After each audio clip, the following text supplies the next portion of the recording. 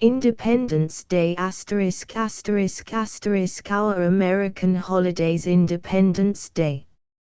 Our American holidays. Independence Day. Its celebration, spirit, and significance as related in prose and verse. Edited by Robert Haven Scoufel and New York Moffat, Yard and Company. 1912. Copyright 1912 by Moffat, Yard and Company, New York. Published February 1912.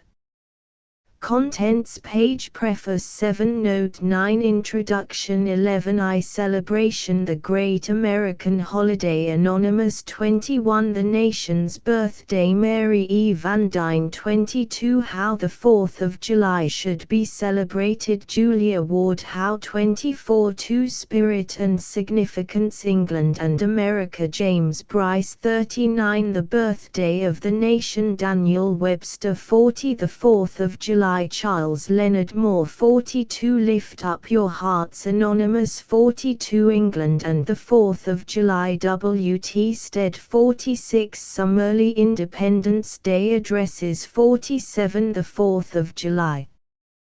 Charles Sprague 53 Our National Anniversary. A. H. Rice 54 America's Natal Day. James Gillespie Blaine 55 Crises of Nations. Dr. Foss 56 The 4th of July in Westminster Abbey. Phillips Brooks 56 3 Before the Dawn of Independence. America Resents British Dictation. Henry B. Carrington 61 Speech of James Otis 62 Independence. A Solemn Duty 64 An Appeal for America. William Pitt 66 Conciliation or War 69 War is Actually Begun. Patrick Henry 72 Emancipation from British Dependence. Philip Frenio 76 4 The Declaration. The Origin of the Declaration. Sidney George Fisher 81 The Declaration of Independence. John D. Long 101 The Signing of the Declaration. George Lippard 104 Supposed Speech of John Adams. Daniel Webster 107 The Liberty Bell. J. T. Headley 111 Independence Bell,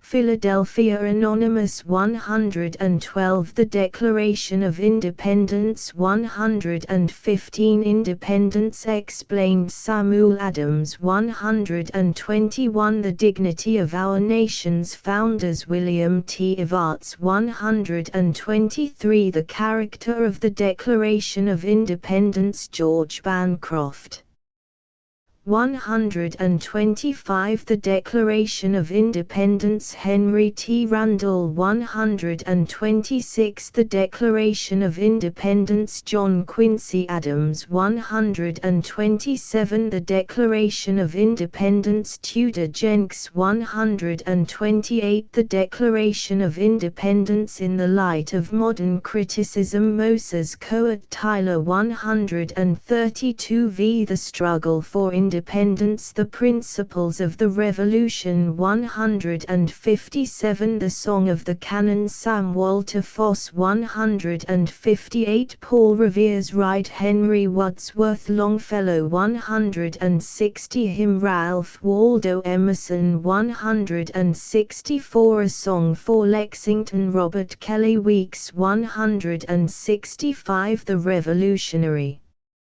Alarm. George Bancroft 166 The Volunteer. Elbridge Jefferson Cutler 168 Ticonderoga v. B. Wilson 169 Warren's Address. John Pierpont 171 The Lonely Bugle. Greaves Grenville Mellon 172 The Battle of Bunker Hill 173 The Maryland Battalion. John Williamson Palmer 175 The Battle of Trenton Anonymous 177 Columbia Timothy Dwight 178 The Fighting Parson Henry Ames Blood 180 The Saratoga Lesson George William Curtis 184 The Surrender of Burgoyne James Watts de Peyster 187 The Saratoga Monument begun.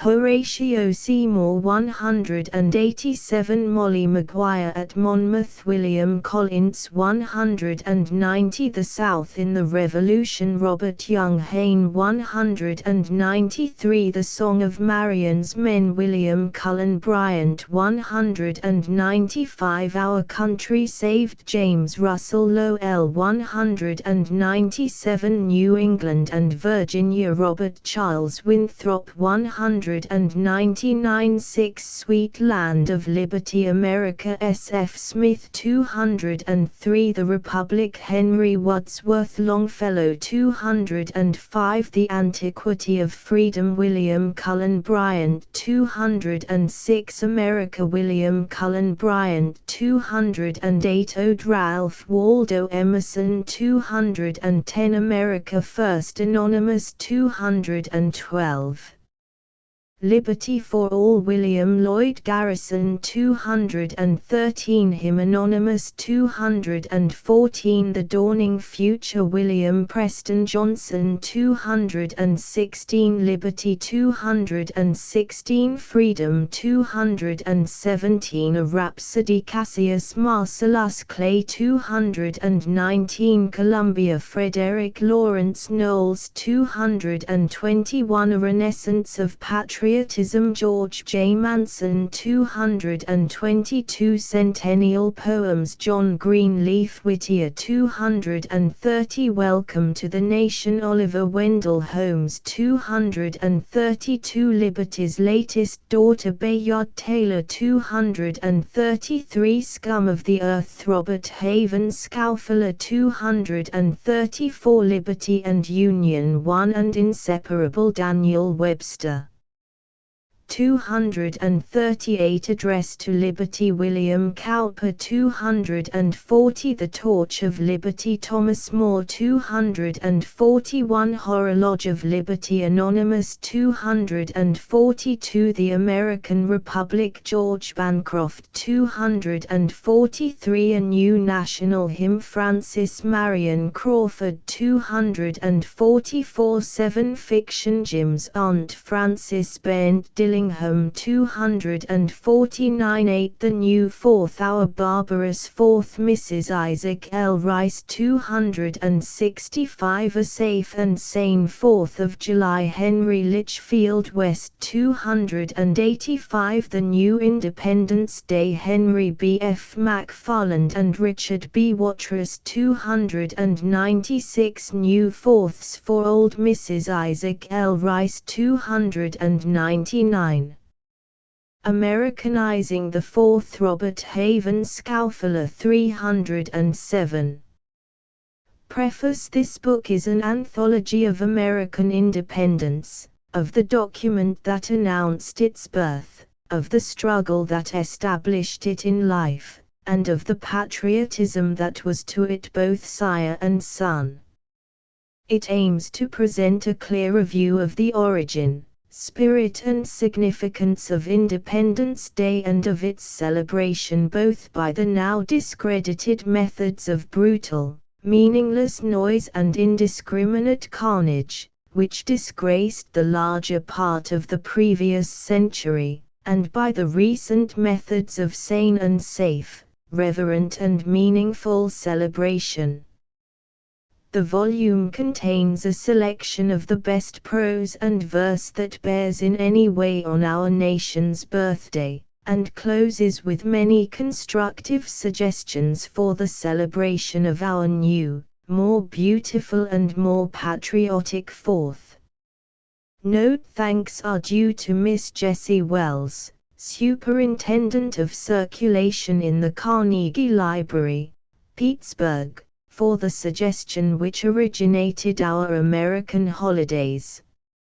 and gratitude is also expressed to the Mrs. Toby, to Miss Helen Miles and all the other librarians of the Bloomingdale Branch Library in New York who have generously given the editor such invaluable aid in the preparation of these volumes.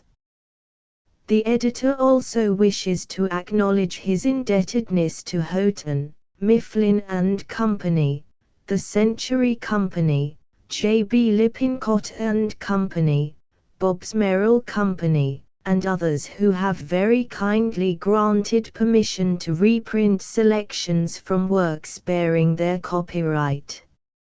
Robert Haven Scauffler.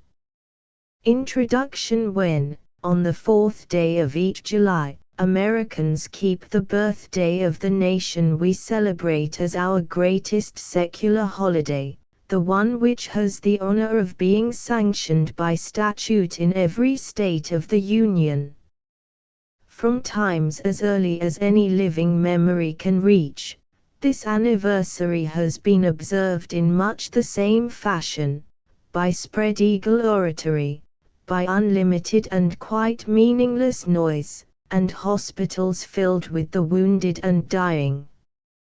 It is curious that the festival should have gone on in this monotonous manner decade after decade until nearly the middle of its second century of life, and then suddenly should have encountered a revolution far more abrupt than the early, heroic one which it commemorates. For our attitude toward the 4th is undergoing swift revolution as regards our understanding both of the causes that underlay American independence, of the real spirit in which the Declaration was penned, and of the reasons why July 4th rather than some other day was fixed upon. Finally, the swiftest 4th of July revolution of all is taking place in the way we celebrate it. Until quite recently all historians have, consciously or unconsciously, been consistent in misrepresenting the War of '76 and the events leading thereto. And we owe no small debt of gratitude to writers like Mr. Owen Wister and Mr. Sidney George Fisher for telling us the truth. Mr. Wister writes, 1. Of the revolution that while as a war, its real military aspect is slowly emerging from the myth of uninterrupted patriotism and glory, universally taught to school children. Its political hue is still thickly painted and varnished over by our writers. How many Americans know, for instance, that England was at first extremely lenient to us, fought us, until 1778, with one hand in a glove, and an olive branch in the other, had any wish rather than to crush us, had no wish save to argue us back into the fold, and enforce argument with an occasional victory not followed up. For any American historian to speak the truth on these matters is a very recent phenomenon, their common design having been to leave out any facts which spoil the political picture of the revolution they chose to paint for our edification. A ferocious, bloodshot tyrant on the one side, and on the other a compact band of fathers downtrodden and martyred, yet with impeccable linen and bland legs. A wrong conception even of the Declaration of Independence as Jefferson's original invention still prevails. Jefferson merely drafted the document, expressing ideas well established in the contemporary era. Let us suppose that some leader of our own time were to write, 3 dangers today threaten the United States, any one of which could be fatal: unscrupulous capital, destroying man's liberty to compete; unscrupulous labor, destroying man's liberty to work; and undesirable immigration, in which 4 years of naturalization are not going to counteract 400 years of heredity. Unless the people check all of these, American liberty will become extinct. If someone were to write a new Declaration of Independence, containing such sentences, he could not claim originality for them, he would be merely stating ideas that are among us everywhere. This is what Jefferson did, writing his sentences loosely, because the ideas they expressed were so familiar as to render exact definitions needless. Mr. Wister deserves gratitude for giving us these unpalatable truths in such palatable form, but he should have far more gratitude for introducing to a wide body of readers his chief source of information, the historian Mr. Sidney George Fisher, one of whose most valuable chapters has fortunately been secured for reproduction in the body of this book. Mr. Fisher writes sad smiley too, I cannot feel satisfied with any description of the revolution which treats the desire for independence as a sudden thought, and not a long growth and development, or which assumes that every detail of the conduct of the British government was absurdly stupid, even from its own point of view, and that the Loyalists were few in numbers and their arguments not worth considering. The historians seem to have assumed that we do not want to know about that controversy over General Howe's lenient methods, or that it will be better for us not to know about it. They have assumed that it will be better for Americans to think that independence was a sudden and deplorable necessity and not a desire of long and ardent growth and cautiously planned intention. They have assumed that we want to think of England as having lost the colonies by failure to be conciliatory, and that the revolution was a one-sided, smooth affair, without any of the difficulties or terrors of a rebellion or a great upheaval of settled opinion. There can be small doubt that when this true inner history of our independence becomes generally known, it will do much to mitigate the blind, provincial spread egoism that still clings to even our safest and sanest celebrations of the 4th, and that has so ably thwarted every motion toward fraternal intimacy between the two great branches of the Anglo-Saxon race. The following, 3, paragraph is fairly typical of the British attitude toward the celebration of our national birthday. Where a country or a government has been baffled in its efforts to attain or preserve a hated rule over another people, it must be content to see its failure made the subject of never-ending triumph and exultation. The joy attached to the sense of escape or emancipation tends to perpetuate itself by periodical celebrations, in which it is not likely that the motives of the other party, or the general justice of the case, will be very carefully considered or allowed for. We may doubt if it be morally expedient thus to keep alive the memory of facts which as certainly infer mortification to one party as they do glorification to another, but we must all admit that it is only natural, and in a measure to be expected. When we come to view the facts as they are, to realize of what shocking sportsmanship our own one-sided view of independence convicts us, we shall have removed one of the chief obstacles to Anglo-Saxon solidarity. But it will be necessary first to learn something about the day we celebrate. How many, for instance, even know that July 4th was fixed upon as a compromise date between two other rival claimants? Walsh writes sad smiley 4, it may not be generally known that no less than 3 dates might reasonably compete for designation as the natal day of American independence and for the honors of the anniversary of that event. On the 2nd of July, 1776, was adopted the Resolution of Independence, the sufficient legislative act, and it was this day that Mr. Adams designated as the anniversary in the oft-quoted letter written on his desk at the time, prophesying its future celebration, by bells, bonfires, cannonades, etc.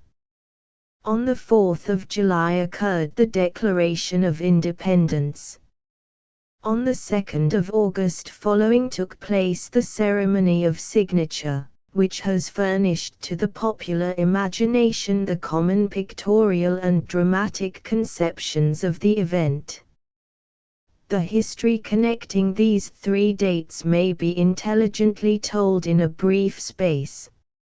On the 15th of May, 1776, a convention in Virginia had instructed its delegates in the General Congress to propose to that body to declare the United Colonies free and independent states, absolved from all allegiance to or dependence on the Crown or Parliament of Great Britain, and that they give the assent of this colony to such declaration, and to whatever measures may be thought proper and necessary by the Congress for forming foreign alliances and a confederation of the colonies.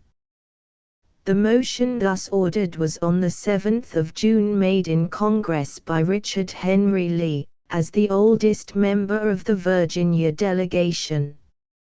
It was to the effect that these united colonies are, and of right ought to be, free and independent states, that they are absolved from all allegiance to the British Crown, and that all political connection between them and the state of Great Britain is, and ought to be, totally dissolved.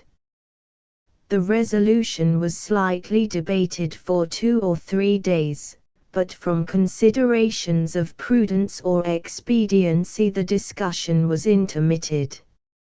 As texts for the action of Congress there were the resolution referred to, and the more formal, or at least more lengthy, document which the Committee of 5, Jefferson, Adams, Franklin, Sherman, and Livingston, had been instructed on the 11th of June to prepare. This document was drafted by Jefferson and presented under the title of a declaration by the representatives of the United States of America in General Congress assembled. On the 1st of July there was again called up in Congress the resolution proposed by Mr. Lee. On the 2nd of July it passed. 2 days later, the 4th of July, was adopted, after various amendments, the declaration from Mr. Jefferson's pen.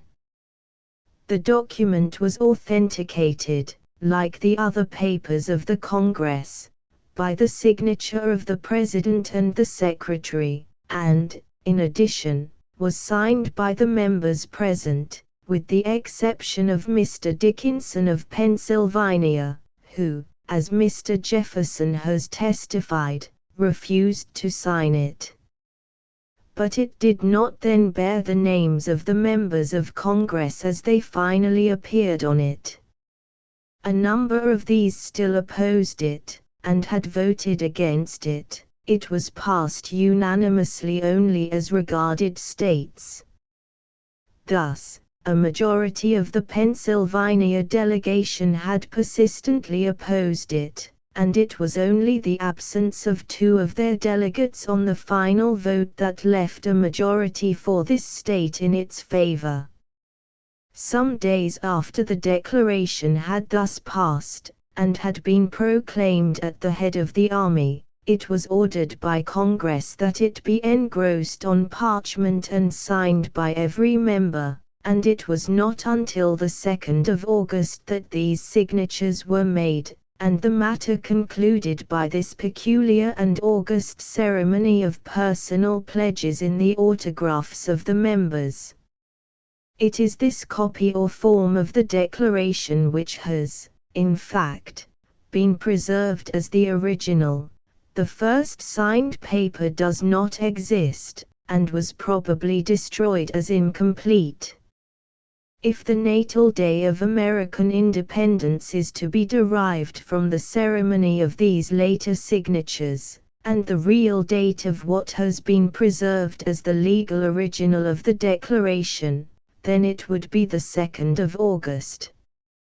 If derived from the substantial, legal act of separation from the British Crown, which was contained rather in the resolution of Congress than in its Declaration of Independence, it would be the 2nd of July.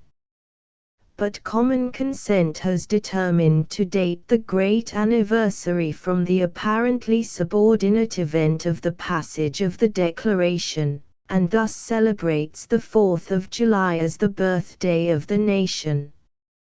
Finally, after making ourselves reasonably intelligent as to the origin, spirit and true significance of Independence Day, it behooves us as true Americans to enter the splendid new movement which is endeavoring to make the 4th over from a day of shallow jingoism and unmeaning brutality and carnage into a day of initiation into the meaning of true citizenship and a festival of deep and genuine and beautiful patriotism.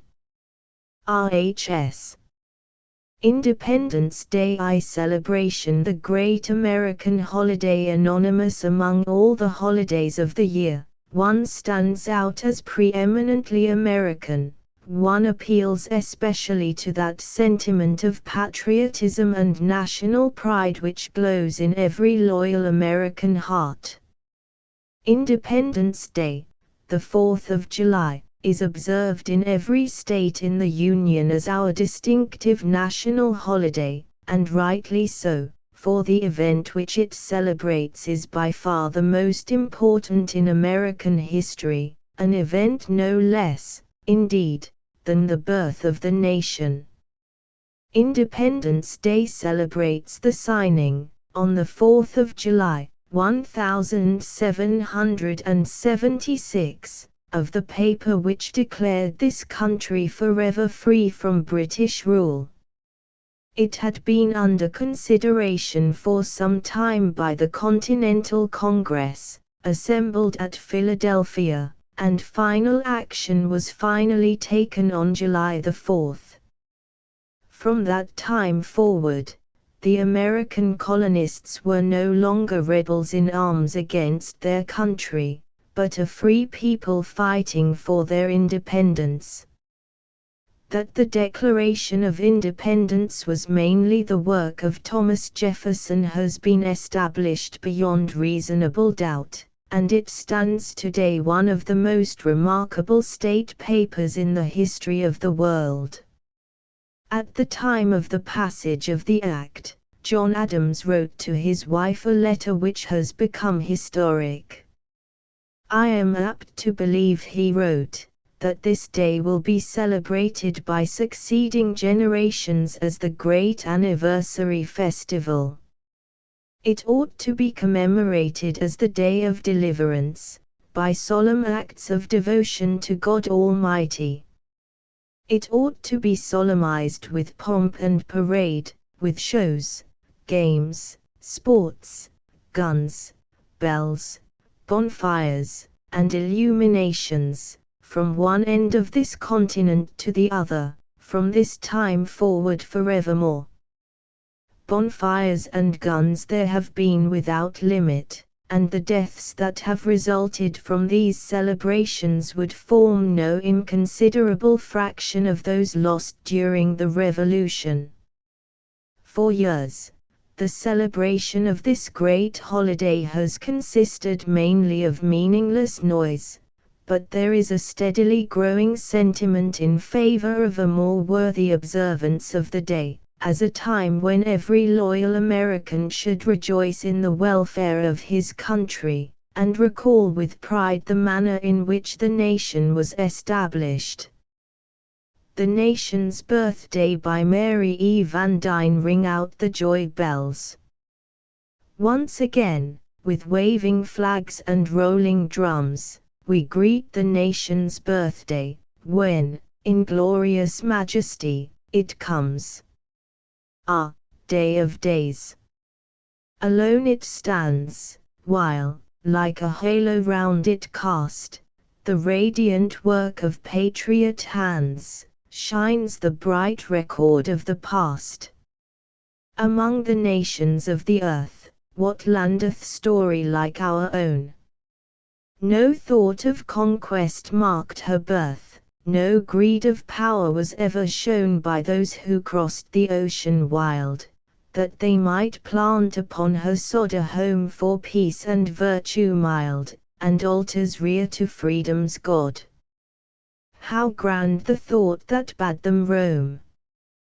Those pilgrim bands, by faith inspired, that bade them leave their cherished home, and, with the martyr's spirit fired, guide their frail vessels o'er the main upon the glorious mission bound on alien soil a grave to gain, or else a free-born nation found.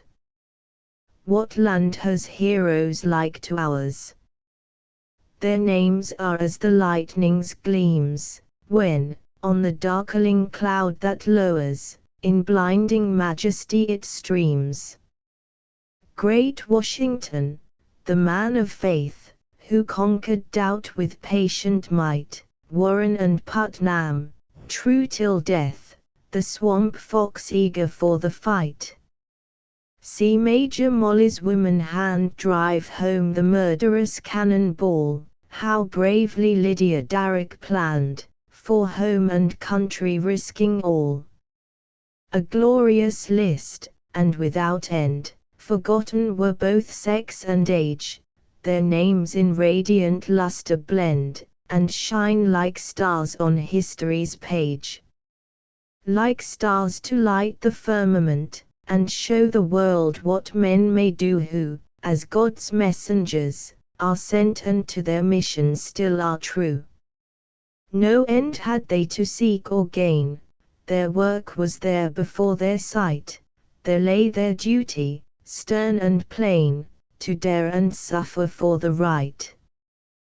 The right that conquered, and whose power is shown in our broad land today, shown in this bright and prosperous hour, when peace and plenty gild our way, shown in the glorious song that swells the hearts of men from south to north, and in its rapturous accents tell the story of our glorious Fourth. How the 4th of July should be celebrated by Julia Ward. How I have been invited to present some hints as to the proper observance of our great national holiday, the 4th of July, and the false education implied by warlike celebrations in a nation whose cornerstone is peace and whose freedom is a standing protest against old-world militarism.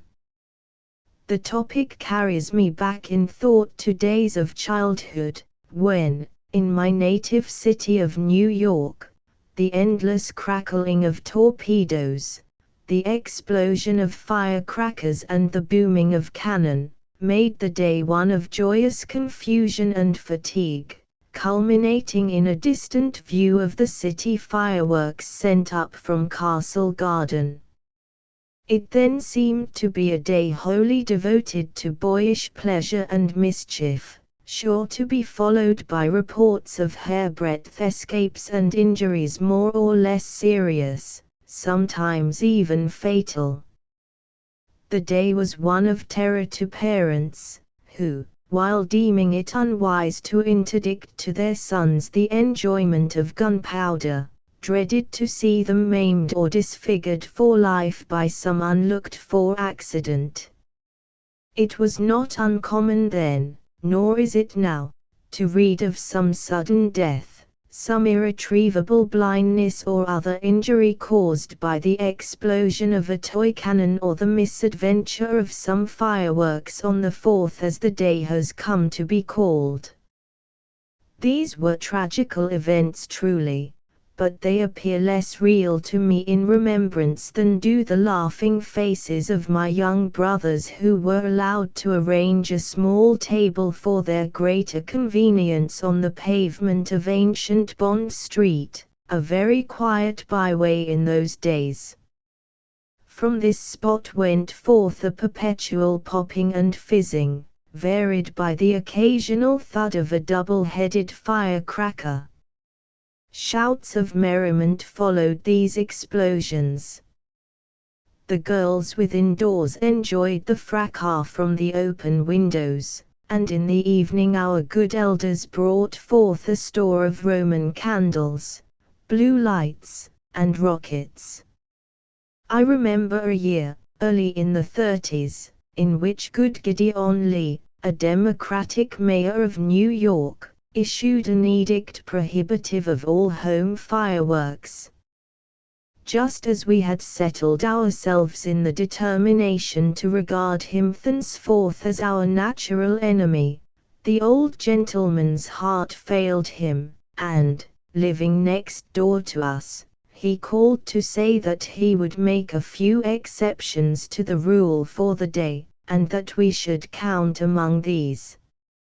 Removing to Boston some 10 years later, I found the night of the 3rd of July rendered almost sleepless by the shrill gamut of gunpowder discharges.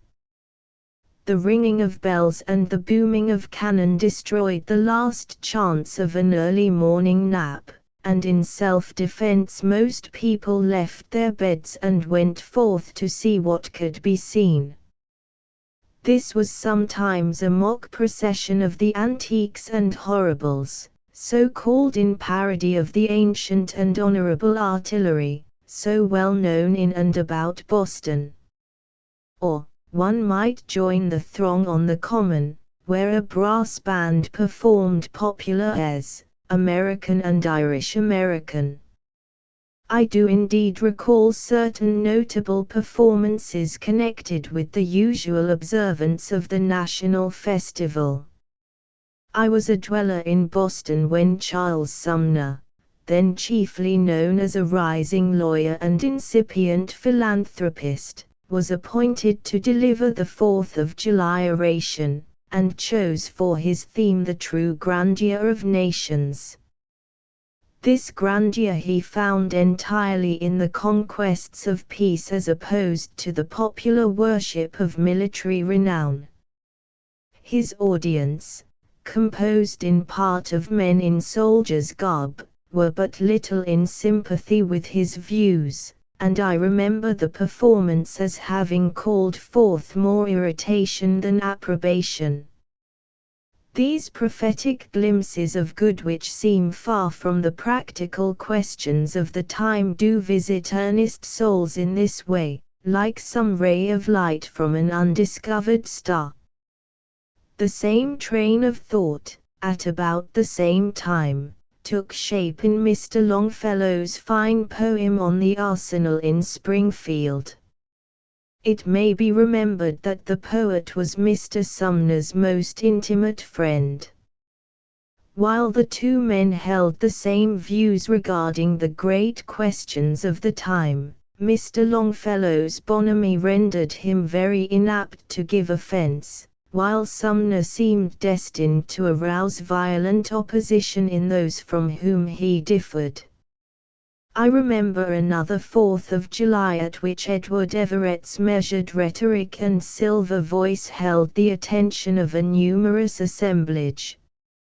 Mr. Everett was certainly master of the art of graceful oratory, and was always heard with appreciation, even by those who felt little satisfaction in his public career.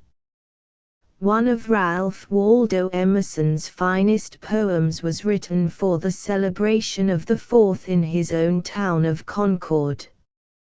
The two opening lines of this dwell always in my memory: "Oh, tenderly the haughty day fills his blue urn with fire. But, beautiful as they are, the solemn lesson of the poet exceeds them in interest. United States, the ages plead, present and past in undersong, go, put your creed into your deed, nor speak with double tongue. Be just at home, then write your scroll of honor o'er the sea, and bid the broad Atlantic roll a ferry of the free. Here is a thought picture which we may love to dwell upon. Emerson, the descendant of the Puritans, himself a transfigured Puritan, reading these stanzas of his, whose fire is tempered by the weight of thought, in that old town of Concord, where, in his own phrase, the embattled farmers stood, and fired the shot heard round the world. A fiercer fight was then before us, whose issue is simply prefigured in the words, "Be just at home." Surely, we might take this saying for a national motto, its reminder still needed, though the slave is freed from the whip and fetter. Of the day on which our independence was declared, John Adams said, "It ought to be commemorated as the day of deliverance by solemn acts of devotion to God Almighty. It ought to be celebrated with pomp and parade, with shows, games, sports, guns, bells, bonfires, and illuminations, from one end of this continent to the other, from this time forward forevermore."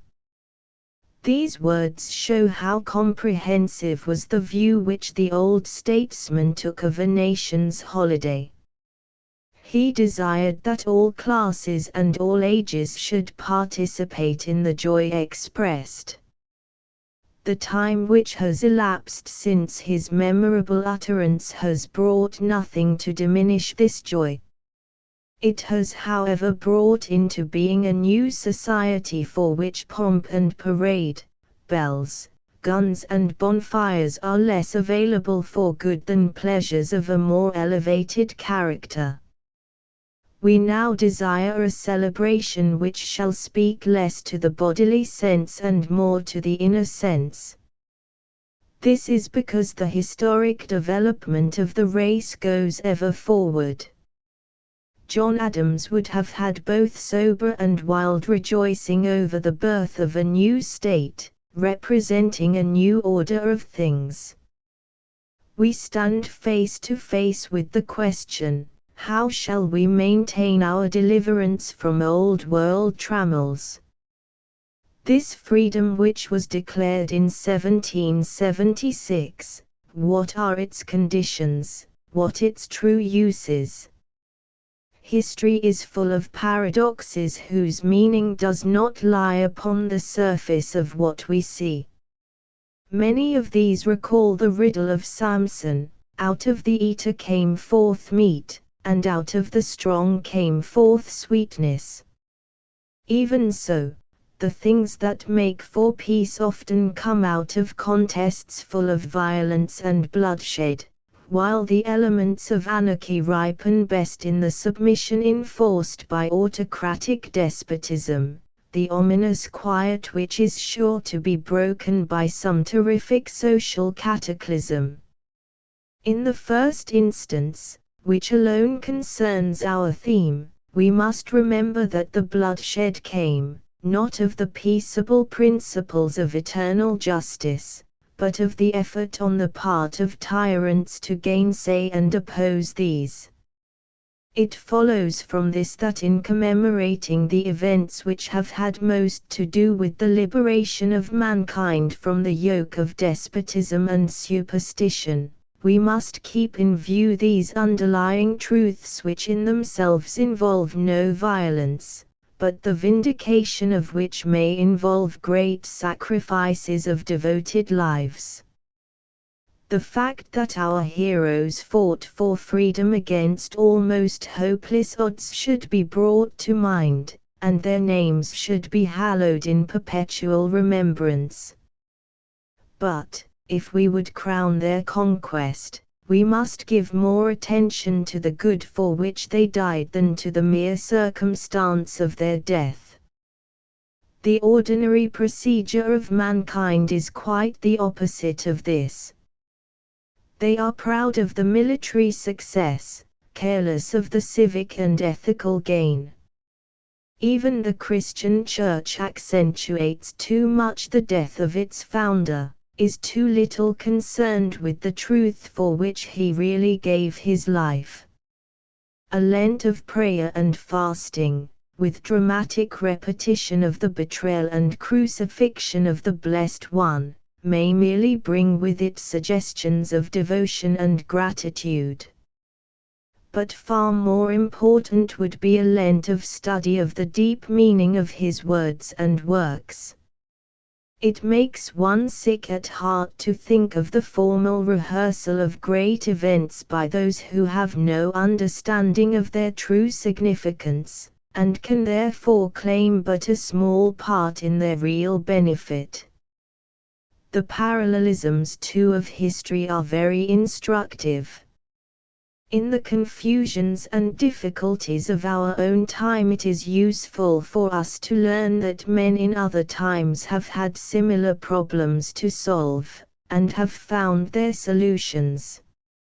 It is helpful for us to know that our pure and blameless Washington was, in his day, the subject of malignant slander and mischievous cabal.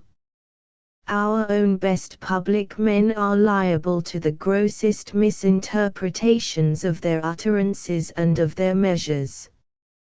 Unworthy demagogues today will present very dangerous evils in a light attractive to the multitude. This has always been so. No man marches to victory over a bed of roses. The roses crown his perseverances, but the thorns lacerate his bleeding feet. But, with these sad recollections, we must keep in sight the immortal hope sung by the poets, reasoned out by the philosophers, and acted out by earth's saints and heroes, the hope which is justified by the great progress of the ages, the elevation of the natural man into the dignity of the spiritual man.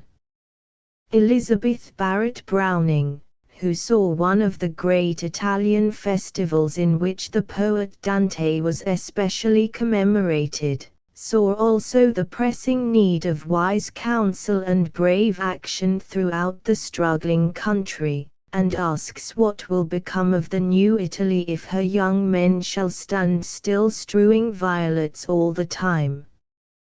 We may ask too what will become of our new republic if the hours of its highest festival continue to be occupied with fustian oratory, gunpowder enthusiasm, and the exercise of every poor and mean trade, the sale of toys, bad food, and worse liquor. Now, I would by no means abridge the childish pleasure of the day, if I could do so. We must allow children the explosion of animal spirits, and they will delight, as some grown-up people will, in much that is irrational. But the day itself is too important to be made one of mere noise and parade. It should be made highly valuable for impressing upon the minds of the young the history of their national liberty, and its cause.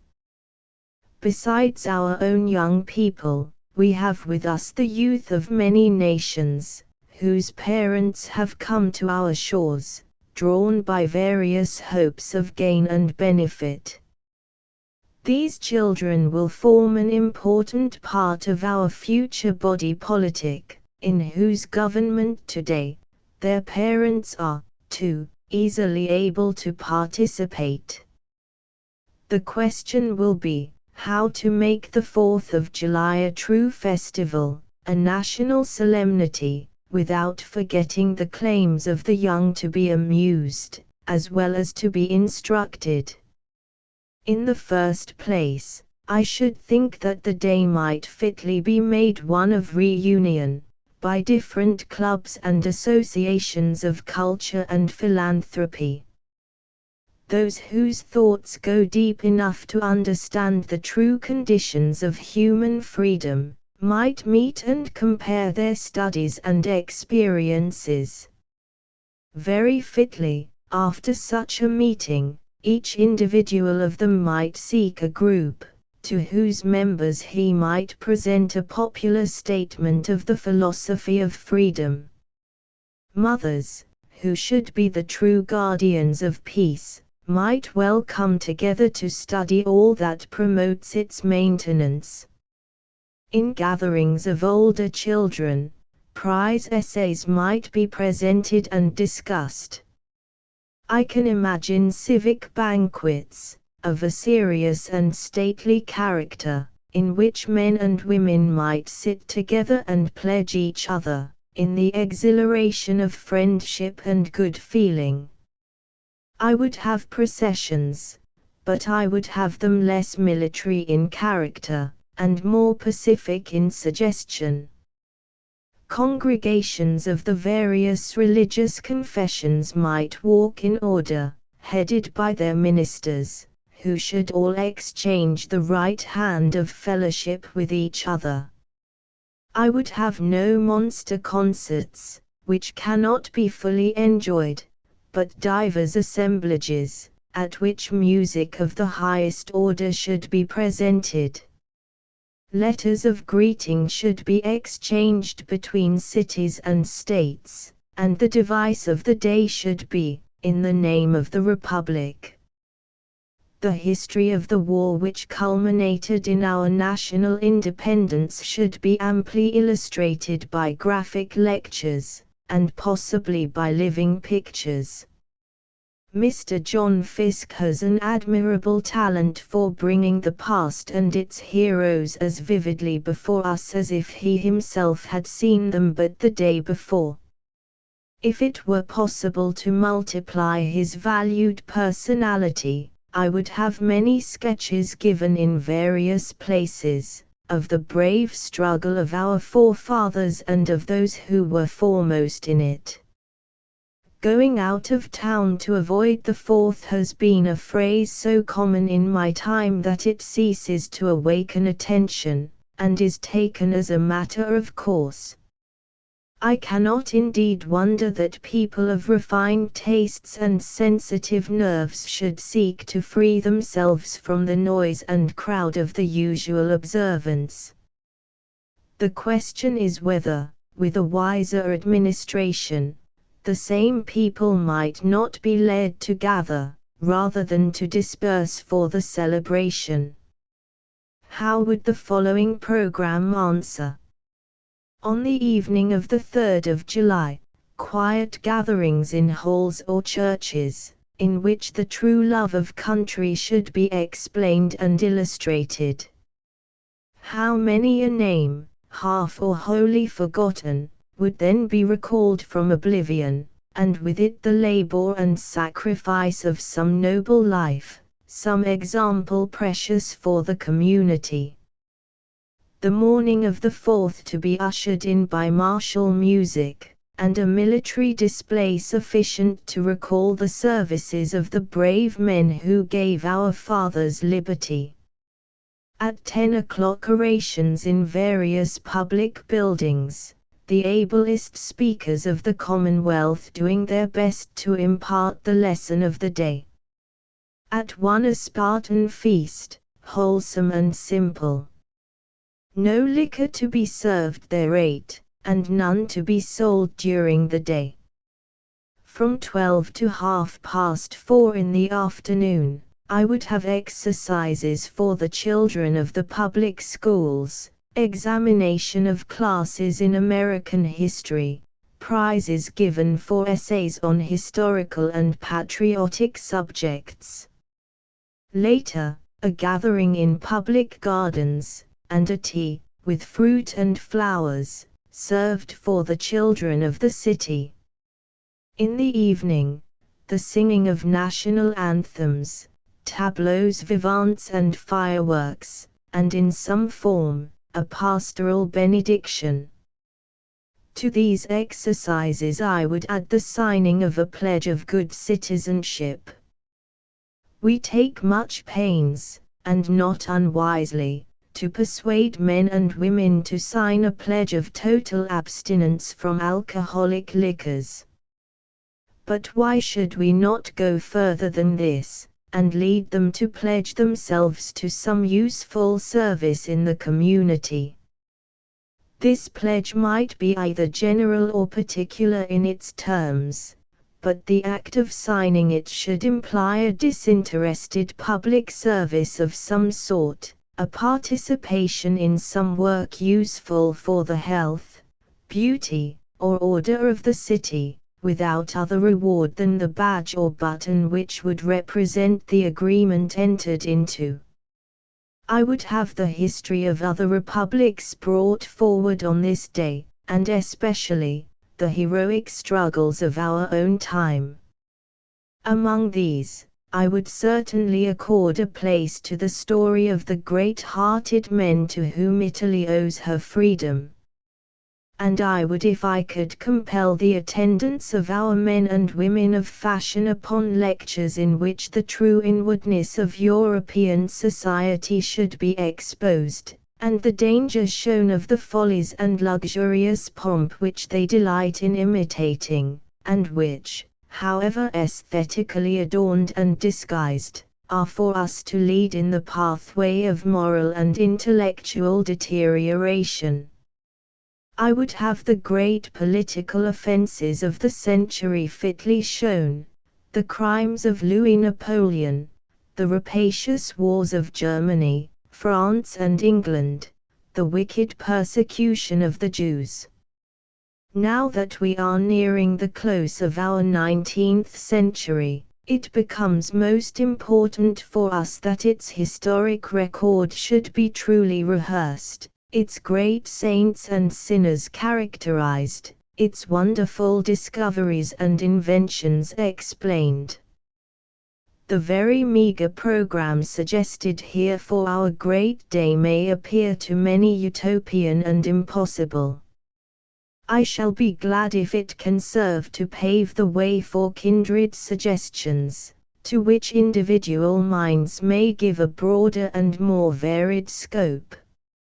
Let us unite our efforts in behalf of a suitable and serious honoring of the day in such wise that every heart, old and young, shall have therein its especial joy, and every mind its especial lesson.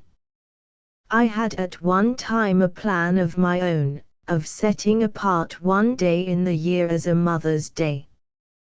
This festival was to be held in the interest of a world's peace, and for quite a number of years it was so observed by groups of women in various parts of the country, while in England and even in far-off Smyrna friends met together, with song, prayer, and earnest discourse to emphasize the leading thought, which was that women, as the mothers of the race, knowing fully the cost of human life, should unite their efforts throughout the world to restrain the horrors of war, and to persuade men to keep the sacred bond of peace. It now occurs to me that we should make our 4th of July a Mother's, as well as a Father's Day. In the public program of every town throughout our vast Commonwealth, women should have some word to say and some part to play.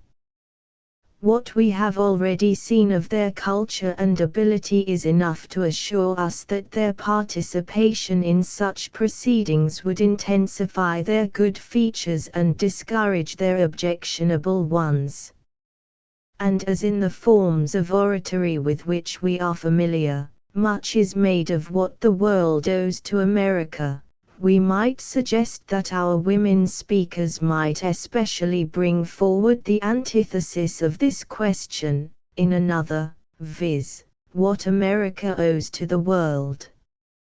To Spirit and Significance, England and America by James Bryce. This is a memorable day to Englishmen as well as to Americans.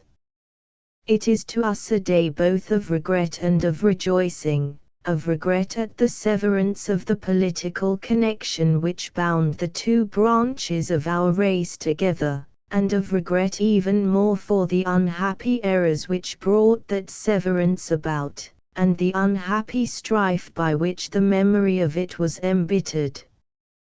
But it is also a day of rejoicing, for it is the birthday of the eldest daughter of England, the day when a new nation, sprung from our own, first took its independent place in the world. And now with the progress of time, rejoicing has prevailed over regret, and we in England can at length join heartily with you in celebrating the beginning of your national life. All sense of bitterness has passed away, and been replaced by sympathy with all which this anniversary means to an American heart. England and America now understand one another far better than they ever did before. In 1776 there was on one side a monarch and a small ruling caste, on the other side a people. Now our government can no longer misrepresent the nation, and across the ocean a people speaks to a people. We have both come, and that most notably within recent months, to perceive that all over the world the interests of America and of England are substantially the same.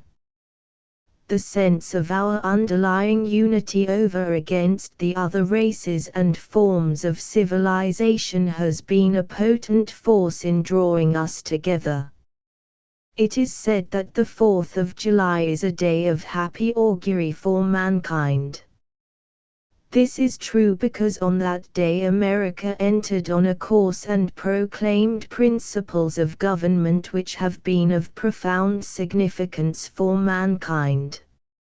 Many nations have had a career of conquest and of civilizing dominion, but to make an immense people prosperous, happy, and free is a nobler and grander achievement than the most brilliant conquests and the widest dominion. The birthday of the nation, from address delivered the 4th of July 1851, at laying the cornerstone of the new wing of the Capitol. By Daniel Webster, this is that day of the year which announced to mankind the great fact of American independence. This fresh and brilliant morning blesses our vision with another beholding of the birthday of our nation, and we see that nation, of recent origin, now among the most considerable and powerful, and spreading from sea to sea over the continent. On the 4th day of July, 1776, the representatives of the United States of America, in Congress assembled, declared that these colonies are, and ought to be, free and independent states. This declaration, made by most patriotic and resolute men, trusting in the justice of their cause and the protection of heaven, and yet not without deep solicitude and anxiety, has now stood for 75 years. It was sealed in blood. It has met dangers and overcome them. It has had detractors, and abashed them all. It has had enemies, and conquered them. It has had doubting friends, but it has cleared all doubts away, and now, today, raising its august form higher than the clouds, 20 millions of people contemplate it with hallowed love, and the world beholds it, and the consequences that have followed from it, with profound admiration. This anniversary animates and gladdens all American hearts. On other days of the year we may be party men, indulging in controversies more or less important to the public good. We may have likes and dislikes, and we may maintain our political differences, often with warm, and sometimes with angry feelings. But today we are Americans all, nothing but Americans. As the great luminary over our heads, dissipating fogs and mist, now cheers the whole atmosphere, so do the associations connected with this day disperse all sullen and cloudy weather in the minds and feelings of true Americans. Every man's heart swells within him. Every man's port and bearing becomes somewhat more proud and lofty as he remembers that 75 years have rolled away, and that the great inheritance of liberty is still his, undiminished and unimpaired, his, in all its original glory, his to enjoy, his to protect, his to transmit to future generations. The 4th of July by Charles Leonard Moore, from the Forum. Let be the herds and what the harvest brings, give to oblivion all that's sold and bought, the count of unrememberable things, our better birthright is this day's report. Live our sires in us. Keep we their old skill to know occasions whisper and be great. Can our proud blood in one contagious thrill put admiration in the eyes of fate? Wide is our realm, and twin seas feel our yoke, aye, and the aweless ocean of the north, are we then mightier than that scattered folk, that fringe of clingers by the sea beach froth whose loins begat us? Let tomorrow show if their stern arts hereditary grow. Lift up your hearts, anonymous sursum corda. We have in our own time seen the Republic survive an irrepressible conflict, sown in the blood and marrow of the social order. We have seen the Federal Union, not too strongly put together in the first place, come out of a great war of sections stronger than when it went into it, its faith renewed, its credit rehabilitated, and its flag saluted with love and homage by 60 millions of God-fearing men and women, thoroughly reconciled and homogeneous. We have seen the federal constitution outlast the strain, not merely of a reconstructory ordeal and a presidential impeachment, but a disputed count of the electoral vote, a congressional deadlock, and an extra-constitutional tribunal, yet standing firm against the assaults of its enemies, while yielding itself with admirable flexibility to the needs of the country and the time. And finally we saw the gigantic fabric of the federal government transferred from the hands that held it a quarter of a century to other hands, without a protest, although so close was the poll in the final count that a single blanket might have covered both contestants for the chief magisterial office. With such a record behind us, who shall be afraid of the future? The young manhood of the country may take this lesson from those of us who lived through times that did indeed try men's souls, when, pressed down from day to day by awful responsibilities and suspense, each night brought a terror with every thought of the morrow, and when, look where we would, there were light and hope nowhere, that God reigns and wills, and that this fair land is and has always been in his own keeping. The curse of slavery is gone. It was a joint heritage of woe, to be wiped out and expiated in blood and flame. The mirage of the Confederacy has vanished. It was essentially bucolic, a vision of Arcady, the dream of a most attractive economic fallacy. The Constitution is no longer a rope of sand. The exact relation of the states to the federal government, left open to double construction by the authors of our organic being, because they could not agree among themselves, and union was the paramount object, has been clearly and definitely fixed by the three last amendments to the original chart, which constitute the real treaty of peace between the North and the South, and seal our bonds as a nation forever. The Republic represents at last the letter and the spirit of the sublime declaration. The fetters that bound her to the earth are burst asunder. The rags that degraded her beauty are cast aside. Like the enchanted princess in the legend, clad in spotless raiment and wearing a crown of living light, she steps in the perfection of her maturity upon the scene of this, the latest and proudest of her victories, to bid welcome to the world. Need I pursue the theme? This vast assemblage speaks with a resonance and meaning which words can never reach.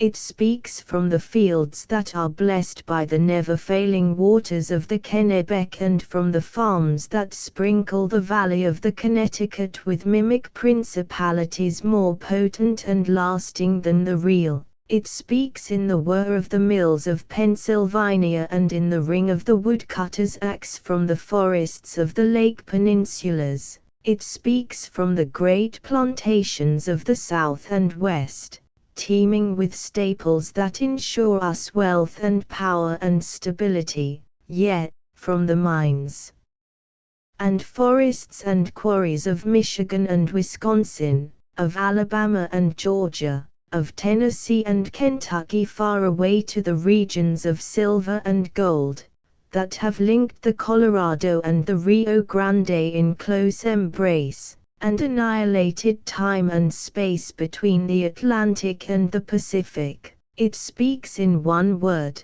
from the hearthstone in Iowa and Illinois, from the home in Mississippi and Arkansas, from the hearts of 70 millions of fearless, free-born men and women, and that one word is union. There is no geography in American manhood. There are no sections to American fraternity.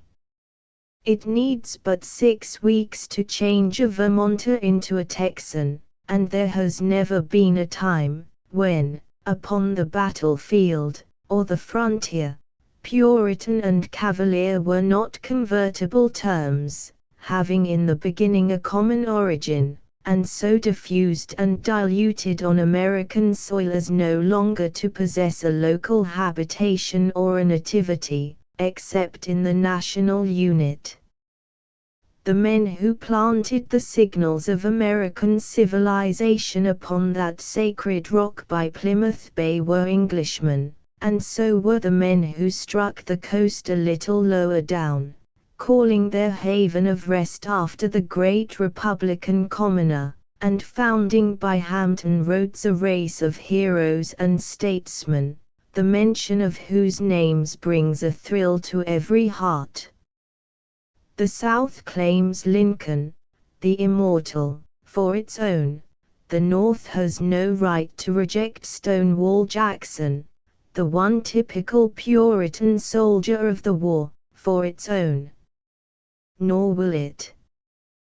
The time is coming, is almost here, when hanging above a mantelboard in fair New England, glorifying many a cottage in the sunny South, shall be seen bound together, in everlasting love and honor, 2 crossed swords carried to battle respectively by the grandfather who wore the blue and the grandfather who wore the gray. God bless our country's flag. And God be with us now and ever. God in the roof tree's shade and God on the highway, God in the winds and waves, and God in our hearts. England and the 4th of July by W. T. Stead, from The Independent. I wish with all my heart that we could adopt the 4th of July as the festival day of the whole English-speaking race.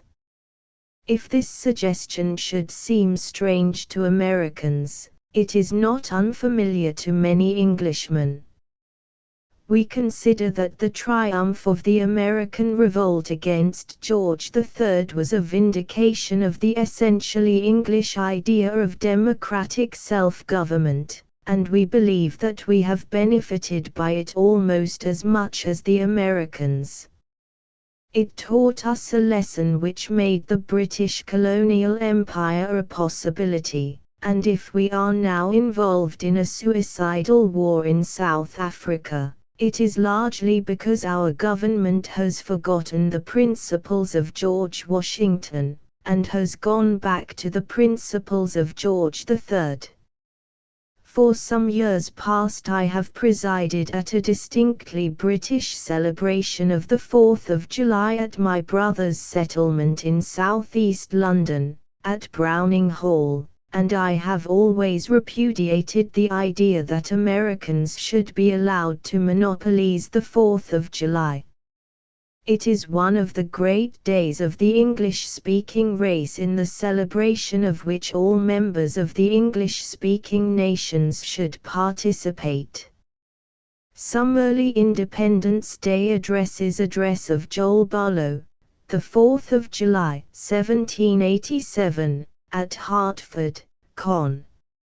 On the anniversary of so great an event as the birth of the empire in which we live, none will question the propriety of passing a few moments in contemplating the various objects suggested to the mind by the important occasion, and while the nourishment, the growth, and even the existence of our empire depend upon the united efforts of an extensive and divided people, the duties of this day ascend from amusement and congratulation to a serious patriotic employment.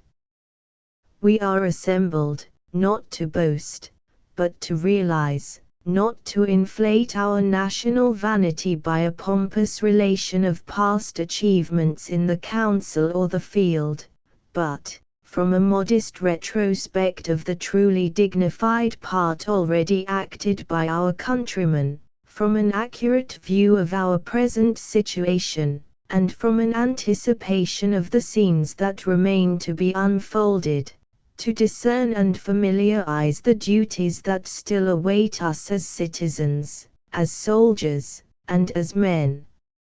Revolutions in other countries have been effected by accident. The faculties of human reason and the rights of human nature have been the sport of chance and the prey of ambition. When indignation has burst the bands of slavery, to the destruction of one tyrant, it was only to impose the manacles of another. This arose from the imperfection of that early stage of society, the foundations of empires being laid in ignorance, with a total inability of foreseeing the improvements of civilization, or of adapting government to a state of social refinement. On the Western continent a new task, totally unknown to the legislators of other nations, was imposed upon the fathers of the American empire. Here was a people, lords of the soil on which they trod, commanding a prodigious length of coast, and an equal breadth of frontier, a people habituated to liberty, professing a mild and benevolent religion, and highly advanced in science and civilization. To conduct such a people in a revolution, the address must be made to reason, as well as the passions.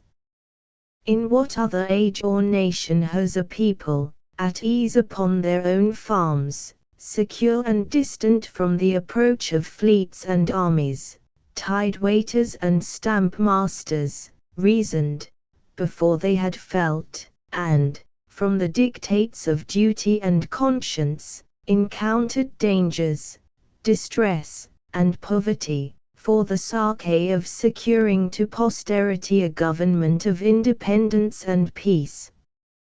Here was no Cromwell to inflame the people with bigotry and zeal, no Caesar to reward his followers with the spoils of vanquished foes, and no territory to be acquired by conquest.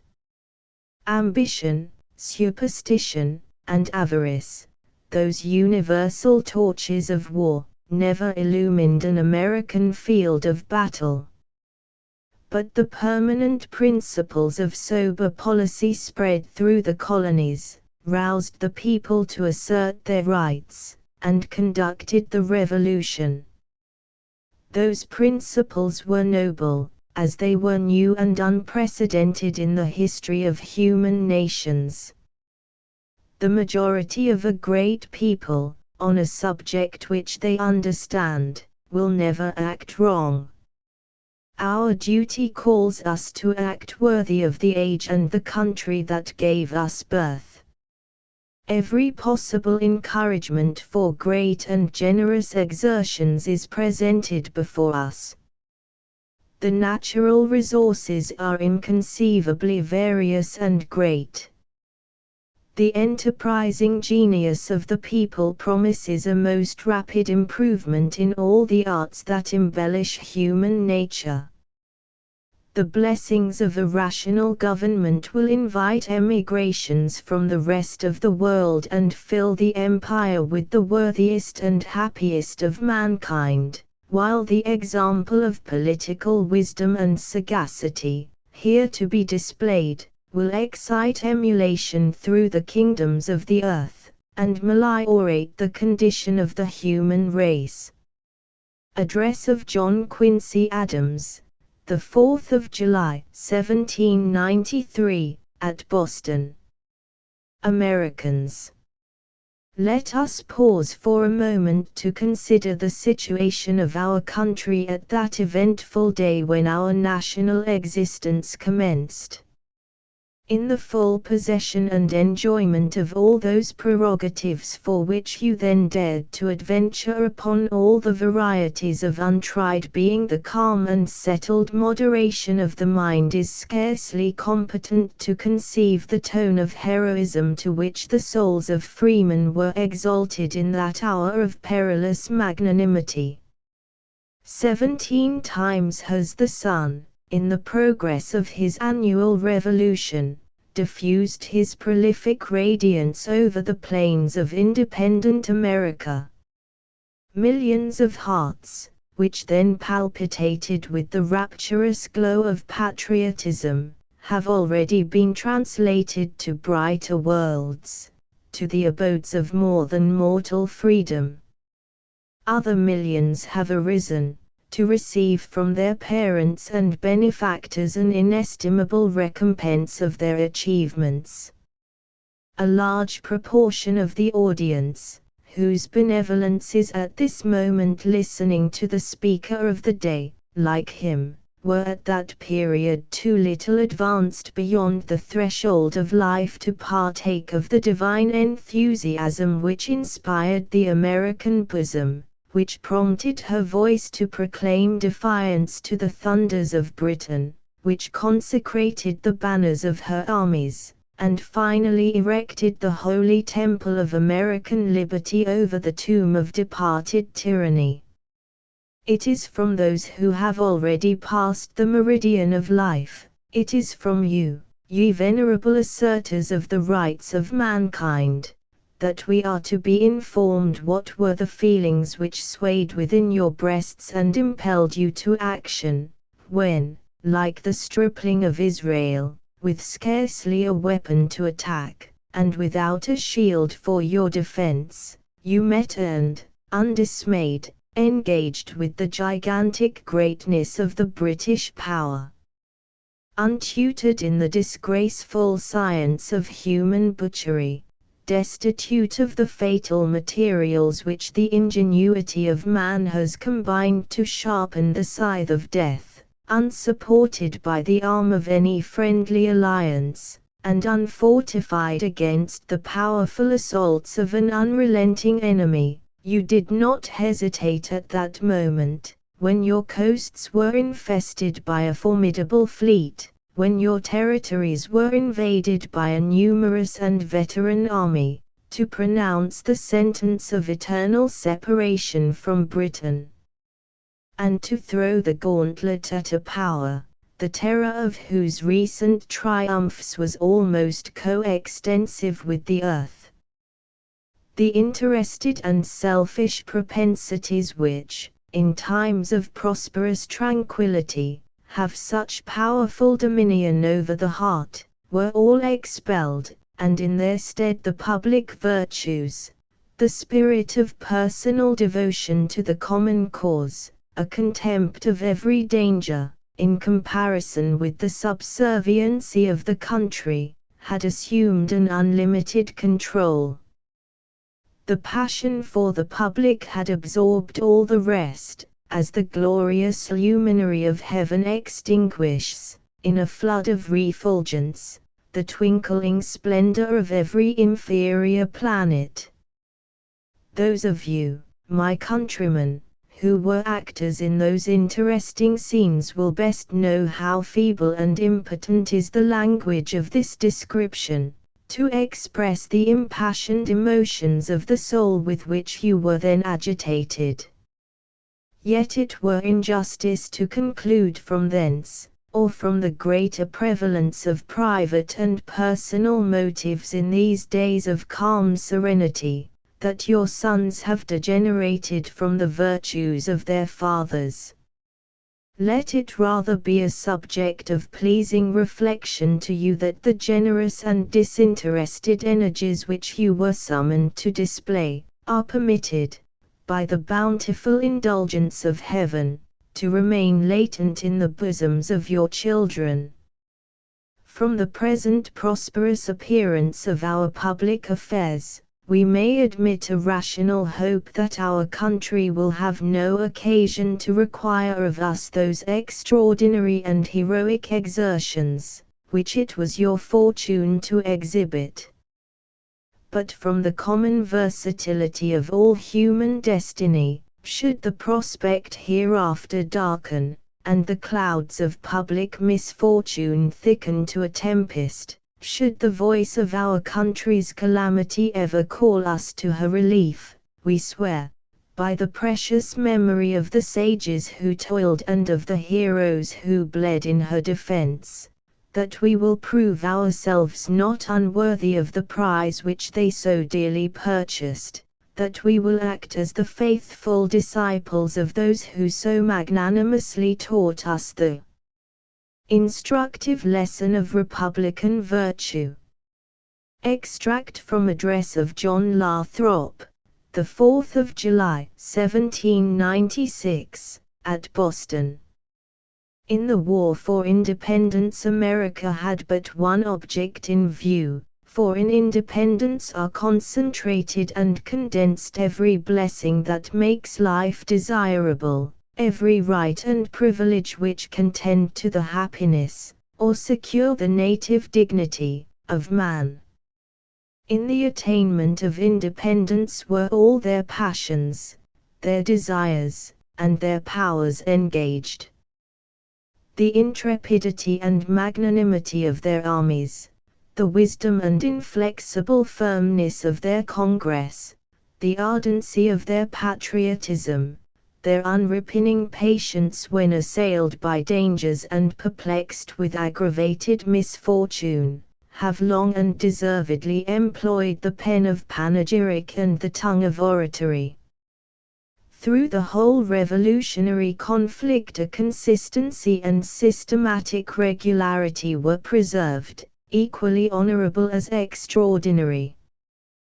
The unity of design and classically correct arrangement of the series of incidents which completed the epic story of American independence, were so wonderful, so well wrought, that political hypercriticism was abashed at the mighty production, and forced to join her sister, envy, in applauding the glorious composition. On the last page of Fate's eventful volume, with the raptured ken of prophecy, I behold Columbia's name recorded, her future honors and happiness inscribed. In the same important book, the approaching end of tyranny and the triumph of right and justice are written, in indelible characters. The struggle will soon be over, the tottering thrones of despots will quickly fall, and bury their proud incumbents in their massy ruins. The 4th of July by Charles Sprague. To the sages who spoke, to the heroes who bled, to the day and the deed, strike the harp strings of glory. Let the song of the ransomed remember the dead, and the tongue of the eloquent hallow the story. O'er the bones of the bold be the story long told, and on fame's golden tablets their triumphs enrolled who on freedom's green hills freedom's banner unfurled, and the beacon fire raised that gave light to the world. They are gone, mighty men, and they sleep in their fame. Shall we ever forget them? Oh, never. No, never. Let our sons learn from us to embalm each great name, and the anthem send down, Independence forever. Wake, wake, heart and tongue. Keep the theme ever young, let their deeds through the long line of ages be sung who on freedom's green hills freedom's banner unfurled, and the beacon fire raised that gave light to the world. Our national anniversary by H. Rice we celebrate today, no idle tradition, the deeds of no fabulous race, for we tread in the scarcely obliterated footsteps of an earnest and valiant generation of men, who dared to stake life, and fortune, and sacred honor, upon a declaration of rights, whose promulgation shook tyrants on their thrones, gave hope to fainting freedom, and reformed the political ethics of the world. The greatest heroes of former days have sought renown in schemes of conquest, based on the love of dominion or the thirst for war, and such had been the worship of power in the minds of men, that adulation had ever followed in the wake of victory. How daring then the trial of an issue between a handful of oppressed and outlawed colonists, basing their cause, under God, upon an appeal to the justice of mankind and their own few valiant arms. And how immeasurably great was he, the fearless commander, who, after the fortunes and triumph of battle were over, scorned the thought of a regal throne in the hearts of his countrymen. Amidst the rejoicings of this day, let us mingle something of gratitude with our joy, something of reverence with our gratitude, and something of duty with our reverence. Let us cultivate personal independence in the spirit of loyalty to the state, and may God grant that we may always be able to maintain the sovereignty of the state in the spirit of integrity to the Union. Whatever shall be the fate of other governments, ours thus sustained, shall stand forever. As has been elsewhere said, nation after nation may rise and fall, kingdoms and empires crumble into ruin, but our own native land, gathering energy and strength from the lapse of time, shall go on and still go on its destined way to greatness and renown. And when thrones shall crumble into dust, when scepters and diadems shall have been forgotten, till heaven's last thunder shall shake the world below, the flag of the Republic shall still wave on, and its stars, its stripes, and its eagle, shall still float in pride, and strength, and glory, whilst the earth bears a plant, or the sea rolls a wave. America's Natal Day by James Gillespie Blaine. The United States is the only country with a known birthday. All the rest began, they know not when, and grew into power, they know not how. If there had been no Independence Day, England and America combined would not be so great as each actually is. There is no Republican, no Democrat on the 4th of July, all are Americans. All feel that their country is greater than party. Crises of Nations by Dr. Foss. There are brief crises in which the drift of individual and national history is determined, sometimes unexpectedly, critical moments on which great decisions hang, days which, like a mountain in a plain, lift themselves above the dead level of common days into everlasting eminence. Our day of independence was such a day, so was the day of Marathon, and the day of Waterloo. Napoleon admitted that the Austrians fought grandly on the field of Rivoli, and said, "They failed because they do not understand the value of minutes." Humboldt refers the discovery of America to a wonderful concatenation of trivial circumstances, including a flight of parrots. The 4th of July in Westminster Abbey by Phillips Brooks. The 4th of July, 1880. To all true men the birthday of a nation must always be a sacred thing. For in our modern thought the nation is the making place of man. Not by the traditions of its history, nor by the splendor of its corporate achievements, nor by the abstract excellence of its constitution, but by its fitness to make men, to beget and educate human character, to contribute to the complete humanity, the perfect man that is to be. By this alone each nation must be judged today. The nations are the golden candlesticks which hold aloft the glory of the Lord. No candlestick can be so rich or venerable that men shall honor it if it hold no candle. "Show us your man," land cried to land. It is not for me to glorify tonight the country which I love with all my heart and soul. I may not ask your praise for anything admirable which the United States has been or done. But on my country's birthday I may do something far more solemn and more worthy of the hour. I may ask for your prayers in her behalf, that on the manifold and wondrous chance which God is giving her, on her freedom, for she is free, since the old stain of slavery was washed out in blood, on her unconstrained religious life, on her passion for education and her eager search for truth, on her zealous care for the poor man's rights and opportunities, on her quiet homes where the future generations of men are growing, on her manufactories and her commerce, on her wide gates open to the east and to the west, on her strange meeting of the races out of which a new race is slowly being born, on her vast enterprise and her illimitable hopefulness, on all these materials and machineries of manhood, on all that the life of my country must mean for humanity, I may ask you to pray that the blessing of God, the Father of man, and Christ, the Son of man, may rest forever.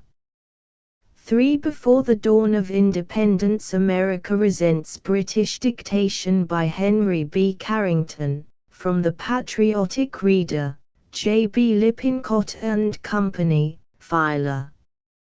During the agitation of 1765, concerning the British Stamp Act, a convention of its opponents was assembled in New York City under the name of the Stamp Act Congress.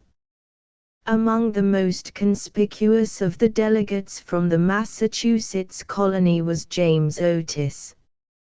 As early as 1761 he protested so earnestly against permitting the British officers of the customs to have writs of assistance in their enforcement of the British revenue laws, that John Adams, who listened to his argument, thus described it: Otis was a flame of fire.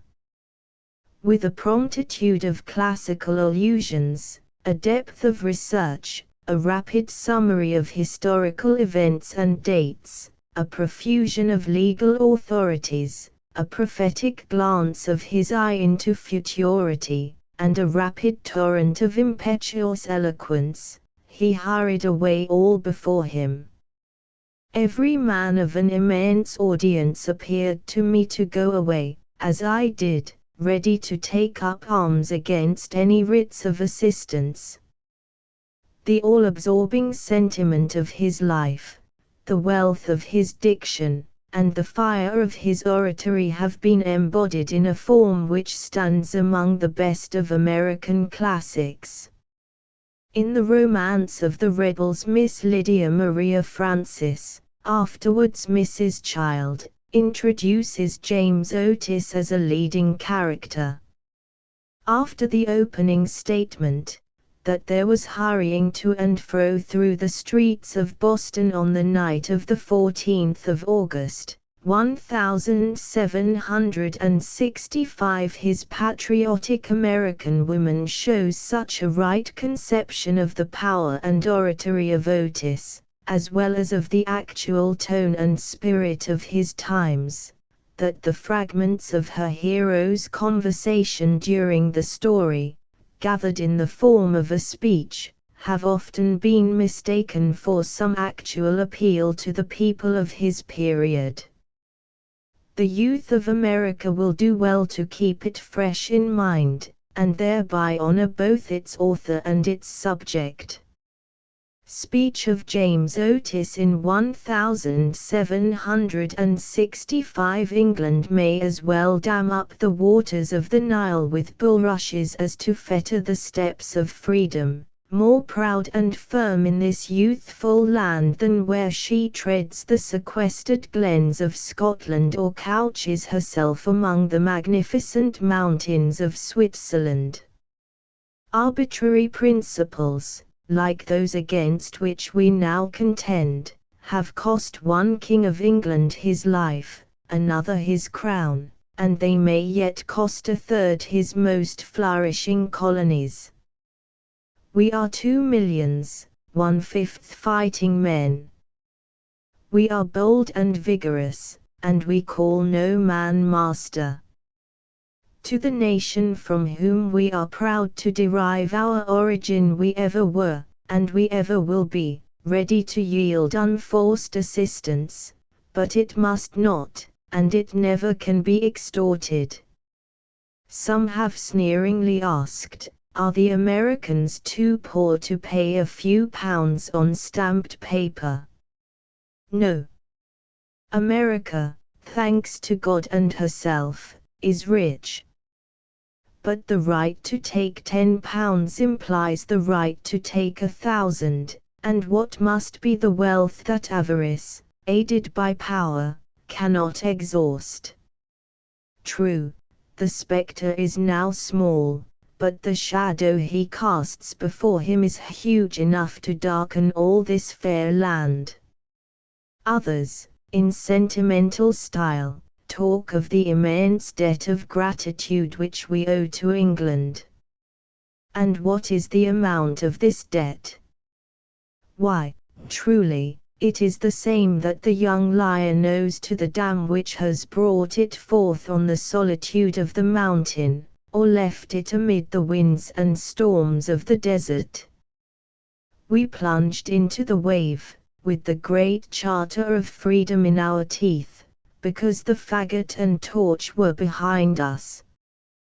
We have waked this new world from its savage lethargy, forests have been prostrate in our path, towns and cities have grown up suddenly as the flowers of the tropics, and the fires in our autumnal woods are scarcely more rapid than the increase of our wealth and population. And do we owe all this to the kind succor of the mother country? No, we owe it to the tyranny that drove us from her, to the pelting storms which invigorated our helpless infancy. But perhaps others will say, we ask no money from your gratitude, we only demand that you should pay your own expenses. And who, I pray, is to judge of their necessity? Why, the king. And, with all due reverence to his sacred majesty, he understands the real wants of his distant subjects as little as he does the language of the Choctaws. Who is to judge concerning the frequency of these demands? The ministry. Who is to judge whether the money is properly expended? The cabinet behind the throne. In every instance, those who take are to judge for those who pay. If this system is suffered to go into operation, we shall have reason to esteem it a great privilege that rain and dew do not depend upon Parliament, otherwise, they would soon be taxed and dried. But, thanks to God, there is freedom enough left upon earth to resist such monstrous injustice. The flame of liberty is extinguished in Greece and Rome, but the light of its glowing embers is still bright and strong on the shores of America. Actuated by its sacred influence, we will resist unto death. But we will not countenance anarchy and misrule.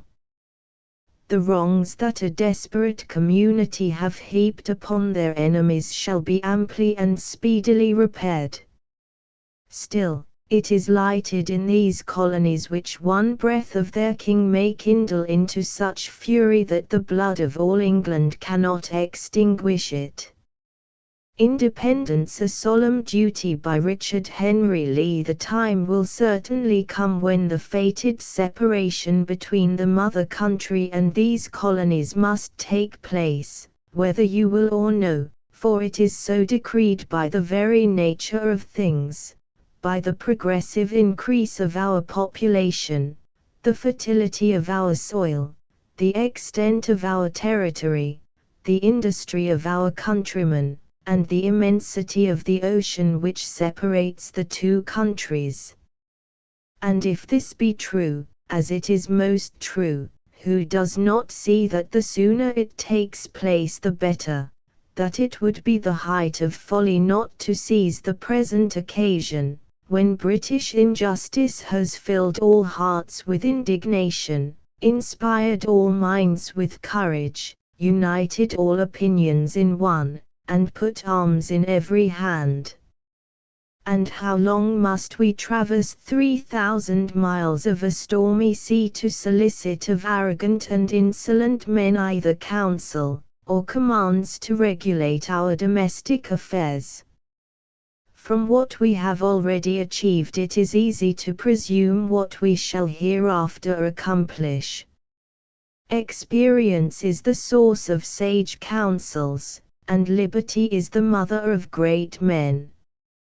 Have you not seen the enemy driven from Lexington by citizens armed and assembled in one day? Already their most celebrated generals have yielded in Boston to the skill of ours. Already their seamen, repulsed from our coasts, wander over the ocean, the sport of tempests and the prey of famine. Let us hail the favorable omen, and fight, not for the sake of knowing on what terms we are to be the slaves of England, but to secure to ourselves a free existence, to found a just and independent government. Why do we longer delay?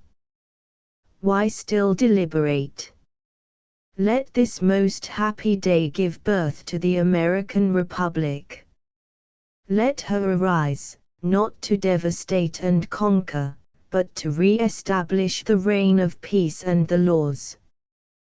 The eyes of Europe are fixed upon us. She demands of us a living example of freedom that may contrast, by the felicity of her citizens, with the ever-increasing tyranny which desolates her polluted shores. She invites us to prepare an asylum where the unhappy may find solace and the persecuted repose. She entreats us to cultivate a propitious soil, where that generous plant which first sprang up and grew in England, but is now withered by the poisonous blasts of Scottish tyranny, may revive and flourish, sheltering under its salubrious and interminable shade all the unfortunate of the human race. This is the end presaged by so many omens, by our first victories, by the present ardor and union, by the flight of Howe, and the pestilence which broke out among Dunmore's people, by the very winds which baffled the enemy's fleets and transports, and that terrible tempest which engulfed 700 vessels upon the coast of Newfoundland. If we are not this day wanting in our duty to our country, the names of the American legislators will be placed, by posterity, at the side of those of Theseus, of Lycurgus, of Romulus, of Numa, of the 3 Williams of Nassau, and of all those whose memory has been and will be forever dear to virtuous men and good citizens. An Appeal for America by William Pitt, Lord Chatham, in Parliament, the 20th of January, 1775. My Lords, these papers, brought to your table at so late a period of this business, tell us what? Why, what all the world knew before, that the Americans, irritated by repeated injuries, and stripped of their inborn rights and dearest privileges, have resisted, and entered into associations for the preservation of their common liberties. Had the early situation of the people of Boston been attended to, things would not have come to this. But the infant complaints of Boston were literally treated like the capricious squalls of a child, who, it is said, did not know whether it was aggrieved or not. But full well I knew, at that time, that this child, if not redressed, would soon assume the courage and voice of a man. Full well I knew that the sons of ancestors, born under the same free constitution and once breathing the same liberal air as Englishmen, would resist upon the same principles and on the same occasions. What has government done? They have sent an armed force consisting of 17,000 men, to dragoon the Bostonians into what is called their duty, and, so far from once turning their eyes to the policy and destructive consequence of this scheme, are constantly sending out more troops. And we are told, in the language of menace, that if 17,000 men won't do, 50,000 shall. It is true, my lords, with this force they may ravage the country, waste and destroy as they march, but, in the progress of 1,500 miles, can they occupy the places they have passed? Will not a country which can produce 3 millions of people, wronged and insulted as they are, start up like hydras in every corner, and gather fresh strength from fresh opposition? Nay, what dependence can you have upon the soldiery, the unhappy engines of your wrath? They are Englishmen, who must feel for the privileges of Englishmen. Do you think that these men can turn their arms against their brethren? Surely no, a victory must be to them a defeat, and carnage a sacrifice. But it is not merely 3 millions of people, the produce of America, we have to contend with in this unnatural struggle. Many more are on their side, dispersed over the face of this wide empire. Every Whig in this country and in Ireland is with them. In this alarming crisis I come with this paper in my hand to offer you the best of my experience and advice, which is, that a humble petition be presented to His Majesty, beseeching him that, in order to open the way toward a happy settlement of the dangerous troubles in America, it may graciously please him that immediate orders be given to General Gage for removing His Majesty's force from the town of Boston. Such conduct will convince America that you mean to try her cause in the spirit of freedom and inquiry, and not in letters of blood. There is no time to be lost. Every hour is big with danger. Perhaps, while I am now speaking, the decisive blow is struck which may involve millions in the consequence. And, believe me, the very first drop of blood which is shed will cause a wound which may never be healed. When your lordships look at the papers transmitted to us from America, when you consider their firmness, decency, and wisdom, you cannot but respect their cause and wish to make it your own. For myself, I must affirm, declare, and avow that, in all my reading and observation, and it has been my favorite study, for I have read Thucydides, and have studied and admired the master states of the world, I say, I must declare that, for solidity of reasoning, force of sagacity, and wisdom of conclusion, under such a complication of difficult circumstances, no nation or body of men can stand in preference to the General Congress at Philadelphia. I trust it is obvious to your lordships that all attempts to impose servitude upon such men, to establish despotism over such a mighty continental nation, must be vain, must be fatal. We shall be forced, ultimately, to retract. Let us retract while we can, not when we must. I say we must necessarily undo these violent, oppressive acts. They must be repealed.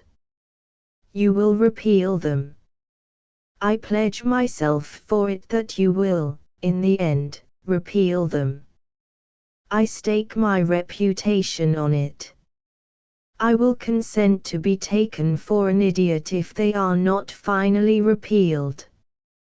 Conciliation or War. Edmund Burke, in Parliament, the 22nd of March, 1775. We are called again, as it were by a superior warning voice, to attend to America, and to review the subject with an unusual degree of calmness.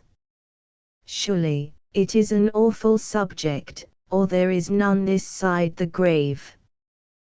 The proposition is peace, not peace hunted through the medium of war, but peace sought in its natural course, in its ordinary haunts, and laid in principles purely pacific. I propose to restore the former unsuspecting confidence of the colonies in the mother country, and reconcile them each to each. My hold of the colonies is in the close affection which grows from common names, from kindred blood, from similar privileges and equal protection. These are ties which, though light as air, are as strong as links of iron. Let the colonies always keep the idea of their civil rights associated with your government, they will cling and grapple to you, and no force under heaven will be of power to tear them from their allegiance. But let it once be understood that your government may be one thing and their privileges another, that these two things may exist without any mutual relation, and the cement is gone, the cohesion is loosened, and everything hastens to decay and dissolution. as long as you have the wisdom to keep the sovereign authority of this country as the sanctuary of liberty, the sacred temple consecrated to our common faith, wherever the chosen race and sons of England worship freedom, they will turn their faces towards you. The more they multiply, the more friends you will have. The more ardently they love liberty, the more perfect will be their obedience. Slavery they can have anywhere. It is a weed that grows in every soil. They may have it from Spain, they may have it from Prussia. But until you become lost to all feelings of your true interest and your national dignity, freedom they can have from none but you. This is the commodity of price, of which you have the monopoly. This is the true act of navigation, which binds to you the commerce of the colonies, and through them secures to you the wealth of the world. Deny them this participation of freedom, and you break that soul bond which originally made, and must still preserve, the unity of the empire. Do not entertain so weak an imagination as that your registers and your bonds, your affidavits and your sufferances, your cockets and your clearances, are what form the great securities of your commerce.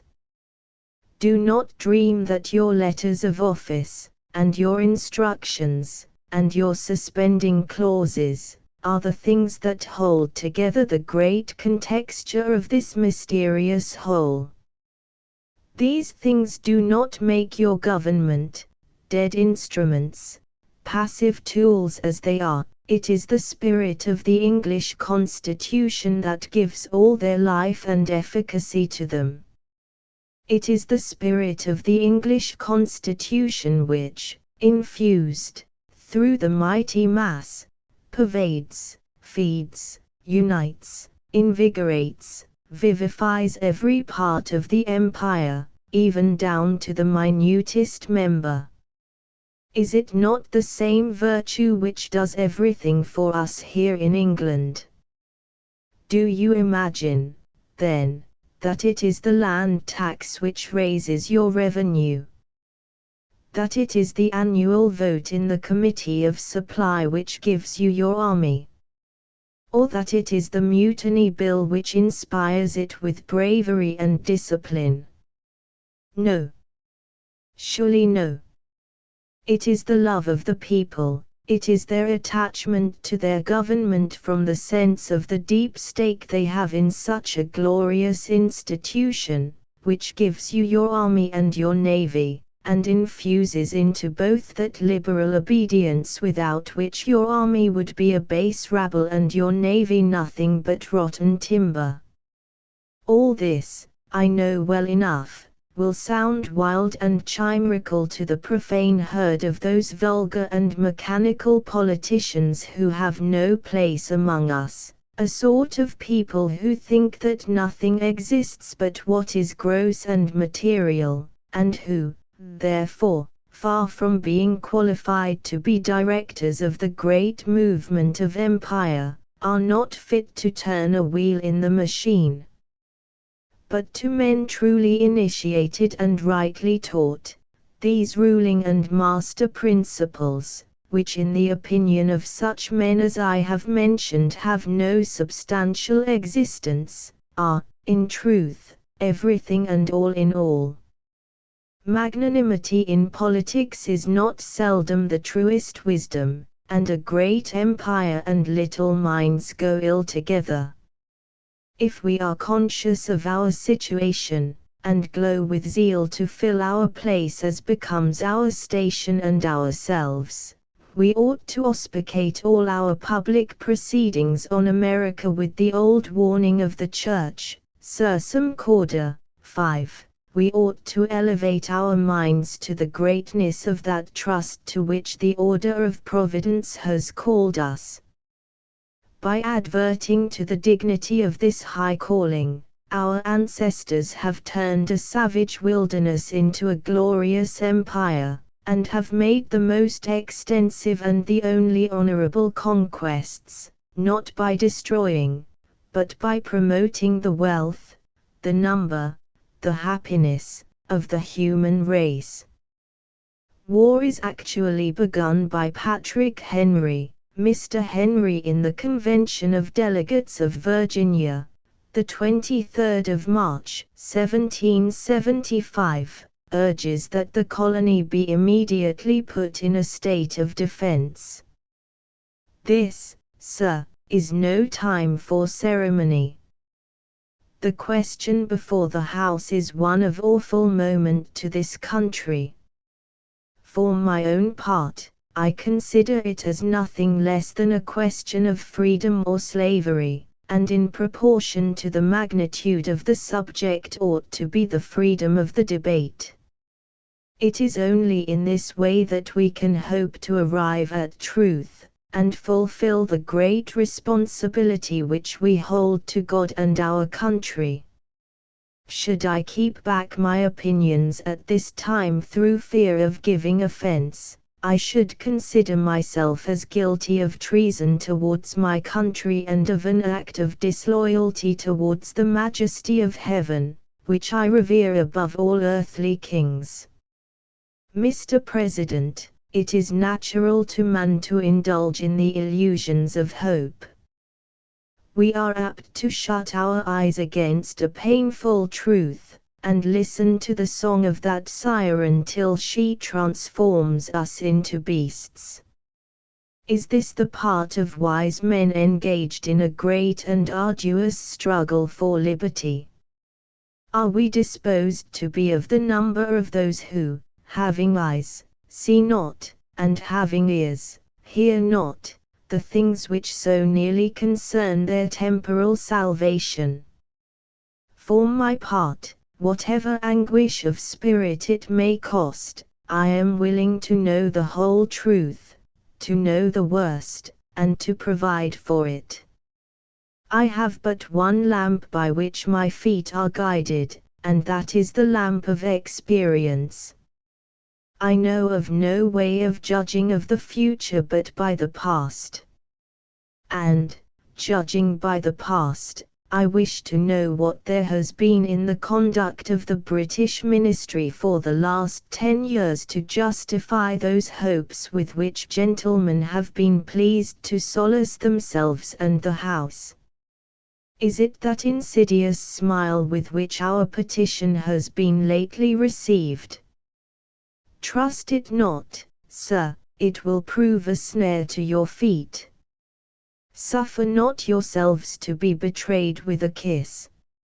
Ask yourself how this gracious reception of our petition comports with those warlike preparations which cover our waters and darken our land. Are fleets and armies necessary to a work of love and reconciliation? Have we shown ourselves so unwilling to be reconciled that force must be called in to win back our love? Let us not deceive ourselves, sir. These are the implements of war and subjugation, the last arguments to which kings resort. I ask, sir, what means this martial array, if its purpose be not to force us to submission? Can the gentleman assign any other possible motive for it? Has Great Britain any enemy in this quarter of the world, to call for all this accumulation of navies and armies? No, sir, she has none. They are meant for us, they can be meant for no other. They are sent over to bind and rivet upon us those chains which the British Ministry have been so long forging. And what have we to oppose them? Shall we try argument? Sir, we have been trying that for the last 10 years. Have we anything new to offer upon the subject? Nothing. We have held the subject up in every light of which it is capable, but it has been all in vain. Shall we resort to entreaty and humble supplication? What terms shall we find which have not been already exhausted? Let us not, I beseech you, sir, deceive ourselves longer. Sir, we have done everything that could be done to avert the storm that is now coming on. We have petitioned, we have remonstrated, we have supplicated, we have prostrated ourselves before the throne, and have implored its interposition to arrest the tyrannical hands of the ministry and parliament. Our petitions have been slighted, our remonstrances have produced additional violence and insult, our supplications have been disregarded, and we have been spurned with contempt from the foot of the throne. In vain, after these things, may we indulge the fond hope of peace and reconciliation. There is no longer any room for hope. If we wish to be free, if we mean to preserve inviolate those inestimable privileges for which we have been so long contending, if we mean not basely to abandon the noble struggle in which we have been so long engaged, and which we have pledged ourselves never to abandon until the glorious object of our contest shall be obtained, we must fight. I repeat it, sir, we must fight. An appeal to arms and to the God of hosts is all that is left us. They tell us, sir, that we are weak, unable to cope with so formidable an adversary. But when shall we be stronger?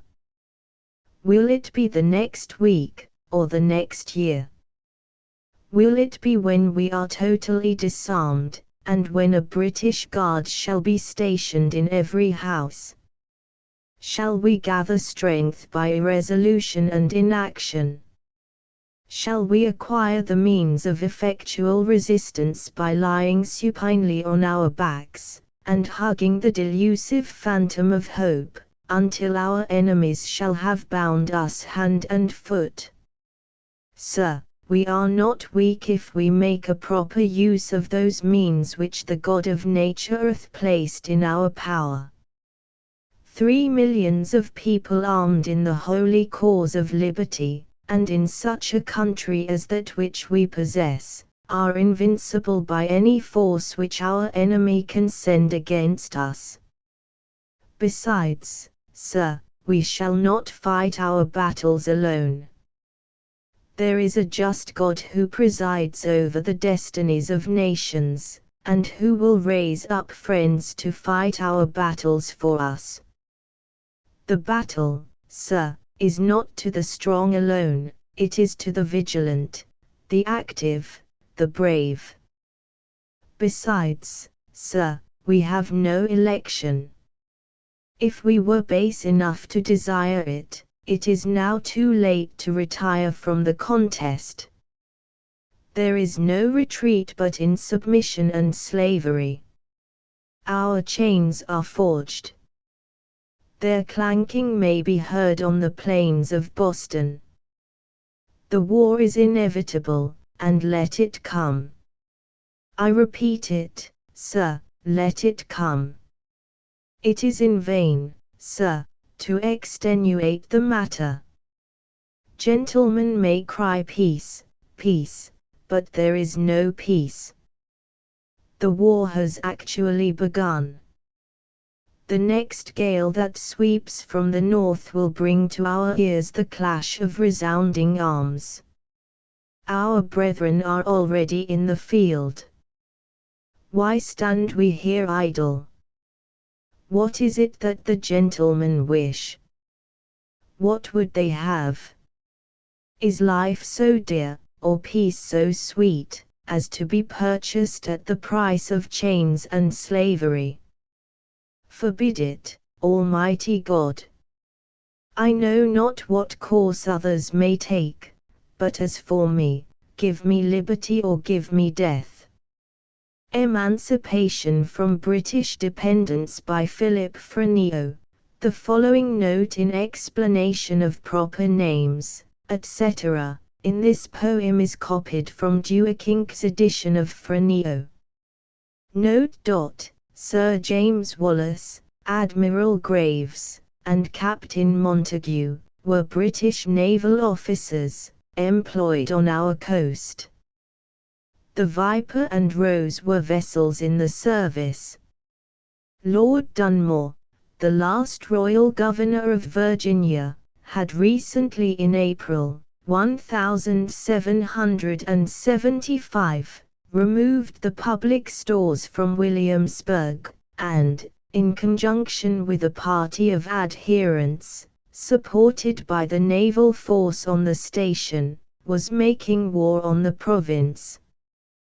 William Tryon, the last Royal Governor of New York, informed of a resolution of the Continental Congress, that it be recommended to the several provincial assemblies in conventions and councils, or committees of safety, to arrest and secure every person in their respective colonies whose going at large may, in their opinion, endanger the safety of the colony or the liberties of America, discerning the signs of the times, took refuge on board the Halifax packet in the harbor, and left the city. In the middle of October, 1775. Libra Numbers. Domin. Deliver us, O Lord, not only from British dependence, but also, from a junto that labor for absolute power, whose schemes disappointed have made them look sour, from the lords of the council, who fight against freedom, who still follow on where delusion shall lead 'em. From groups at St. James's who slight our petitions, and fools that are waiting for further submissions, from a nation whose manners are rough and abrupt, from scoundrels and rascals whom gold can corrupt. From pirates sent out by command of the king to murder and plunder, but never to swing, from Wallace, and Graves, and Vipers and Roses, whom, if heaven pleases, we'll give bloody noses. From the valiant Dunmore, with his crew of banditti who plunder Virginians at Williamsburg City, from hot-headed Montague, mighty to swear, the little fat man with his pretty white hair. From bishops in Britain, who butchers are grown, from slaves that would die for a smile from the throne, from assemblies that vote against Congress proceedings, who now see the fruit of their stupid misleadings. From Tryon, the mighty, who flies from our city, and swelled with importance, disdains the committee, but since he is pleased to proclaim us his foes, what the devil care we where the devil he goes. From the caitiff, Lord North, who could bind us in chains, from our noble King Log, with his tooth full of brains, who dreams, and is certain, when taking a nap, he has conquered our lands as they lay on his map. From a kingdom that bullies, and hectors, and swears, I send up to heaven my wishes and prayers that we, disunited, may freemen be still, and Britain go on, to be damned if she will. For the Declaration, the origin of the Declaration, 6. By Sidney George Fisher. Besides the semi-independent character of their political governments, there were other circumstances which tended to inspire a large part of the colonists with a strong passion for independence, and led them to resist with unusual energy the remodeling plans which England began in 1764.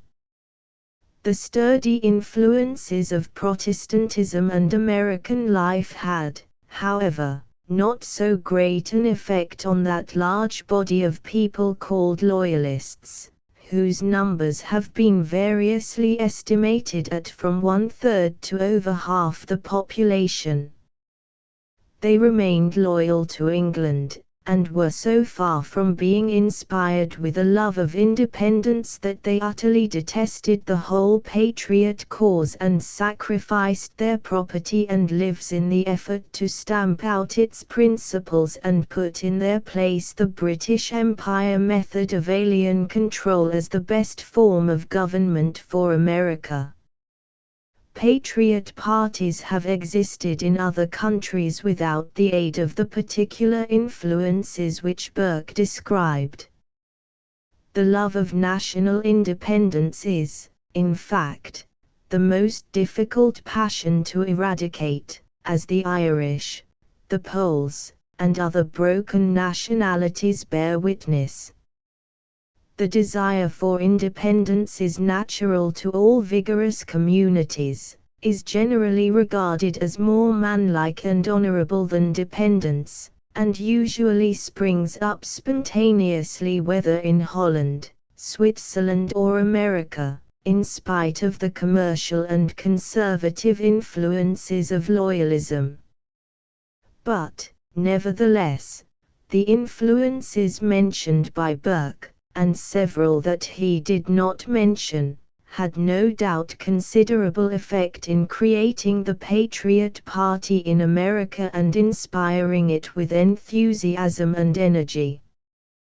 The self-confidence aroused in the colonists by their success in subduing the wilderness, felling the vast forests, hunting the wild game and still wilder red men, has often been given as a cause of the Revolution and the American love of independence. Eloquence is easily tempted to enlarge upon such causes, and to describe in romantic language the hunter and the woodsman, the farmer in the fresh soil of primeval forests, the fisherman of the Grand Banks, the merchants and sailors who traded with the whole world in defiance of the British navigation laws, and the crews of the whaling ships that pursued their dangerous game from the equator to the poles. The American lawyers, according to Burke, were an important cause of the Revolution. They were very numerous in the colonies. Law and theories of government were much read and studied, and the people were trained to discussion of political rights as well as of religious doctrine. Burke described in picturesque detail how, in the South, the ruling class lived scattered and remote from one another, maintaining themselves in self-reliant authority on plantations with hundreds of slaves. And slavery, he said, inspired in the white master a fierce love of independence for himself and an undying dread of any form of the bondage which his love of gain had inflicted on a weaker race. The geographical position of the 13 contiguous colonies, so situated that they could easily unite and act together, and having a population that was increasing so rapidly that it seemed likely in a few years to exceed the population of England, was possibly a more effective cause of the Revolution than any of those that have been named. The consciousness of possessing such a vast fertile continent, which within a few generations would support more than double the population of Little England, furnished a profound encouragement for theories of independence. People in England were well aware of this feeling in the colonies, and Joshua G., a popular writer on political economy in 1738, tried to quiet their fears. Some, he said, were objecting that if we encourage the plantations they will grow rich and set up for themselves and cast off the English government, and he went on to show that this fear was groundless because the colonists nearly all lived on the navigable rivers and bays of America, where the British Navy could easily reach and subdue them. He also attempted to argue away the advantage of the contiguous situation of the colonies and described them as split up into a dozen or more separate provinces, each with its own governor, and it was inconceivable, he said, that such diverse communities would be able to unite against England. English statesmen, however, saw the danger of union among the colonies long before the outbreak of the Revolution, and they shrewdly rejected the plan of union of the Albany Conference of 1754, and in the Revolution itself a large part of England's diplomatic and military efforts were directed towards breaking up the easy communication among the colonies. In modern times England's colonies have been widely separated from one another. There has been no large and rapidly increasing white population on contiguous territory with ability for union. The dark-skinned population of India is enormous in numbers, but incapable of the united action of the Americans of 1776, and India is not considered a colony but a territory continuously held by overwhelming military force. Instead of a colonial population which threatened in a short time to outnumber her own people, England's power and population have, in modern times, grown far beyond any power or population in her well-scattered white colonies. The colonists at the time of the Revolution have often been described as speaking of England as home and regarding the mother country with no little degree of affection, and while there is no doubt some truth in this, especially as regards the people who were loyalists, yet a very large proportion of the colonists had become totally differentiated from the people of England. This was the inevitable result of having lived for over 100 years in the American environment. They were no longer Englishmen. They had become completely Americanized. Certain classes kept up their connection with England, and many of the rich planters of the South sent their sons to England to be educated. But a very large part of the colonists, especially in the older settled provinces, like Massachusetts and Virginia, had forgotten England and were another people. Instead of speaking, as novelists often describe them, in a formal archaic way, using quaint phrases of Old English life, the colonists spoke with mannerisms and colloquial slang which were peculiarly American. These peculiarities were ridiculed by Englishmen of the time and formed part of Grant's famous speech in Parliament, the burden of which appears to have been that the colonists had become entirely different from English people, and Grant is said to have given imitations of what he considered their strange speech and manners. Mrs. Knight, in her journal of travel from Boston to New York, had, many years before the Revolution, given specimens of this difference, and the language of the New Englanders which she describes was certainly not like anything in England. "Law for me, what in the world brings you here at this time of night? I never see a woman on the road so dreadful late in all the days of my versal life. Who are you? Where are you going?" Mrs. Knight's Journal, p. 23.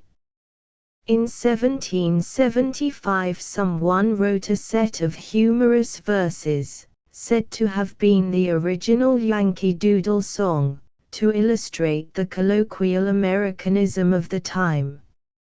Slapping was used for large as in the phrase "a slapping stallion." Nation was used for a great deal, as in such a phrase as only a nation louder. Tarnal was used for very. I see was used for I saw, I come for I came, and I hooked it off in place of I went away. Not only did the patriots feel themselves to be quite different from Englishmen, but they had a consciousness of ability and power, the result of having governed themselves so long in their towns, counties, and provinces, and of having carried on a commerce of their own in defiance of the English navigation laws. They felt that they, not Englishmen, had created the country, and they had a resolute intention to develop its future greatness in their own way without the advice of aliens across 3,000 miles of ocean. This high confidence, which was a conspicuous motive in the Patriot Party, was always ridiculed by the Loyalists as mere bumptiousness and conceit. It was difficult for a Loyalist to understand how anyone could seriously put himself in opposition to the British Empire or want any form of government except the British Constitution. But the Patriot estimate of their own ability was by no means an exaggeration. They could be overcome, of course, as the Boer republics and other peoples have been overcome, by the superior numbers or wealth of Great Britain. But the history of the Revolution disclosed qualities in which the Americans notoriously excelled Europeans as well as the Anglo-Saxon stock in England from which they were derived. They were of keener practical intelligence, more promptness in action, more untiring energy, more originality in enterprise, better courage and endurance, and more natural military skill among the rank and file. These distinctively American qualities, we now call them, seem to have been much more in evidence among the Patriot Party than among the Loyalists. Every circumstance of their past and every consideration of their present convinced the patriot of the infinite pleasure and value of Home Rule, and they had codified their opinions into a political philosophy which not only justified their semi-independence and disregard of Acts of Parliament, but would also justify them in breaking off from England at the first opportunity and becoming absolutely independent. They had gathered this philosophy from the works of certain European writers, Grotius, Puffendorf, Locke, Burlamaqui, Beccaria, Montesquieu, and others, who had applied to politics and government the doctrines of religious liberty and the right of private judgment which had been developed by the Reformation. Being such extreme Protestants, and having carried so far the religious ideas of the Reformation, the colonists naturally accepted in their fullest meaning the political principles of the Reformation. If we are looking for profound influences in the Revolution, it would be difficult to find any that were stronger than two of the writers just mentioned, Locke and Burlamaqui, whose books had a vast effect in the break-up of the British Empire which we are about to record. Beginning with Grotius, who was born in 1582, and ending with Montesquieu, who died in 1755, the writers mentioned covered a period of about 200 years of political investigation, thought and experience. In fact, they covered the period since the Reformation. They represented the effect of the Reformation on political thought. They represented also all those nations whose opinions on such subjects were worth anything. Grotius was a Dutchman, Puffendorf a German, Locke an Englishman, Burlamaqui an Italian-Swiss, and Montesquieu a Frenchman. Hooker, who lived from 1553 to 1600, and whom Locke cites so freely, might be included in the number, and that would make the period quite 200 years.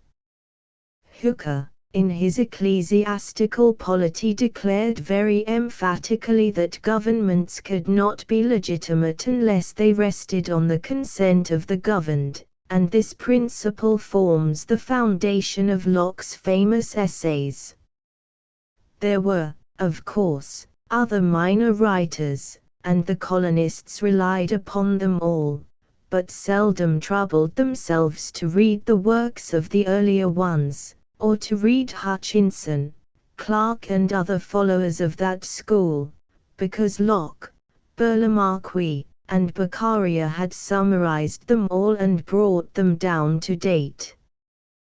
To this day anyone going to the Philadelphia Library, and asking for number 77, can take in his hands the identical, well-worn volume of Burlamaqui which delegates to the Congress and many an unsettled Philadelphian read with earnest, anxious minds.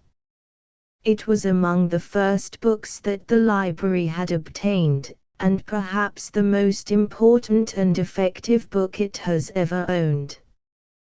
The rebellious colonists also read Locke's two treatises on government with much profit and satisfaction to themselves.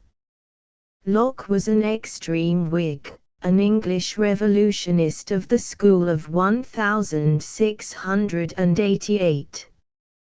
Before that great event, he had been unendurable to the Royalists, who were in power, and had been obliged to spend a large part of his time on the continent. In the preface of his two treatises he says that they will show how entirely legitimate is the title of William III to the throne, because it is established on the consent of the people. That is the burden of his whole argument, the consent of the people as the only true foundation of government. That principle sank so deep into the minds of the patriot colonists that it was the foundation of all their political thought, and became an essentially American idea. Beccaria, who, like Burlamaqui, was an Italian, also exercised great influence on the colonists. His famous book, Crimes and Punishments, was also a short, concise, but very eloquent volume. It caused a great stir in the world. The translations circulated in America had added to it a characteristic commentary by Voltaire. Beccaria, though not writing directly on the subject of liberty, necessarily included that subject, because he dealt with the administration of the criminal law. His plea for more humane and just punishments, and for punishments more in proportion to the offense, found a ready sympathy among the Americans, who had already revolted in disgust from the brutality and extravagant cruelty of the English criminal code. But Beccaria also stated most beautifully and clearly the essential principles of liberty. His foundation doctrine, that every act of authority of one man over another for which there is not absolute necessity is tyrannical, made a most profound impression in America. He laid down also the principle that in every human society there is an effort continually tending to confer on one part the highest power and happiness, and to reduce the other to the extreme of weakness and misery. That sentence became the lifelong guide of many Americans. It became a constituent part of the minds of Jefferson and Hamilton. It can be seen as the foundation, the connecting strand, running all through the essays of the Federalist. It was the inspiration of the checks and balances in the national constitution. It can be traced in American thought and legislation down to the present time. Burlamaquy's book, devoted exclusively to the subject of liberty and independence, is still one of the best expositions of the true doctrines of natural law, or the rights of man. At the time of the Revolution, these rights of man were often spoken of as our rights as men, which is a very descriptive phrase, because the essence of those rights is political manhood, honorable self-reliance as opposed to degenerate dependence. Burlamaquis belonged to a Protestant family that had once lived at Lucca, Italy, but had been compelled, like the family of Turretini, and many others, to take refuge in Switzerland. He became a professor at Geneva, which gave him the reputation of a learned man. He also became a councillor of state and was noted for his practical sagacity.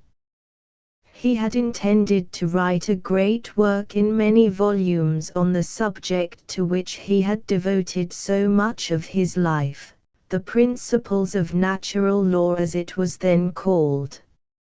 Ill health preventing such a huge task, he prepared a single volume, which he said was only for beginners and students, because it dealt with the bare elements of the science in the simplest and plainest language. This little book was translated into English in 1748, and contained only 300 pages, but in that small space of large, clear type, Burlamaqui compressed everything that the patriot colonists wanted to know. He was remarkably clear and concise, and gave the Americans the qualities of the Italian mind at its best. He aroused them by his modern glowing thought and his enthusiasm for progress and liberty. His handy little volume was vastly more effective and far-reaching than would have been the blunderbuss he had intended to load to the muzzle. If we examine the volumes of Burlamaqui's predecessors, Grotius, Puffendorf, and the others, we find their statements about natural law and our rights as men rather brief, vague, and general, as is usual with the old writers on any science. Burlamaqui brought them down to date, developed their principles, and swept in the results of all the thought and criticism since their day. The term natural law, which all these writers used, has long since gone out of fashion. They used it because, inspired by the Reformation, they were struggling to get away from the arbitrary system, the artificial scholasticism, the despotism of the Middle Ages. They were seeking to obtain for law and government a foundation which should grow out of the nature of things, the common facts of life that everybody understood. They sought a system that, being natural, would become established and eternal like nature, a system that would displace that thing of the Middle Ages which they detested, and called arbitrary institution. Let us, they said, contemplate for a time man as he is in himself, the natural man, his wants and requirements. The only way, said Burlamaqui, to attain to the knowledge of that natural law is to consider attentively the nature and constitution of man, the relations he has to the beings that surround him, and the states from thence resulting. In fact, the very term of natural law and the notion we have given of it, show that the principles of this science must be taken from the very nature and constitution of man. Men naturally, he said, draw together to form societies for mutual protection and advantage. Their natural state is a state of union and society, and these societies are merely for the common advantage of all of the members. This was certainly a very simple proposition, but it had required centuries to bring men's minds back to it, and it was not altogether safe to put forth because it implied that each community existed for the benefit of itself, for the benefit of its members, and not for the benefit of a prince or another nation, or for the church, or for an empire. It was a principle quickly seized upon by the Americans as soon as their difficulties began in 1764. In their early debates and discussions we hear a great deal about a state of nature which at first seems rather meaningless to us. But it was merely their attempt to apply to themselves the fundamental principles of the Reformation. Were the colonies by the exactions and remodeling of the mother country thrown into that state of nature where they could reorganize society afresh, on the basis of their own advantage? How much severity or how much oppression or dissatisfaction would bring about this state of nature? Was there any positive rule by which you could decide? Patrick Henry, who was always very eloquent on the subject, declared that the boundary had been passed, that the colonies were in a state of nature. Anyone who is at all familiar with the trend of thought for the last 100 years can readily see how closely this idea of going back to natural causes and first conceptions for the discovery of political principles is allied to every kind of modern progress, to the modern study of natural history, the study of the plants and animals in their natural environment, instead of by preconceived scholastic theories, the study of the human body by dissection instead of by supposition, the study of heat, light, electricity, the soil, the rocks, the ocean, the stars by actual observation, without regard to what the scriptures and learned commentators had to say. A large part of the American colonists were very far advanced in all the ideas of the Reformation. Burlamarquis's book, Applying to Politics and Government, these free and wonderful principles, came to a large number of them as the most soul-stirring and mind-arousing message they had ever heard. It has all become trite enough to us, but to them it was fresh and marvelous.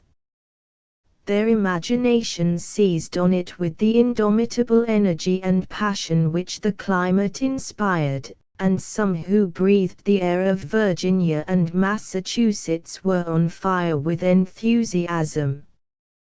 This state of nature, argued Burlamarquis, is not the work of man, but established by divine institution.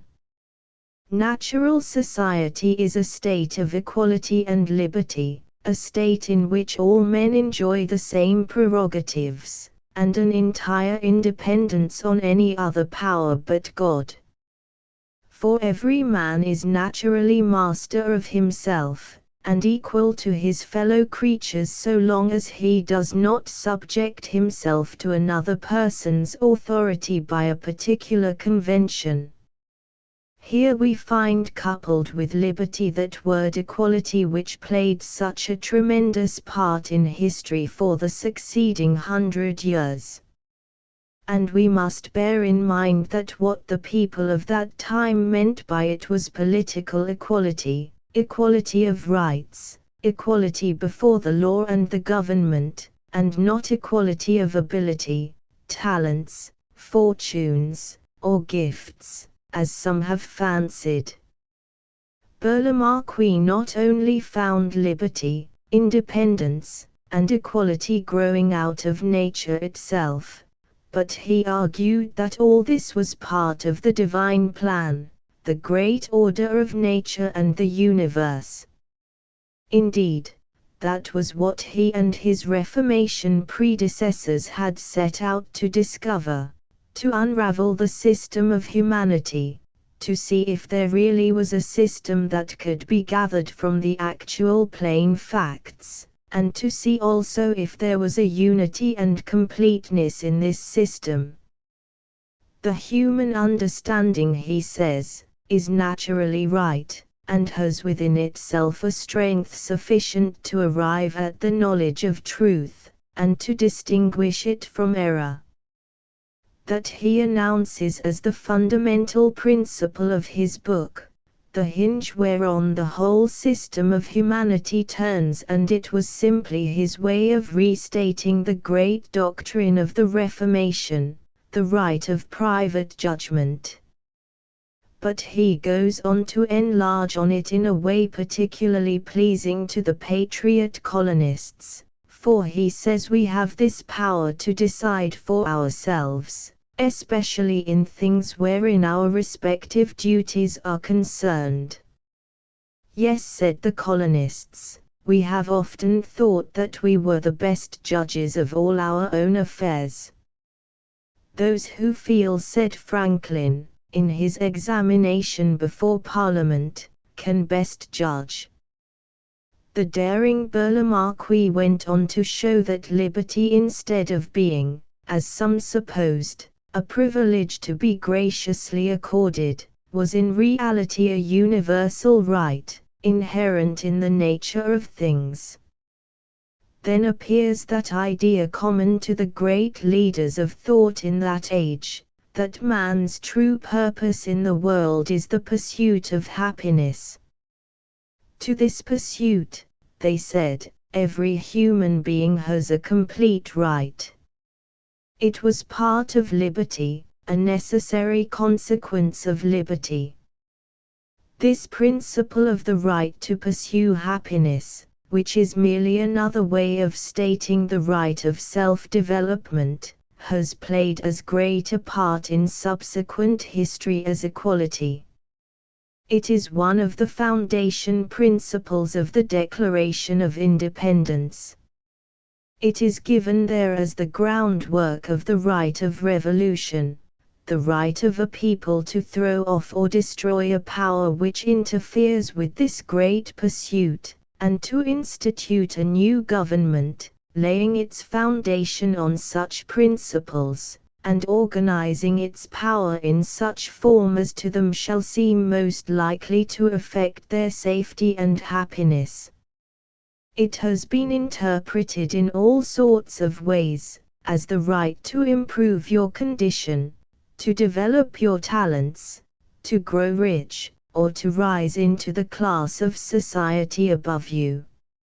It is now in its broadest meaning so axiomatic in this country that Americans can hardly realize that it was ever disputed. But it was, and still is, disputed in England and on the continent. Even so liberal an Englishman as Kingsley resented with indignation the charge that he favored the aspiration of the lower classes to change their condition. Once a cobbler, remain a cobbler, and be content to be a good cobbler. In other words, the righteousness which he so loudly professed was intended to exalt certain fortunate individuals, and not to advance society. This desire and pursuit of happiness being part of nature, or part of the system of providence, and as essential to every man and as inseparable from him as his reason, it should be freely allowed him, and not repressed. This, Burlamaqui declares, is a great principle, the key of the human system opening to vast consequences for the world. The consequences have certainly been vaster than he dreamed of. Millions of people now live their daily life in the sunshine of this doctrine.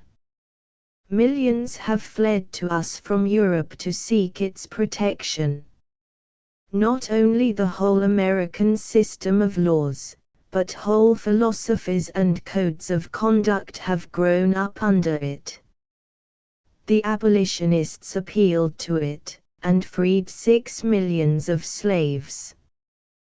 The transcendental philosophy of New England, that extreme and beautiful attempt to develop conscience, nobility, and character from within, that call of the great writers like Lowell to every humble individual to stand by his own personality, fear it not, advance it by its own lines, even our education, the elective system of our colleges, all these things have followed under that pursuit of happiness which the patriot colonists seized upon so gladly in 1765 and enshrined in their Declaration of Independence in 1776.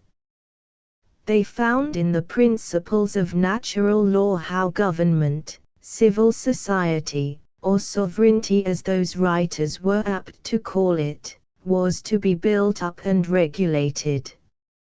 Civil government did not destroy natural rights and the pursuit of happiness. On the contrary, it was intended to give those rights greater security and a fresh force and efficiency. That was the purpose men had in coming together to form a civil society for the benefit of all. That was the reason, as Burlamaqui put it, that the sovereign became the depositary, as it were, of the will and strength of each individual. This seemed very satisfactory to some of the colonists. You choose your sovereign, your government, for yourself, and make it your mere depositary or agent. Then as to the nature of the government, the right to govern, they were very much pleased to find that the only right there was of this sort was the right of each community to govern itself. Government by outside power was absolutely indefensible, because the notion that there was a divine right in one set of people to rule over others was exploded nonsense, and the assertion that mere might or superior power necessarily gave such right was equally indefensible. There remained only one plausible reason, and that was that superior excellence, wisdom, or ability might possibly give such right. As to this superior excellence theory, if you admitted it, you denied man's inherent right to liberty, equality and the pursuit of happiness, you denied his moral accountability and responsibility, you crippled his independent development, his self-development, his individual action, in a word, you destroyed the whole natural system. Because a man is inferior to another is no reason why he should surrender his liberty, his accountability, his chance for self-development, to the superior.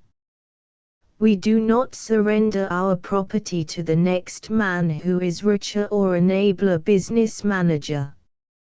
Our inferiority does not give him a right over us. On the contrary, the inferiority of the inferior man is an additional reason why he should cling to all those rights of nature which have been given to him, that he may have wherewithal to raise himself, and be alone accountable for himself.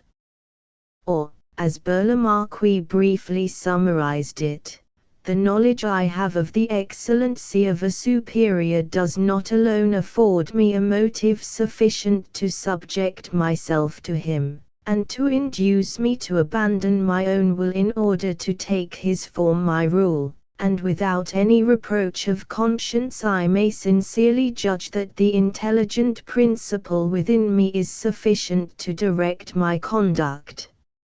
Only the people, Burlamaqui explained, have inherent inalienable rights, and they alone can confer the privilege of commanding. It had been supposed that the sovereign alone had rights, and the people only privileges. But here were Burlamaqui, Puffendorf, Montesquieu, Locke, and fully half the American colonists, undertaking to reverse this order and announcing that the people alone had rights, and the sovereign merely privileges. These principles the Americans afterwards translated in their documents by the phrase, "A just government exists only by consent of the governed." All men being born politically equal, the colonies, as Dickinson and Hamilton explained, are equally with Great Britain entitled to happiness, equally entitled to govern themselves, equally entitled to freedom and independence. It is curious to see the cautious way in which some of the colonists applied these doctrines by mixing them up with loyalty arguments. This is very noticeable in the pamphlets written by Alexander Hamilton. He gives the stock arguments for redress of grievances, freedom from internal taxation, government by the king alone, and will not admit that he is anything but a loyal subject.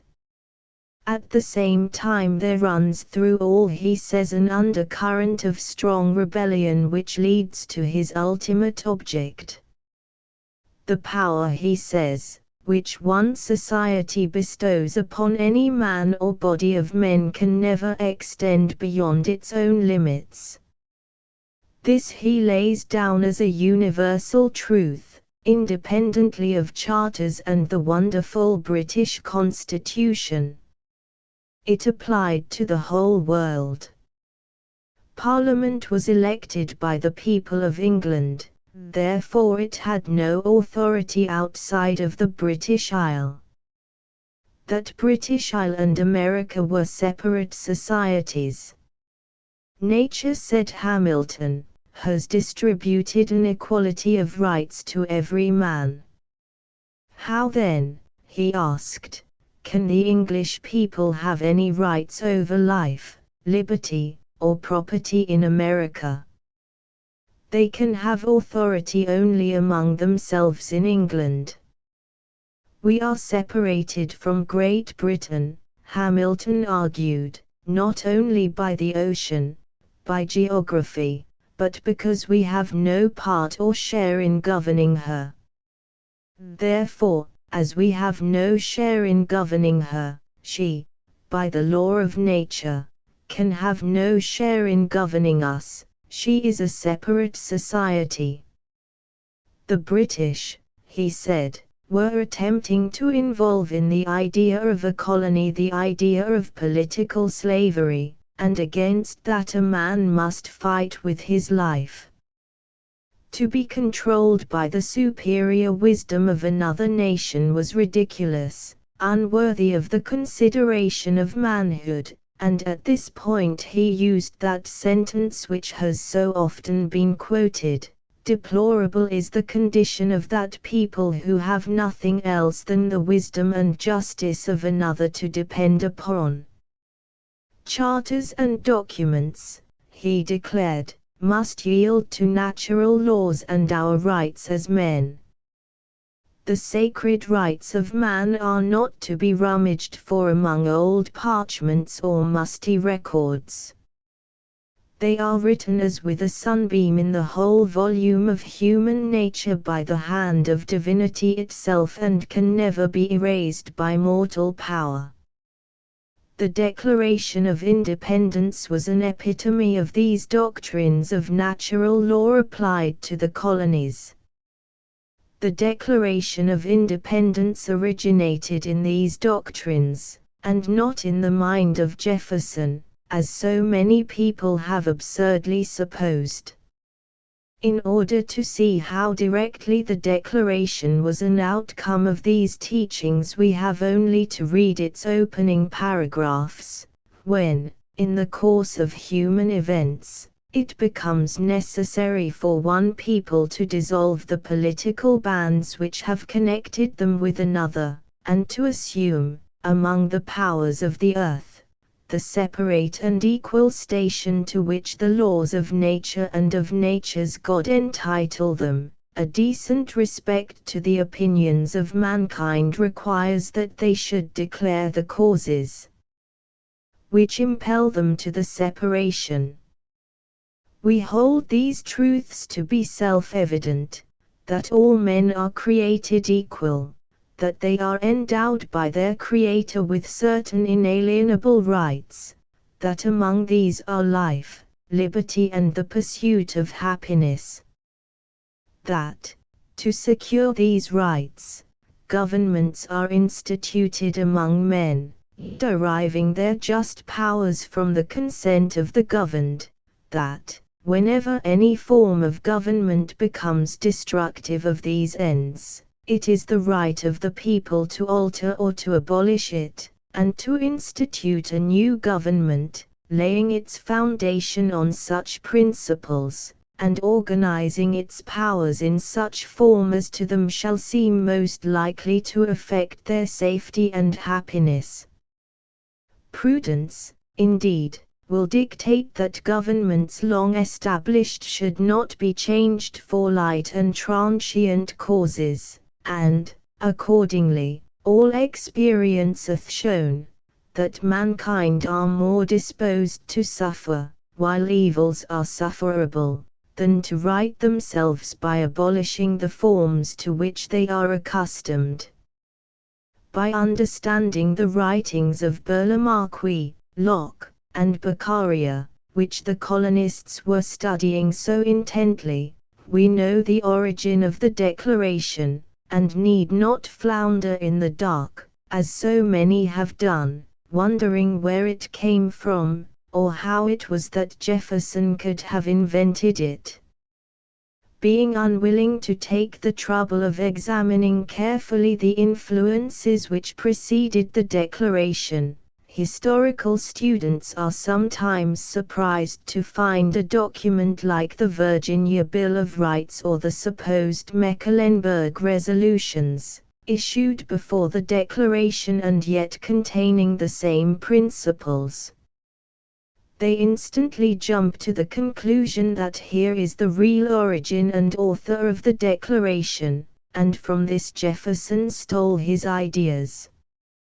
Jefferson merely drafted the Declaration.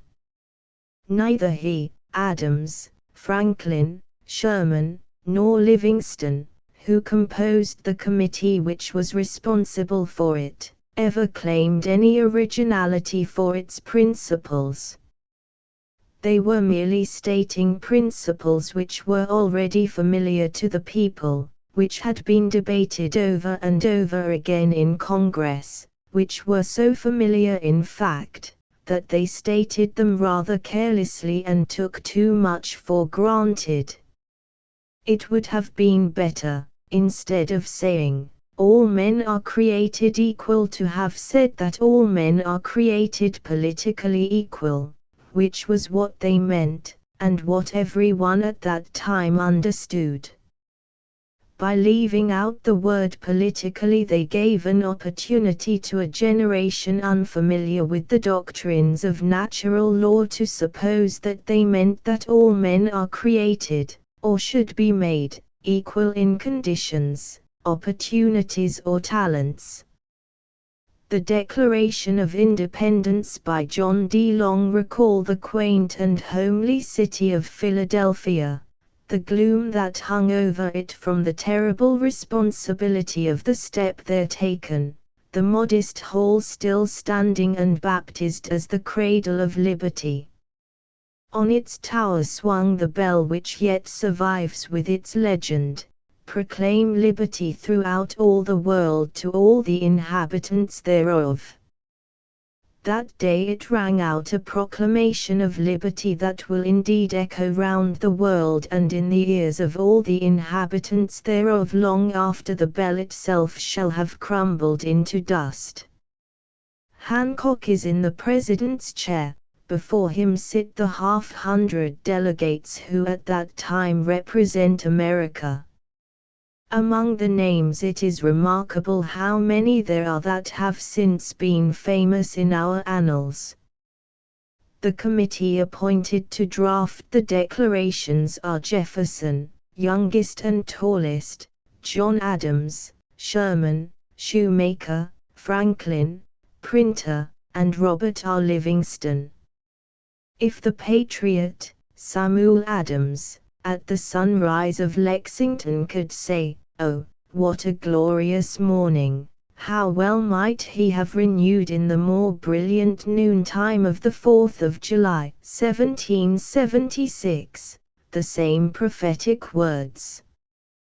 There is nothing in the prophecies of old more striking and impressive than the words of John Adams, who declared the event would be celebrated by succeeding generations as a great anniversary festival and commemorated as a day of deliverance, from one end of the continent to the other, that through all the gloom he could see the light, that the end was worth all the means and that posterity would triumph in the transaction.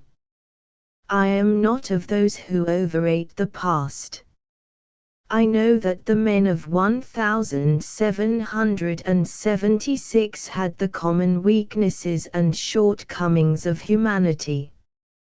I read the Declaration of Independence with no feeling of awe, and yet if I were called upon to select from the history of the world any crisis grander, loftier, purer, more heroic, I should not know where to turn.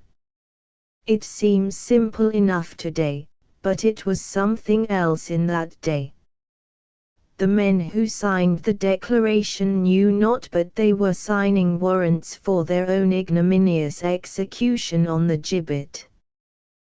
The bloody victims of the Jacobite rebellions of 1715 and 1745 were still a warning to rebels, and the gory Holocaust of Culloden was fresh in the memory. But it was not only the personal risk, it was risking the homes, the commerce, the lives, the property, the honor, the future destiny of 3 million innocent people, men, women, and children. It was defying on behalf of a straggling chain of colonies clinging to the seaboard, the most imperial power of the world. It was, more than all, like Columbus sailing into awful uncertainty of untried space, casting off from an established and familiar form of government and politics, drifting away to unknown methods, and upon the dangerous and yawning chaos of democratic institutions, flying from ills they had to those they knew not of, and perhaps laying the way for a miserable and bloody catastrophe in anarchy and riot. There are times when ordinary men are borne by the tide of an occasion to crests of grandeur in conduct and action. Such a time, such an occasion, was that of the Declaration. While the signers were picked men, none the less true is it that their extraordinary fame is due not more to their merits than to the crisis at which they were at the helm and to the great popular instinct which they obeyed and expressed.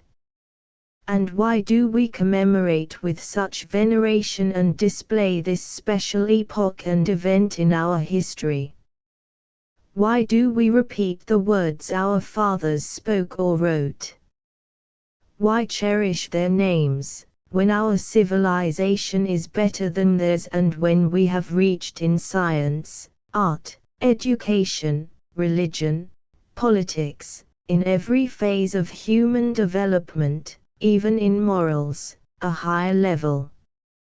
It is because we recognize that in their beginnings the eternal elements of truth and right and justice were conspicuous. To those eternal verities we pay our tribute, and not to their surroundings, except so far as we let the form stand for the spirit, the man for the idea, the event for the purpose. And it is also because we can do no better work than to perpetuate virtue in the citizen by keeping always fresh in the popular mind the great heroic deeds and times of our history. The valuable thing in the past is not the man or the events, which are both always ordinary and which under the enchantment of distance and the pride of descent, we love to surround with exaggerated glory. It is rather in the sentiment for which the man and the event stand. The ideal is alone substantial and alone survives. The signing of the Declaration by George Lippard. It is a cloudless summer day. A clear blue sky arches and expands above a quaint edifice rising among the giant trees in the center of a wide city. That edifice is built of plain red brick, with heavy window frames, and a massive hall door. Such is the State House of Philadelphia in the year of our Lord 1776. In yonder wooden steeple, which crowns the summit of that red brick State House, stands an old man with snow-white hair and sunburnt face. He is clad in humble attire, yet his eye gleams as it is fixed on the ponderous outline of the bell suspended in the steeple there. By his side, gazing into his sunburnt face in wonder, stands a flaxen-haired boy, with laughing eyes of summer blue. The old man ponders for a moment upon the strange words written upon the bell, then, gathering the boy in his arms, he speaks, "Look here, my child, will you do this old man a kindness? Then hasten down the stairs, and wait in the hall below till a man gives you a message for me. When he gives you that word, run out into the street and shout it up to me. Do you mind?" The boy sprang from the old man's arms and threaded his way down the dark stairs. Many minutes passed. The old bellkeeper was alone. "Ah," groaned the old man, "he has forgotten me." As the word was upon his lips a merry, ringing laugh broke on his ear. And there, among the crowd on the pavement, stood the blue-eyed boy, clapping his tiny hands while the breeze blew his flaxen hair all about his face, and, swelling his little chest, he raised himself on tiptoe, and shouted the single word, "Ring." Do you see that old man's eye fire? Do you see that arm so suddenly bared to the shoulder? Do you see that withered hand grasping the iron tongue of the bell? That old man is young again. His veins are filling with a new life. Backward and forward, with sturdy strokes, he swings the tongue. The bell peals out, the crowds in the street hear it, and burst forth in one long shout. Old Delaware hears it, and gives it back on the cheers of her 1,000 sailors. The city hears it, and starts up from desk and workshop, as if an earthquake had spoken.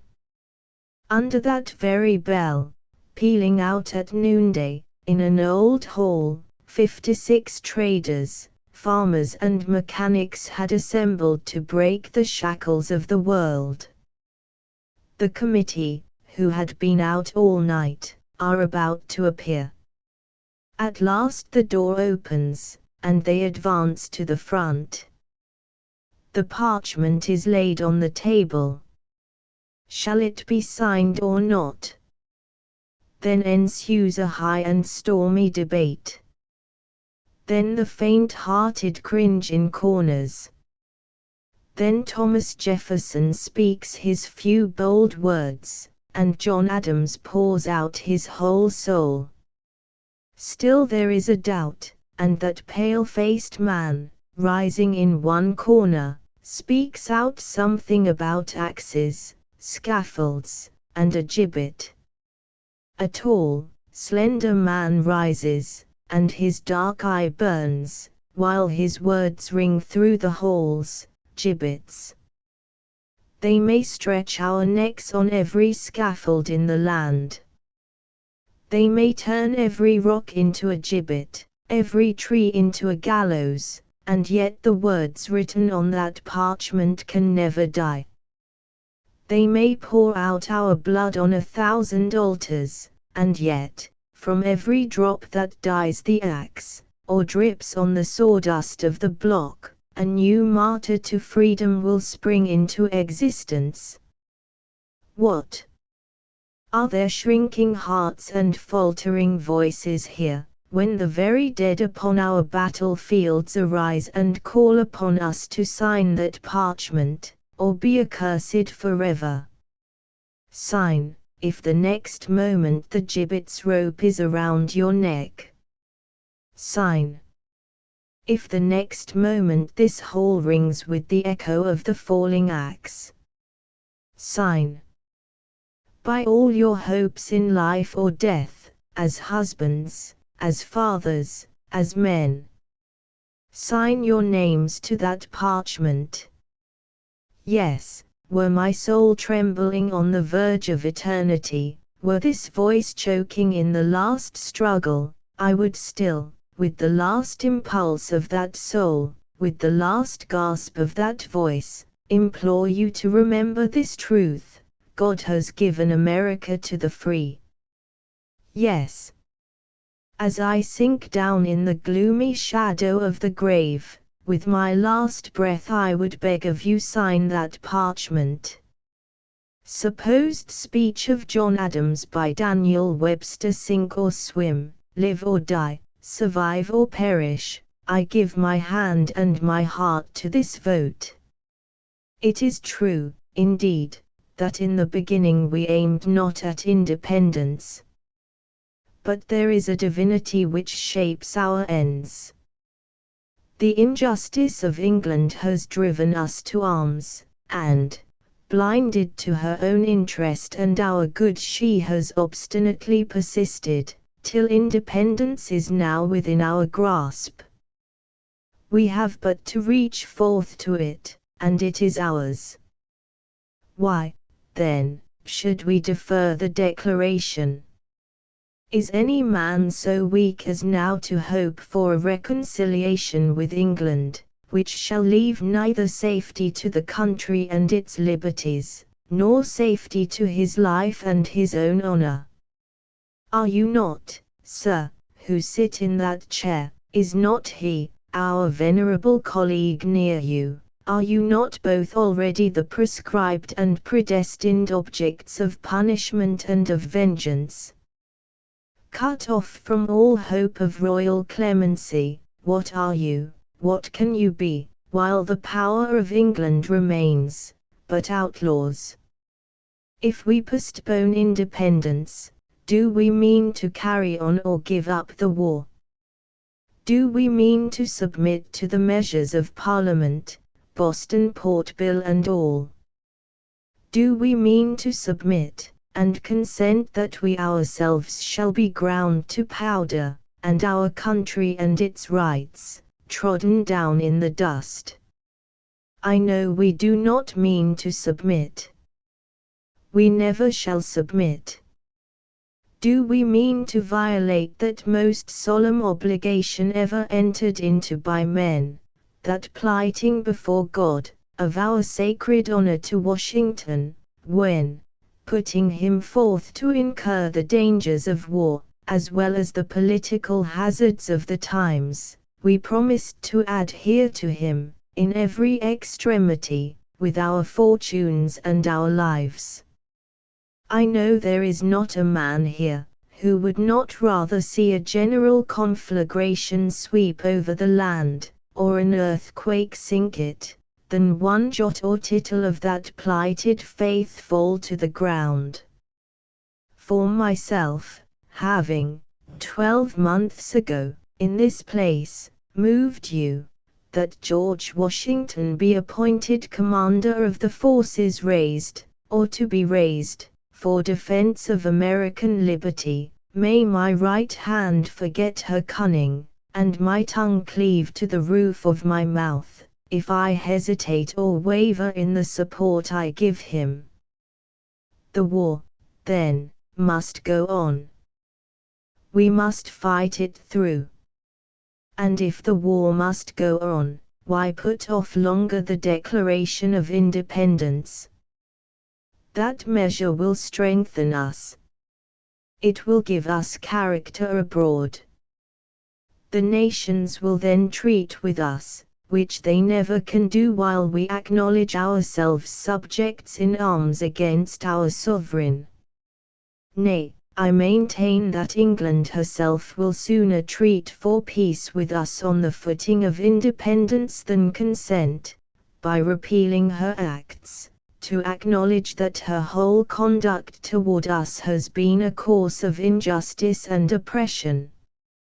Her pride will be less wounded by submitting to that course of things which now predestinates our independence than by yielding the points in controversy to her rebellious subjects. The former she would regard as the result of fortune, the latter she would feel as her own deep disgrace. Why, then, sir, do we not as soon as possible change this from a civil to a national war?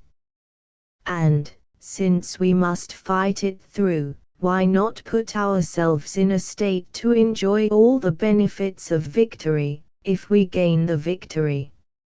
If we fail, it can be no worse for us. But we shall not fail. The cause will raise up armies, the cause will create navies. The people, if we are true to them, will carry us, and will carry themselves, gloriously through the struggle.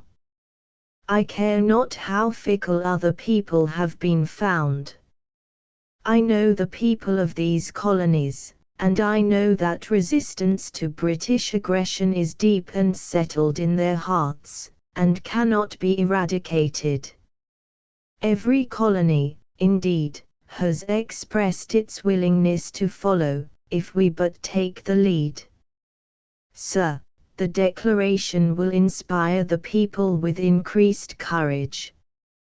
Instead of a long and bloody war for restoration of privileges, for redress of grievances, for chartered immunities, held under a British king, set before them the gloriousness of entire independence, and it will breathe into them anew the breath of life.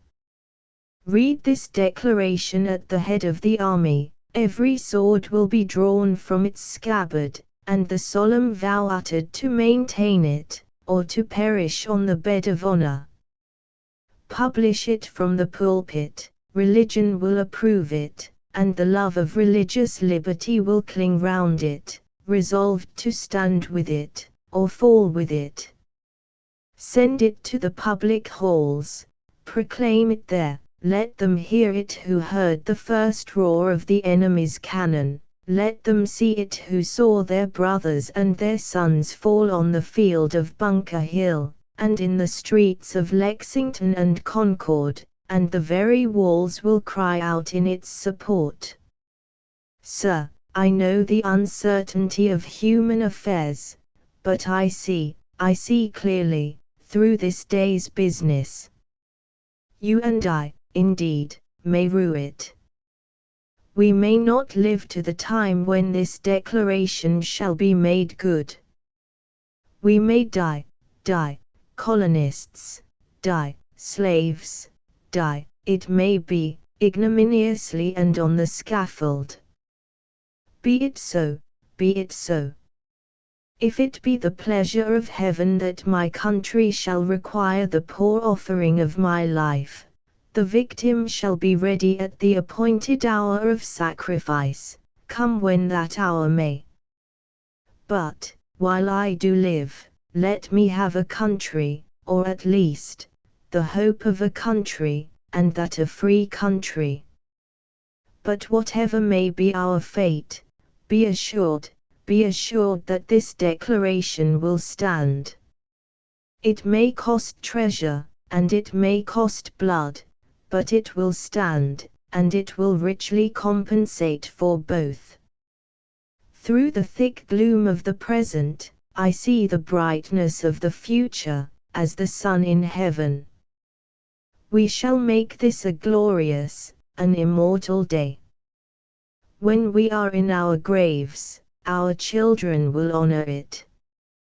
They will celebrate it with thanksgiving, with festivity, with bonfires and illuminations. On its annual return, they will shed tears, copious, gushing tears, not of subjection and slavery, not of agony and distress, but of exultation, of gratitude and of joy. Sir, before God, I believe the hour is come.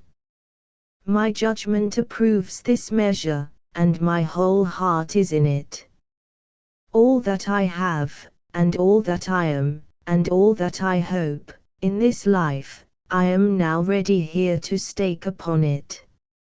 And I leave off as I began, that, live or die, survive or perish, I am for the declaration.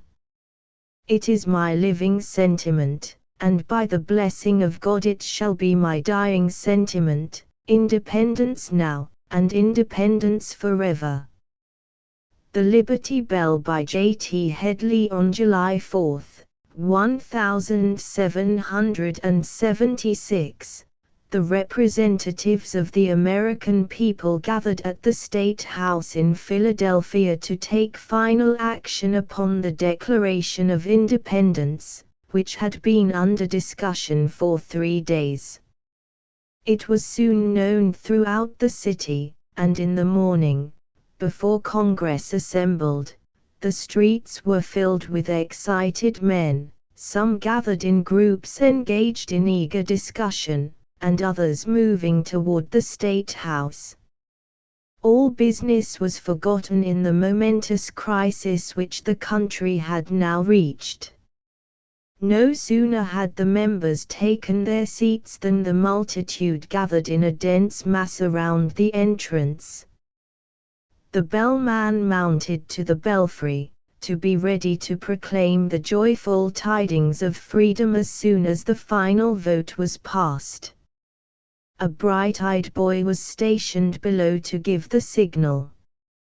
Around the bell, brought from England, had been cast, more than 20 years before, the prophetic motto, "Proclaim liberty throughout all the land, unto all the inhabitants thereof."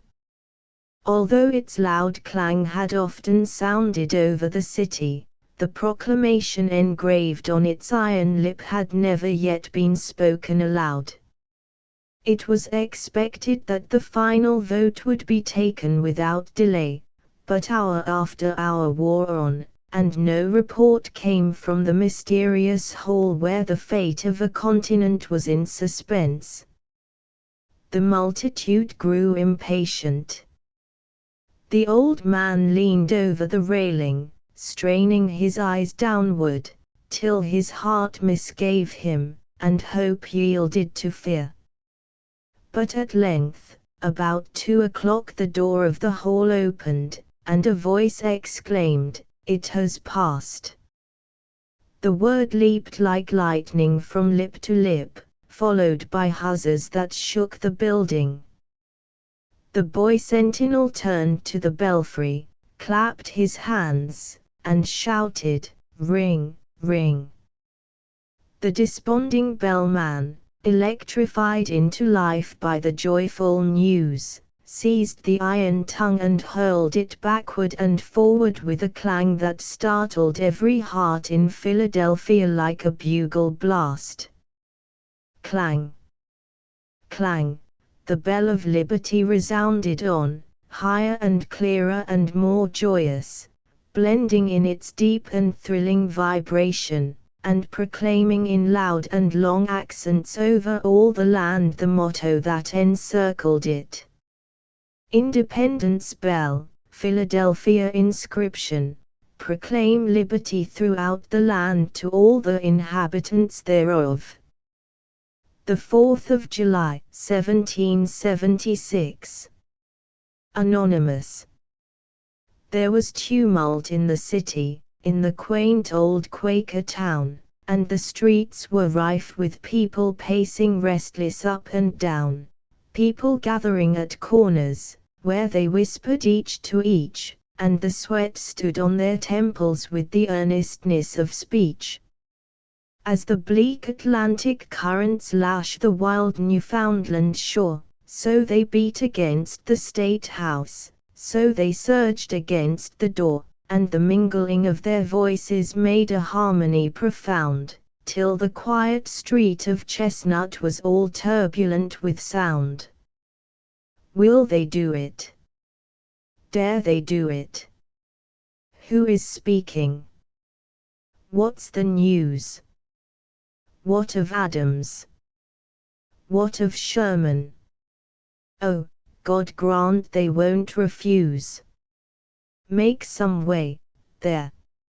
Let me nearer. I am stifling. Stifle, then.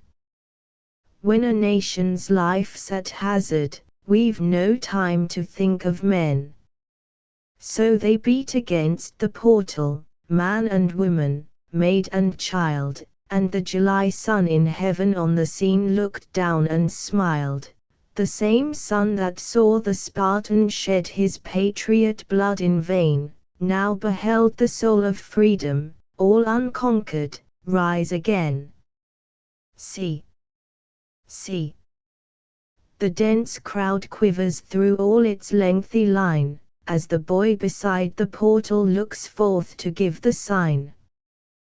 With his little hands uplifted, breezes dallying with his hair, hark! With deep, clear intonation, breaks his young voice on the air. Hushed the people's swelling murmur, list the boy's exultant cry. Ring, he shouts, ring. Grandpa, ring. Oh, ring for liberty. Quickly at the given signal the bellman lifts his hand, forth he sends the good news, making iron music through the land. How they shouted! What rejoicing! How the old bell shook the air, till the clang of freedom ruffled the calmly gliding Delaware. How the bonfires and the torches lighted up the night's repose, and from the flames, like fabled phoenix, our glorious liberty arose. That old State House bell is silent, hushed is now its clamorous tongue, but the spirit it awakened still is living, ever young, and when we greet the smiling sunlight on the 4th of each July, we will ne'er forget the bellman who, betwixt the earth and sky, rung out, loudly, independence, which, please God, shall never die. The Declaration of Independence in Congress, the 4th of July, 1776, the unanimous declaration of the 13 United States of America. When in the course of human events, it becomes necessary for one people to dissolve the political bands which have connected them with another, and to assume, among the powers of the earth, the separate and equal station to which the laws of nature and of nature's God entitle them, a decent respect to the opinions of mankind requires that they should declare the causes which impel them to the separation. We hold these truths to be self-evident, that all men are created equal, that they are endowed by their Creator with certain inalienable rights, that among these are life, liberty and the pursuit of happiness. That to secure these rights, governments are instituted among men, deriving their just powers from the consent of the governed, that, whenever any form of government becomes destructive of these ends, it is the right of the people to alter or to abolish it, and to institute a new government, laying its foundation on such principles and organizing its powers in such form, as to them shall seem most likely to affect their safety and happiness. Prudence, indeed, will dictate that governments long established should not be changed for light and transient causes, and, accordingly, all experience hath shown, that mankind are more disposed to suffer, while evils are sufferable, than to right themselves by abolishing the forms to which they are accustomed. But when a long train of abuses and usurpations, pursuing invariably the same object evinces a design to reduce them under absolute despotism, it is their right, it is their duty to throw off such government, and to provide new guards for their future security. Such has been the patient sufferance of these colonies, and such is now the necessity which constrains them to alter their former systems of government. The history of the present King of Great Britain is a history of repeated injuries and usurpations, all having, in direct object, the establishment of an absolute tyranny over these states. To prove this, let facts be submitted to a candid world. He has refused his assent to laws, the most wholesome and necessary for the public good. He has forbidden his governors to pass laws of immediate and pressing importance, unless suspended in their operation till his assent should be obtained, and when so suspended, he has utterly neglected to attend to them.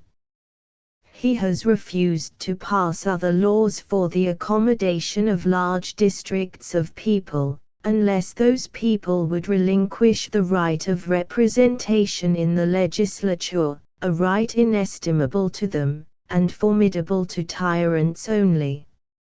He has called together legislative bodies at places unusual, uncomfortable, and distant from the depository of their public records, for the sole purpose of fatiguing them into compliance with his measures. He has dissolved representative houses repeatedly, for opposing with manly firmness his invasions on the rights of the people.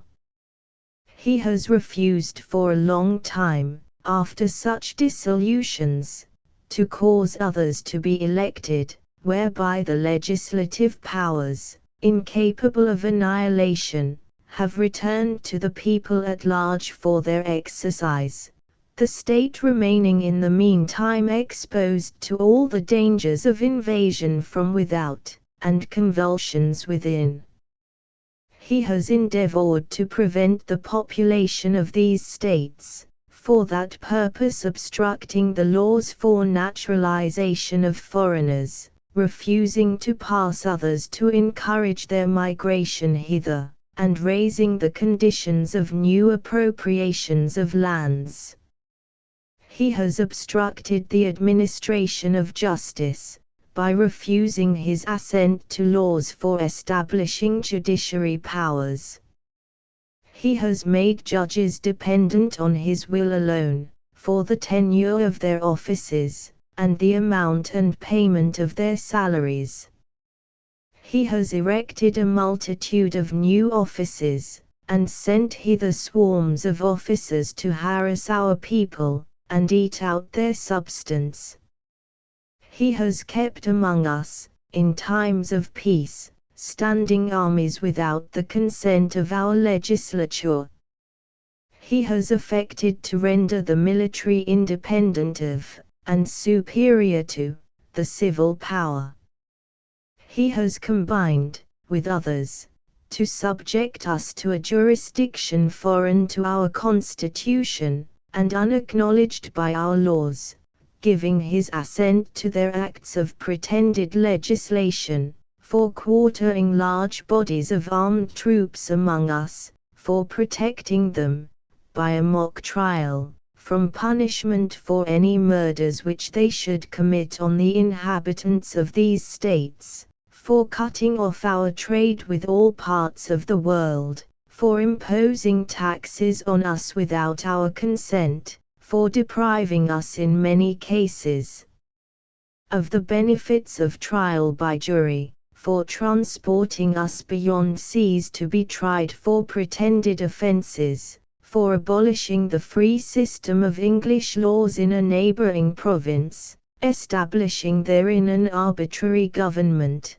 and enlarging its boundaries so as to render it at once an example and fit instrument for introducing the same absolute rule into these colonies, for taking away our charters, abolishing our most valuable laws, and altering, fundamentally, the powers of our governments, for suspending our own legislatures, and declaring themselves invested with power to legislate for us in all cases whatsoever.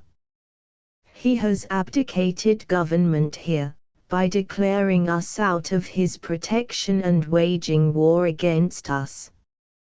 He has plundered our seas, ravaged our coasts, burnt our towns, and destroyed the lives of our people. He is, at this time, transporting large armies of foreign mercenaries to complete the works of death, desolation and tyranny, already begun with circumstances of cruelty and perfidy scarcely paralleled in the most barbarous ages, and totally unworthy the head of a civilized nation. He has constrained our fellow citizens, taken captive on the high seas, to bear arms against their country, to become the executioners of their friends and brethren, or to fall themselves by their hands. He has excited domestic insurrections amongst us, and has endeavored to bring on the inhabitants of our frontiers, the merciless Indian savages, whose known rule of warfare is an undistinguished destruction of all ages, sexes and conditions. In every stage of these oppressions we have petitioned for redress in the most humble terms. Our repeated petitions have been answered only by repeated injury. A prince, whose character is thus marked by every act which may define a tyrant, is unfit to be the ruler of a free people. Nor have we been wanting in attention to our British brethren. We have warned them from time to time of attempts made by their legislature to extend an unwarrantable jurisdiction over us. We have reminded them of the circumstances of our emigration and settlement here. We have appealed to their native justice and magnanimity, and we have conjured them, by the ties of our common kindred, to disavow these usurpations, which would inevitably interrupt our connections and correspondence. They, too, have been deaf to the voice of justice and consanguinity. We must, therefore, acquiesce in the necessity, which denounces our separation, and hold them, as we hold the rest of mankind, enemies in war, in peace, friends. We, therefore, the representatives of the United States of America, in General Congress assembled, appealing to the Supreme Judge of the world for the rectitude of our intentions, do, in the name, and by the authority of the good people of these colonies, solemnly publish and declare, that these united colonies are, and of right ought to be, free and independent states, that they are absolved from all allegiance to the British Crown, and that all political connection between them and the state of Great Britain is, and ought to be, totally dissolved, and that, as free and independent states, they have full power to levy war, conclude peace, contract alliances, establish commerce, and to do all other acts and things which independent states may of right do. And, for the support of this declaration, with a firm reliance on the protection of divine providence, we mutually pledge to each other our lives, our fortunes, and our sacred honor. John Hancock, New Hampshire; Josiah Bartlett, W. M. Whipple, Matthew Thornton. Massachusetts Bay, Samuel. Adams, John Adams, robbed. Treat Payne, Elbridge Gerry. Rhode Island, Steppe. Hopkins, William Ellery. Connecticut, Roger Sherman, Sam L. Huntington, W. M. Williams, Oliver Wolcott. New York, W. M. Floyd, Phil Livingston, Frank Lewis, Lewis Morris. New Jersey, Richd. Stockton, Gno. Witherspoon, Franz. Hopkinson, John Hart, Abra. Clark. Pennsylvania, robbed. Morris, Benjamin Rush, Benj. Franklin, John Morton, Geo. Clemmer, Jazz. Smith, Geo. Taylor, James Wilson, Geo. Ross. Delaware, Caesar Rodney, Geo.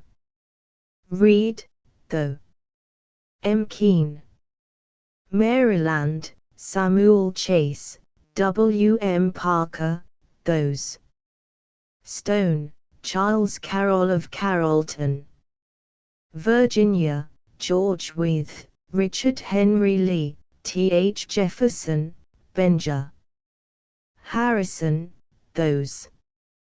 Nelson, Jr., Francis Lightfoot Lee, Carter Braxton. North Carolina, W. M. Hooper, Joseph Hughes, John Penn. South Carolina, Edward Rutledge, those. Hayward, John, Thomas Lynch, John, Arthur Middleton. Georgia, Button Gwinnett, Leman Hall, Geo. Walton.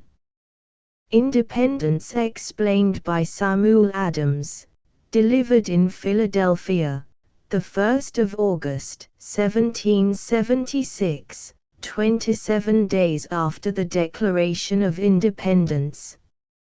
My countrymen, from the day on which an accommodation takes place between England and America on any other terms than as independent states, I shall date the ruin of this country. We are now, to the astonishment of the world, 3 millions of souls united in one common cause. This day we are called on to give a glorious example of which the wisest and best of men were rejoiced to view only in speculation.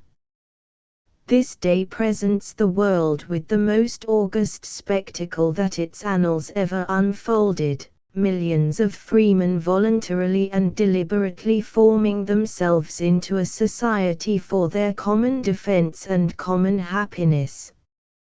Immortal spirits of Hampden, Locke, and Sidney!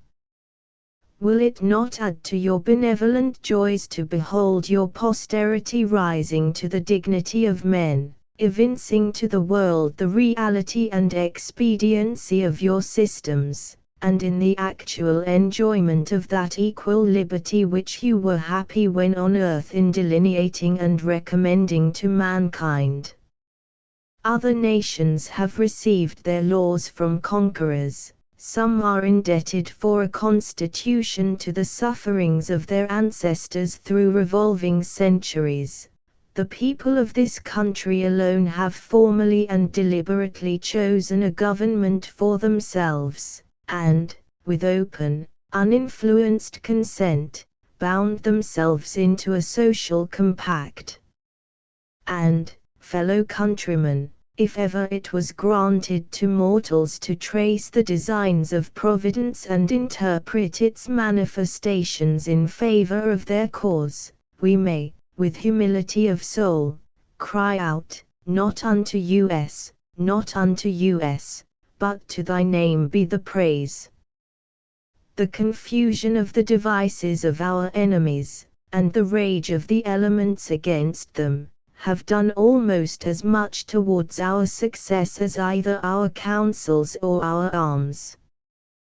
The time at which this attempt in our liberties was made, when we were ripened into maturity, had acquired a knowledge of war, and were free from the incursions of intestine enemies, the gradual advances of our oppressors, enabling us to prepare for our defense, the unusual fertility of our lands, the clemency of the seasons, the success which at first attended our feeble arms, producing unanimity among our friends and compelling our internal foes to acquiescence, these are all strong and palpable marks and assurances that Providence is yet gracious unto Zion, that it will turn away the captivity of Jacob.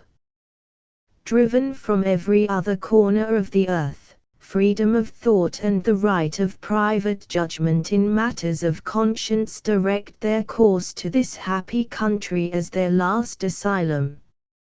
Let us cherish the noble guests. Let us shelter them under the wings of universal toleration. Be this the seat of unbounded religious freedom. She will bring with her in her train, industry, wisdom, and commerce. Our union is now complete. You have in the first armies sufficient to repel the whole force of your enemies. The hearts of your soldiers beat high with the spirit of freedom. Go on, then, in your generous enterprise, with gratitude to heaven for past success, and confidence of it in the future. For my own part, I ask no greater blessing than to share with you the common danger and the common glory. If I have a wish dearer to my soul than that my ashes may be mingled with those of a Warren and a Montgomery, it is, that these American states may never cease to be free and independent. The dignity of our nation's founders by William M. Evarts. The Declaration of Independence was, when it occurred, a capital transaction in human affairs. As such it has kept its place in history, as such it will maintain itself while human interest in human institutions shall endure. The scene and the actors, for their profound impression on the world, at the time and ever since, have owed nothing to dramatic effects, nothing to epical exaggerations. To the eye there was nothing wonderful or vast or splendid or pathetic in the movement or the display. Imagination or art can give no sensible grace or decoration to the persons, the place, or the performance which made up the business of that day.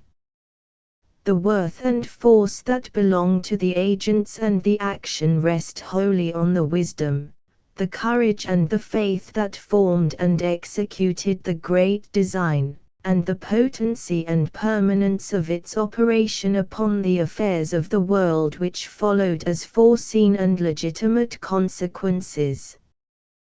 The dignity of the act is the deliberate, circumspect, open and serene performance by these men, in the clear light of day and by a concurrent purpose, of a civic duty which embraced the greatest hazards to themselves and to all the people from whom they held this disputed discretion, but which to their sober judgments promised benefits to that people and to their posterity, exceeding these hazards and commensurate with its own fitness. The question of their conduct is to be measured by the actual weight and pressure of the manifold considerations which surrounded the subject before them and by the abundant evidence that they comprehended their vastness and variety. By a voluntary and responsible choice they willed to do what was done and what without their will would not have been done. Thus estimated, the illustrious act covers all who participated in it with its own renown and makes them forever conspicuous among men, as it is forever famous among events. And thus the signers of our Declaration of Independence wrote their names where all nations should behold them and all time should not efface them. It was in the course of human events entrusted to them to determine whether the fullness of time had come when a nation should be born in a day. They declared the independence of a new nation in the sense in which men declare emancipation or declare war. The declaration created what was declared. Famous always among men are the founders of states, and fortunate above all others in such fame are these, our fathers, whose combined wisdom and courage began the great structure of our national existence and laid sure the foundations of liberty and justice on which it rests. Fortunate first in the clearness of their title and in the world's acceptance of their rightful claim. Fortunate next in the enduring magnitude of the state they founded and the beneficence of its protection of the vast interests of human life and happiness which have here had their home. Fortunate again in the admiring imitations of their work which the institutions of the most powerful and most advanced nations more and more exhibit. Fortunate last of all in the full demonstration of our later time that their work is adequate to withstand the most disastrous storms of human fortunes and survive unwrecked, unshaken and unharmed. The character of the Declaration of Independence by George Bancroft, this immortal state paper, which for its composer was the aurora of enduring fame, was the genuine effusion of the soul of the country at that time, the revelation of its mind, when, in its youth, its enthusiasm, its sublime confronting of danger, it rose to the highest creative powers of which man is capable. The Bill of Rights which it promulgates is of rights that are older than human institutions, and spring from the eternal justice that is anterior to the state. Two political theories divided the world. One founded the Commonwealth on the reason of state, the policy of expediency, the other on the immutable principles of morals.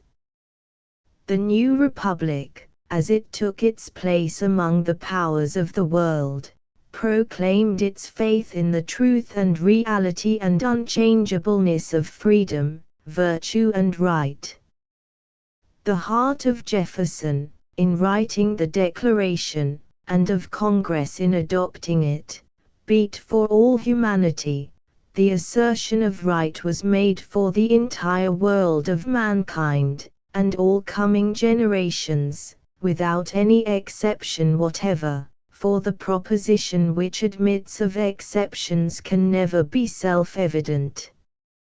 As it was put forth in the name of the ascendant people of that time, it was sure to make the circuit of the world, passing everywhere through the despotic countries of Europe, and the astonished nations, as they read that all men are created equal, started out of their lethargy, like those who have been exiles from childhood, when they suddenly hear the dimly remembered accents of their mother tongue. The Declaration of Independence by Henry T. Randall to the Patriots. The Declaration gave strength and courage. It gave them a definite purpose, and a name and object commensurate with the cost. When it was formally read by the magistracy from the halls of justice and in the public marts by the officers of the army at the head of their divisions, by the clergy from their pulpits, its grandeur impressed the popular imagination. The American people pronounced it a fit instrument, clothed in fitting words. The public enthusiasm burst forth, sometimes in gay and festive, and sometimes in solemn and religious, observances, as the Cavalier or Puritan taste predominated. In the southern and middle cities and villages, the riotous populace tore down the images of monarchs and colonial governors and dragged them with ropes round their necks through the streets. Cannon thundered, bonfires blazed, the opulent feasted, drank toasts, and joined in hilarious celebrations. In New England, the grimmer joy manifested itself in prayers and sermons, and in religious rites. The Declaration of Independence by John Quincy Adams. The Declaration of Independence. The interest which in that paper has survived the occasion upon which it was issued, the interest which is of every age and every clime, the interest which quickens with the lapse of years, spreads as it grows old, and brightens as it recedes, is in the principles which it proclaims. It was the first solemn declaration, by a nation, of the only legitimate foundation of civil government. It was the cornerstone of a new fabric, destined to cover the surface of the globe. It demolished at a stroke the lawfulness of all governments founded upon conquest. It swept away all the rubbish of accumulated centuries of servitude.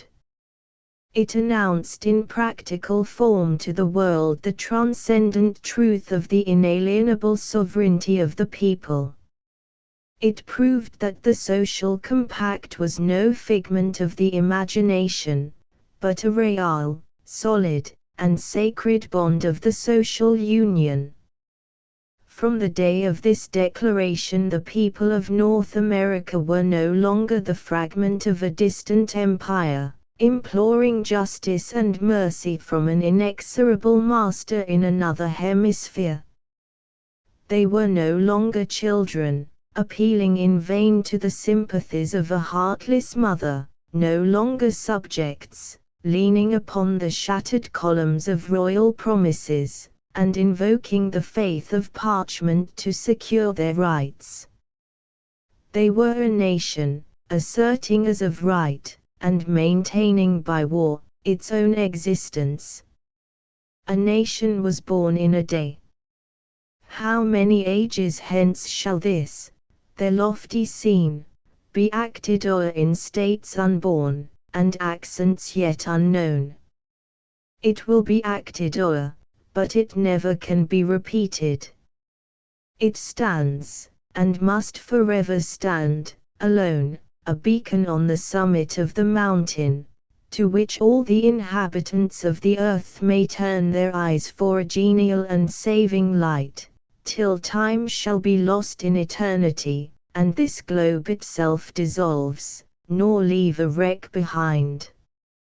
It stands forever, a light of admonition to the rulers of men, a light of salvation and redemption to the oppressed. So long as this planet shall be inhabited by human beings, so long as man shall be of social nature, so long as government shall be necessary to the great moral purposes of society, so long as it shall be abused to the purposes of oppression, so long shall this declaration hold out to the sovereign and to the subject the extent and boundaries of their respective rights and duties, founded in the laws of nature and of nature's God. The Declaration of Independence, 7, by Tudor Jenks. What is the most dramatic incident in American history and why? The emphatic and determining word in this question is the adverb most. To answer conclusively, the method must be comparative. It is not enough to stir the emotions of patriotism, to excite the imagination of the poetic soul, to depict with skill bygone scenes so that they live again.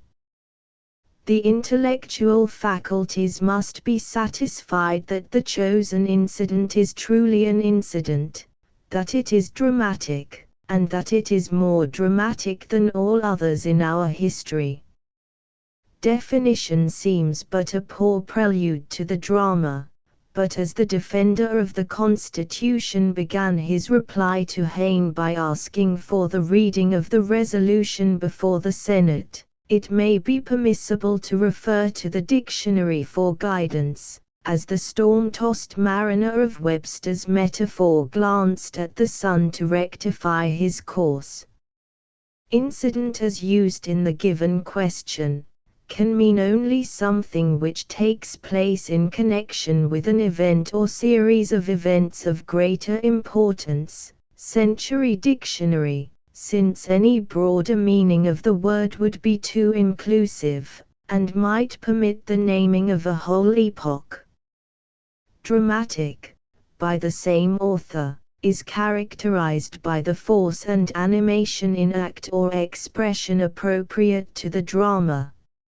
Force and animation may of course be psychical or physical, but if psychical they must find expression in some form appreciable by the senses, else they are not dramatic. Bearing these guiding principles in mind, let us see in what moment of American history we shall find that incident so connected with greater events, and so expressed as to be the most dramatic, that incident toward which all preceding events led, and from which subsequent events have sprung. Let us then select as expressing that incident the most forceful and animated action that would be appropriate to dramatic representation. The periods of American history are the traditionary, that of discovery and exploration, that of colonization. These three are preparatory, and American only in a geographical sense. Then come the period of revolution, that of nationality and rebellion, and finally the present, which may be called the period of expansion, since it marks for good or for evil the birth of the nation as a world power. These periods group naturally into two great classes: I. America as an appanage of Europe, II. America as independent. The transition from one existence to the other took place in an instant of time. Before the Declaration of Independence our nation did not exist. Once that document was ratified, the United States was created a nation. Here, then, is the dividing of the ways, here the act of divine creation of which our forefathers were but the human instruments. This is the one universally celebrated and commemorated moment in our history, the birth of a new nation conceived in liberty, and dedicated to the proposition that all men are created equal. The Great Civil War was but the test whether that nation could endure, so said Lincoln, whom we are learning to know as our greatest statesman. All our subsequent history is but the voyage of the ship of state by the chart then drafted. Toward the Declaration converge all previous lines of historical development. From the Declaration diverge all the lines along which patriotic statesmanship must hereafter guide the national future. Deviations from these converging and diverging paths have been but blind trails to be painfully retraced. Here, then, let us repeat, is the focus of our national life. In what act, in what incident shall we find this moment of time expressed most dramatically? The streets of Philadelphia were thronged with citizens awaiting news of the action of Congress. Within the old State House were the councilors of the colonies, the group of contemporaries whom Gladstone declared unequaled in the history of the world. One by one the names of the representatives were signed to that document which was to commit them to death as rebels or to immortality as patriots. As the last name was affixed, a little boy ran from the doorway out into the street, and, tossing his arms above his head, gave forth the tidings of a nation's birth in the words, "Ring! Ring! Ring," and then the Liberty Bell echoed the gospel, as foreordained in its inscription, "Proclaim liberty to the land, to all the inhabitants thereof." That is the most dramatic incident in American history. Whether we view its inception or its outcome, it stands unrivaled. We shall forever celebrate it with thanksgiving so long as the nation endures. This incident responds to every test. It is the action of a single person actuated by intense emotion. He, a child, was a type of the fact he expressed. Through his puny action began the independent life of a nation to whose future none dares prescribe limits. Discovery and colonization were inevitable, and are common to all lands. Civil wars are expressions rather than causes of great crises. Civil and commercial progress are inevitable. But the Declaration of Independence was an act of conscious choice. No other incident in our history was so momentous, none so dramatic and comprehensive of past and future.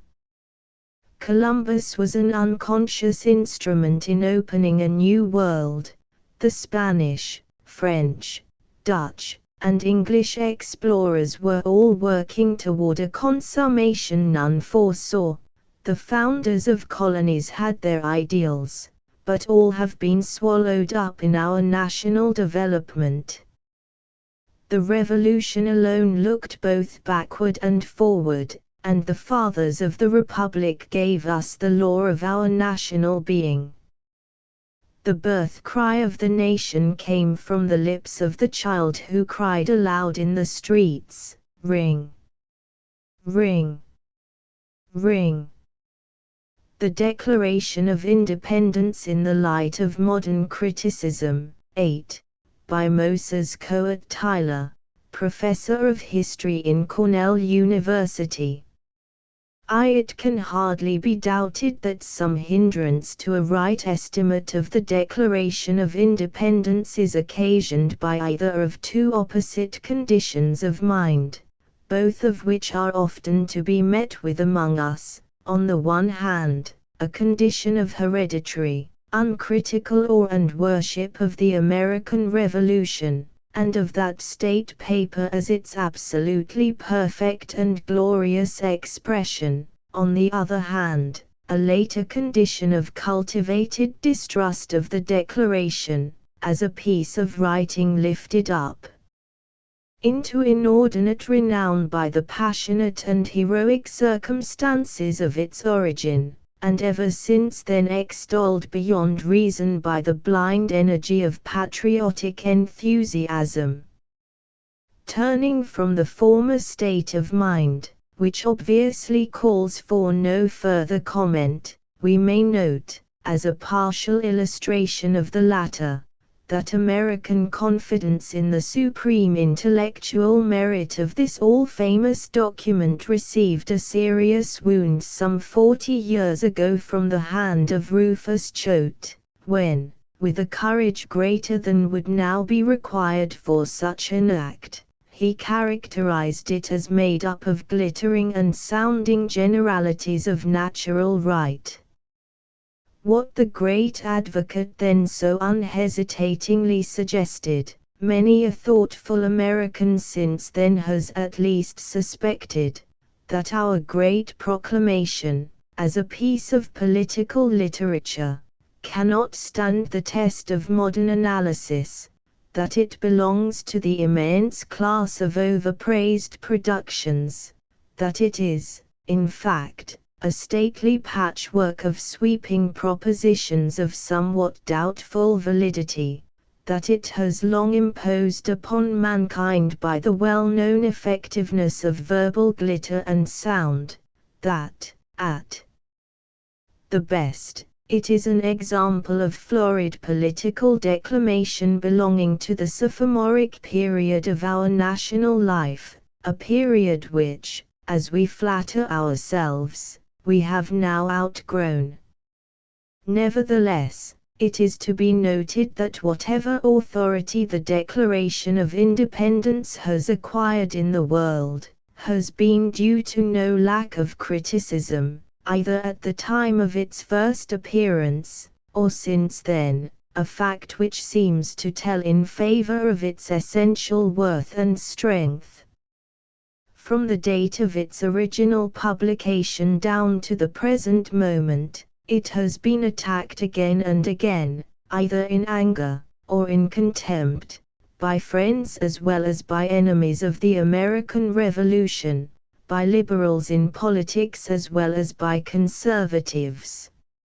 It has been censured for its substance, it has been censured for its form, for its misstatements of fact, for its fallacies in reasoning, for its audacious novelties and paradoxes, for its total lack of all novelty, for its repetition of old and threadbare statements, even for its downright plagiarisms, finally, for its grandiose and vaporing style.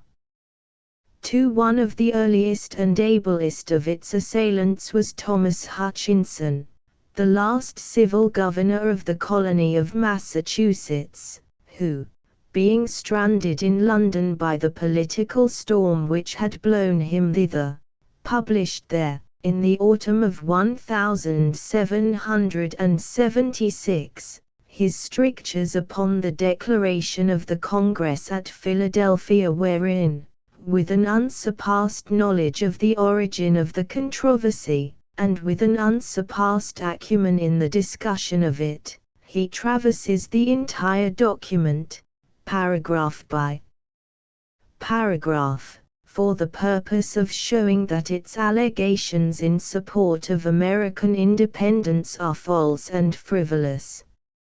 A better written, and, upon the whole, a more plausible and a more powerful arraignment of the great declaration was the celebrated pamphlet by Sir John Dalrymple, The Rights of Great Britain Asserted Against the Claims of America, being an answer to the declaration of the General Congress, a pamphlet scattered broadcast over the world at such a rate that at least 8 editions of it were published during the last 3 or 4 months of the year, 1776. Here, again, the manifesto of Congress is subjected to a searching examination, in order to prove that the facts are either willfully or ignorantly misrepresented, and the arguments deduced from premises that have no foundation in truth. It is doubtful if any disinterested student of history, any competent judge of reasoning, will now deny to this pamphlet the praise of making out a very strong case against the historical accuracy and the logical soundness of many parts of the Declaration of Independence. Undoubtedly, the force of such censures is for us much broken by the fact that they proceeded from men who were themselves partisans in the revolutionary controversy, and bitterly hostile to the whole movement which the Declaration was intended to justify. Such is not the case, however, with the leading modern English critics of the same document, who, while blaming in severe terms the policy of the British government toward the 13 colonies, have also found much to abate from the confidence due to this official announcement of the reasons for our secession from the Empire.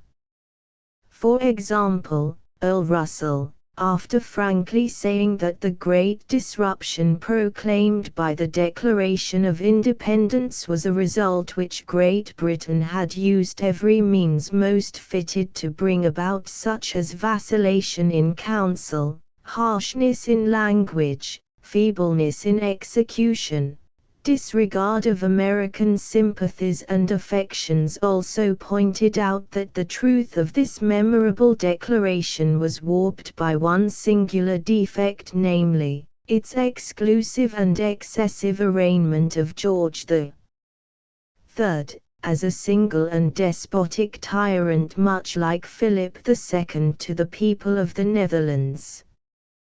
This temperate criticism from an able and a liberal English statesman of the present century may be said to touch the very core of the problem as to the historic justice of our great indictment of the last King of America, and there is deep significance in the fact that this is the very criticism upon the document, which, as John Adams tells us, he himself had in mind when it was first submitted to him in committee, and even when, shortly afterward, he advocated its adoption by Congress.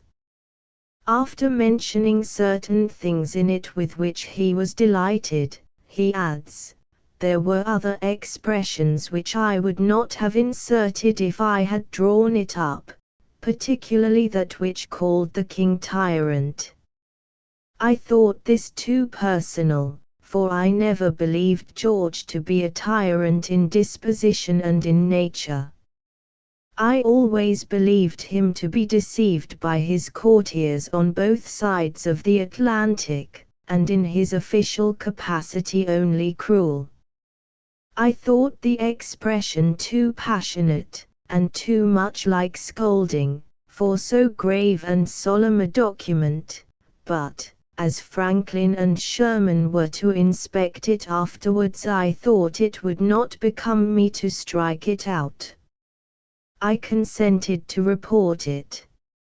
A more minute and a more poignant criticism of the Declaration of Independence has been made in recent years by still another English writer of liberal tendencies, who, however, in his capacity as critic, seems here to labor under the disadvantage of having transferred to the document which he undertakes to judge much of the extreme dislike which he has for the man who wrote it, whom, indeed, he regards as a sophist, as a demagogue, as quite capable of inveracity in speech, and as bearing some resemblance to Robespierre in his feline nature, his malignant egotism, and his intense suspiciousness, as well as in his bloody-minded, yet possibly sincere, philanthropy.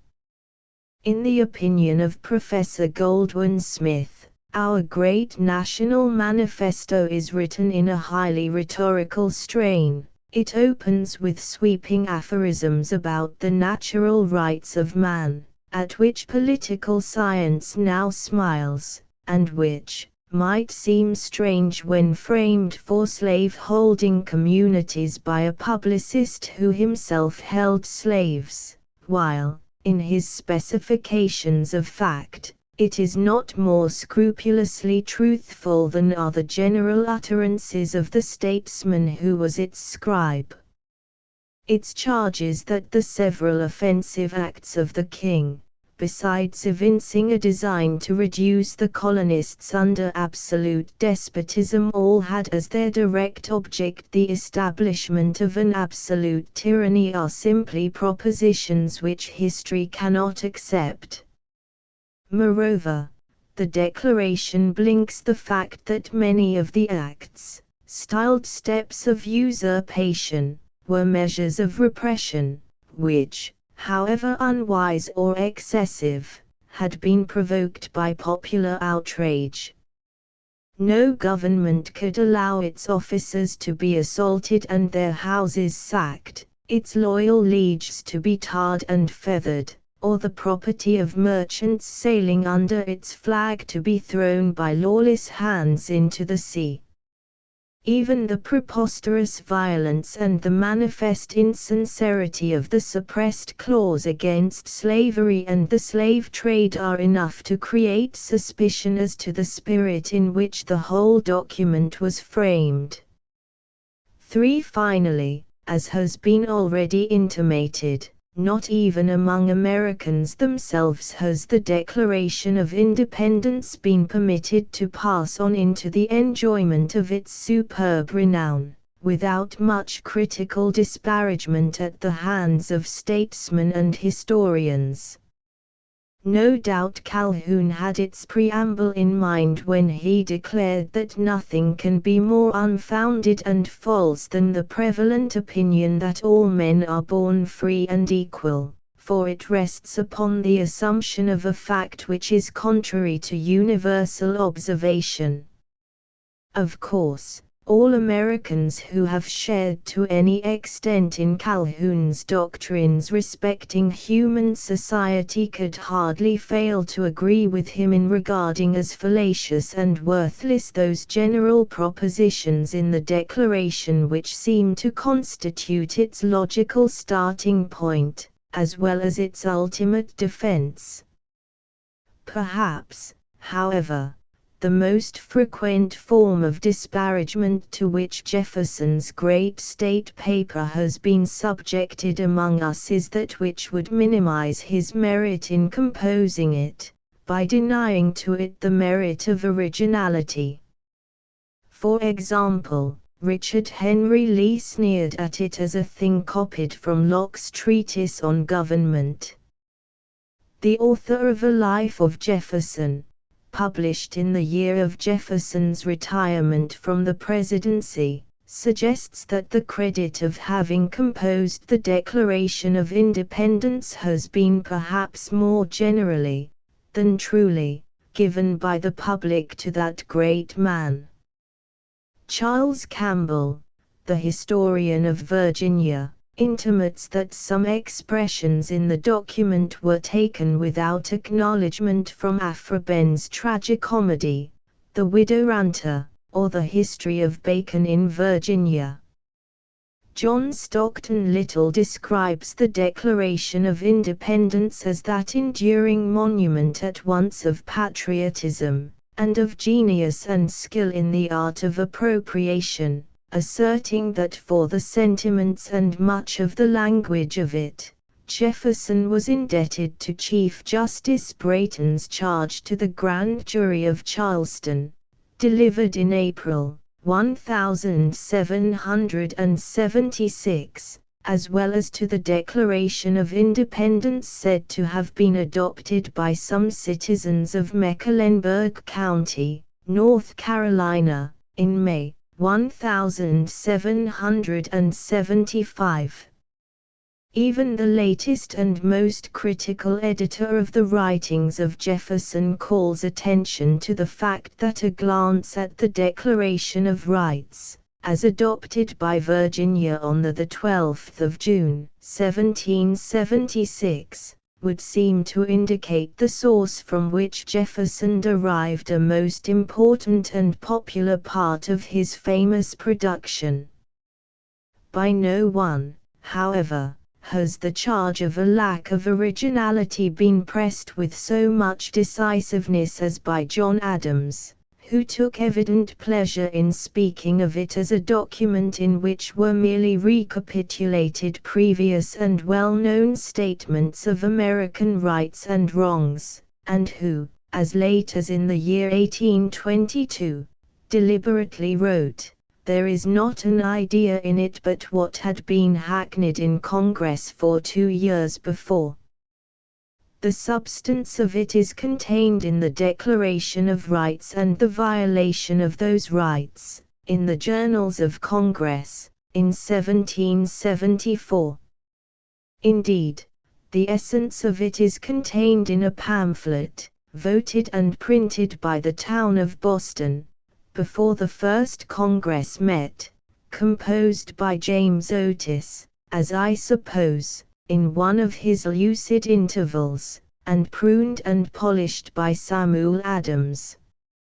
For perhaps nowhere in our literature would it be possible to find a criticism brought forward by a really able man against any piece of writing less applicable to the case, and of less force and value, than is this particular criticism by John Adams and others, as to the lack of originality in the Declaration of Independence.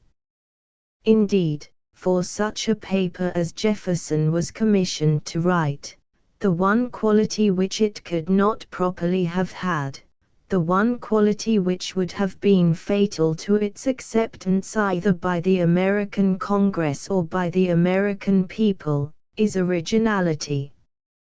They were then at the culmination of a tremendous controversy over alleged grievances of the most serious kind, a controversy that had been steadily raging for at least 12 years. In the course of that long dispute, every phase of it, whether as to abstract right or constitutional privilege or personal procedure, had been presented in almost every conceivable form of speech. At last, they had resolved, in view of all this experience, no longer to prosecute the controversy as members of the Empire. They had resolved to revolt, and, casting off forever their ancient fealty to the British Crown, to separate from the Empire, and to establish themselves as a new nation among the nations of the earth. In this emergency, as it happened, Jefferson was called upon to put into form a suitable statement of the chief considerations which prompted them to this great act of revolution, and which, as they believed, justified it. What, then, was Jefferson to do?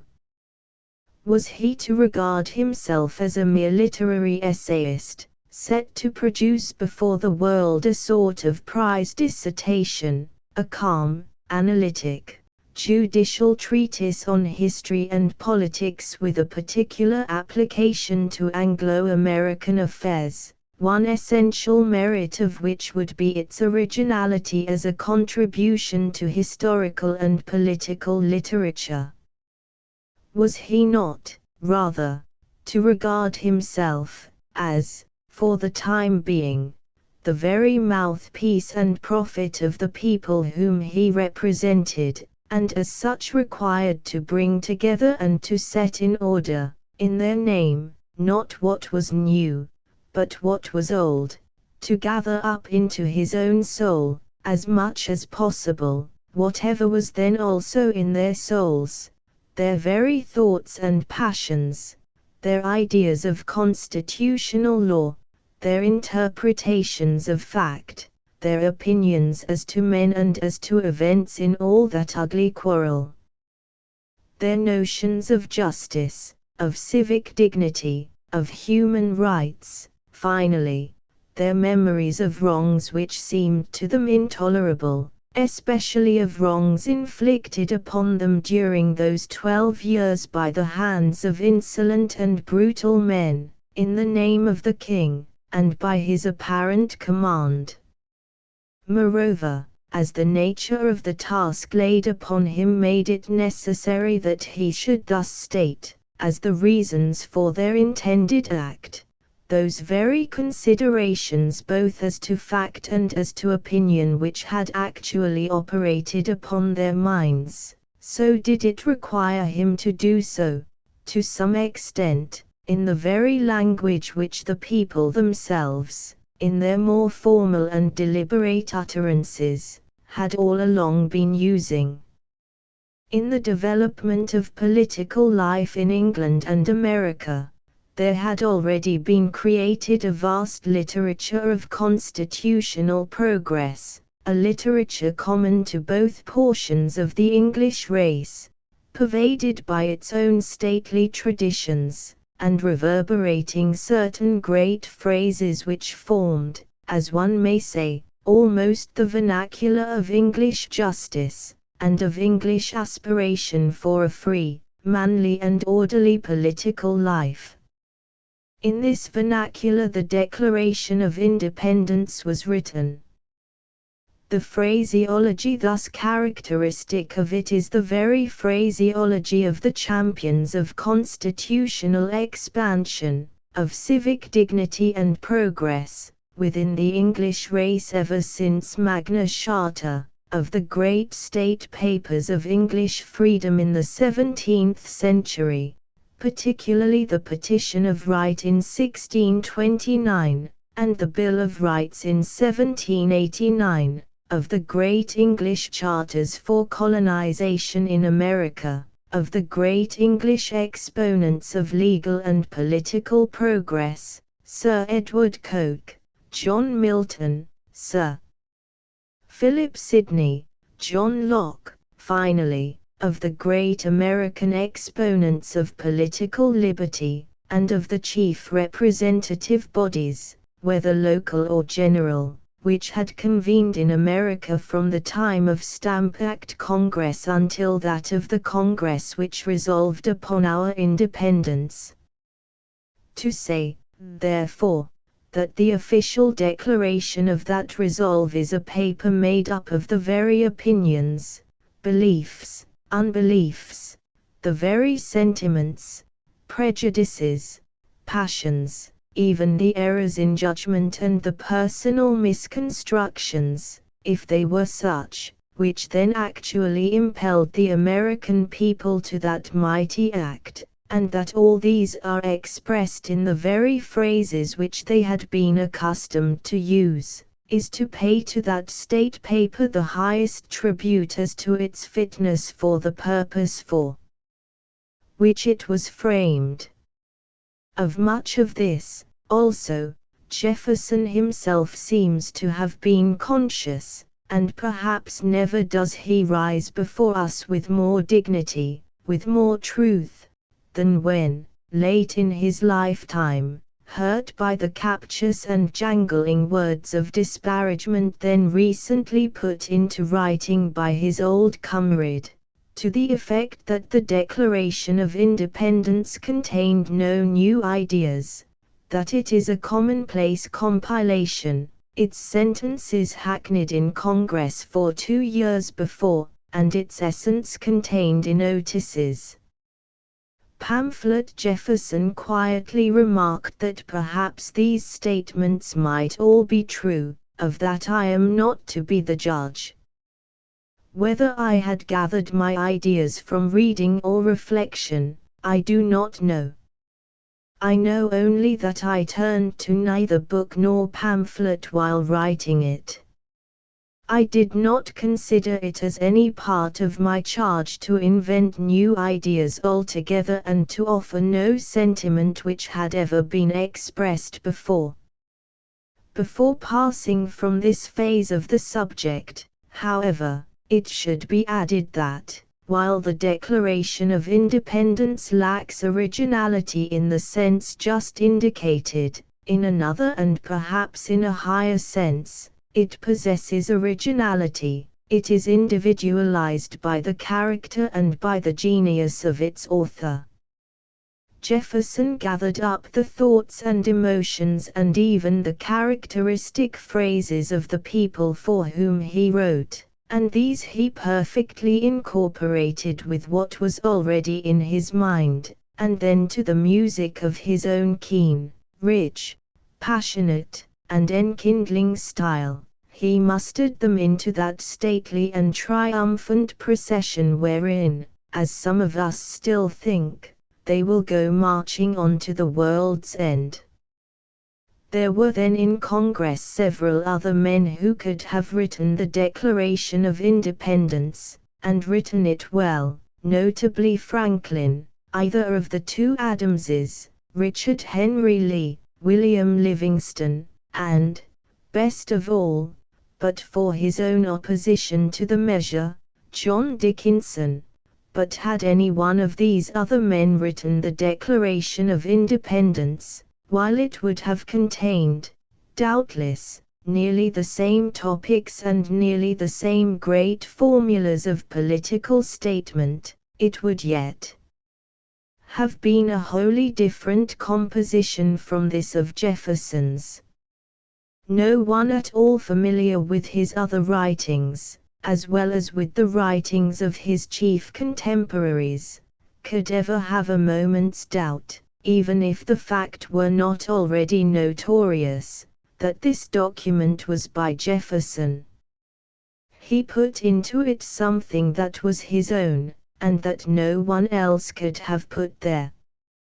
He put himself into it, his own genius, his own moral force, his faith in God, his faith in ideas, his love of innovation, his passion for progress, his invincible enthusiasm, his intolerance of prescription, of injustice, of cruelty, his sympathy, his clarity of vision, his affluence of diction, his power to fling out great phrases which will long fire and cheer the souls of men struggling against political unrighteousness.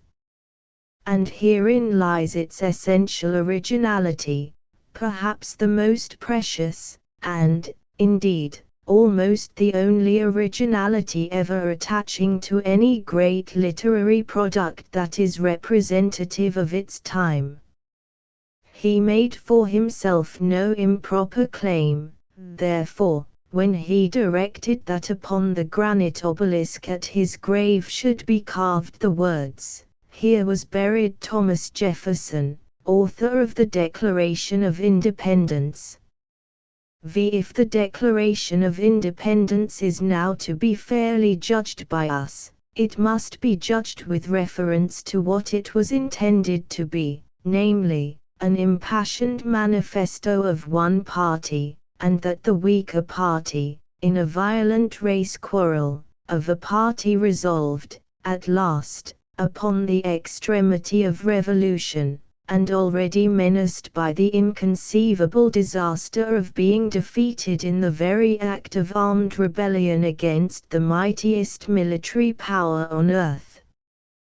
This manifesto, then, is not to be censured because, being avowedly a statement of his own side of the quarrel, it does not also contain a moderate and judicial statement of the opposite side, or because, being necessarily partisan in method, it is likewise both partisan and vehement in tone, or because it bristles with accusations against the enemy so fierce and so unqualified as now to seem in some respects overdrawn, or because it resounds with certain great aphorisms about the natural rights of man, at which, indeed, political science cannot now smile, except to its own discomfiture and shame. Aphorisms which are likely to abide in this world as the chief source and inspiration of heroic enterprises among men for self-deliverance from oppression. Taking into account, therefore, as we are bound to do, the circumstances of its origin, and especially its purpose as a solemn and piercing appeal to mankind on behalf of a small and weak nation against the alleged injustice and cruelty of a great and powerful one, it still remains our duty to inquire whether, as has been asserted in our time, history must set aside either of the two central charges embodied in the Declaration of Independence. The first of these charges affirms that the several acts complained of by the colonists evinced a design to reduce them under absolute despotism and had as their direct object the establishment of an absolute tyranny over the American people. Was this, indeed, a groundless charge, in the sense intended by the words despotism and tyranny, that is, in the sense commonly given to those words in the usage of the English-speaking race? According to that usage, it was not an Oriental despotism that was meant, nor a Greek tyranny, nor a Roman, nor a Spanish. The sort of despot, the sort of tyrant, whom the English people, ever since the time of King John and especially during the period of the Stuarts, had been accustomed to look for and to guard against, was the sort of tyrant or despot that could be evolved out of the conditions of English political life. Furthermore, he was not by them expected to appear among them at the outset in the fully developed shape of a Philip or an Alva in the Netherlands.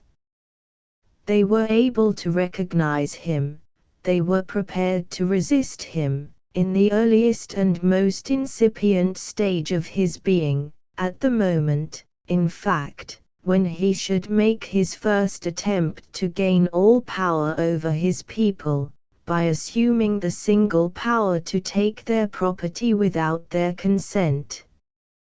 Hence it was, as Edmund Burke pointed out in the House of Commons only a few weeks before the American Revolution entered upon its military phase, that the great contests for freedom were from the earliest times chiefly upon the question of taxing.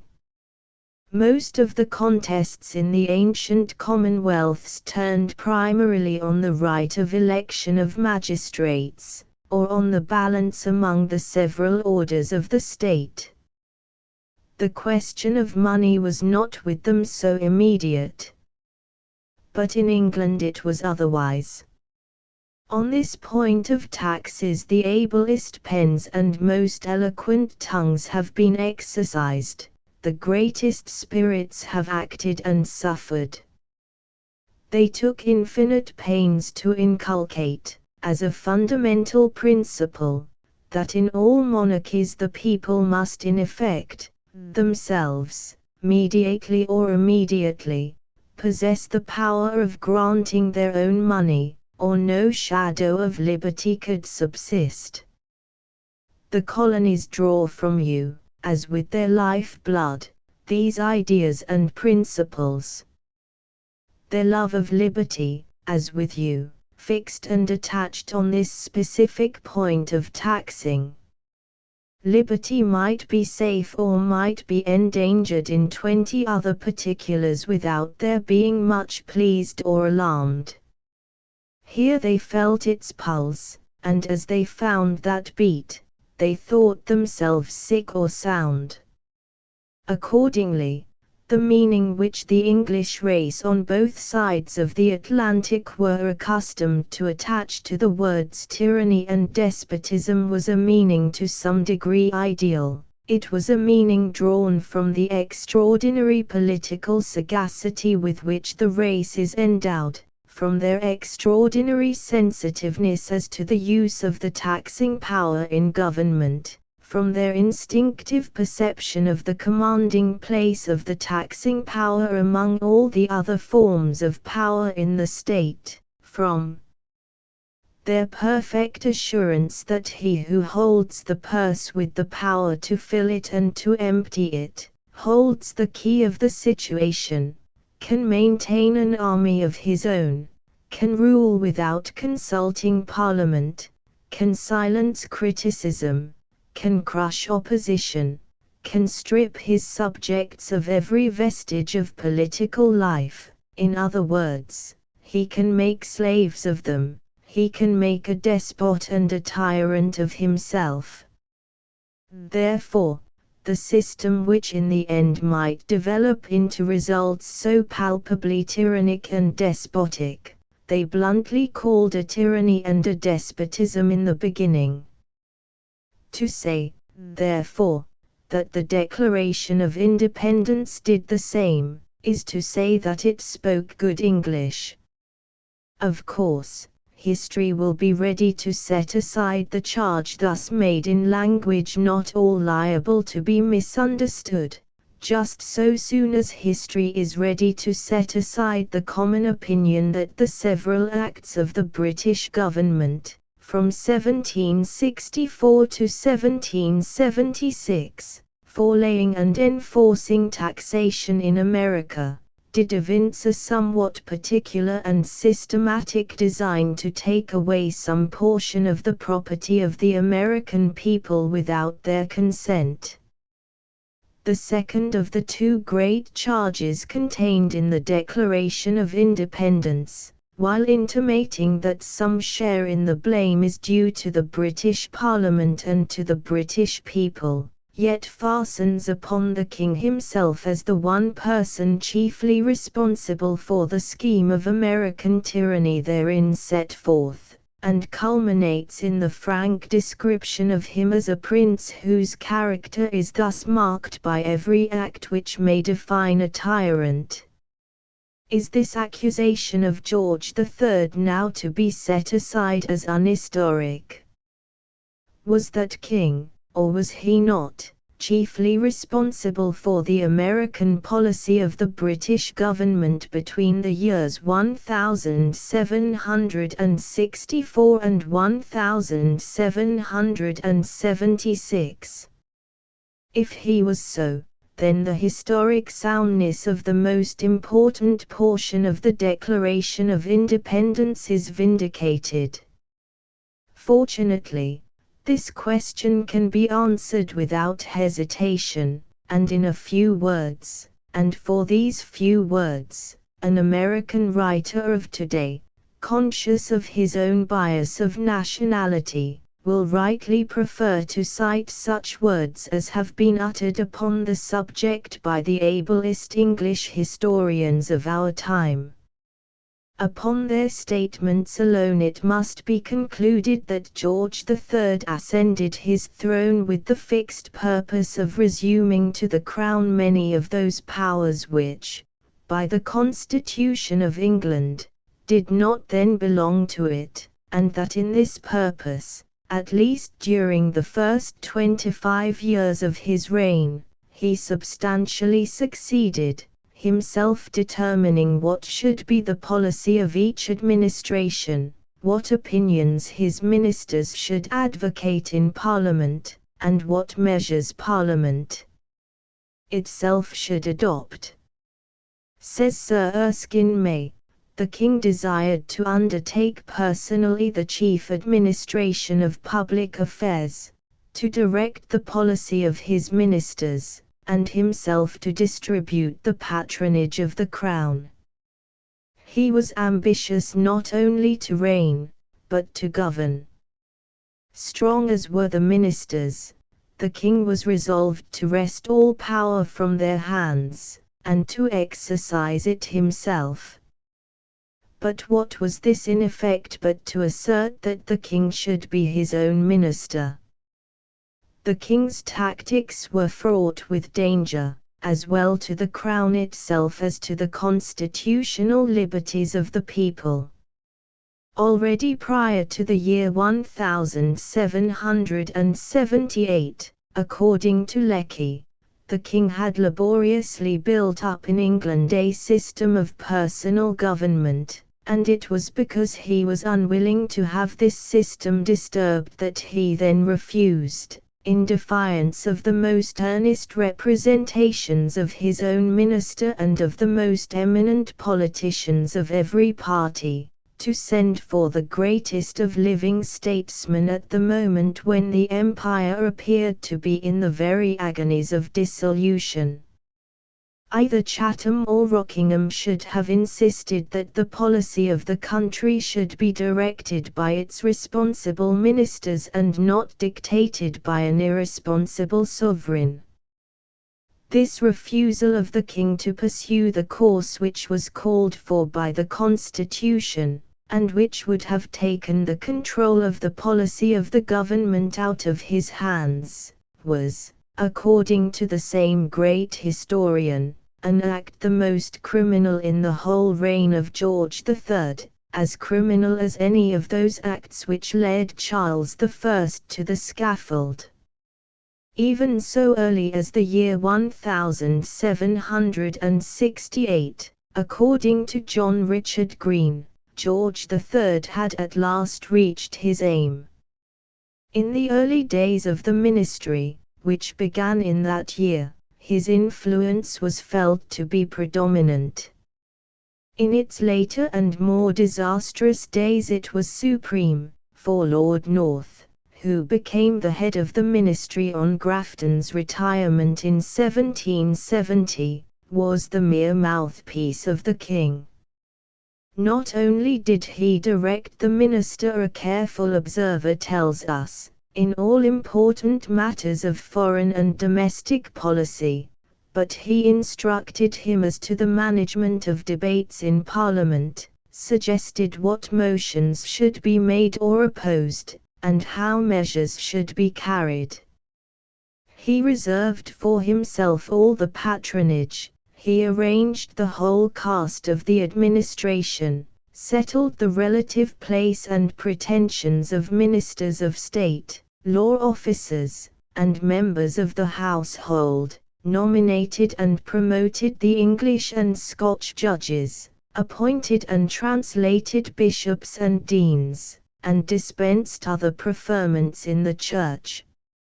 He disposed of military governments, regiments, and commissions, and himself ordered the marching of troops. He gave and refused titles, honors, and pensions. All this immense patronage was steadily used for the creation of a party in both Houses of Parliament attached to the king himself. George was, in fact, sole minister during the 15 years which followed, and the shame of the darkest hour of English history lies wholly at his door.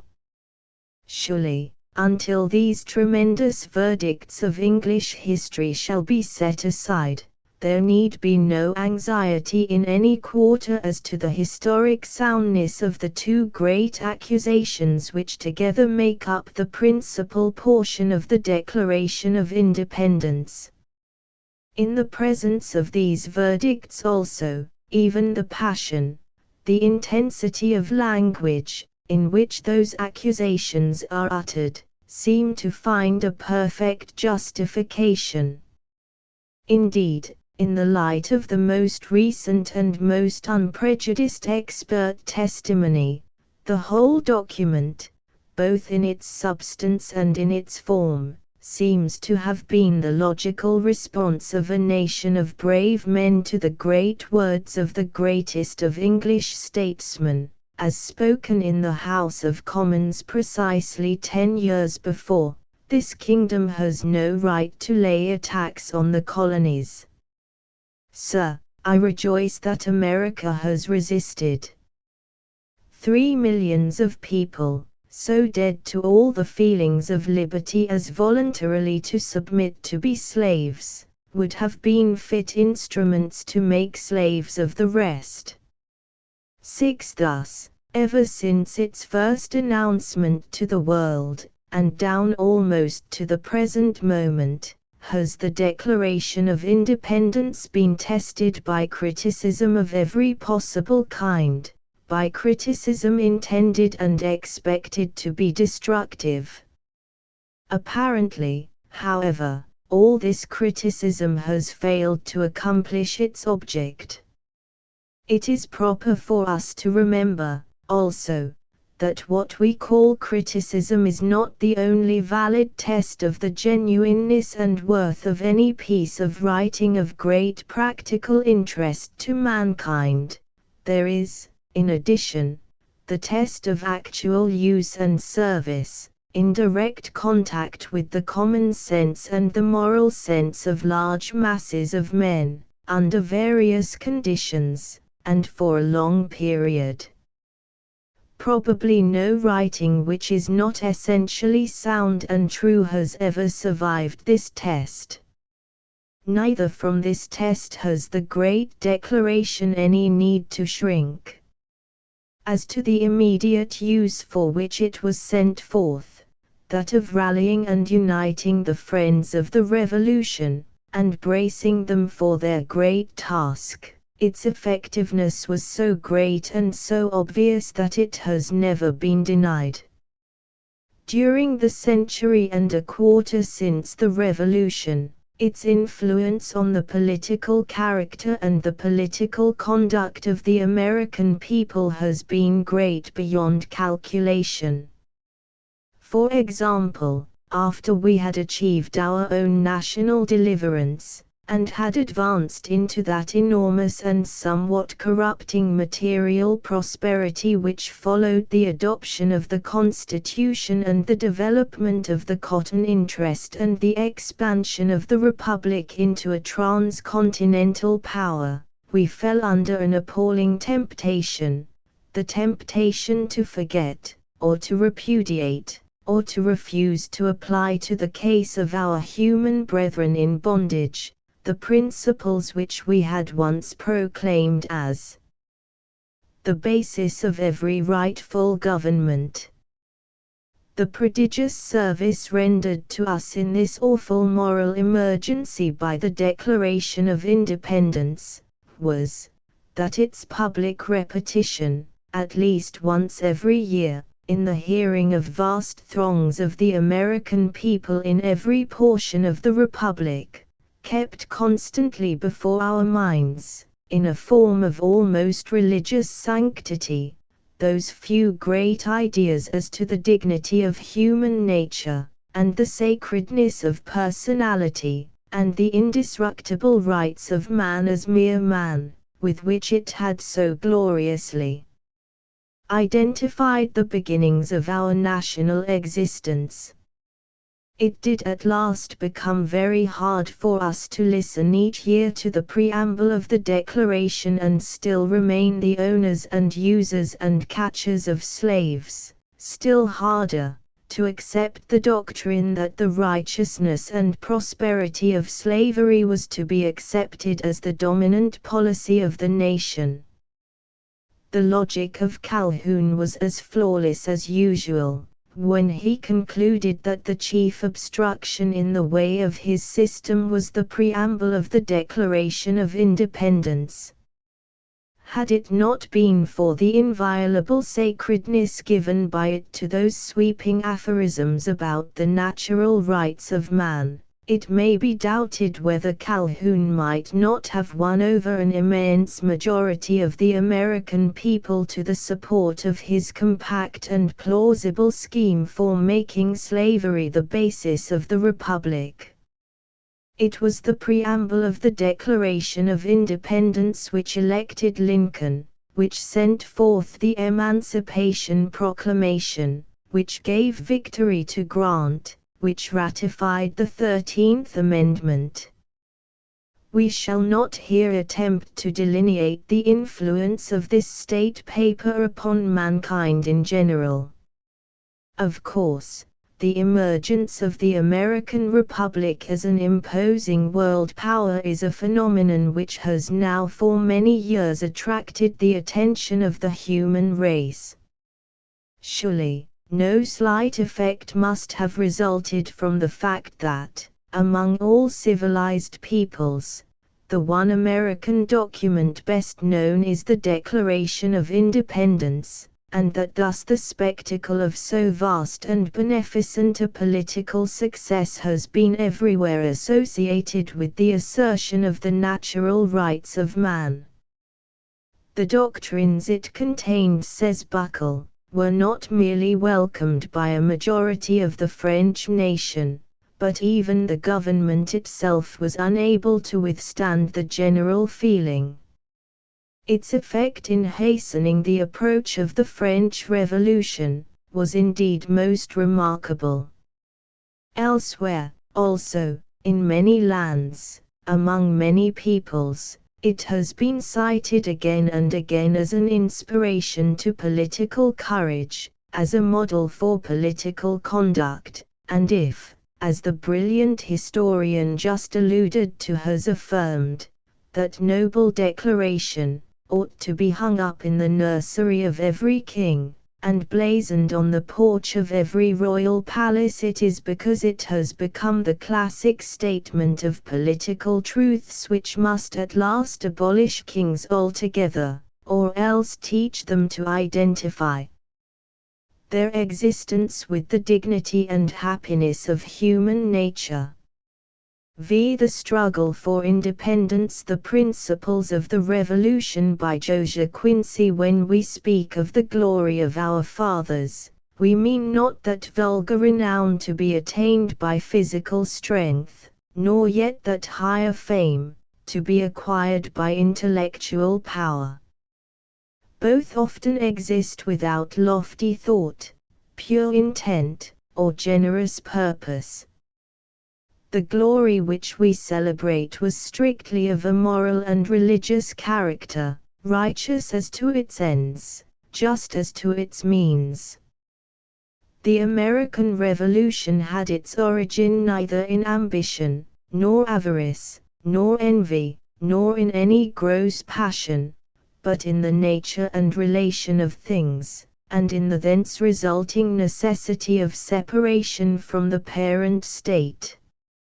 Its progress was limited by that necessity. Our fathers displayed great strength and great moderation of purpose. In difficult times they conducted it with wisdom, in doubtful times, with firmness, in perilous times, with courage, under oppressive trials, erect, amidst temptations, unseduced, in the dark hour of danger, fearless, in the bright hour of prosperity, faithful. It was not the instant feeling and pressure of despotism that roused them to resist, but the principle on which that arm was extended. They could have paid the impositions of the British government, had they been increased 1,000-fold, but payment acknowledged right, and they spurned the consequences of that acknowledgment. But, above all, they realized that those burdens, though light in themselves, would to coming ages, to us, their posterity, be heavy, and probably insupportable.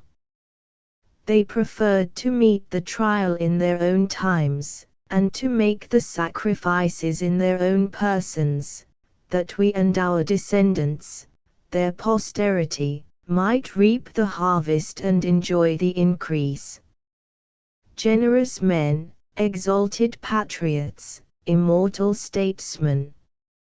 For this deep moral and social affection, for this elevated self-devotion, this bold daring, the multiplying millions of your posterity, as they spread backward to the lakes, and from the lakes to the mountains, and from the mountains to the western waters, shall annually, in all future time, come up to the temples of the Most High, with song and anthem, and thanksgiving, with cheerful symphonies and hallelujahs, to repeat your names, to look steadfastly on the brightness of your glory, to trace its spreading rays to the points from which they emanate, and to seek in your character and conduct a practical illustration of public duty in every occurring social exigency. The Song of the Cannon by Sam Walter Foss. When the diplomats cease from their capers, their red tape requests and replies, their shuttlecock battle of papers, their saccharine parley of lies, when the plenipotentiary wrangle is tied in a chaos of knots, and becomes an unwindable tangle of verbals unmarried to thoughts, when they've anguished and argued profoundly, asserted, assumed, and averred, then I end up the dialogue roundly with my monosyllabical word. Not mine in a speech academic, no lexicon lingo is mine, and in politic parley, polemic, I was never created to shine.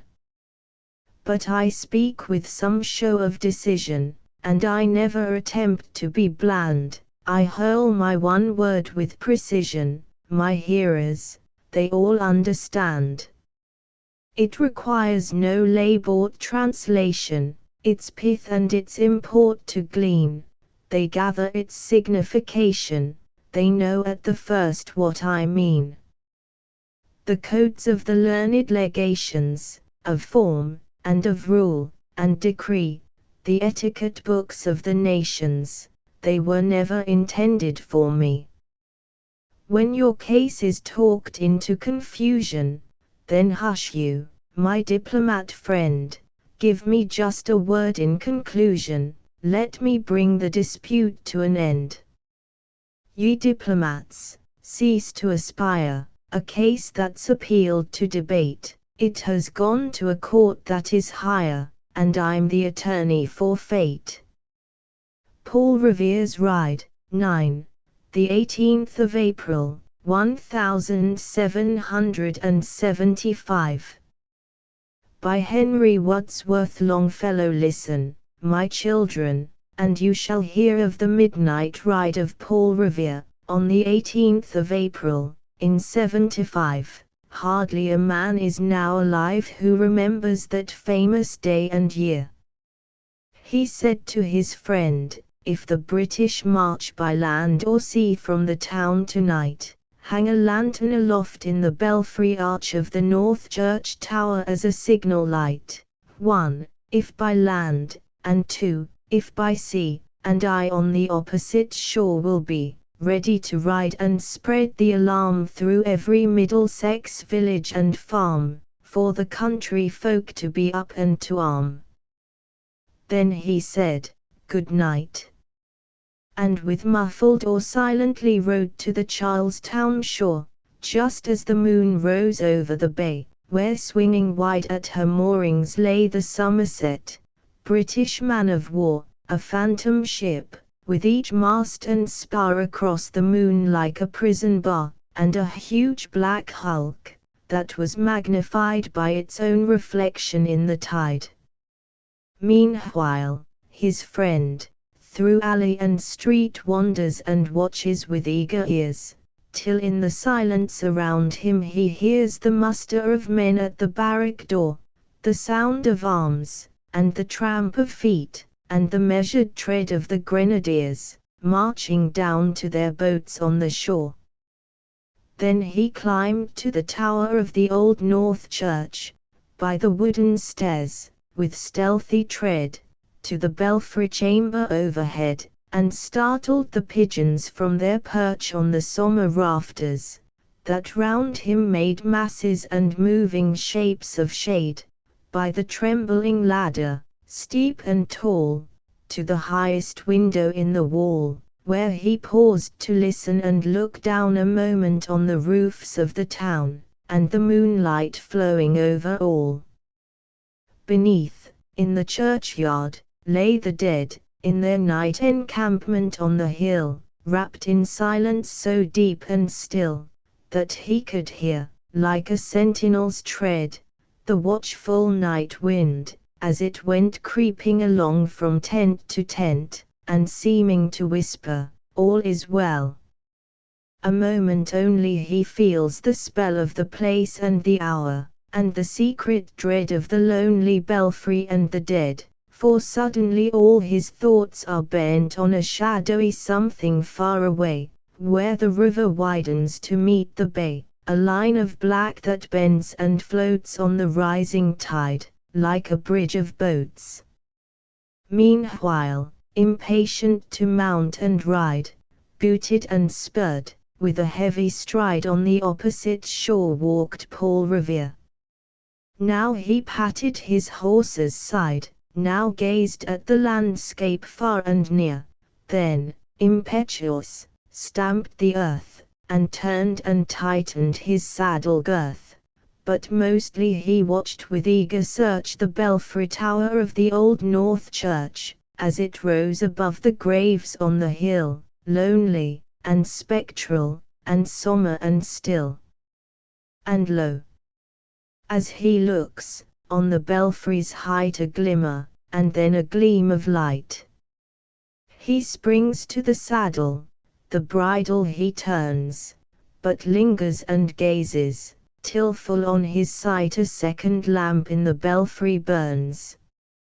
A hurry of hoofs in a village street, a shape in the moonlight, a bulk in the dark, and beneath, from the pebbles, in passing, a spark struck out by a steed flying fearless and fleet, that was all. And yet, through the gloom and the light, the fate of a nation was riding that night, and the spark struck out by that steed, in his flight, kindled the land into flame with its heat. He has left the village and mounted the steep, and beneath him, tranquil and broad and deep is the mystic, meeting the ocean tides, and under the alders, that skirt its edge, now soft on the sand, now loud on the ledge, is heard the tramp of his steed as he rides. It was 12 by the village clock when he crossed the bridge into Meadford town. He heard the crowing of the cock, and the barking of the farmer's dog, and felt the damp of the river fog, that rises after the sun goes down. It was 1 by the village clock, when he rode into Lexington. He saw the gilded weathercock swim in the moonlight as he passed, and the meeting-house windows, blank and bare, gaze at him with a spectral glare, as if they already stood aghast at the bloody work they would look upon. It was 2 by the village clock, when he came to the bridge in Concord town. He heard the bleating of the flock, and the twitter of birds among the trees, and felt the breath of the morning breeze blowing over the meadows brown. And one was safe and asleep in his bed who at the bridge would be first to fall, who that day would be lying dead, pierced by a British musket ball. You know the rest. In the books you have read, how the British regulars fired and fled, how the farmers gave them ball for ball, from behind each fence and farmyard wall, chasing the redcoats down the lane, then crossing the fields to emerge again under the trees at the turn of the road, and only pausing to fire and load. So through the night rode Paul Revere, and so through the night went his cry of alarm to every Middlesex village and farm, a cry of defiance and not of fear, a voice in the darkness, a knock at the door, and a word that shall echo forevermore. For, borne on the night wind of the past, through all our history, to the last, in the hour of darkness and peril and need, the people will waken and listen to hear the hurrying hoof-beats of that steed, and the midnight message of Paul Revere. Hymn by Ralph Waldo Emerson. This poem was written to be sung at the completion of the Concord Monument, the 19th of April, 1836. By the rude bridge that arched the flood, their flag to April's breeze unfurled, here once the embattled farmers stood, and fired the shot heard round the world. The foe long since in silence slept, alike the conqueror silent sleeps, and time the ruined bridge has swept down the dark stream which seaward creeps. On this green bank, by this soft stream, we set today a votive stone, that memory may their deed redeem when, like our sires, our sons are gone. Spirit, that made those heroes dare to die, or leave their children free, bid time and nature gently spare the shaft we raise to them and thee. A Song for Lexington by Robert Kelly. Weeks the spring came earlier on than usual that year. The shadiest snow was gone, the slowest brook was clear, and warming in the sun shy flowers began to peer.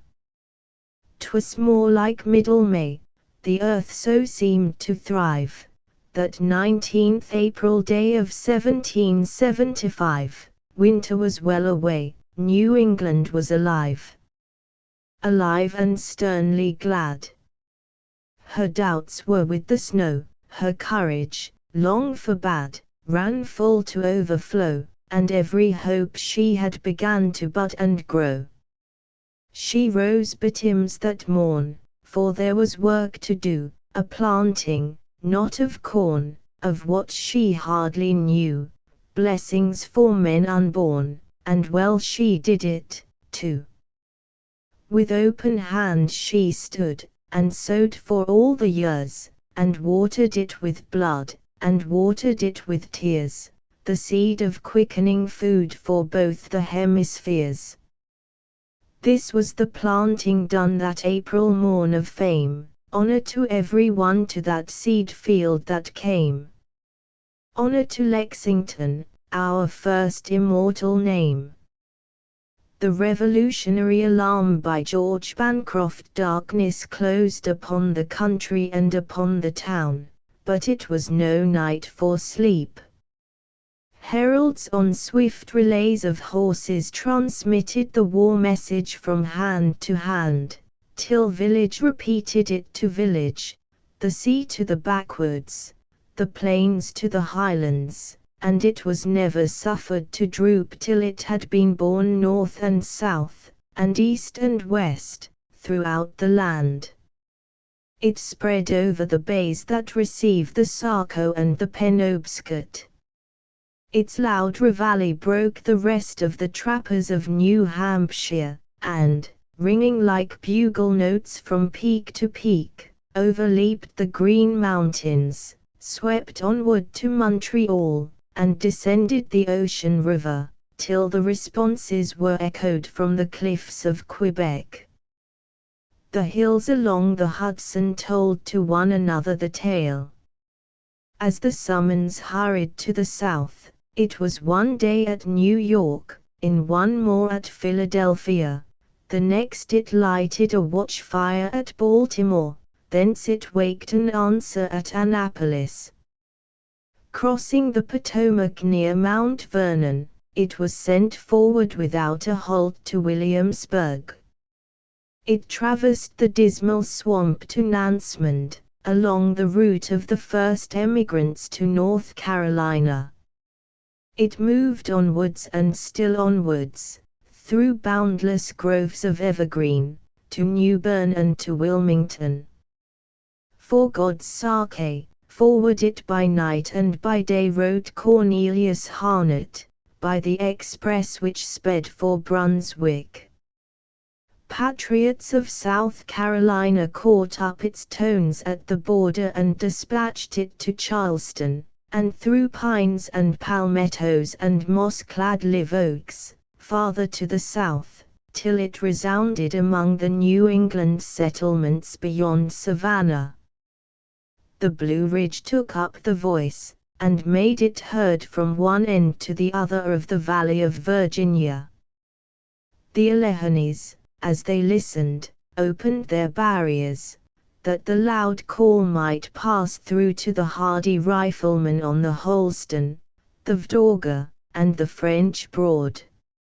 Ever renewing its strength, powerful enough even to create a commonwealth, it breathed its inspiring word to the first settlers of Kentucky, so that hunters who made their halt in the matchless valley of the Elkhorn commemorated the 19th day of April, 1775, by naming their encampment Lexington.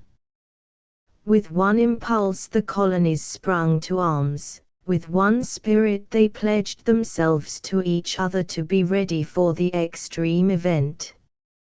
With one heart the continent cried, "Liberty or death."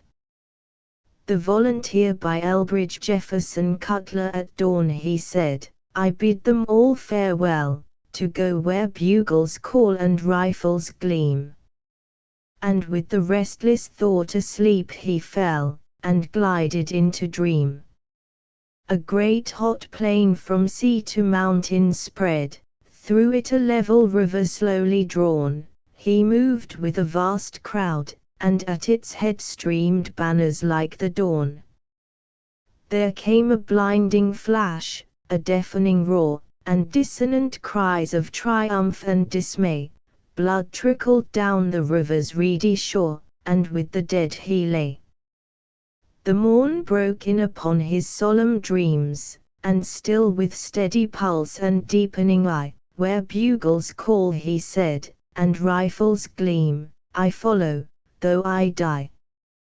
Wise youth! By few is glory's wreath attained, but death, or late or soon, awaiteth all. To fight in freedom's cause is something gained, and nothing lost to fall.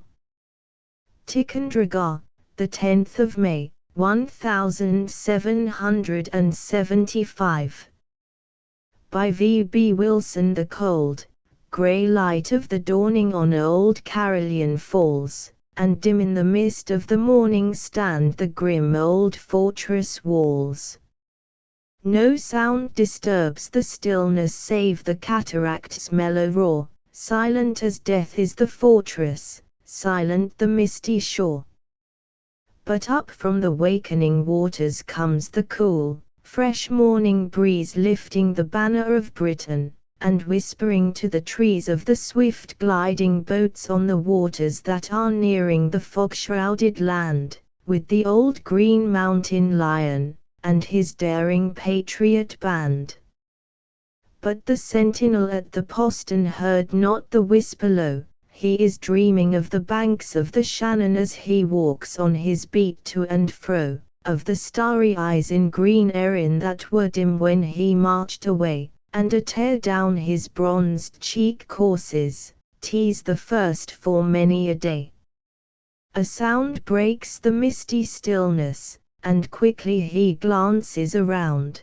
Through the mist, forms like towering giants seem rising out of the ground. A challenge, the firelock flashes, a sword cleaves the quivering air, and the sentry lies dead by the postern, blood staining his bright yellow hair. Then, with a shout that awakens all the echoes of hillside and glen, through the low, frowning gate of the fortress, sword in hand, rush the Green Mountain men. The scarce wakened troops of the garrison yield up their trust pale with fear, and down comes the bright British banner, and out rings a Green Mountain cheer. Flushed with pride, the whole eastern heavens with crimson and gold are ablaze, and up springs the sun in his splendor and flings down his arrowy rays, bathing in sunlight the fortress, turning to gold the grim walls, while louder and clearer and higher rings the song of the waterfalls. Since the taking of Ticonderoga a century has rolled away, but with pride the nation remembers that glorious morning in May. And the cataract's silvery music forever the story tells, of the capture of old Carillon, the chime of the silver bells. Warren's Address, at the Battle of Bunker Hill. By John Pierpont Stand. The ground's your own, my braves. Will ye give it up to slaves? Will ye look for greener graves? Hope ye mercy still? What's the mercy despots feel? Hear it in that battle peal. Read it on yon bristling steel. Ask it, ye who will. Fear ye foes who kill for hire. Will ye to your homes retire? Look behind you. They are afire, and, before you, see who have done it. From the vale on they come, and will ye quail? Leaden rain and leaden hail let their welcome be. In the God of battles trust.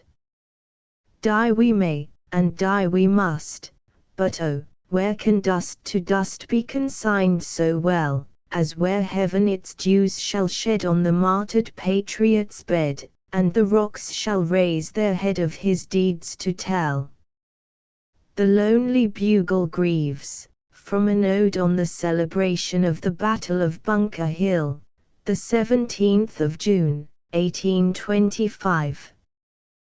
By Grenville Mellon the trumpeth blown, and now upon that reeking hill slaughter rides screaming on the vengeful ball, while with terrific signal shrill, the vultures, from their bloody eyries flown, hang o'er them like a pall. Now deeper roll the maddening drums, and the mingling host like ocean heaves, while from the midst a horrid wailing comes, and high above the fight the lonely bugle grieves. The Battle of Bunker Hill, from Battles of the American Revolution.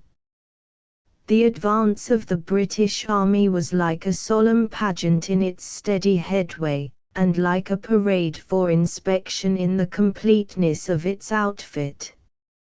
It moved forward as if by the very force of its close-knit columns it must sweep away every barrier in its path. Elated, sure of victory, with firm step, already quickened as the space of separation lessens, there is left but a few rods of interval, a few steps only, and the work is done. But right in their way was a calm, intense, and energizing love of liberty, represented by men of the same blood and of equal daring. A few shots impulsively fired, but quickly restrained, drew an innocent fire from the advancing column. But the pale men behind the scant defense, obedient to one will, answered not. The left wing is near the redoubt. It surely is nothing to surmount a bank of fresh earth but 6 feet high, and its sands and clods can almost be counted, it is so near, so easy, sure. Short, crisp, and earnest, low-toned, but felt as an electric pulse from redoubt to river, are the words of a single man, Prescott. Warren, by his side, repeats them. The word runs quickly along the impatient line. The eager fingers give back from the waiting trigger. Steady, men. Wait until you see the white of the eye. Not a shot sooner. Aim at the handsome coats. Aim at the waistbands. Pick off the officers. Wait for the word, every man. Steady. Already those plain men, so patient, can count the buttons, can read the emblems on the belt plate, can recognize the officers and men whom they have seen at parade on Boston Common. Features grow more and more distinct. The silence is awful. These men seem breathless, dead. It comes, that word, the word waited for, fire.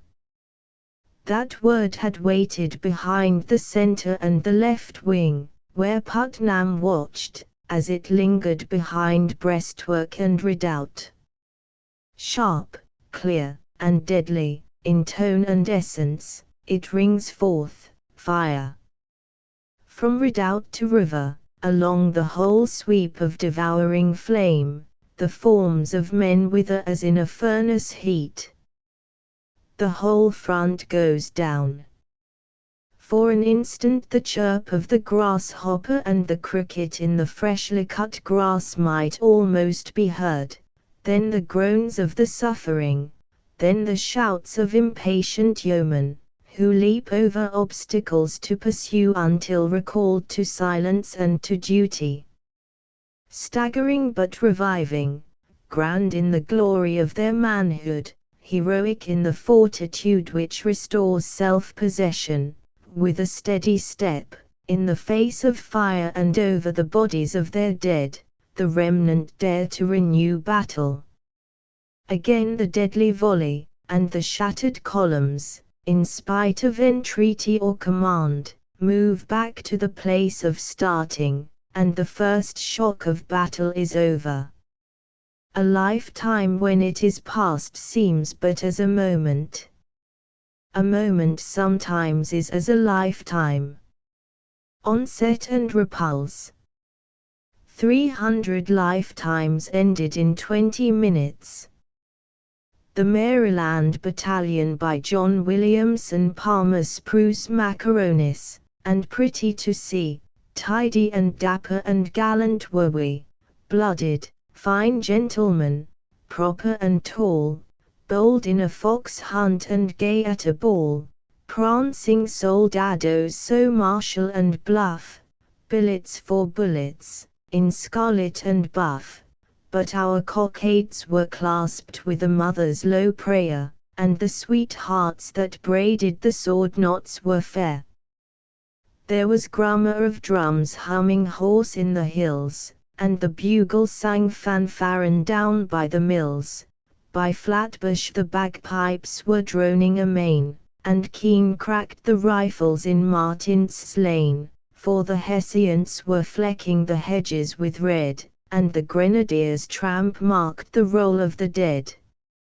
3 to 1, flanked and rear, flashed the files of St. George.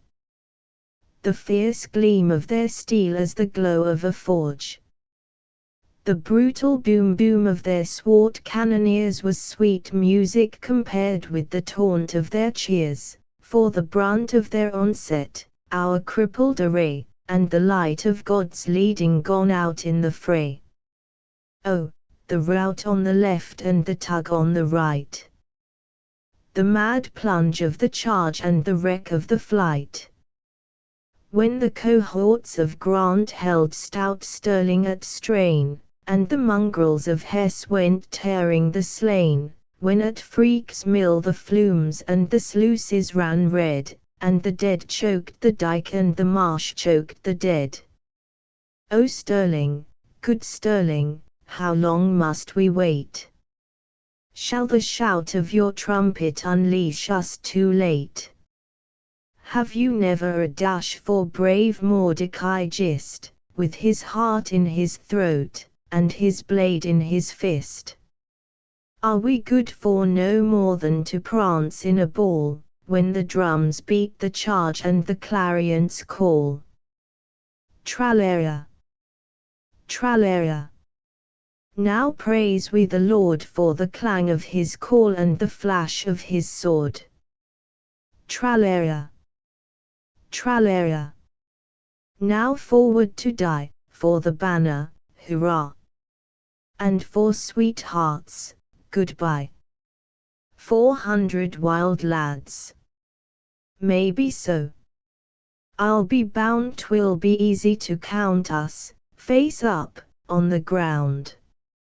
If we hold the road open, though death take the toll, we'll be missed on parade when the states call the roll, when the flags meet in peace and the guns are at rest, and fair freedom is singing sweet home in the West. The Battle of Trenton, the 26th of December, 1776. Anonymous and contemporary on Christmas Day in '76, our ragged troops with bayonets fixed, for Trenton march away. The Delaware Sea, the boats below, the light obscured by hail and snow, but no signs of dismay. Our object was the Hessian band, that dared invade fair freedom's land, and quarter in that place. Great Washington he led us on, whose streaming flag, in storm or sun, had never known disgrace. In silent march we passed the night, each soldier panting for the fight, though quite benumbed with frost. Green, on the left, at 6 began, the right was led by Sullivan, who ne'er a moment lost. The pickets stormed, the alarm was spread, the rebels risen from the dead were marching into town. Some scampered here, some scampered there, and some for action did prepare, but soon their arms laid down. 1,200 servile miscreants, with all their colors, guns, and tents, were trophies of the day. The frolic o'er, the bright canteen in center, front, and rear was seen driving fatigue away. Now, brothers of the patriot bands, let's sing deliverance from the hands of arbitrary sway, and as our life is but a span, let's touch the tankard while we can, in memory of that day. Columbia by Timothy Dwight, written during the author's services as an army chaplain, 1777-78. Columbia, Columbia, to glory arise, the queen of the world, and the child of the skies. Thy genius commands thee, with rapture behold, while ages on ages thy splendor unfold. Thy reign is the last, and the noblest of time, most fruitful thy soil, most inviting thy clime. Let the crimes of the East ne'er encrimson thy name, be freedom, and science, and virtue thy fame. To conquest and slaughter let Europe aspire, whelm nations in blood, and wrap cities in fire. Thy heroes the rights of mankind shall defend, and triumph pursue them, and glory attend. A world is thy realm, for a world be thy laws, enlarged as thine empire, and just as thy cause. On freedom's broad basis, that empire shall rise, extend with the main, and dissolve with the skies. Fair science her gates to thy sons shall unbar, and the east shall with morn hide the beams of her star. New bards, and new sages, unrivaled shall soar to fame unextinguished, when time is no more. To thee, the last refuge of virtue designed, shall fly, from all nations the best of mankind. Here, grateful to heaven, with transport shall bring their incense, more fragrant than odors of spring. Nor less shall thy fair ones to glory ascend, and genius and beauty in harmony blend. The graces of form shall awake pure desire, and the charms of the soul ever cherish the fire. Their sweetness unmingled, their manners refined, the virtue's bright image, instamped on the mind, with peace and soft rapture shall teach life to glow, and light up a smile in the aspect of woe. Thy fleets to all regions thy power shall display, the nations admire and the ocean obey. Each shore to thy glory its tribute unfold, and the east and the south yield their spices and gold. As the dayspring unbounded, thy splendor shall flow, and earth's little kingdoms before thee shall bow, while the ensigns of union, in triumph unfurled, hush the tumult of war and give peace to the world. Thus, as down a lone valley, with cedars o'erspread, From war's dread confusion I pensively strayed, the gloom from the face of fair heaven retired, the winds ceased to murmur, the thunders expired, perfumes as of Eden flowed sweetly along, and a voice as of angels enchantingly sung, Columbia, Columbia, to glory arise, the Queen of the world, and the Child of the skies. The Fighting Parson, 10, by Henry Ames Blood. It was brave young Parson Webster, his father a parson before him, and here in this town of Temple the people used to adore him, and the Minutemen from all quarters that morning had grounded their arms round the meeting house on the hilltop, looking down on Temple Farms. Dear to the Puritan soldier the food which his meeting house offered, and especially dear the fine manner which the young Temple minister proffered, and believe as he might in his firelock, his bayonet, or his sword, the Minuteman's heart was hopeless if not filled with the strength of the Lord. The Minuteman ever and always waited the signal of warning, and he never dreamed in the evening where his prayers would ascend the next morning, and they even said that the parson undoubtedly preached his best when his musket stood in the pulpit ready for use with the rest.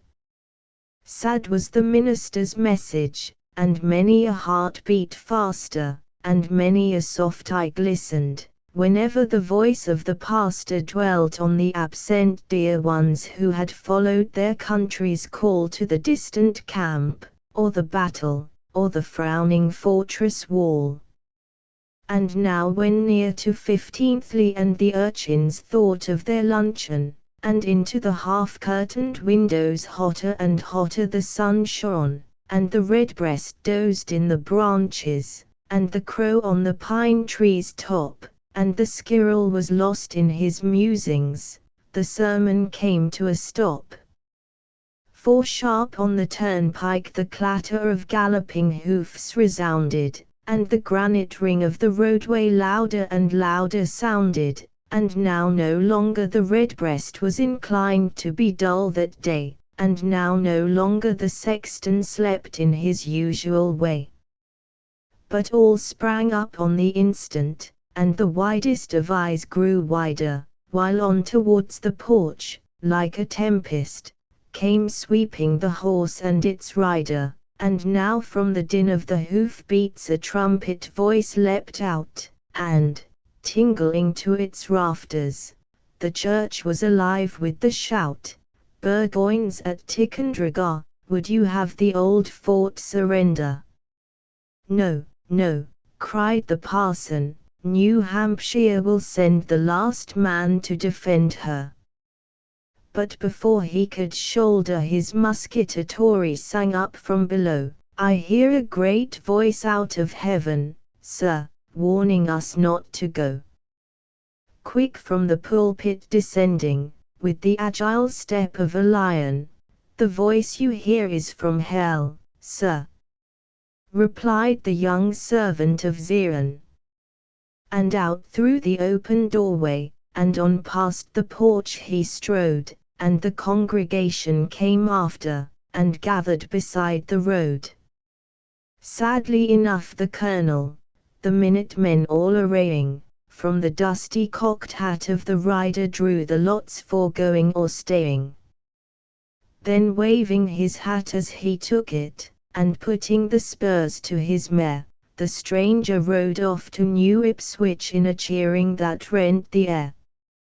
Worse than the shock of battle, now came the sad leave-taking.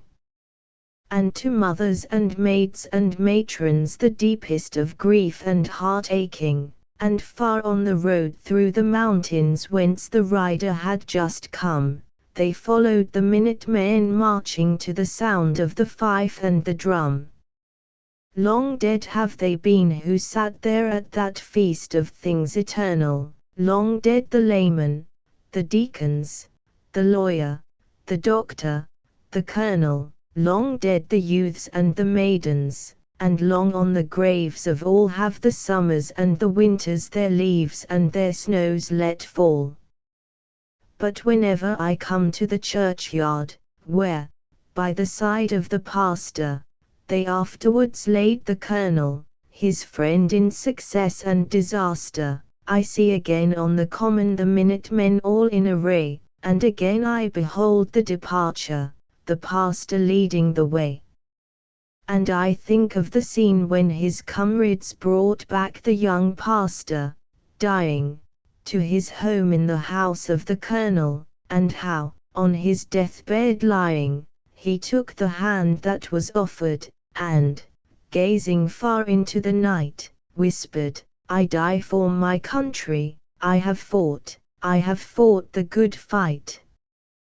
The Saratoga Lesson, from an address delivered the 17th of October, 1877. By George William Curtis. The drama of the Revolution opened in New England, culminated in New York, and closed in Virginia. It was a happy fortune that the three colonies which represented the various territorial sections of the settled continent were each, in turn, the chief seat of war.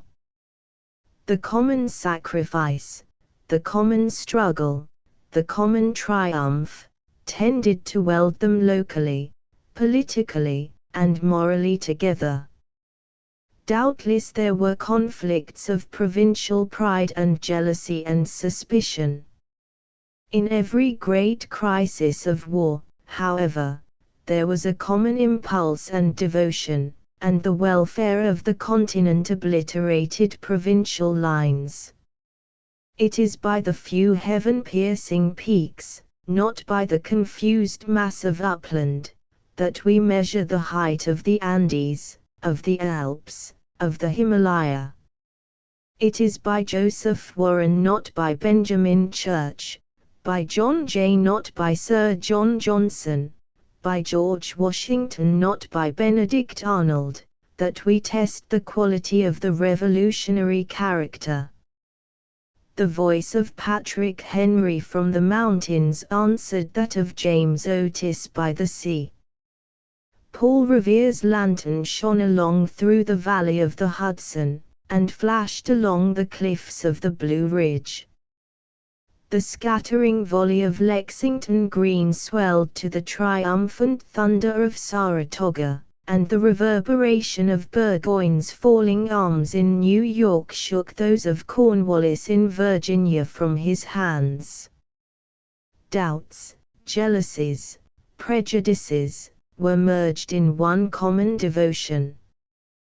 The union of the colonies to secure liberty foretold the union of the states to maintain it, and wherever we stand on revolutionary fields, or inhale the sweetness of revolutionary memories, we tread the ground and breathe the air of invincible national union.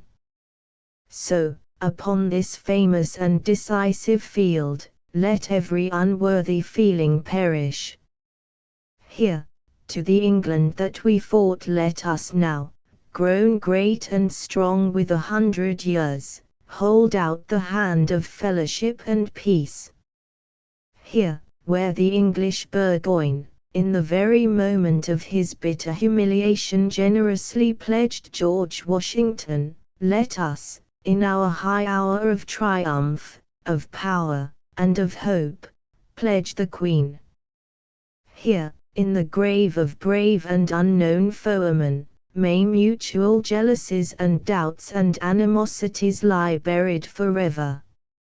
Henceforth, revering their common glorious traditions, may England and America press forward side by side, in noble and inspiring rivalry to promote the welfare of man.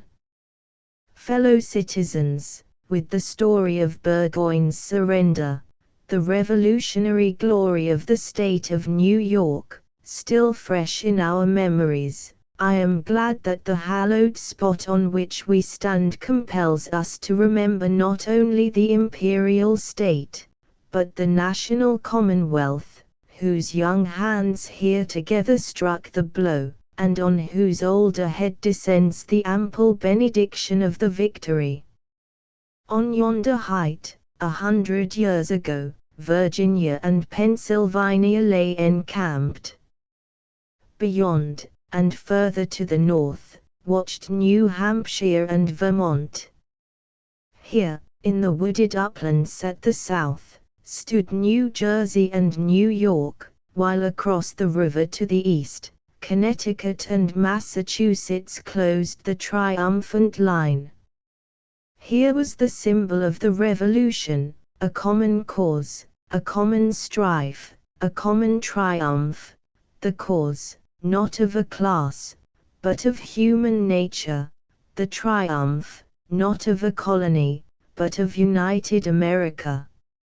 And we who stand here proudly remembering, we who have seen Virginia and New York, the North and the South, more bitterly hostile than the armies whose battles shook this ground, we who mutually proved in deadlier conflict the constancy and courage of all the states, which, proud to be peers, yet own no master but their united selves, we renew our heart's imperishable devotion to the common American faith, the common American pride, the common American glory.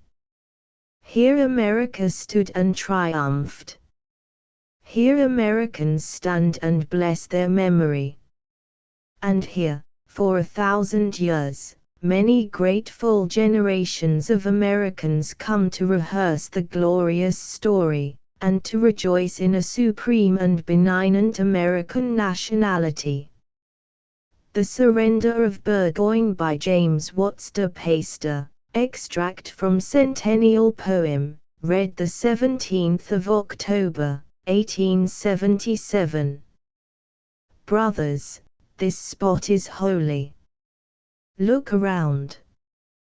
Before us flows our memory's sacred river, whose banks are freedom's shrines. This grassy mound, the altar, on whose height the mighty giver gave independence to our country, when, thanks to its brave, enduring, patient men, the invading host was brought to bay, and laid beneath Old Glory's newborn folds, the blade, the brazen thunder throats, the pomp of war, and England's yoke, broken forevermore. Yes, on this spot, thanks to our gracious God, where last in conscious arrogance it trod, defiled, as captives, Burgoyne's conquered horde, below, their general yielded up his sword, there, to our flag bowed England's, battle-torn, where now we stand, the United States was born. The Saratoga Monument begun by Horatio Seymour, from address delivered the 17th of October, 1877. 100 years ago, on this spot, American independence was made a great fact in the history of nations. Until the surrender of the British Army under Burgoyne, the Declaration of Independence was but a declaration. It was a patriotic purpose asserted in bold words by brave men, who pledged for its maintenance their lives, their fortunes, and their sacred honor. But here it was made a fact by virtue of armed force. It had been regarded by the world merely as an act of defiance, but it was now seen that it contained the germs of a government which the event we celebrate made one of the powers of the earth. Here rebellion was made revolution. Upon this ground, that which had in the eye of the law been treason, became triumphant patriotism. At the break of day, in the judgment of the world, our fathers were rebels. When the echoes of the evening gun died away along this valley, they were patriots who had rescued their country from wrong and outrage. We had passed through the baptism of blood, and gained a name among the nations of the earth. Before the Revolution, the people of the several colonies held but little intercourse. They were estranged from each other by distance, by sectional prejudices, by differences of lineage and religious creeds.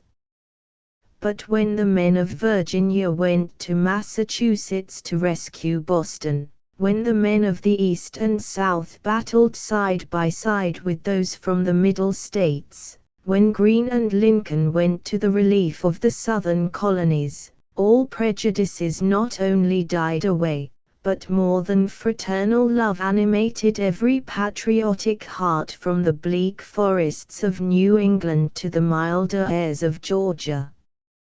And now that 100 years have passed, and our country has become great beyond the wildest dreams of our fathers, will not the story of their sufferings revive in the breast of all the love of our country, of our common country, and all who live within its boundaries?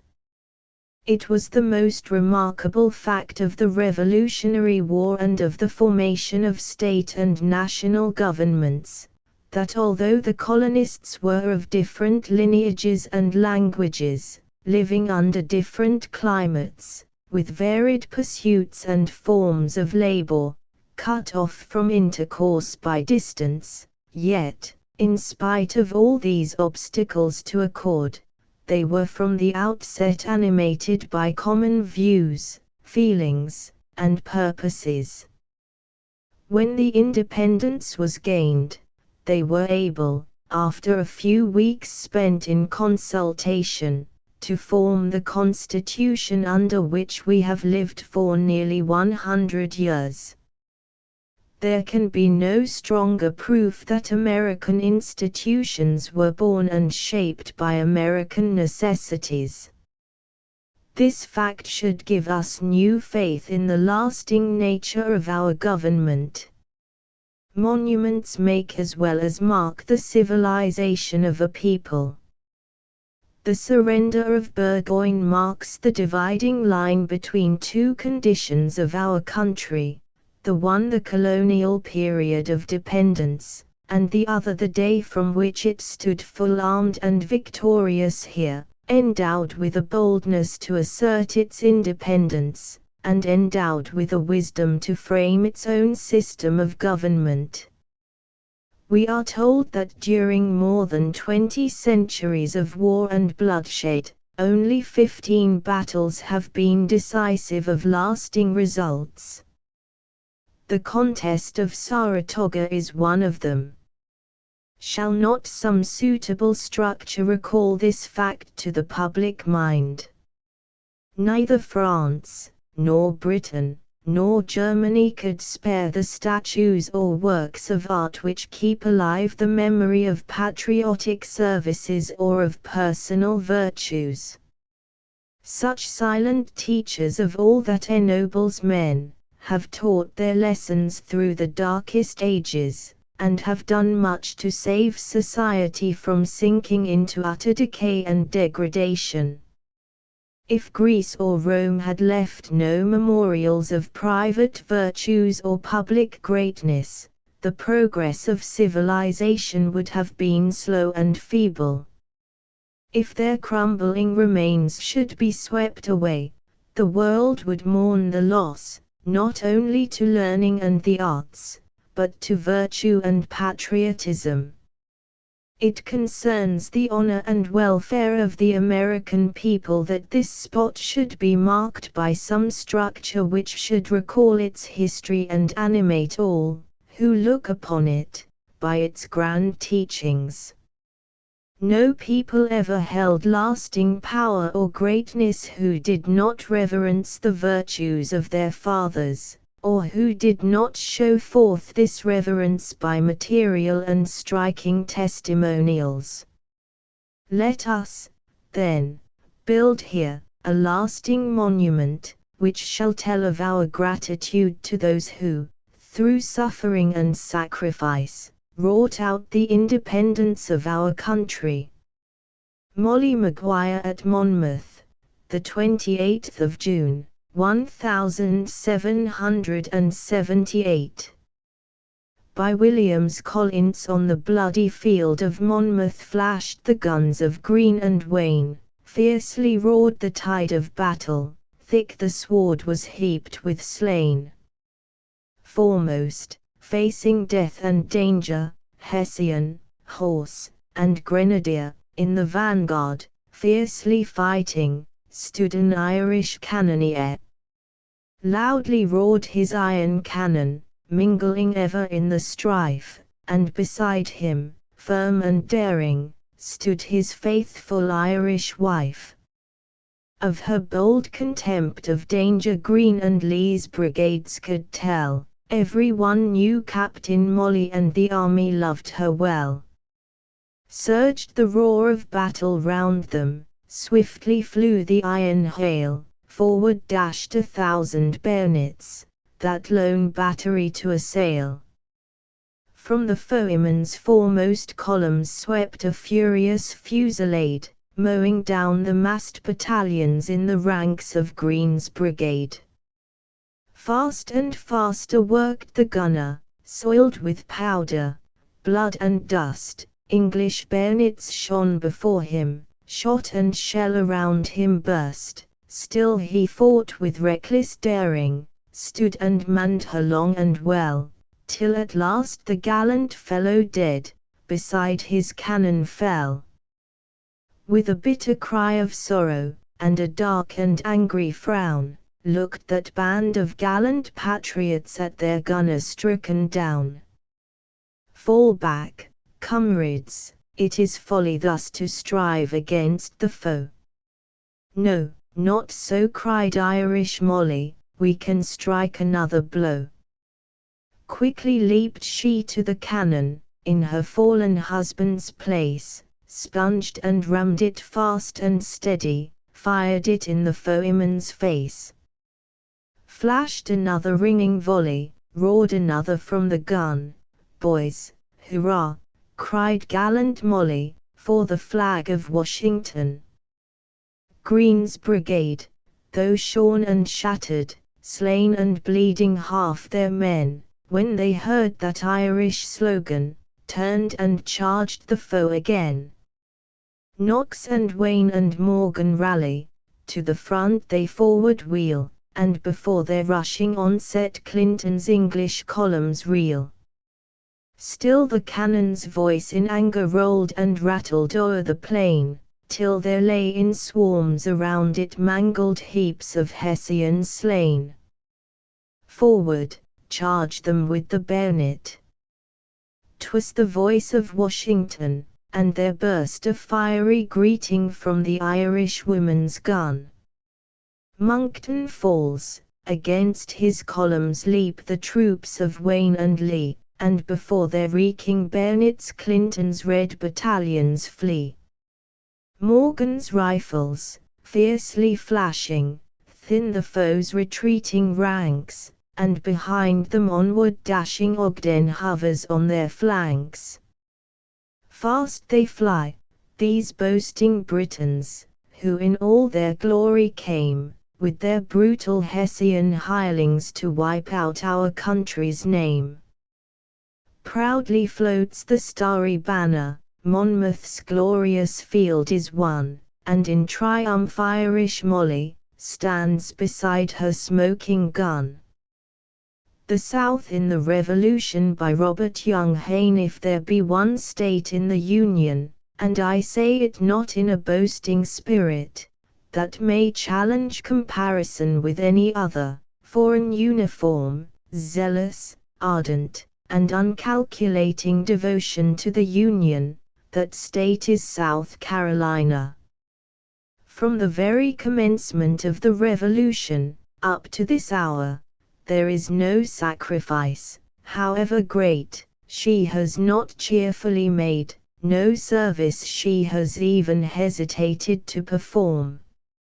She has adhered to you, in your prosperity, but in your adversity she has clung to you with more than filial affection. No matter what was the condition of her domestic affairs, though deprived of her resources, divided by parties, or surrounded by difficulties, the call of the country has been to her as the voice of God. Domestic discord ceased at the sound, every man became at once reconciled to his brethren, and the sons of Carolina were all seen crowding together to the temple, bringing their gifts to the altar of their common country. What was the conduct of the South during the Revolution? I honor New England for her conduct in that glorious struggle. But, great as is the praise which belongs to her, I think at least equal honor is due to the South. They espoused the quarrel of their brethren with a generous zeal which did not suffer them to stop to calculate their interest in the dispute.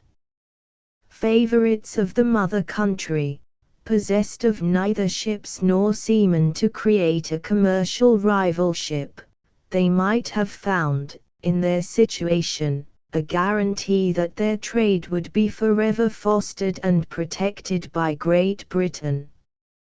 But, trampling on all considerations, either of interest or of safety, they rushed into the conflict, and, fighting for principle, periled all in the sacred cause of freedom. Never was there exhibited in the history of the world higher examples of noble daring, dreadful suffering, and heroic endurance than by the Whigs of Carolina during the Revolution. The whole state, from the mountains to the sea, was overrun by an overwhelming force of the enemy. The fruits of industry perished on the spot where they were produced, or were consumed by the foe. The plains of Carolina drank up the most precious blood of her citizens. Black and smoking ruins marked the places which had been the habitations of her children. Driven from their homes, into the gloomy and almost impenetrable swamps, even there the spirit of liberty survived, and South Carolina, sustained by the example of her Sumters and her Marions, proved, by her conduct, that, though her soil might be overrun, the spirit of her people was invincible. The Song of Marion's Men, 1780-1781. By William Cullen Bryant. While the British Army held South Carolina, Marion and Sumter gathered bands of partisans and waged a vigorous guerrilla warfare most harassing and destructive to the invader. Our band is few, but true and tried, our leader frank and bold, the British soldier trembles when Marion's name is told.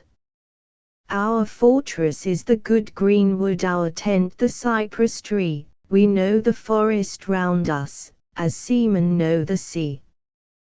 We know its walls of thorny vines, its glades of reedy grass, its safe and silent islands within the dark morass. Woe to the English soldiery, that little dread us near. On them shall light at midnight a strange and sudden fear, when, waking to their tents on fire they grasp their arms in vain, and they who stand to face us are beat to earth again. And they who fly in terror deem a mighty host behind, and hear the tramp of thousands upon the hollow wind. Then sweet the hour that brings release from danger and from toil, we talk the battle over, and share the battle's spoil. The woodland rings with laugh and shout, as if a hunt were up, and woodland flowers are gathered to crown the soldier's cup. With merry songs we mock the wind that in the pine-top grieves, and slumber long and sweetly on beds of oaken leaves. Well knows the fair and friendly moon the band that Marion leads, the glitter of their rifles, the scampering of their steeds. 'Tis life to guide the fiery barb across the moonlight plain, 'tis life to feel the night wind that lifts his tossing mane. A moment in the British camp, a moment, and away back to the pathless forest, before the peep of day. Grave men there are by broad Santee, grave men with hoary hairs, their hearts are all with Marion, for Marion are their prayers. And lovely ladies greet our band with kindliest welcoming, with smiles like those of summer, and tears like those of spring. For them we wear these trusty arms, and lay them down no more till we have driven down the Briton, forever, from our shore.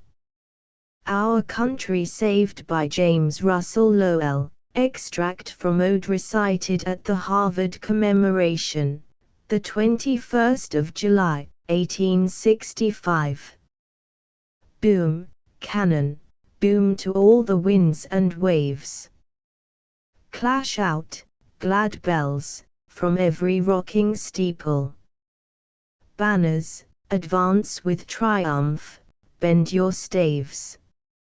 And from every mountain peak let beacon fire to answering beacon speak, Catadin tel Monadnock, white face he, and so leap on in light from sea to sea, till the glad news be sent across a kindling continent, making earth feel more firm and air breathe braver, be proud.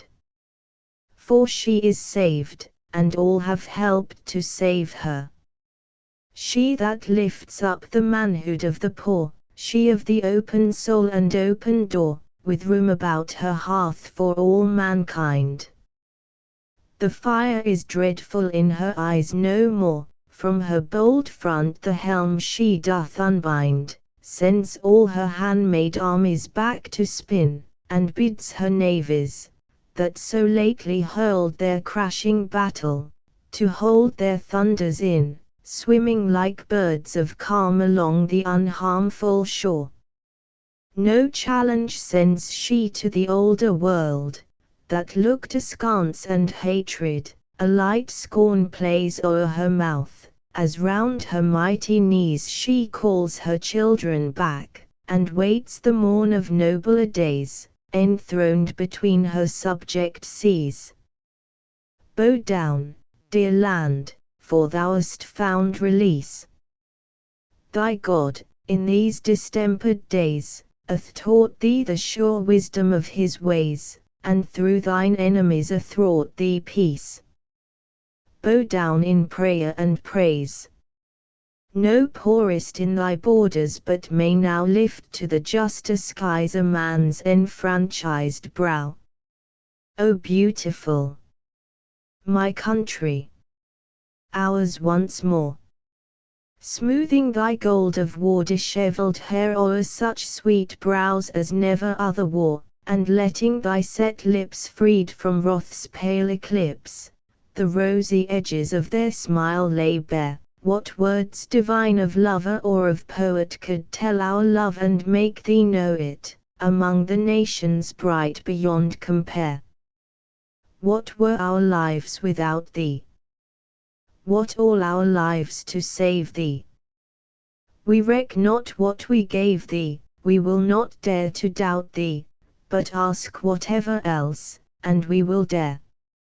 New England and Virginia by Robert Charles Winthrop. There are circumstances of peculiar and beautiful correspondence in the careers of Virginia and New England which must ever constitute a bond of sympathy, affection, and pride between their children.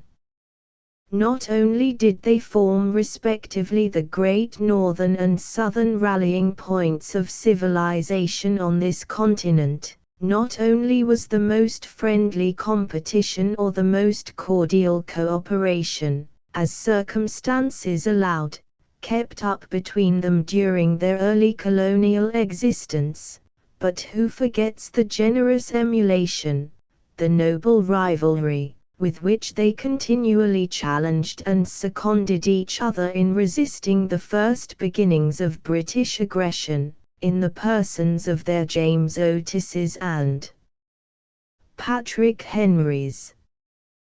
Who forgets that while that resistance was first brought to a practical test in New England, at Lexington and Concord and Bunker Hill, fortune reserved for Yorktown of Virginia the last crowning battle of independence? Who forgets that while the hand by which the original Declaration of Independence was drafted, was furnished by Virginia, the tongue by which the adoption of that instrument was defended and secured, was furnished by New England, a bond of common glory, upon which not death alone seemed to set his seal, but deity, I had almost said, to affix an immortal sanction, when the spirits by which that hand and voice were moved, were caught up together to the clouds on the same great day of the nation's Jubilee. 6. Sweet Land of Liberty, America, 11. By S. F. Smith. My country, 'tis of thee, sweet land of liberty, of thee I sing, land where my fathers died, land of the pilgrim's pride, from every mountain side let freedom ring. My native country, thee, land of the noble free, thy name I love thy rocks and rills, thy woods and templed hills, my heart with rapture thrills like that above. Let music swell the breeze, and ring from all the trees sweet freedom's song, let mortal tongues awake, let all that breathe partake, let rocks their silence break, the sound prolong. Our fathers' God, to thee, author of liberty, to thee we sing, long may our land be bright with freedom's holy light, protect us by thy might, great God, our King. Our glorious land today, 'neath education's sway, soars upward still. Its halls of learning fair, whose bounties all may share, behold them everywhere on vale and hill.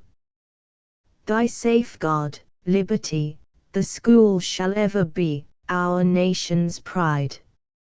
No tyrant hand shall smite, while with encircling might all here are taught the right with truth allied. Beneath heaven's gracious will the stars of progress still our course do sway, in unity sublime to broader heights we climb, triumphant over time, God speeds our way. Grand birthright of our sires, our altars and our fires keep we still pure. Our starry flag unfurled, the hope of all the world, in peace and light impearled, God hold secure. The Republic, from the building of the ship. By Henry Wadsworth Longfellow. Thou, too, sail on, O ship of state. Sail on, O Union, strong and great.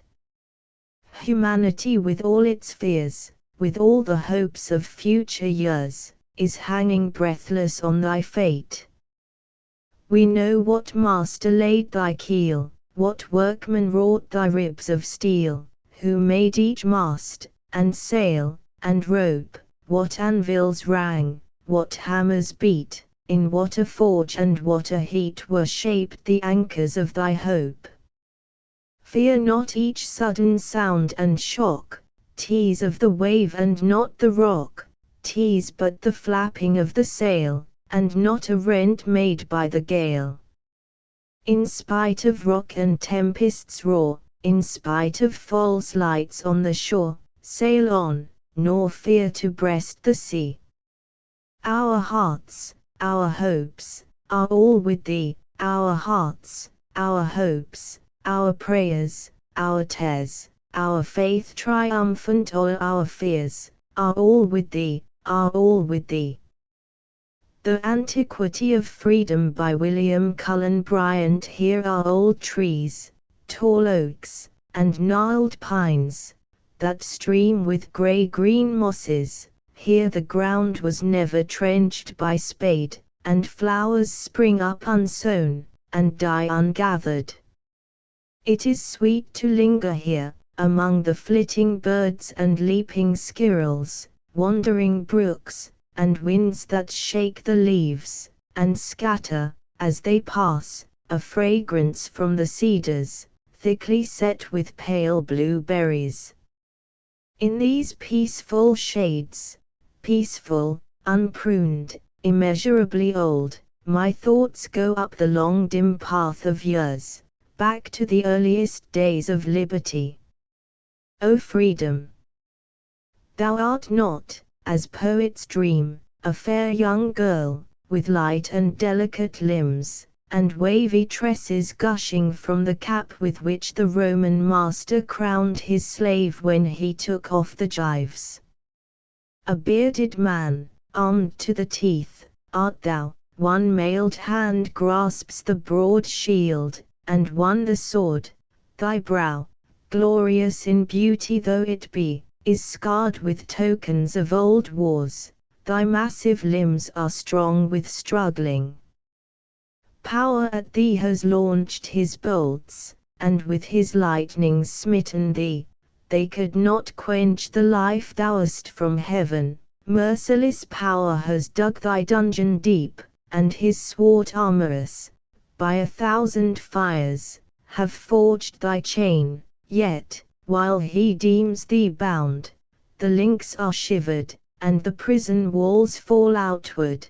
Terribly thou springest forth, as springs the flame above a burning pile, and shoutest to the nations, who return thy shoutings, while the pale oppressor flies.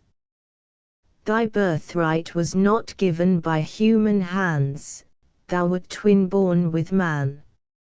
In pleasant fields, while yet our race was few, thou satest with him, to tend the quiet flock and watch the stars, and teach the reed to utter simple airs.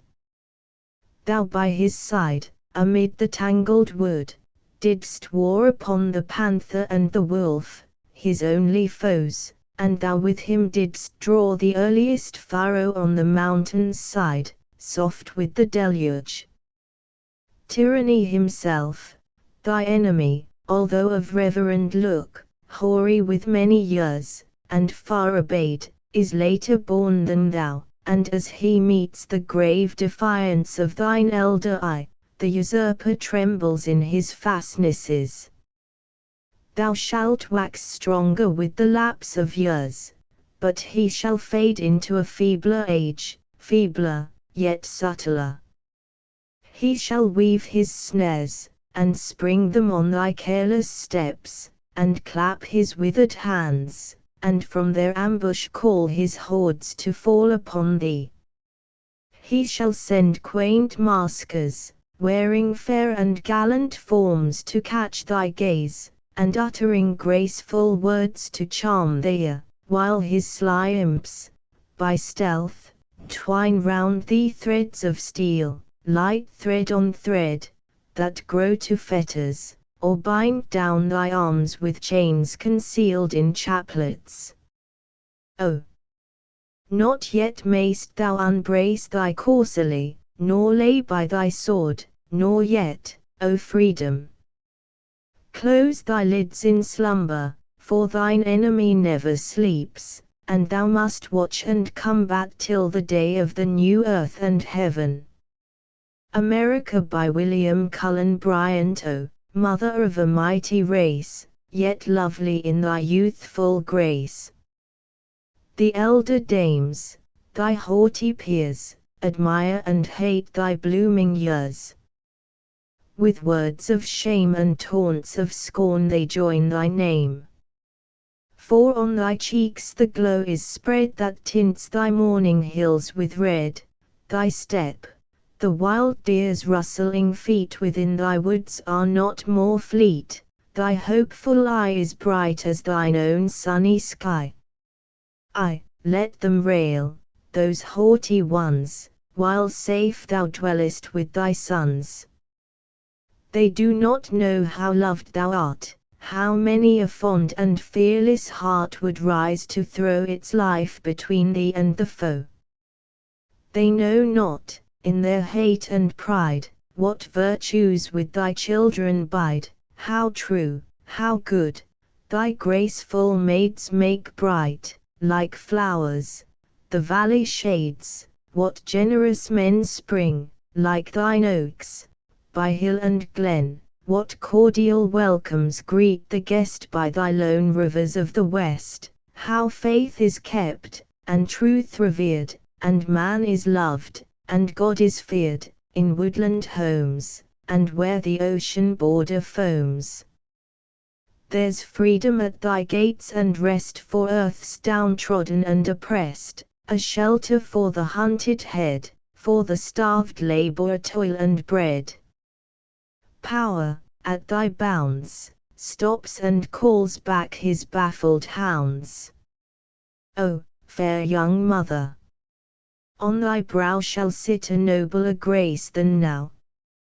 Deep in the brightness of the skies the thronging years in glory rise, and, as they fleet, drop strength and riches at thy feet. Thine eye, with every coming hour, shall brighten, and thy form shall tower, and when thy sisters, elder born, would brand thy name with words of scorn, before thine eye, upon their lips the taunt shall die. Ode by Ralph Waldo Emerson, sung in the Town Hall, Concord, July 4, 1857. O tenderly the haughty day fills his blue urn with fire, one morn is in the mighty heaven, and one in our desire.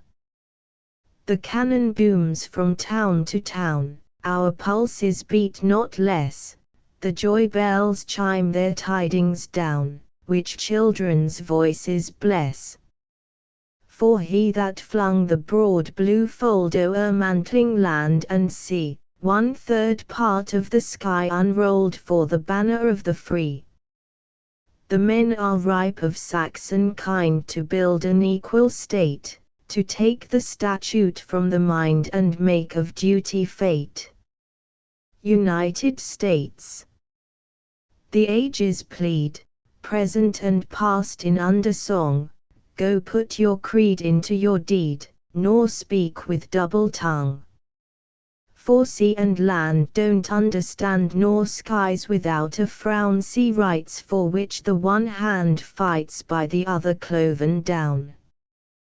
Be just at home, then write your scroll of honor o'er the sea, and bid the broad Atlantic roll a ferry of the free. And henceforth there shall be no chain, save underneath the sea the wires shall murmur through the main sweet songs of liberty. The conscious stars accord above, the waters wild below, and under, through the cable wove, her fiery errands go.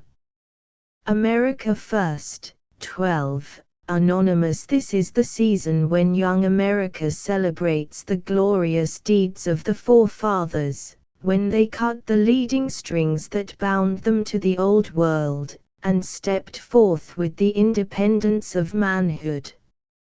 It took Rome 500 years, 5 centuries of war, intrigue and arrogance, to overspread southern Europe. In a little more than 1 century America has grown to a magnitude in area and perhaps in population also, equal to that of Rome in its most magnificent days. Civis Romanus sum was the proudest boast that could fall from the lips of man at the beginning of the Christian era. Is there today an American who rates his citizenship in the great republic at a lower value than Roman freedom 1900 years ago?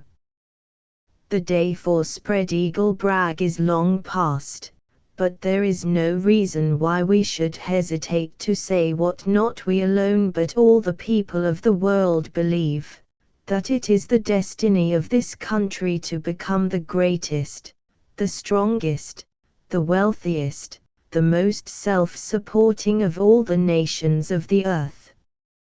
It is already the greatest self-governing community the world has ever seen. How can we make it greater? By standing together as Americans. We shall not magnify, but shall belittle ourselves, if we swagger before our neighbors, using bravado for the strong, and insolence in our treatment of the weak. But we should take American views instead of party views, when questions arise between this government and others. The motto "America against the world" would be a contemptible motto. Yet is it not better to adopt even such a motto than to take the side of the world against America, or to be indifferent when the interests of one's own country are assailed? The 4th of July is a good time for us all to resolve that we will be Americans at heart. Not that we will build up our own country on the ruins of others, but that when there is a clashing of interests, those of our native land shall have our hearty support.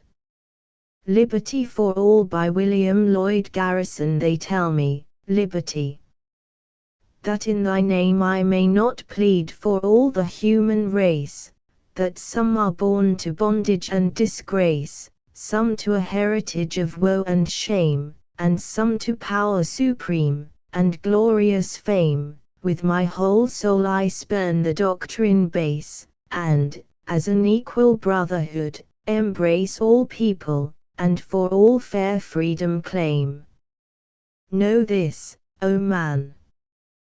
Waiter thy earthly fate, God never made a tyrant nor a slave. Woe, then, to those who dare to desecrate his glorious image, for to all he gave eternal rights, which none may violate, and, by a mighty hand, the oppressed he yet shall save.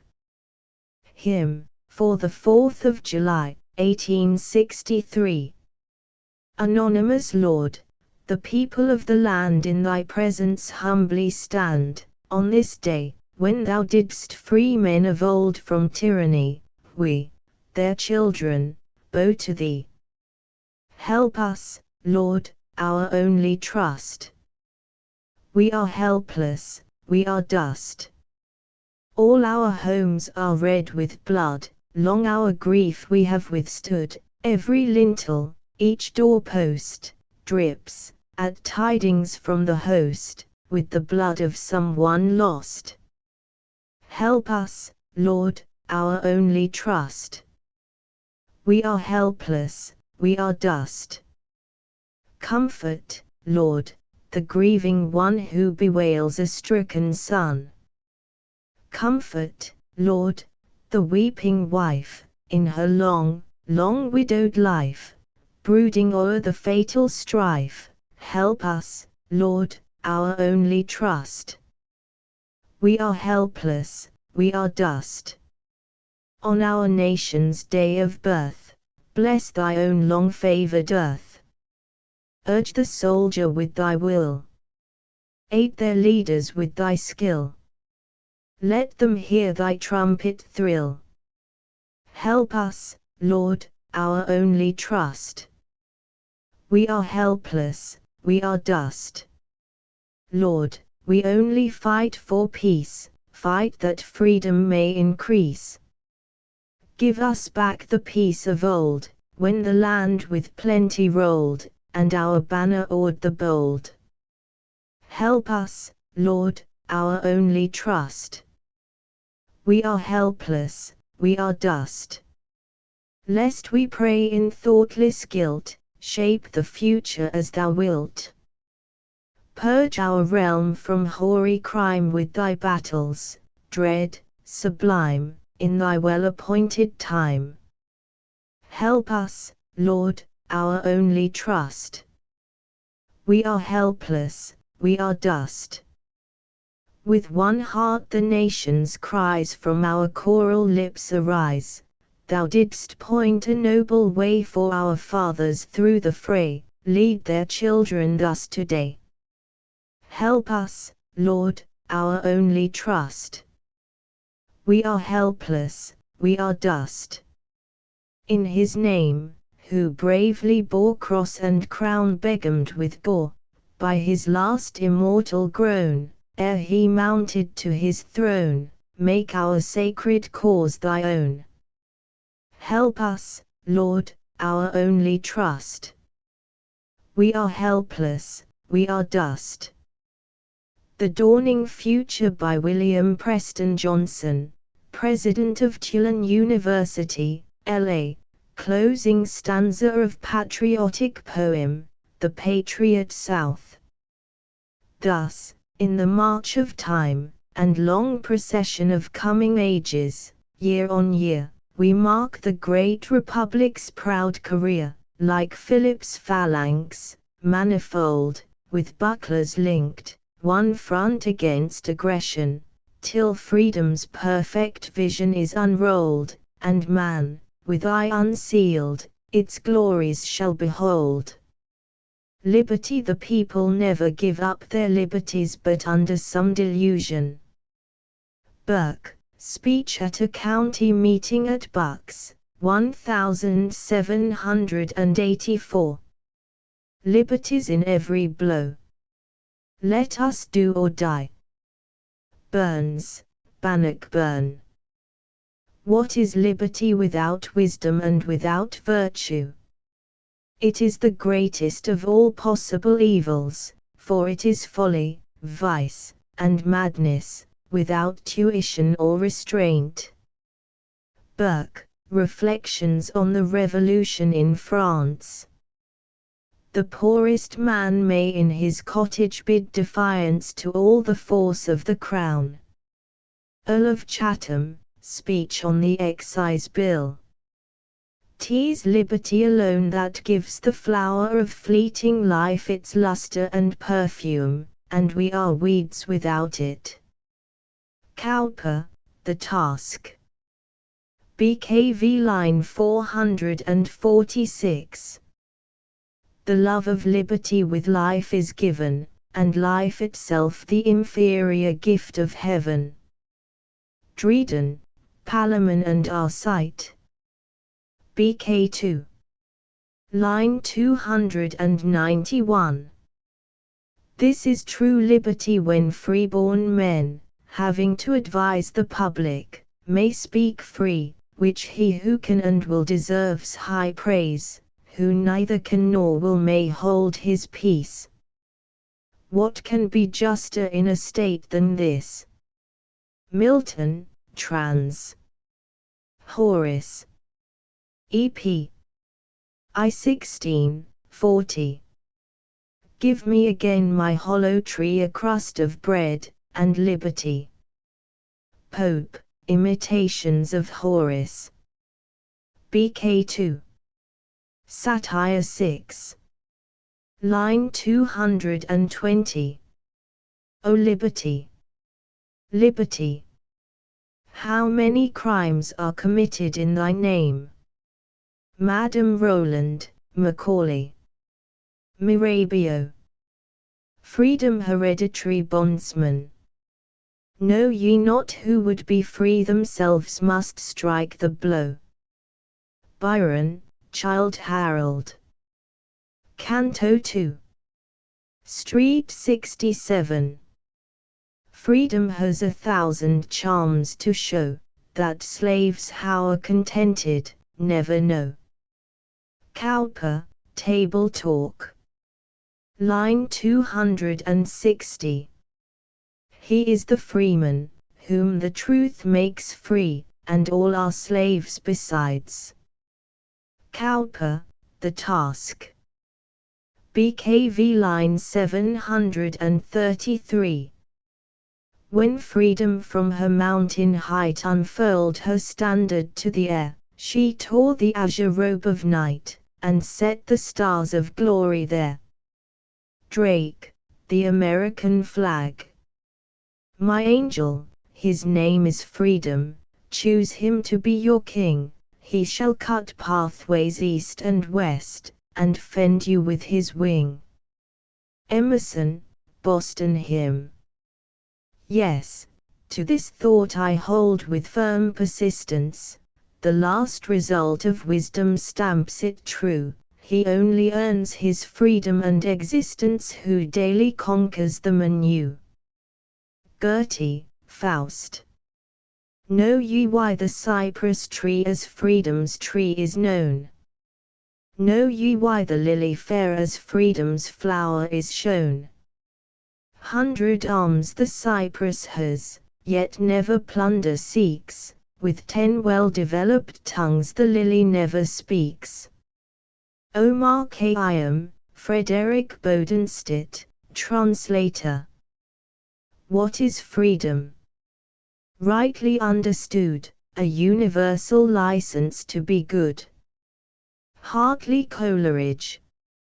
A Rhapsody by Cassius Marcellus Clay. I may be an enthusiast, but I cannot but give utterance to the conceptions of my own mind.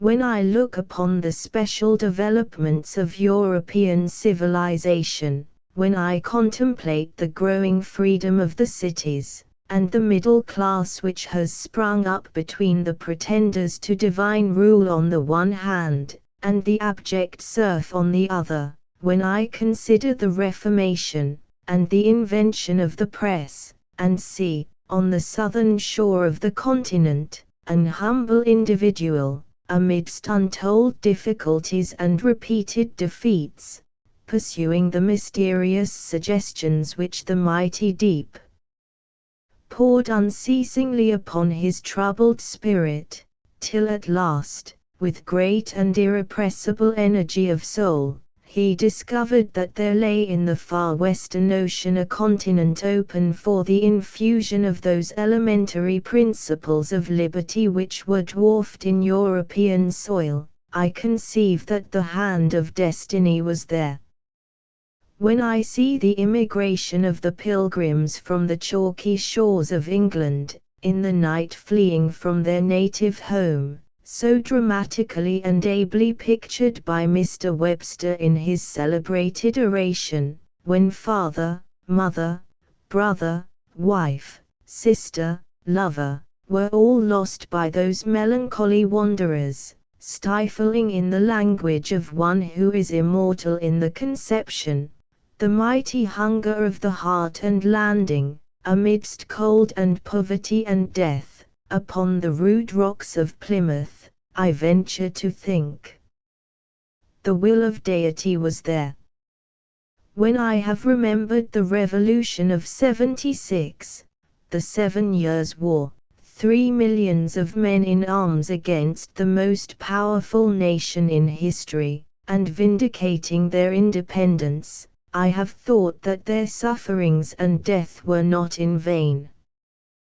When I have seen the forsaken hearthstone, looked upon the battlefield, upon the dying and the dead, heard the agonizing cry, "Water, for the sake of God, water," seeing the dissolution of being, pale lips pressing in death the yet loved images of wife, sister, lover, I have not deemed, I will not deem all these things in vain. I cannot regard this great continent, reaching from the Atlantic to the far Pacific, and from the St. John's to the Rio del Norte, as the destined home of a barbarian people of third-rate civilization. Like the Roman who looked back upon the glory of his ancestors, in woe, exclaiming, "Great Scipio's ghost complains that we are slow, and Pompey's shade walks unavenged among us. The great dead hover around me, Lawrence, don't give up the ship. Henry, give me liberty or give me death. Adams, survive or perish, I am for the Declaration. Allen, in the name of the living God, I come. Come then, thou eternal, who dwellest not in temples made with hands, but who, in the city's crowd or by the far forest stream, revealest thyself to the earnest seeker after the true and right, inspire my heart, give me undying courage to pursue the promptings of my spirit, and whether I shall be called in the shades of life to look upon as sweet and kind and lovely faces as now, or shut in by sorrow and night, horrid visions shall gloom upon me in my dying hour, O my country, mayest thou yet be free. Columbia by Frederick Lawrence Knowles. Mated to the millennium, time's last heir and proudest daughter, conquerless as he, girdled with lakes like jewels princely fair, with strong feet planted in the Mexic Sea. Where law is liberty, where love is power, and the twain one, there treason cannot dwell, a fangless asp, it coiled one impotent hour, but at thy white glance backward writhed to hell. Leave dotard empire's flames of drunken war, be thine chaste hours of labor and increase, vineyards and harvests yielding guiltless store, toil's bloodless battles on the plains of peace. Yet when slain weakness, dying at thy door, summoning thy right arm's vengeance, clasps thy feet, thy sword that drinks her murderer's blood is pure as laughing sickles in the saffron wheat. Clearing a crimson path where peace may tread more safely, thou dost play thy patient part, love's pledged ally, yet, though thy blade be red, thrusting war's weapons through his own false heart. O goddess, Arctic crowned and tropic shod and belted with great waters, hear our cry, more honest never reached the ear of God, we'll serve thee, laud thee, love thee, till we die. A Renaissance of Patriotism, 13. By George J. Manson. A renaissance. Within the past few years there has been what ex-President Harrison once happily termed a renaissance of patriotism. It started with the centennial anniversaries of 1776, which had the effect of carrying the memories of the people back to the period of the nation's birth, and subsequently resulted in the formation of several societies which will be the means of fostering the patriotic spirit and love of country, and recall remembrances of our revolutionary struggle. The organizers of these societies found that there was a growing lack of what may be called national patriotism, the patriotism that grows out of a lively recollection of the early making of the country through battle, toil, and hardship of the fathers. This lukewarm spirit was not charged to the flood of immigration, or to the lapse of time, but was principally due to neglect on the part of the descendants of revolutionary heroes to perform their duty of keeping before the public mind the memory of the services of their ancestors, the times in which they lived and the principles for which they contended. The Sons of the Revolution. One of the first of these societies to be started was the Sons of the Revolution. This was organized the 22nd of February 1876, reorganized the 4th of December 1883, and incorporated the 3rd of May 1884. The aim of this society is to perpetuate the memory of the men who, in military, naval or civil service, by their acts or counsel, achieved American independence. The members promote and assist in the proper celebration of the anniversaries of Washington's birthday, the battles of Lexington and Bunker Hill, the 4th of July, the capitulation of Saratoga and Yorktown, and the formal evacuation of New York by the British Army, 3rd of December, 1783, as a relinquishment of territorial sovereignty, and other prominent events relating to or connected with the War of the Revolution. The roll book of the members is something more than a mere list of names. Before each name is the year, showing when the member was admitted into the society, and there is also given in a paragraph his genealogical history so far as it relates to his ancestors who were in any way connected with the revolutionary struggle. There is a general, or national society, divided into state societies which regulate their own affairs.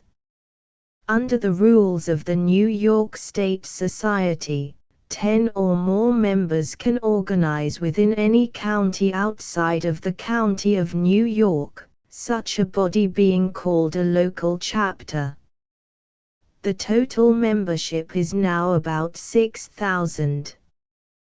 When membership is asked on the ground of an ancestor having been a sailor or marine, it must be shown that such service was other than shore duty and regularly performed in the Continental Navy, or the navy of one of the original 13 states, or on an armed vessel other than a merchant ship.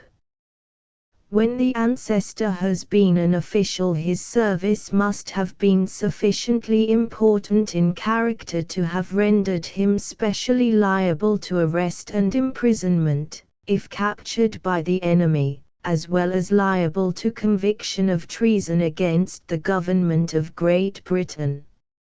A few years ago the Society stimulated interest in its work by offering 2 prizes to the cadets of the United States Naval Academy, at Annapolis, MD, a gold medal and a silver medal, for the best original essays upon the subject, the Navy of the Revolution. A singular and patriotic feature of these essays was that they were not to contain less than 1,776 words. A gold medal is likewise annually awarded by the New York Society to a student in the College of the City of New York, for the best essay on a patriotic subject, and gold, silver, and bronze medals to the scholars of the high schools throughout the state for like essays. Similar prizes are awarded by the societies in other states. Congress has also been urged, by the Sons of the Revolution as a body, to pass a bill which has already been introduced in that body, making an appropriation of a sum of money to erect a monument to John Paul Jones. It has also memorialized Congress to enact such a law as will secure the publication of all the archives of the United States government relating to the War of the Revolution, in a manner similar to the publication of the records of the War of the Rebellion. The seal of the Society is an interesting study, suggesting as it does, in small compass, the spirit of patriotism the Society desires to cultivate. The seal consists of the figure of a Minuteman, in continental uniform, standing on a ladder leading to a belfry. In his right hand he holds a musket and an olive branch, while his left hand grasps a bell rope. Above is seen the cracked Liberty Bell, from which issues a ribbon bearing the motto of the Society, Exegi Monumentum Aere Perennius. Many members of this society did gallant service in the war with Spain. Sons of the American Revolution. The second important patriotic society is the Sons of the American Revolution, a name very similar to that of the organization just mentioned. The first branch of this society was formed in California in 1876 by a body of descendants of officers, soldiers, and seamen of the Revolution gathered in San Francisco for the purpose of celebrating the 100th anniversary of the Declaration of Independence. Similar societies were therefore organized in other states and, on the 30th of April, 1889, these societies with 2 or 3 exceptions celebrated the centennial inauguration of Washington as first President of the United States. This meeting was held in Fraunces Tavern, in New York City, in the identical long room, now marked with a commemorative tablet, in which Washington bade farewell to his officers. The 3rd of December, 1783. The national organization was formed on the occasion of this meeting. This society exists in about 30 states, and numbers about 5,000 members. A singular and interesting feature in connection with this and kindred organizations is that their existence has led to and greatly stimulated genealogical research, a species of investigation to which Americans, as a rule, have given but little attention. Persons who have become interested in these societies, it has been found, have rescued unrecorded facts from the aged members of their families who were destined soon to pass away, information which could have been obtained in no other way and which would have been lost forever in a few years. The Sons of the American Revolution prides itself on being a practical and not merely a sentimental and ornamental organization. It has been particularly active in saving throughout the country valuable historical landmarks, such as the headquarters of Jonathan Trumbull, in Connecticut, which has been obtained and is now used for a museum. It is marking historical spots and, directly and indirectly, securing the erection of memorials of the Revolutionary heroes, such as the Bennington Monument, near that famous battlefield, the statue of General John Stark, in New Hampshire, and a monument to be erected in Baltimore to Maryland's heroes of the Revolution. It has obtained from Congress a law providing for the collection and indexing of the records of service of the Revolution. It has stimulated the general observance of national patriotic holidays, and was influential in setting apart the 14th of June as Flag Day in commemoration of the adoption of the Stars and Stripes as the national standard. The Society of Colonial Wars. The Society of Colonial Wars originated in New York, and was instituted the 18th of August, 1892, and incorporated the 18th of October, 1892. In May, 1893, the New York Society with the societies in the states of Pennsylvania, Maryland, Massachusetts, Connecticut, and the District of Columbia organized the General Society. These states, having been previously chartered by the Society in the state of New York. The objects of the organizations are similar to those of the previously named societies, from which they differ only in minor details. The present membership is approximately 3,000. On the 14th of June of this year, 1898, this society joined with the Sons of the Revolution in appropriate ceremonies attending the unveiling of commemorative tablets at Fort Ticonderoga, intended to perpetuate the memories of the capture of the fort by Colonel Ethan Allen and his gallant band, the colonial battles fought in the vicinity of Fort Ticonderoga, etc. The Military Order of Foreign Wars. The Military Order of Foreign Wars is, as its name implies, a military organization with patriotic objects, having for its scope the period of American history since national independence. The principal feature of the order is the perpetuating of the names, as well as the services, of commissioned officers who served in either the War of the Revolution, the War with Tripoli, the War of 1812, the Mexican War, or the War with Spain.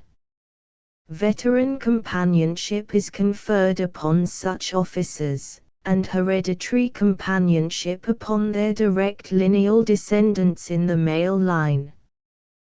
The present membership is 1,400, which is rapidly growing. Other societies that merit more extended notice but which can here only be named are the Order of Cincinnati, the Society of the War of 1812, the Aztec Club, the Loyal Legion, the Grand Army of the Republic, the Flag Association, Colonial Order of the Acorn, Order of Washington, the Pilgrim Society, and some others.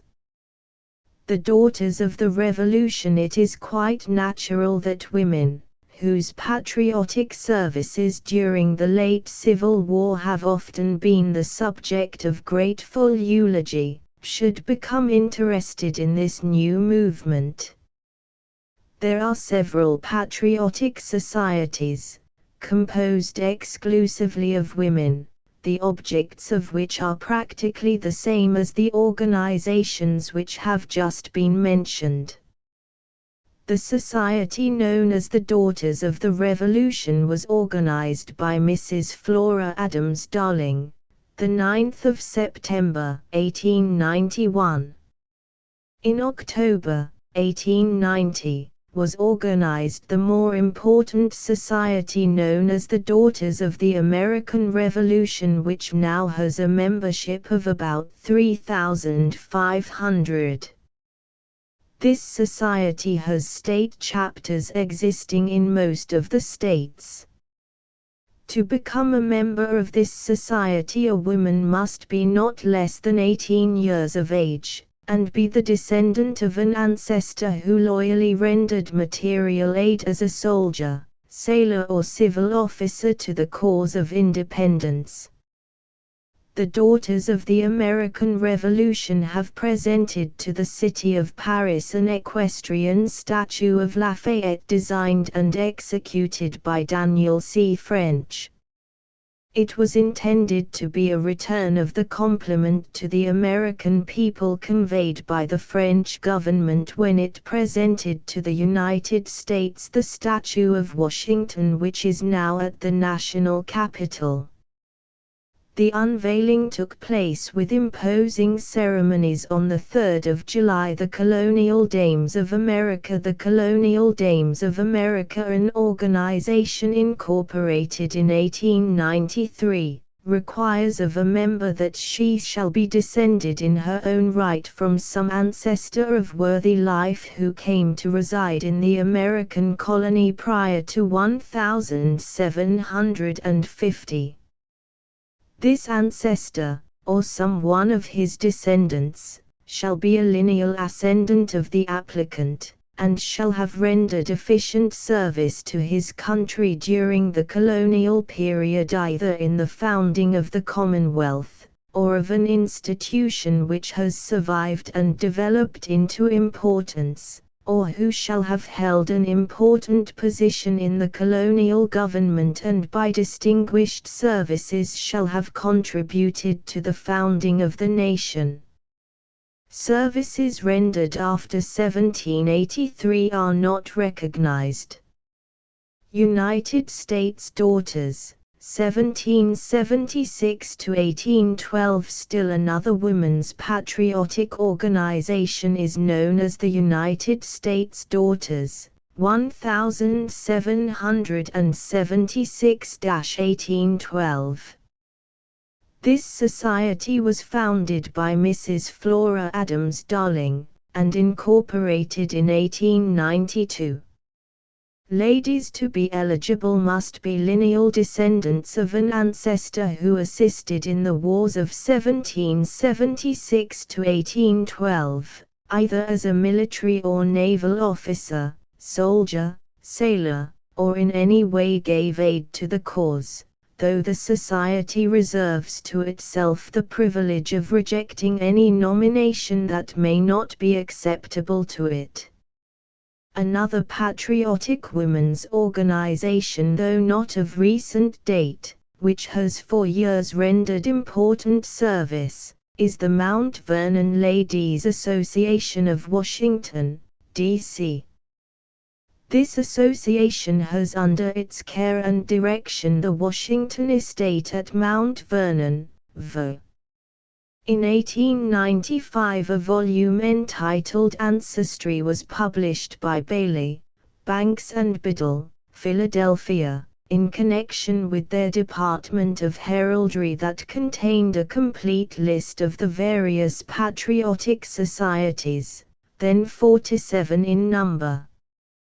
Since the publication of this volume many new societies have sprung up. Centennial Poems, Centennial Hymn, 14, by John Greenleaf Whittier, sung at the opening of the World's Fair at Philadelphia, in 1876. Our Father's God, from out whose hand the centuries fall like grains of sand, we meet today, united, free, and loyal to our land and Thee, to thank Thee for the era done, and trust Thee for the opening one. Here, where of old, by Thy design, the fathers spake that word of Thine whose echo is the glad refrain of rended bolt and falling chain, to grace our festal time, from all the zones of earth, our guests we call.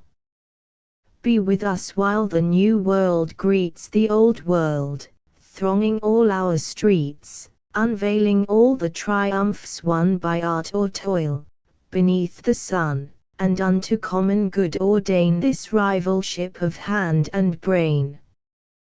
Thou, who hast here, in concord, furled the war flags of a gathered world, beneath our western skies fulfill the Orient's mission of goodwill, and, freighted with love's golden fleece, send back the Argonauts of peace. For art and labor, met in truce, for beauty made the bride of use, we thank Thee, while, withal, we crave the austere virtues, strong to save, the honor, proof to place or gold, the manhood, never bought nor sold. Oh, make Thou us, through centuries long, in peace secure, in justice strong, around our gift of freedom draw the safeguards of Thy righteous law, and, cast in some diviner mold, let the new cycle shame the old.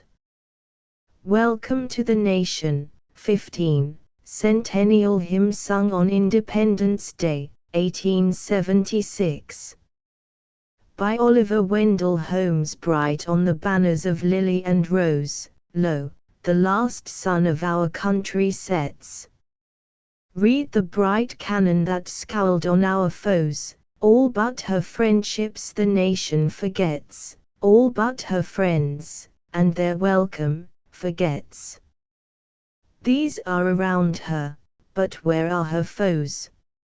Lo, while the sun of her century sets, peace, with her garlands of lily and rose. Welcome. A shout like the war trumpet's swell wakes the wild echoes that slumber around. Welcome. It quivers from liberty's bell, welcome. The walls of her temple resound. Hark! The grey walls of her temple resound. Fade the far voices o'er hillside and dell, welcome. Still whisper the echoes around. Welcome. Still trembles on liberty's bell. Thrones of the continents. Isles of the sea. Yours are the garlands of peace we entwine. Welcome once more to the land of the free, shadowed alike by the palm and the pine. Softly they murmur, the palm and the pine, hushed is our strife, in the land of the free, over your children their branches entwine, thrones of the continents, isles of the sea. Liberty's latest daughter by Bayard Taylor, 3rd Canto. Foreseen in the vision of sages, foretold when martyrs bled, she was born of the longing of ages, by the truth of the noble dead, and the faith of the living, fed. No blood in her lightest veins frets at remembered chains, nor shame of bondage has bowed her head in her form and features still. The unblenching Puritan will, Cavalier honor, Huguenot grace, the Quaker truth and sweetness, and the strength of the danger-girdled race of Holland, blend in a proud completeness. From the homes of all, where her being began, she took what she gave to man, justice that knew no station, belief as soul decreed, free air for aspiration, free force for independent deed. She takes, but to give again, as the sea returns the rivers in rain, and gathered the chosen of her seed from the hunted of every crown and creed. Her Germany dwells by a gentler Rhine, her Ireland sees the old sunburst shine, her France pursues some dream divine, her Norway keeps his mountain pine, her Italy waits by the western brine, and, broad-based under all is planted England's oaken-hearted mood, as rich in fortitude as ere went world-ward from the island wall. Fused in her candid light, to one strong race all races here united, tongues melt in hers, hereditary foemen forget their sword and slogan, kith and clan, 'twas glory, once, to be a Roman, she makes it glory, now, to be a man. Scum o' the Earth, 16. By Robert Haven Scowfeller. I at the gate of the West I stand, on the isle where the nations throng. We call them scum o' the earth. Stay, are we doing you wrong, young fellow from Socrates' land? You, like a Hermes so lithesome and strong, fresh from the master Praxiteles' hand. So you're of Spartan birth, descended, perhaps, from one of the band, deathless in story and song, who combed their long hair at Thermopylae's pass. Ah, I forget the straits, alas! More tragic than theirs, more compassion worth, that have doomed you to march in our immigrant class where you're nothing but scum o' the earth. To you pole with the child on your knee, what dower bring you to the land of the free? Hark! Does she croon that sad little tune that Chopin once found on his Polish lea and mounted in gold for you and for me? Now a ragged young fiddler answers in wild Czech melody that Dvořák took whole from the dancers. And the heavy faces bloom in the wonderful Slavic way, the little, dull eyes, the brows a gloom, suddenly dawn like the day. While, watching these folk and their mystery, I forget that they are nothing worth, that Bohemians, Slovaks, Croatians, and men of all Slavic nations are Polacks, and scum o' the earth. 3 Genos boy of the level brow, lad of the lustrous, dreamy eyes stare at Manhattan's pinnacles now in the first, sweet shock of a hushed surprise. Within your far-rapt seer's eyes I catch the glow of the wild surmise that played on the Santa Maria's prow in that still grey dawn, 4 centuries gone, when a world from the wave began to rise. Oh, It's hard to foretell what high emprise is the goal that gleams when Italy's dreams spread wing and sweep into the skies. Caesar dreamed him a world ruled well, Dante dreamed heaven out of hell, Angelo brought us there to dwell, and you, are you of a different birth? You're only a dago, and scum o' the earth. For stay, are we doing you wrong calling you scum o' the earth, man of the sorrow-bowed head, of the features tender yet strong, man of the eyes full of wisdom and mystery mingled with patience and dread? Have I not known you in history, sorrow-bowed head? Were you the poet king, worth treasures of offer unpriced? Were you the prophet, perchance, whose art foretold how the rabble would mock that shepherd of spirits, ere long, who should carry the lambs on his heart and tenderly feed his flock? Man, lift that sorrow-bowed head. Lo! 'Tis the face of the Christ. The vision dies at its birth. You're merely a butt for our mirth. You're a sheeny, and therefore despised and rejected as scum o' the earth. We countrymen, bend and invoke mercy for us blasphemers, for that we spat on these marvelous folk, nations of darers and dreamers, scions of singers and seers, our peers, and more than our peers. Rabble and refuse we name them, and scum o' the earth to shame them. Mercy for us of the few, young years, of the culture so callow and crude, of the hands so grasping and rude, the lips so ready for sneers at the sons of our ancient more than peers. Mercy for us who dare despise men in whose loins our home lies, mothers of men who shall bring to us the glory of Titian, the grandeur of Huss, children in whose frail arms shall rest prophets and singers and saints of the West. Newcomers all from the eastern seas, help us incarnate dreams like these. Forget, and forgive, that we did you wrong. Help us to father a nation, strong in the comradeship of an equal birth, in the wealth of the richest bloods of earth. Liberty and union one and inseparable by Daniel Webster I profess, sir, in my career hitherto, to have kept steadily in view the prosperity and honor of the whole country, and the preservation of our federal union. It is to that union that we owe our safety at home, and our consideration and dignity abroad. It is to that union that we are chiefly indebted for whatever makes us most proud of our country. That union we reached only by the discipline of our virtues, in the severe school of adversity.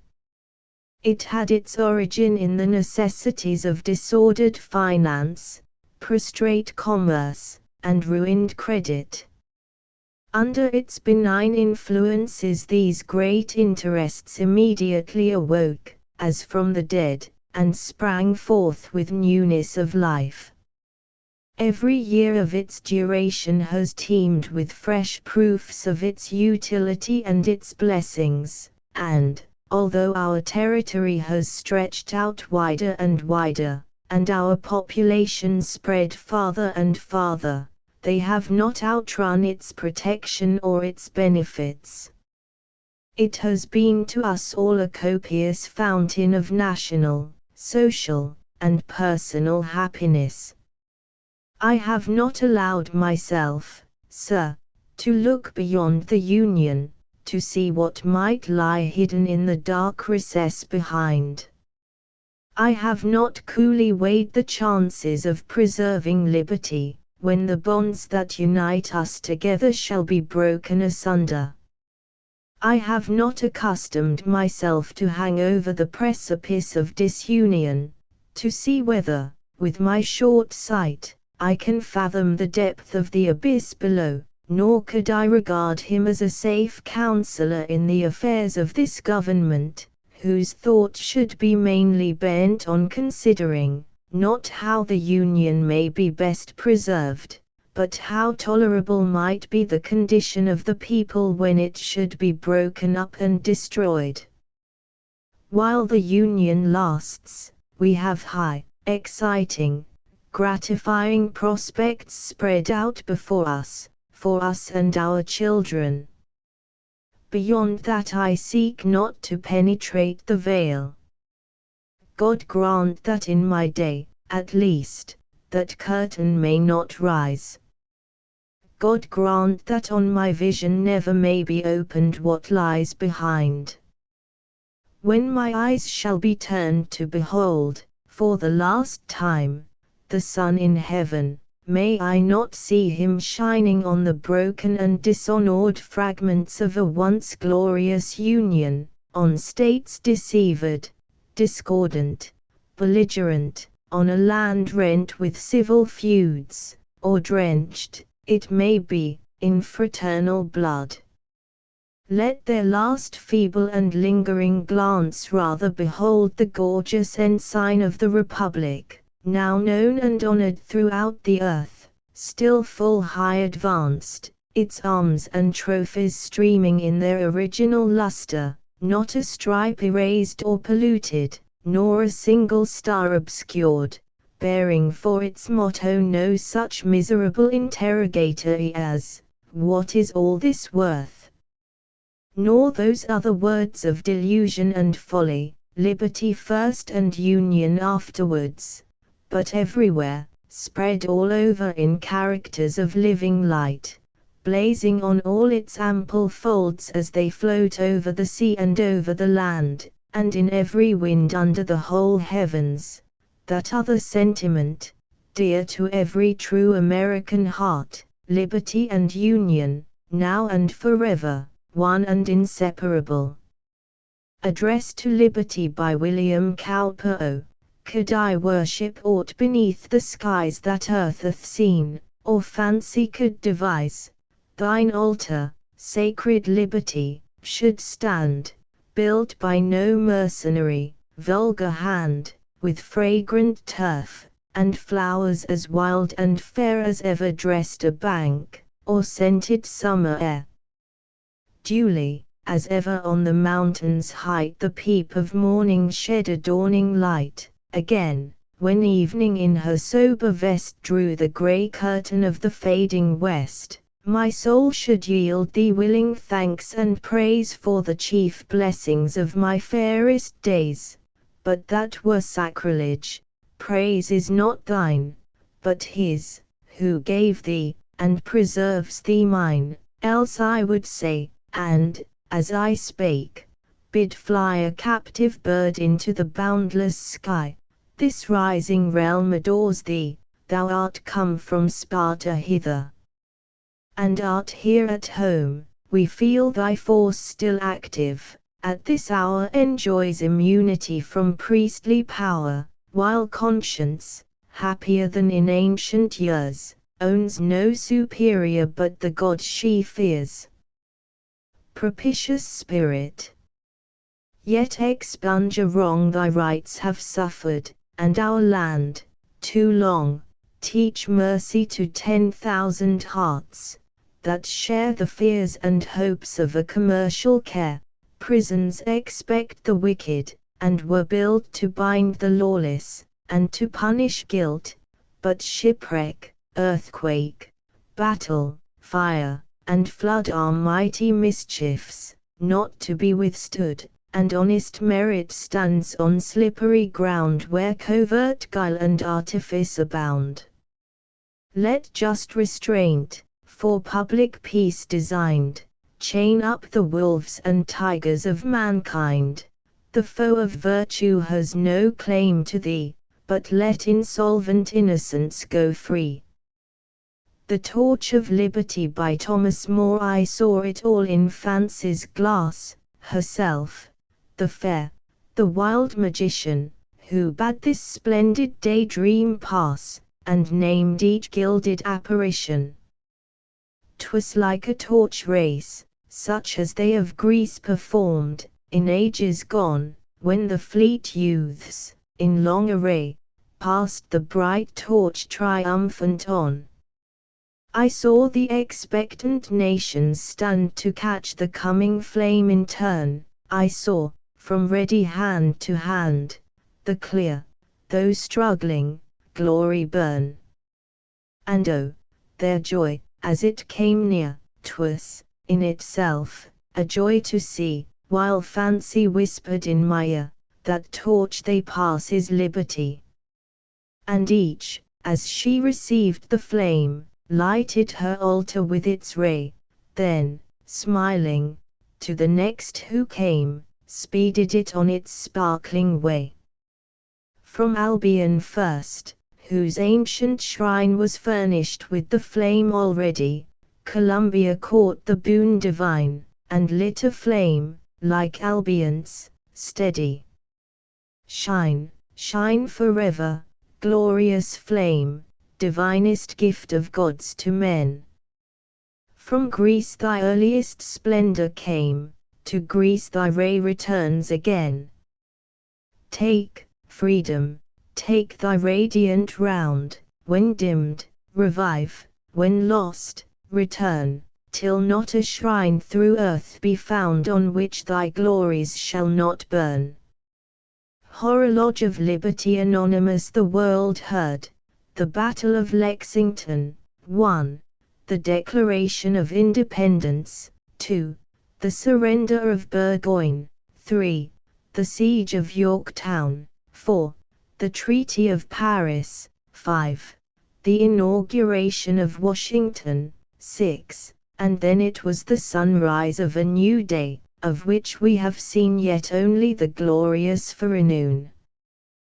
The American Republic by George Bancroft. In the fullness of time, a republic rose up in the wilderness of America. Thousands of years had passed away before this child of the ages could be born. From whatever there was of good in the systems of former centuries she drew her nourishment, the wrecks of the past were her warnings.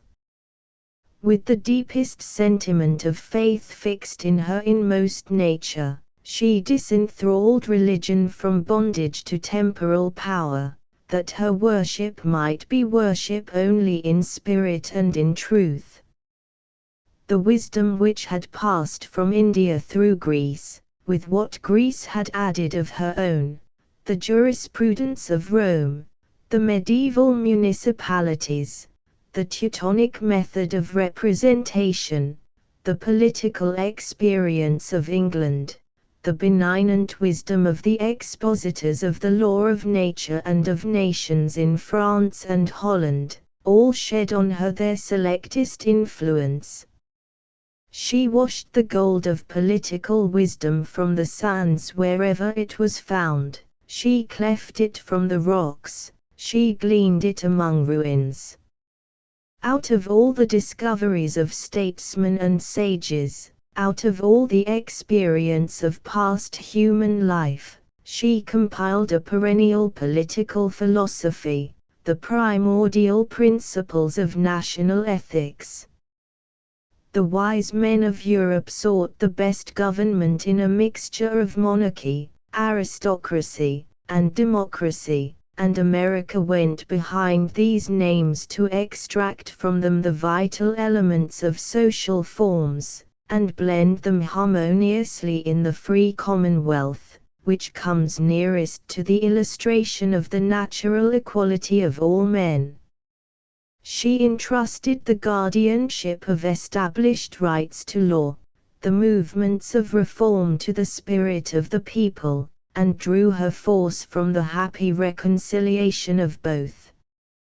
A new national hymn by Francis Marion Crawford. Hail, Freedom! Thy bright crest and gleaming shield, thrice blessed, mirror the glories of a world thine own. Hail, heaven-born peace!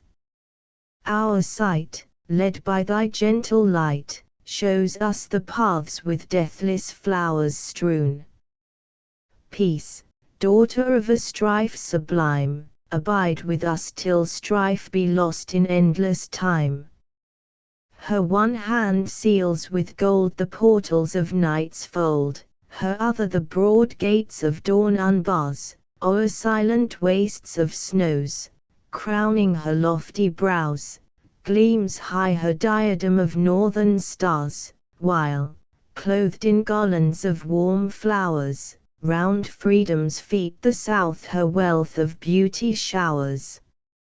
Sweet is the toil of peace, sweet is the year's increase, to loyal men who live by freedom's laws, and in war's fierce alarms God gives stout hearts and arms to freemen sworn to save a rightful cause. Fear none, trust God, maintain the right, and triumph in unbroken union's might. Welded in war's fierce flame, forged on the hearth of fame, the sacred Constitution was ordained, tried in the fire of time, tempered in woes sublime, an age was past and left it yet unstained.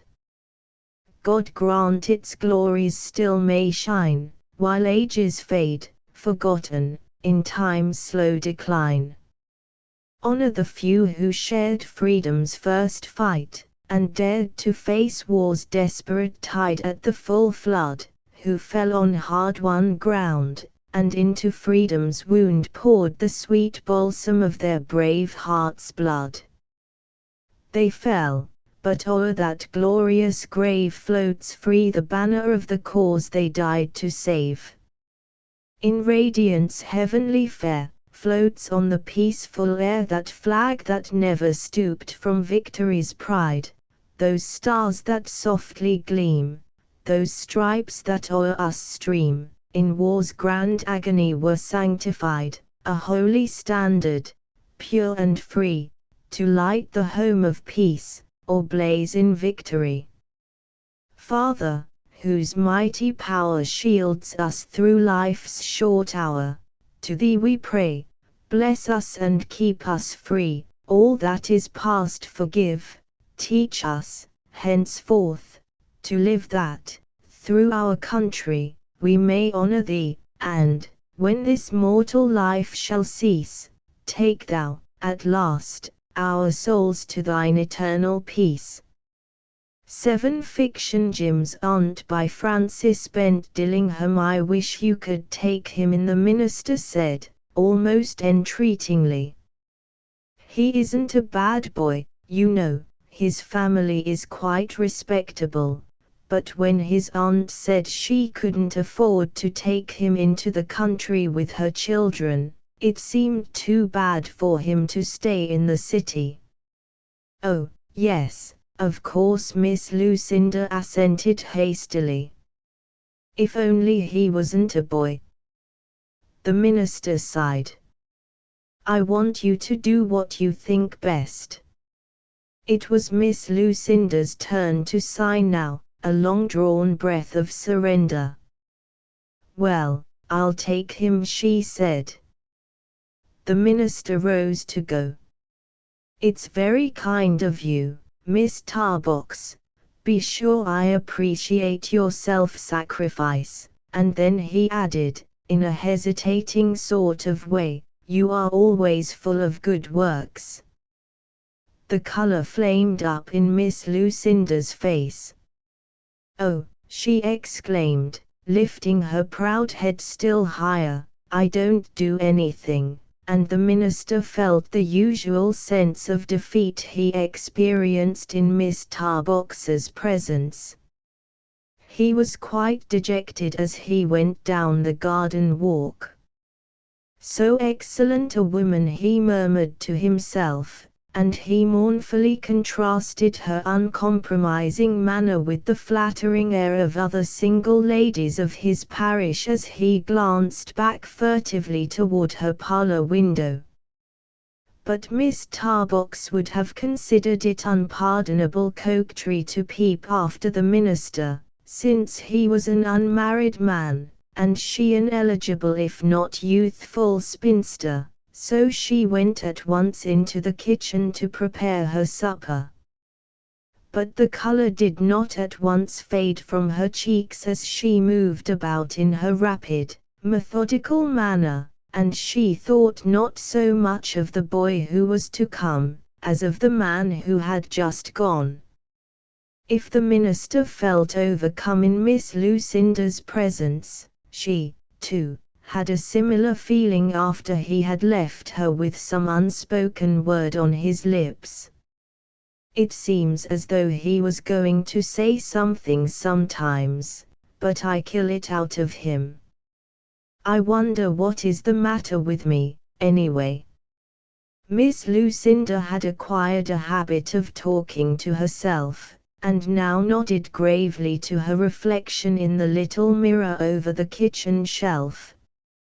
I'm not bad looking and I mean to be pleasant, but somehow most folks seem kind of afraid of me. I suppose I have an up-and-coming way with me that scares most of them. I don't seem to be the sort they take to, though I must say it's forlorn to be that way, and the image in the mirror sighed audibly. When Miss Lucinda had seated herself at her lonely tea table, her thoughts took another channel. What in the world am I to do with a boy? He'll upset things on the tablecloth, and let flies in the house and rub his fingers on the window pane, and holler. Well, there's one thing about it, he's got to mind every word I say to him. But here Miss Lucinda drew herself up with a jerk. There you go, Lucinda, complaining of your loneliness, and then finding fault when someone comes to see you, thinking you're too fond of running things, and then saying you're going to make this boy do just as you want him to. It was only a few days later when the boy came, in company with the minister. He was not so large a boy as Miss Lucinda had expected from his age, and he was rather thin and pale. I'll give him enough to eat, that's one thing she told the minister. And I've been thinking there's one comfort in a boy, he doesn't talk so much as a girl, that is, he isn't likely to. No, he isn't likely to, the minister assented, a little doubtfully. After the minister had gone, Miss Lucinda began to wonder what she should do with the boy the rest of the morning. She found him in the kitchen, his short legs stretched to their utmost, trying to capture two flies buzzing on the window pane. He paused in his exertions, and turned on her with a beaming smile. "Hello. Is dinner ready?" he asked. Miss Lucinda drew herself up. "We don't have dinner till 12 o'clock," she said frigidly. "Oh, that's all right, you needn't hurry," the boy said pleasantly. "I'm kinda grub-struck, but I guess I can wait." Miss Lucinda stared at him in rebuke. "Perhaps you'd better go out and play," she suggested, "while I get dinner," and off he went. When the dinner table was laid, Miss Lucinda rang her seldom-used bell out of the back door, and the boy came in promptly, with quite a color in his cheeks. "My," he exclaimed, staring at the neat, plentiful table, "ain't this a feed?" "You'd better go and wash your hands," Miss Lucinda suggested, and the boy went cheerily to the sink, scrubbing himself vigorously and then wiping his hands on the spick and span roller. Miss Lucinda groaned at the great black marks on the towel, and went out into the kitchen to turn it about so that she might not have to look at them through the dining room doorway. "Mercy on us," she cried in distress as she came out into the kitchen, you've left the door open. The house'll be full of flies. Now, don't you trouble, the boy said soothingly. I'll catch every single fly that's got in. I'm a great fly catcher, I am. I'm used to flies. At the table, conversation did not at all flourish. Miss Lucinda had heard of a boy's appetite, but she had never dreamed of such awful capacity as this young person displayed. After he had taken the first keen edge from his hunger, he laid down his knife and fork and looked at her inquiringly. "Should you mind if I was to call you aunt?" he asked smilingly. "You know I used to live with my aunt, and I'm kinda used to saying it." "I think it would be better if you called me Miss Tarbox," Miss Lucinda said, surprised, but not thrown off her guard. "That's rather long," the boy said meditatively, "but I guess if I say it often enough I can get it. Miss Tarbox, Miss Tarbox, Miss Stubox, Miss Stubox, Miss. Don't say that over again, for goodness sake," Miss Lucinda said irritably. "What is your name?" "Well, the whole of it is James Wilson, but I guess you'd better call me Jim." "I'm used to that." "What did you do this morning?" Miss Tarbox felt called upon to sustain and direct further conversation.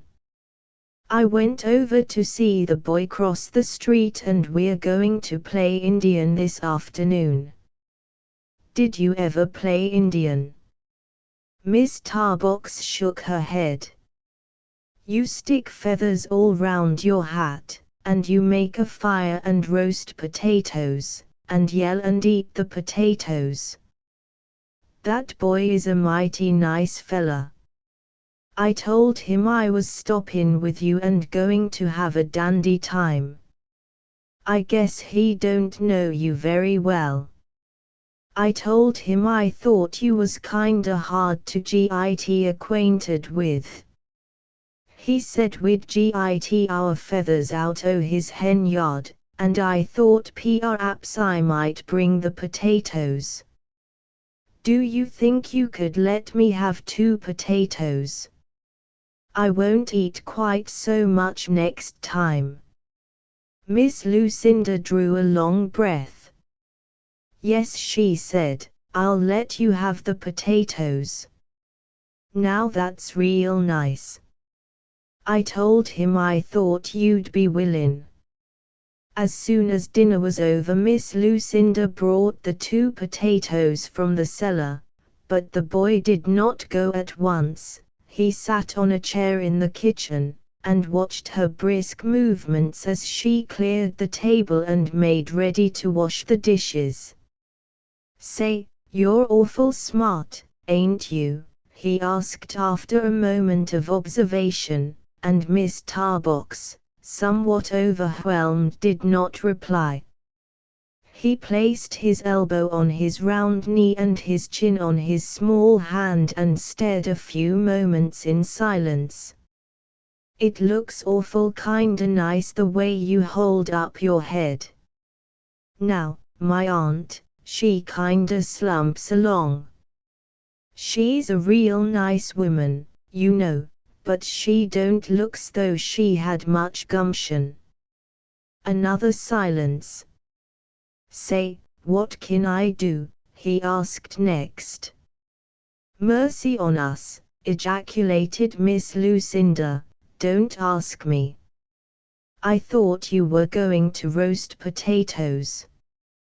I thought perhaps you might be kinda lonesome all alone, and I'd just as soon help you wash up. I'm used to it. I can make beds and sweep and wash dishes and do lots o' things.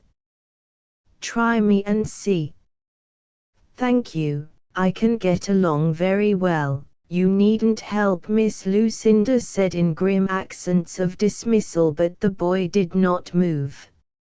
"I suppose you're pretty busy," he ventured presently. "Well, yes, rather," Miss Lucinda answered shortly. "Do you usually have a real good time 4th o' July?" he went on. Miss Lucinda gasped. "Well, no, I can't say I do," she answered in mournful truthfulness. "Now that's funny," the boy said, in a surprised tone. "Seems though the country'd be an awful nice place to have a good time in, 4th o' July. Meb it's 'cause you never had nobody to celebrate with, but you will this year. You'll have a real nice time, too. I always enjoy 4th o' July." Miss Lucinda gave a feeble sigh. "What do you usually do 4th o' July?" she asked, with the desire to learn her coming fate. "Well, last year I had one bunch o' firecrackers that got fired off the very first thing. I thought meb this year I'd earn enough money to buy 2 bunches. D'you think I could?" "Well, really, I don't know," Miss Lucinda said. "And last year I went to see the procession, and the crowd jammed me, and I didn't see nothing. But this year they are going to have a procession out here, and that fella asked me to be in it. D'you suppose I could?" "I don't know," Miss Lucinda answered again. "They are going to have regular uniforms, red, white, and blue." Evidently the boy took this as half consent, "and it's going to be just great. I suppose it'd be a good deal o' trouble to make me a uniform, seeing's you're so busy." "A soldier suit?" "Dear me, yes, I should say so." There was no doubt now in Miss Lucinda's tones. The boy drew a deep breath as he rose to go. "All right," he said cheerfully, "I'll tell the fellas. Perhaps they'll let me march, just the same." When supper time came and Miss Lucinda rang her bell again out the door, she saw the boy coming along the path from the barn, helping Joshua, the man of all work, bring in the brimming pail of milk. "Supper is ready," Miss Lucinda said, and this time the boy washed his hands without special order. "Say," he cried, waving the roller, "Josh's going to teach me how to milk, and you won't have to hire him any more. I can do everything's well as not, can't I, Josh?" But Joshua had, fortunately, gone and did not hear this threat to usurp his position. "Well, you do have awful good meals," he said, sitting down opposite Miss Lucinda's handsome, severe figure. "I'm awful hungry, but I did have the dandiest time today you ever heard of. The potatoes didn't roast very well, but the fire burned like fun." "My Jiminy, James," called Miss Lucinda in an awful voice. James opened his innocent eyes and looked at her, then fell to eating with renewed vigor, and it was some time before he mustered courage to finish his recital. But when he came out into the kitchen and watched her moving back and forth in the dusky light, Miss Lucinda somehow felt herself moved to open conversation. "You didn't eat so very much for supper, James?" "No, Ma'am," James answered promptly. "Don't you remember them potatoes? I was paying for 'em." "Mercy on us!" cried Miss Lucinda, and she went to the dining room and brought from the table the currant pie, of which the boy, to Miss Lucinda's amazement, had eaten only 2 pieces. He ate the third generous slice she gave him, and again sat still, watching her with round, admiring eyes as she moved about. "I think it's about time for you to go to bed now," James his guardian said presently, and James rose promptly. "Would you mind calling me Jim?" "It sounds kinda homesick to be called James," he said, with sudden wistfulness engendered, even in his boyish spirit, by the shadows and the newness of the place. "Good night, Jim," Miss Lucinda responded, but Jim still stood looking at her with serious eyes. "My aunt used to kiss me good night." "You don't exactly look like the kissin' kind, and I ain't neither, but I didn't know, seeing as you're so good to me, but perhaps," he flushed and shifted himself from one foot to the other. Miss Lucinda flushed, too, and looked greatly embarrassed, but hers was no stony heart to refuse so gallant a suitor. She stooped and kissed him awkwardly and flutteringly somewhere upon his forehead or hair, but when she would have felt her duty over, he suddenly seized her in an impetuous hug. He went upstairs quickly, and Miss Lucinda sat down in her little rocking chair with hot, red cheeks, and something deeper than embarrassment brought a new light into her clear eyes. "I think he tries hard to be a good boy," Miss Lucinda said to the minister when he next called, "but he does a great many things that are rather startling, and now and then he says something he oughtn't to." "Yes," the minister said, in kindly interest. "The very first day he got here, he swore at the table." The minister looked horrified. "Of course I spoke of it right off and he hasn't done it again.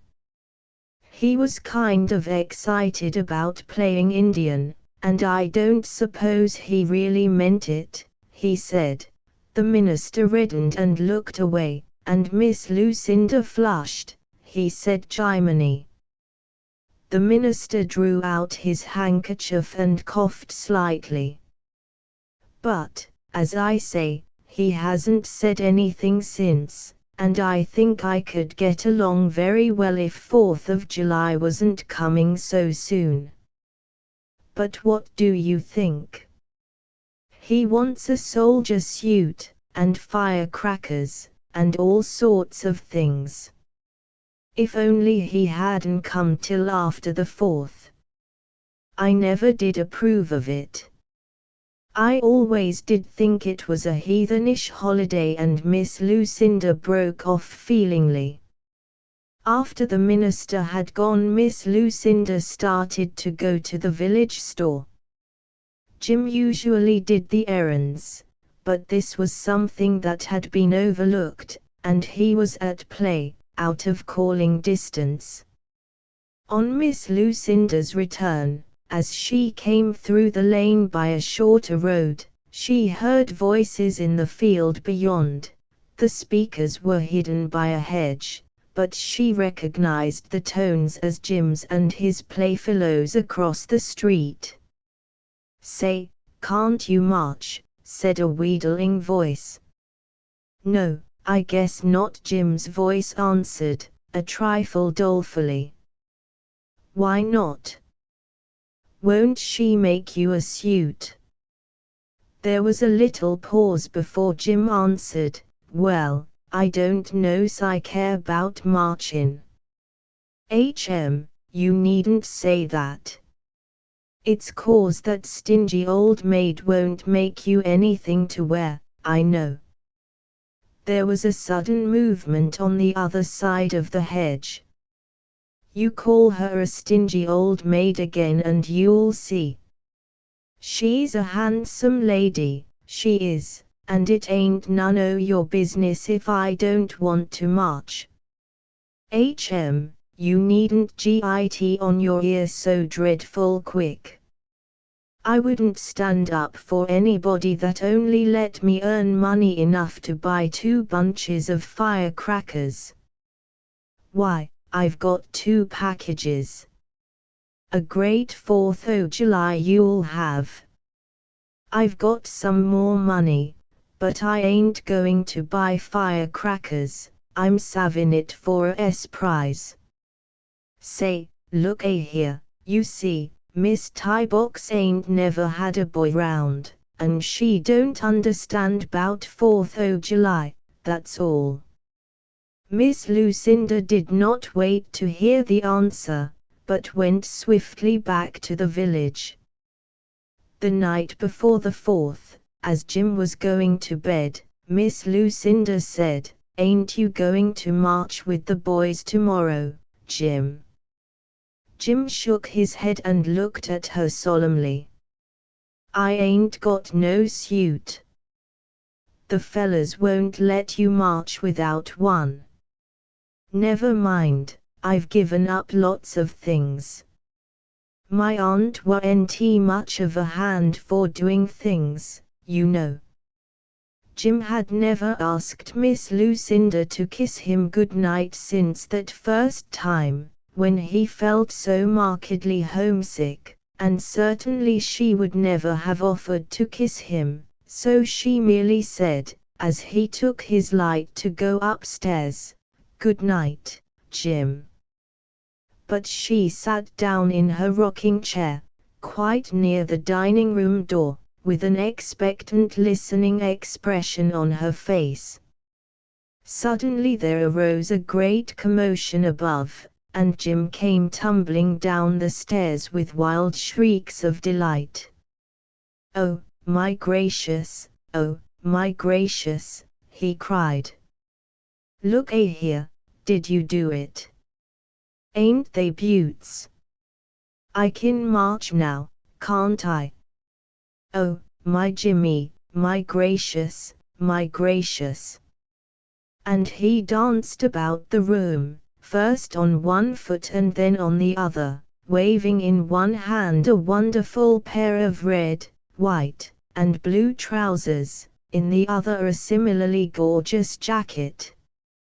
Miss Lucinda was really frightened. She was not used to such demonstrations of joy.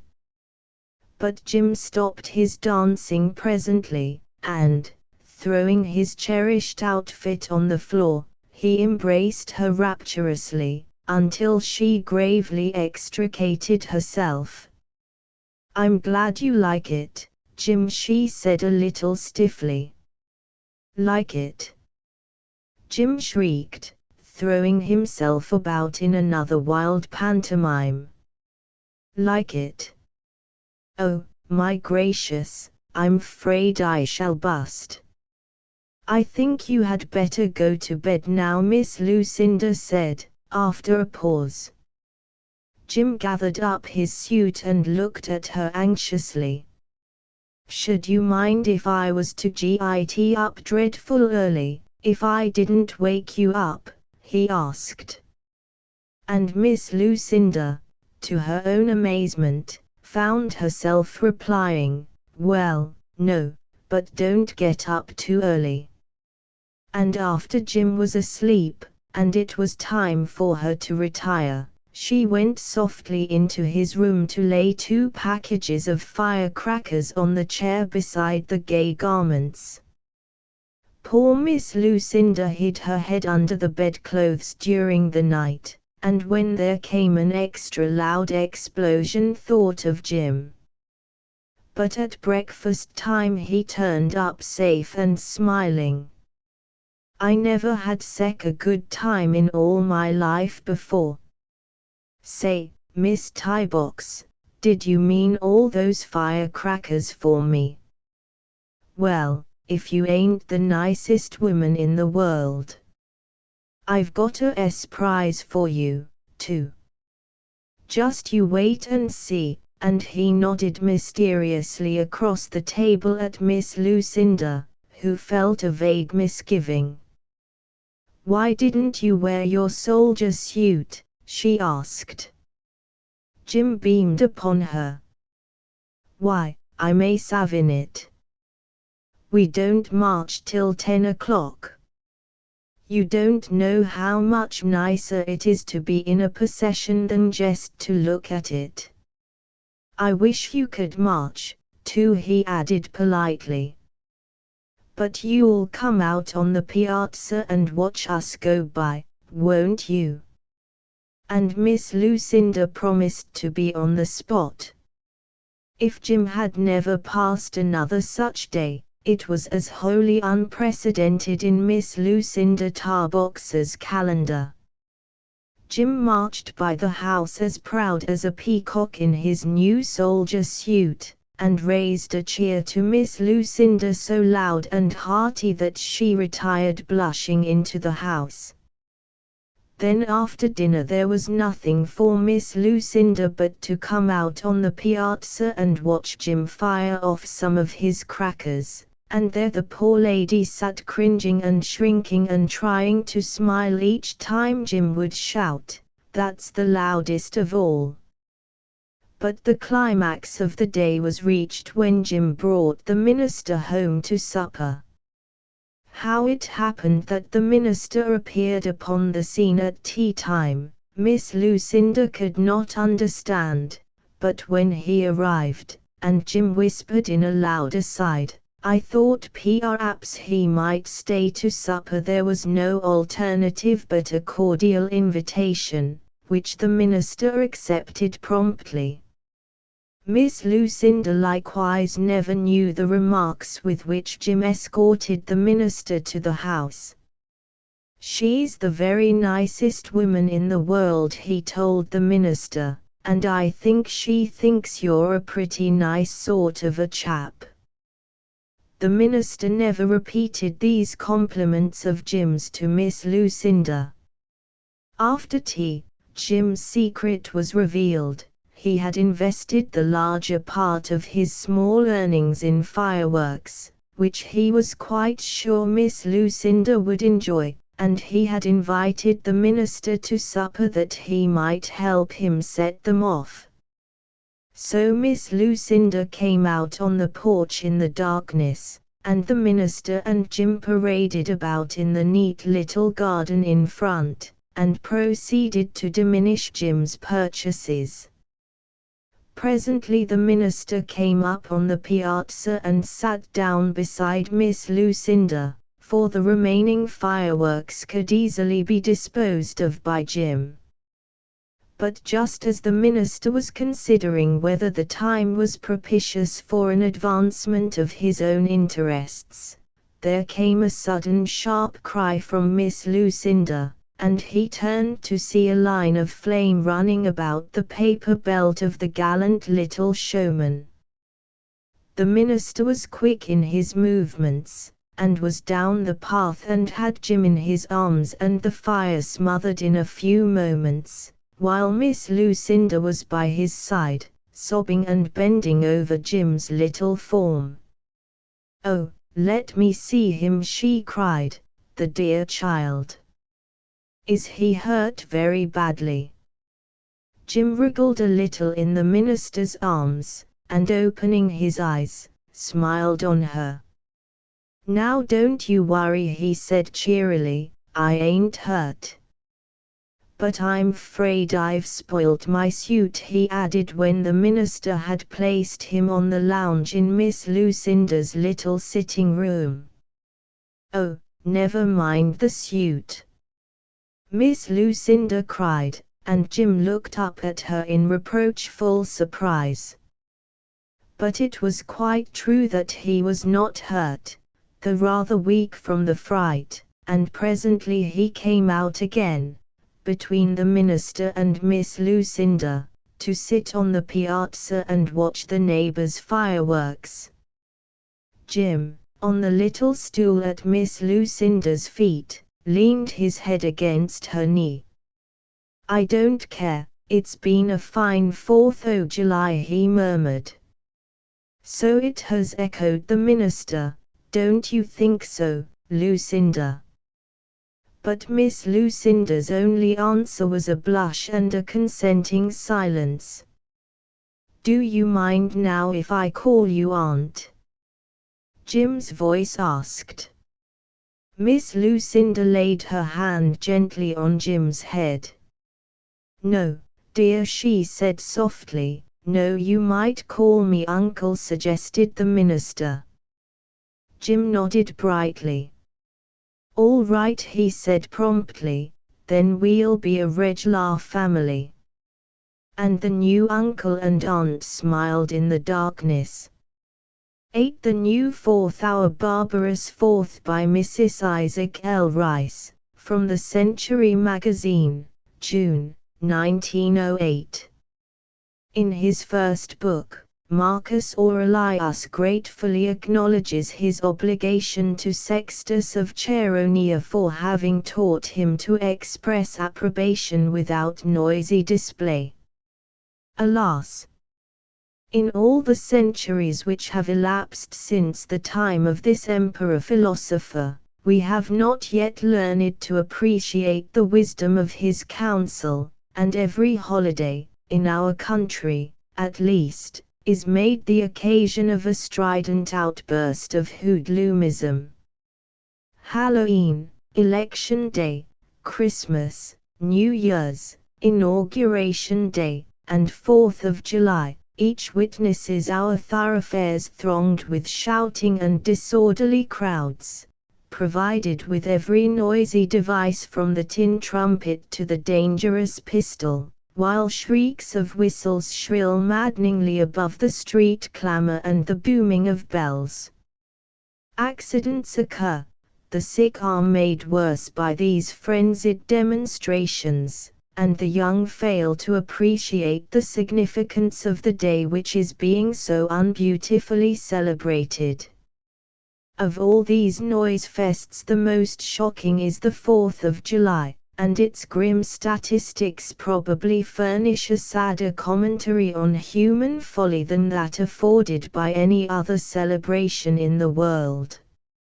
I often wonder what would be the emotions of a stranger, quite ignorant of our institutions, if he arrived in our country, God's country as we affectionately call it, just before midsummer, and glanced over our great newspapers. After reading some items, such as the following, would he be apt to await a great and glorious anniversary, or the advent of a day of strife and terror?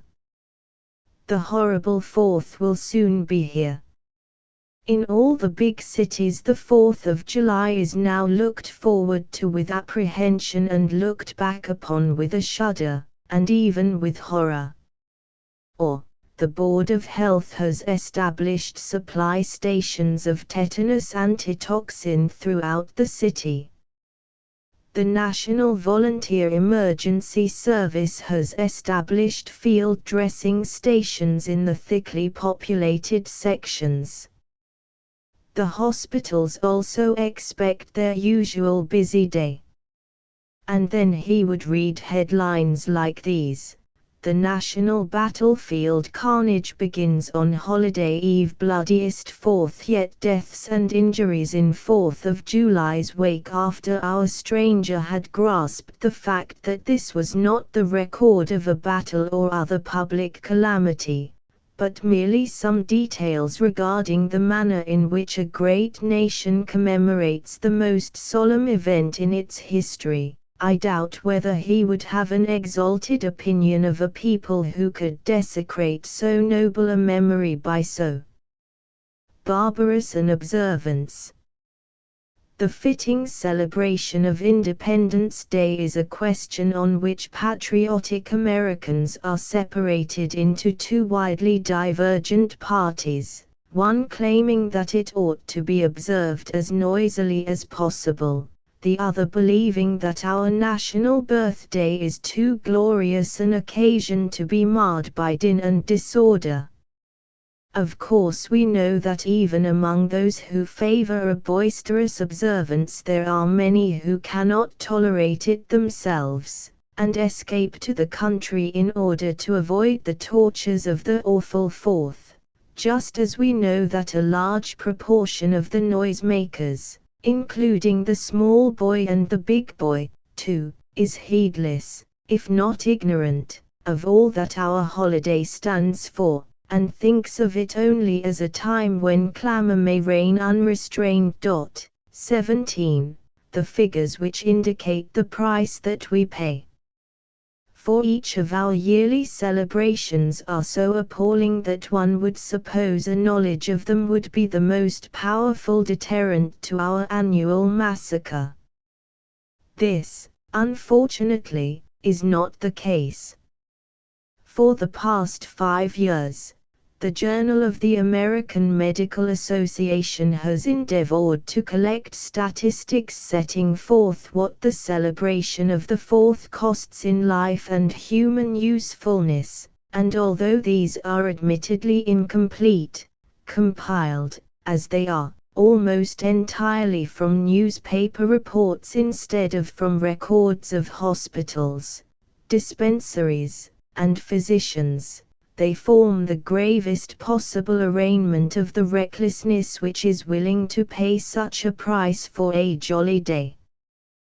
They show that during the celebration of 5 national birthdays, from 1903 to 1907 inclusive, 1,153 persons were killed, and 21,520 were injured. Of the injured, 88 suffered total, and 389 partial blindness. 308 persons lost arms, legs, or hands, and 1,067 lost one or more fingers.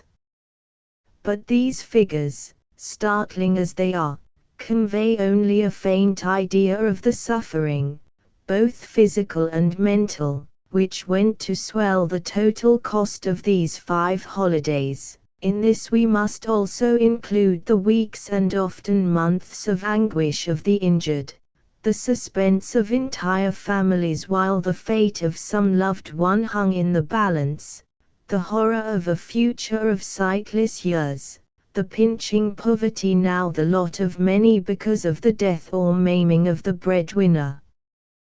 But putting aside the question of fatalities, of invalidism, of blindness, of penury, the effect on the sick of a long continuance of explosive noises, varying in intensity for days, or even weeks, and deafening for 24 hours at least, merits serious consideration. That the return of our glorious Fourth is looked forward to with dread by our hospital sick, as well as by those who are concerned in their care, was made pathetically clear to me last summer when I interviewed the superintendents of almost all our municipal institutions. One and all deplored the needless suffering inflicted on their patients by our barbarous manner of celebration, and begged me to bring the matter to the attention of the police department. 18. In this connection, a letter from Dr. Thomas Darlington, Commissioner of Health, is of interest. I agree entirely with you in regard to the serious injury inflicted upon patients in the hospitals occasioned by the common practice of exploding firecrackers and torpedoes in the immediate vicinity. Professor William Hanna Thompson took the same stand when he stated, "I rejoice to hear that your Society for the Suppression of Unnecessary Noise proposes to have measures taken to lessen the explosions of firecrackers and firearms in the neighborhood of our city hospitals on the 4th of July. Such noises are particularly injurious, both from their nature and their being of an unusual kind, to patients with any high fever, such as typhoid, and it will be a great service to humanity to have them suppressed, if not altogether, as most sane people will acknowledge, yet at least near institutions harboring a variety of patients. One feature of our celebration which has not yet been touched upon is the cost. Last year, New York City boasted of an outlay of $4 million, while the country as a whole burned up the huge sum of $20 million in fireworks. Finally, we must add the vast sum lost by conflagrations before we are in a position to realize the whole price that we pay for our day of jollity.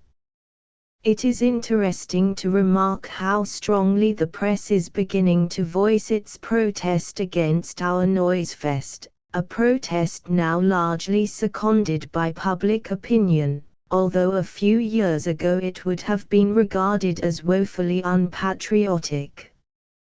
Here are a few excerpts gathered last July from widely scattered papers, which are unanimous in decrying our present-day observance, the most ridiculous and senseless celebration of any great national event. New York commercial. What the connection is between explosives and patriotism, no one has ever undertaken to describe. Utica Press. The people must be educated to appreciate the folly of dynamite as a factor in patriotism. Chicago Daily Tribune. Time to consider how our annual worship of the god of noise is to be abolished. This blatant and death-dealing divinity long ago usurped the shrine occupied by patriotism. Every year we carry and lay on his bloody altars human sacrifices, like the tribute of maidens to the Minotaur, only they are mostly boys. And so, year after year, the glorious Fourth becomes more and more a dread festival of blood and fire and noise, of death and mayhem. Minneapolis Journal. The traditional gunpowder and dynamite orgies of Independence Day are wrong. Firearms and explosives have no place in any sane scheme of city life. Cleveland Plain Dealer. The day on which human folly too frequently runs amok. That the achievement of our national independence, brought about through the necessary spilling of great quantities of blood, should be commemorated by the very general loss of life and limb is as unnecessary as it is deplorable. Union, Manchester, NH. Americans are realizing that noises, maimed and wounded children, and big conflagrations should not be the sequence of the nation's birthday. Toledo Blade. What ought to be the most enjoyable day in the calendar, is made a day of general carnage and a day toward which adults look forward with dread and whose passing they look back upon with a sense of mighty relief. Pioneer Press, St. Paul, Min. It is the money burned up in useless and dangerous explosives that is wasted, serving no better purpose than to leave the city with a headache the morning after. Republic, St. Louis. The din is hideously vulgar and utterly uncivilized, discreditable to those who make it and to the civil authorities who permit it. Evening Wisconsin, Milwaukee. I fain would haul down the red flag of our modern 4th of July and, in its place, run up the flag of peace, quietude, rest, contentment, and personal safety. Life, New York. The total results of our last jolly celebration of Independence Day were 164 killed and 4,249 injured, many of them being maimed for life. Is this method of celebration really worthwhile? Journal Med. Arson. Chicago. How can any satisfaction be taken in the perversion of a holiday to purposes of disorder and destruction, and how can any pride be felt in methods of observance which inevitably condemn hundreds, if not thousands, to be shot, burned, maimed, and otherwise disfigured and tortured in propitiation of the great god of senseless uproar? New York Tribune. As for those who are in favor of continuing our present mode of celebration, I can find but one who has written openly in its defense, and even then there is a suspicion that the article is ironical. It is better to shock the sensitive nerves of a few grown people than to have the boys and girls grow up mollycoddles, with the fear of gunpowder in their hearts and no appreciation of a boisterous holiday, rich in patriotic appeal, and full of the rough-house spirit of healthy Americanism. This, if seriously meant, reaches the height of absurdity, for if there is one thing of which little children should have a wholesome dread, it is gunpowder, and I know of no other country in which such a weapon is put into the hands of babes. It is customary with us to excuse ourselves for 4th of July accidents by putting all the blame on the small boy.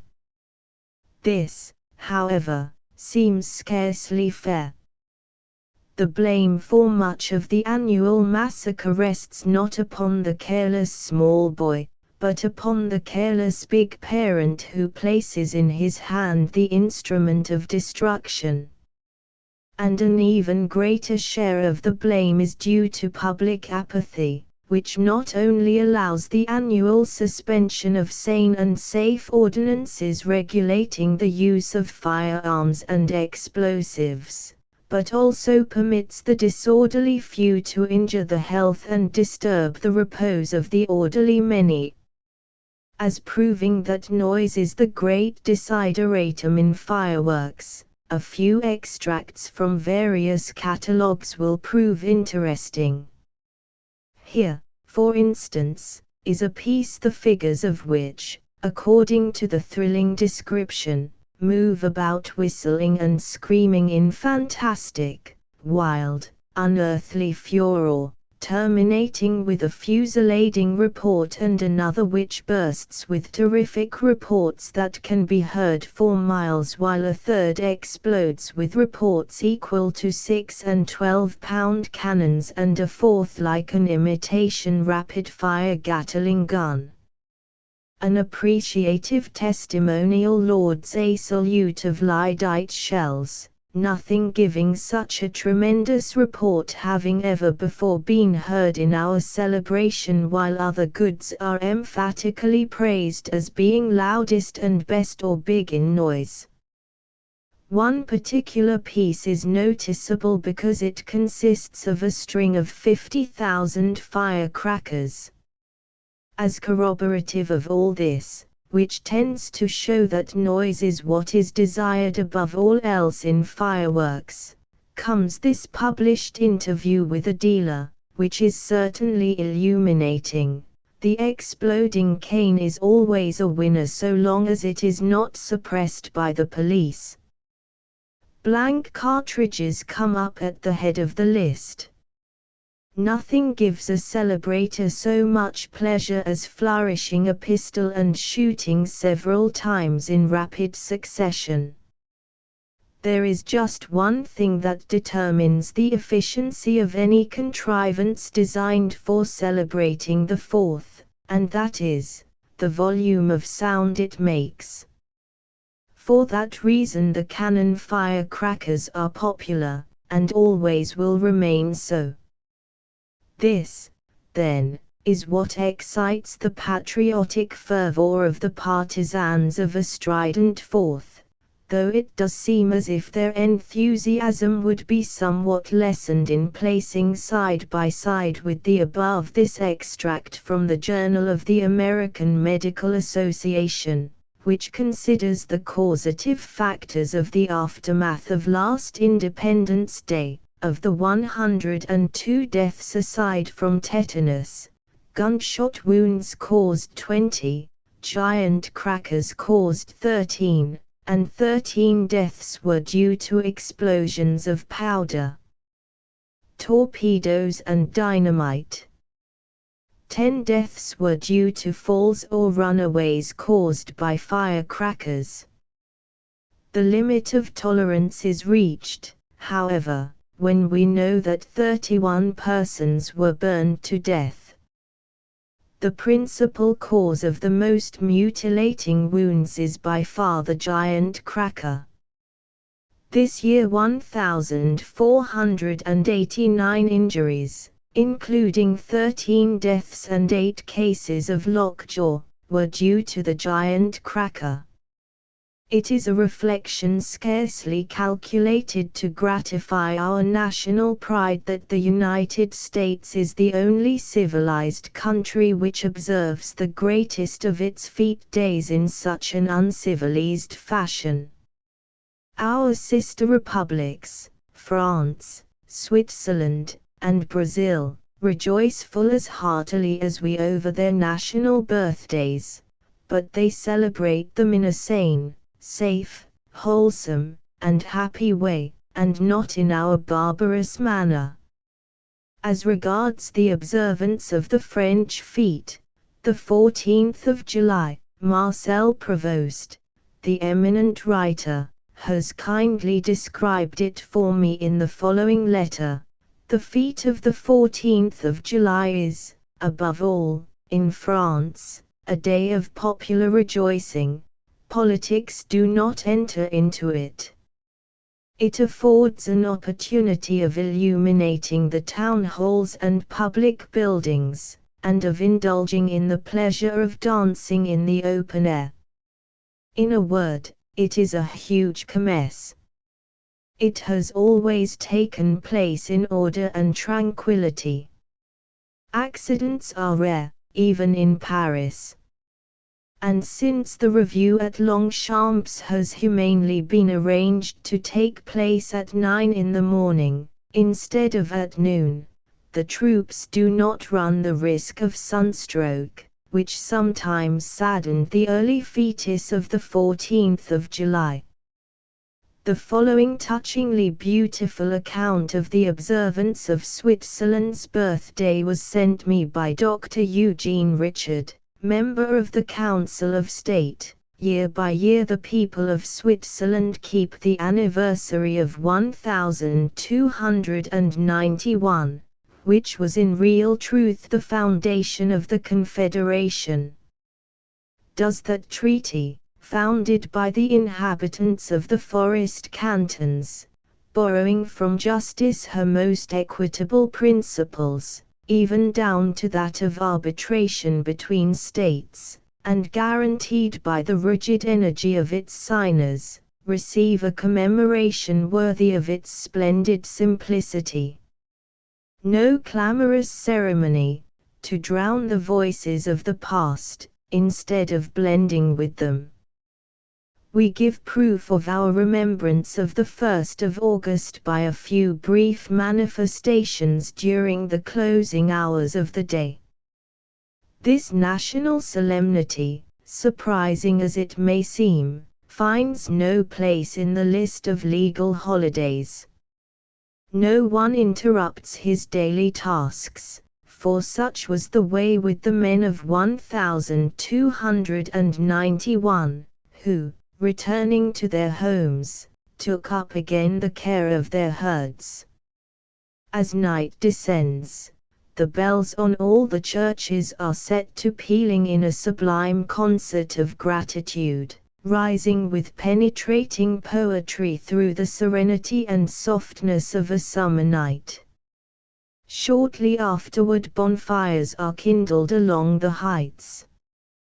Here and there will be a modest illumination or rare display of fireworks. Occasionally an orator reminds the people of the significance of their rejoicing and holds up for imitation the character of our ancestors. Whoever witnesses this spectacle realizes the strength and the sincerity of a patriotism that, without clamor or ostentation, draws fresh life by reverting to its original sources. Switzerland lives in the heart of her citizens. A noisy demonstration would take from us the benefit of a thoughtful mood. In order to produce an impression both profound and salutary, national celebrations must needs have a pervading tranquility, which enhances their dignity, and leads mankind to earnest thought. According to a very charming letter from His Excellency, Senor Joaquim Nabucco, Brazilian ambassador, it appears that although his countrymen do not observe their festivals with that calm, patriotic fervor which characterizes the Swiss, and although they rejoice in noise as well as in color, there is nothing to show that their holidays are marred by that disorder and by those horrible lists of casualties and accidents which disgrace the celebration of our great anniversary. The following delightful description of Germany's greatest festival, the Emperor's birthday, has been given me by Professor Hugo Munsterberg of Harvard University. When I look backward to my boyhood days in Germany and ask myself from what sources my young patriotism was steadily supplied, I cannot value highly enough the influence of the patriotic celebrations in my school and my native town. The dearest memory belongs to the Emperor's birthday. I know quite well that the present Emperor was born in January. But when I hear the word Emperor's birthday it still always awakes in me first the date of the 22d of March, the old Emperor's Day.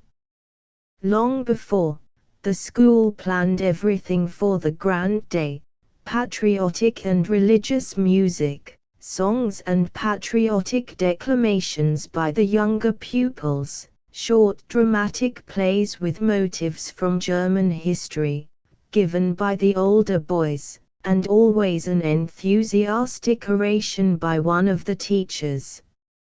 In Sunday clothes we gathered in the school, everything was decorated with flowers and garlands and flags, and the whole school continuously, year by year, was lifted up in a common pride and enthusiasm. 2 or 3 of the happiest morning hours were devoted to the celebration, and the jubilant hurrah for the beloved emperor at the end of the historic oration was the only sound of the day. Then we streamed out into the decorated streets, enjoyed the picturesque parades and went to the concert at the marketplace, where patriotic marches kindled our youthful emotions. The afternoon belonged to parties at home, where school friends gathered and enjoyed their games with a historic flavor and the chocolate with a patriotic abundance of cakes. Quiet, mellow days they were, and any loud noise would have appeared to us boys as a desecration of the festivity. And yet the loyalty which I stored up in those March days of my boyhood still supplies me amply when I have, year for year on the 27th of January, to make my Emperor's birthday orations to the German Americans. An interesting account of the manner in which Japan celebrates her fetis was kindly written for me by His Excellency Viscount Aoki, recently Japanese ambassador to the United States. In Japan we have 3 great national holidays. They are November 3d, the present Emperor's birthday, New Year's Day, and the 11th of February, the day of the accession of the Emperor Jimmu, the first ruler of the Empire of Japan. An illustration of the emperor's birthday celebration in Japan will be sufficient to give a general idea as to how our national holidays are celebrated at home, for there is little difference in the way of its celebration between the above-named three holidays, except in minor details. On the emperor's birthday all offices, schools, banks, and large business houses are closed. The national flag is hoisted on all public buildings, schools, and on most of the private houses all over the country. High dignitaries, both civil and military, who are present in the capital, proceed to the Palace of Tokyo to present before the throne their congratulations for the occasion, while those in the country and abroad send their congratulatory messages by mail through the Minister for the Imperial Household. In every school all over the country the day is observed in a form appropriate to the occasion. 101 salutes are fired from every fort in the empire. The Imperial Review of the Army is in regular order of the celebration of the day, when hundreds of thousands of the enthusiastic public gather around the drill ground and all along the imperial route to cheer their august and beloved sovereign and to witness the glorious military parade of the day, while all of His Majesty's ships fire 21 salutes, otherwise known as the National Salute, and appear in full dress. The Emperor entertains in the palace at breakfast all the foreign representatives and high dignitaries of the empire. And now let us listen to what some of our prominent Americans, whose patriotism none can assail, have to say about our present-day observance. First, Mark Twain, in whose heart of hearts the small boy is enshrined, and who certainly would not needlessly curtail even one of his little pleasures. Does he approve of our day of burning patriotism? No, for he has written to me, "I am with you sincerely in your crusade against the bedlam frenzies of the 4th of July." And William Dean Howells, "I am glad that you have added to your noble and beneficent ambition to suppress all unnecessary noises the wish especially to deal with the barbarous and obstreperous celebration of the 4th of July. I am sure that Confucius did not invent gunpowder, and that it was not Chinese wisdom which gave us firecrackers. Until we cease to glorify our national birthday like a nation of lawless boys, we shall have no right to claim that we have come of age, and the civilized world must regard us as savages until we stop behaving like them." And one of our poets, "It is good news that you are turning your attention to the subject of the irrational manner in which Americans celebrate their independence. I am sure you will not merely advocate the suppression of meaningless noise, and that you will indicate such fetes, ceremonies, pageants, and celebrations in general as are rational and instructive, also, that you will hint at a broader and more inspiring use of the day than either arousing old and debasing international enmities or the display of indecent self-glorification.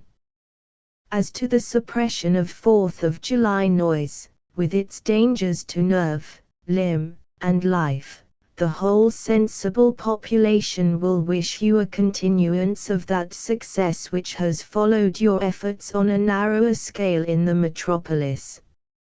I am reminded that in the sweet and peaceful valley from which I write the national holiday is looked forward to with apprehension, on account of the dreadful, sleep-scattering noises of the night and dawn before. On the 4th, Why should we not have music instead of noise, art instead of gunpowder? Every community in the United States will have occasion to bless your name and memory if you can do something substantial toward making more quiet and more ennobling the anniversary of the day that gave the Republic birth. Here, too, is a letter from Dr. Weir Mitchell. If anything can be done to lessen the noise of the 4th of July celebrations, it will also be efficient in lessening the amount of injuries inflicted by the desire of man and boy to make meaningless noises. Not only does it leave the 4th of July as an annually recurrent unpleasant memory, but there is the same absurd tendency to extend the nuisance of noises into other days.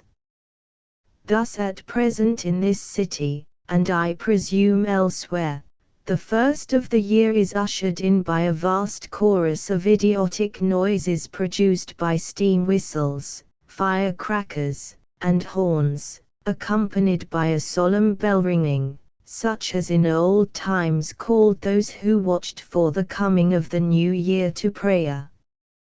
That our Commissioner of Health fully recognizes the necessity of bringing about a saner mode of celebration is shown by the following letter. Your plan to include, as part of the activities of the Society for the Suppression of Unnecessary Noise, the question of a more sensible celebration of the 4th of July, meets with my most hearty approval. The long list of killed and wounded, which comes as the result of what should be a day of patriotic inspiration, is certainly appalling, and indicative of how far we have strayed from its true spirit. Your efforts to induce the people of this country to celebrate its most joyous anniversary in a manner fitting and appropriate, provide an object which should enlist the sympathy and cooperation of all who have the welfare of their country at heart.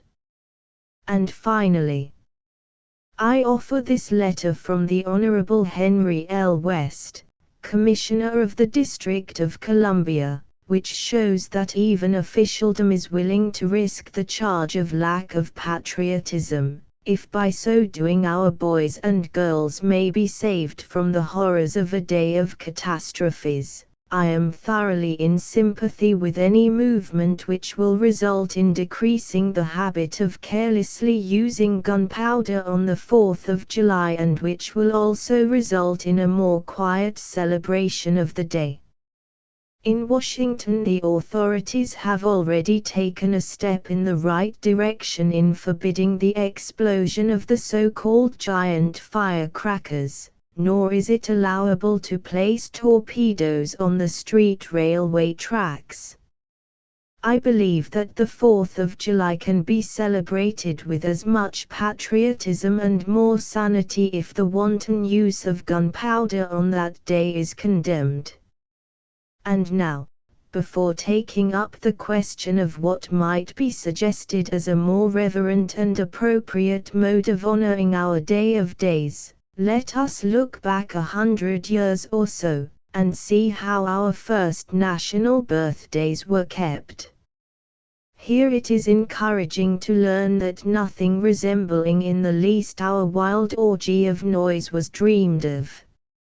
Indeed, had such a suggestion been breathed to the sons and daughters of our revolutionary heroes, they would probably have felt that the plan savored more of China, the land of noise and the home of the firecracker, than of their own country, and have been profoundly shocked at the mere idea that such an anniversary could receive so murderous a recognition. A glance over the time-yellowed pages of the Evening Post, printed more than a century ago, or those of the New York Packet, which was old when the Post was young, shows how differently the 4th was observed by those who had seen burst into full flower that glorious patriotism which had given it birth.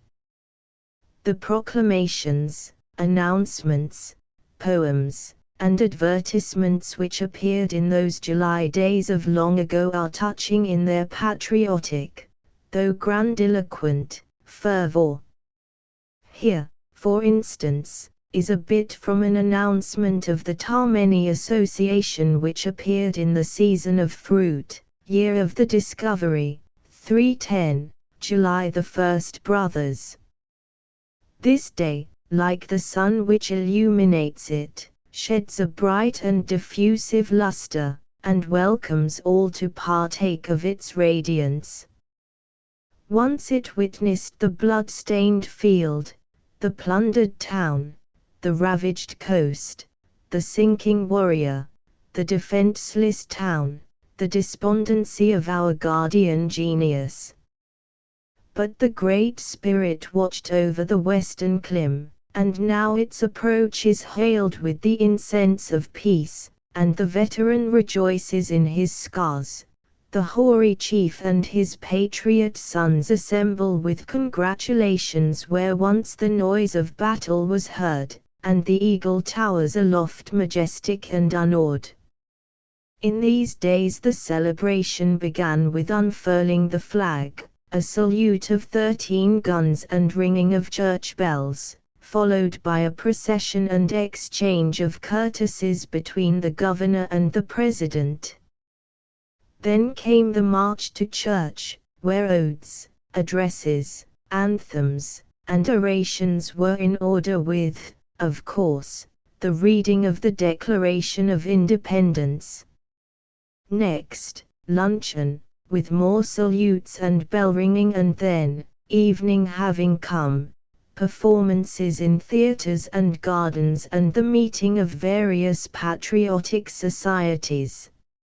Everything connected with the performances was patriotically reminiscent. In the gardens, transparencies and fireworks portrayed temples of immortality, obelisks of heroes, and figures of justice, fidelity, fame, and piety, all radiantly intermingled with shining pictures of Washington and of the arms of the United States, with its brilliant stars, while at the theater, patriotic plays were given, such as Bunker Hill or The Death of Warren and the Glory of Columbia or the Retrospect of the American Revolution. This all refers to New York, but it is probable that virtually the same observance obtained in other large cities. Let us now consider what might be substituted for our present-day mad and dangerous celebration, which serves only to keep in remembrance one feature of our great struggle, the cannonading and musketry discharges which shook the country during the arduous days of its birth. I sincerely believe that our national birthday can be observed with heartfelt patriotic rejoicing, and yet without the slightest danger to life or limb, without any nerve-wracking noise or display of hoodlumism, and without any of the extravagant outlay which has characterized our former celebrations. Flags can float, national music be played and sung in places now given over solely to the deafening din of cannon firecrackers, the Declaration of Independence be read at all of our public buildings, where inspiring addresses may also be made, and street displays, such as processions with floats, beautiful as well as instructive, furnish delightful object lessons of the greatest events in our history. Then, at night, we may have illuminations, both private and municipal, and displays of fireworks in open places, where the exhibitions can be conducted by experienced men, thus avoiding all danger of the shocking accidents which now sadden our celebration. Let us, on this day, forget the noise of battle and the passions of international strife, and remember only the wonderful spirit of sacrifice, and patriotism, and brotherhood which animated our revolutionary heroes. Let us, who know what the day means, endeavor to make it both memorable and illuminating to those who do not, by opening the hearts of the children, of the poor and ignorant, of the distressed and disheartened alien within our gates, to at least a partial significance of what we honor in our glorious festival. Let us enter personally into the work, giving tender endeavor as well as means to the task of making the occasion the happiest of all the year to the ignorant and the wretched. Let us give them a day of liberty in the country or in the parks, where they will see our beautiful flag floating everywhere about them, and where their untrained ears will become accustomed to the ringing rhythm of our national melodies. Let us give them mementos of the 4th, such as flags and pictures of our heroes and of those whom we love as well as honor. There let them listen to the story of the birth of our Republic, and have it told simply and, if necessary, in their own tongues, so that all can feel how great were those who made the country free, and how wonderful is the boon of liberty now extended to the oppressed of other countries. A Safe and Sane 4th of July by Henry Litchfield West, from the Forum, August, 1909. A little more than a year ago the Century magazine contained a vigorous and convincing article by Mrs. Isaac L. Rice, entitled Our Barbarous Fourth. It was a protest against a condition of affairs in the United States which had long attracted attention but which no one, up to that time, had criticized in such emphatic terms. The grim statistics of the 4th of July, said the article, probably furnish a sadder commentary of human folly than that afforded by any other celebration in the world. It is true that a few thoughtful people had in more or less nonchalant manner observed the terrible toll of death and injury which the evil celebration of the day demanded. Quite a number of newspapers, notably the Chicago Tribune, were questioning the wisdom of a method which in one day had resulted in the death of 164 people, and the injury of nearly 5,000. How can any satisfaction, asked the New York Tribune, be taken in the perversion of a holiday to purposes of disorder and destruction, and how can any pride be felt in methods of observance which inevitably condemn hundreds, if not thousands, to be shot, burned, maimed, and otherwise disfigured and tortured in propitiation of the great god of senseless uproar?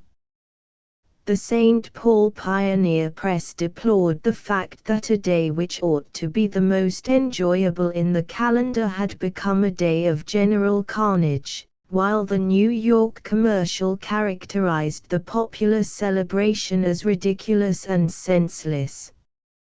Notwithstanding these occasional utterances of truth, which indicated a growing sentiment, the fact is, that at the time of the appearance of our barbarous Fourth there was only one city in the country wherein any curb had been placed upon the insensate and reckless custom of observing the 4th of July with dynamite and gunpowder.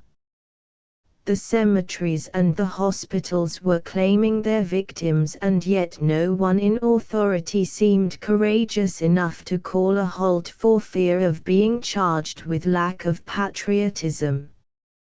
I believe, however, that the article in question appeared at the psychological moment. It was so straightforward in its presentation of the facts, so earnest in its appeal and so logical in its assertion that there were numerous sensible ways of celebrating our national holiday, that it made a profound impression everywhere. At any rate, the fact is, that before that article appeared only one city in the country had prohibited the sale and explosion of fireworks, while within a short period after it had been printed the authorities in several cities took radical action along the lines therein suggested. It is no exaggeration to say that within the next 10 years the old barbarous 4th of July will have entirely disappeared, and it is also within the bounds of accurate statement to add that the one greatest individual factor in accomplishing the much-needed reform is the author of the Century article. All this is by way of preface to the fact that the experiment of a safe and sane 4th of July was tried this year in the national capital, and in the belief that its details will prove of general interest, they are herewith recorded. If, as now seems to be the case, we are on the verge of a revolution in the customs which have been in vogue for half a century, the methods by which the change is to be accomplished are not without their value and significance.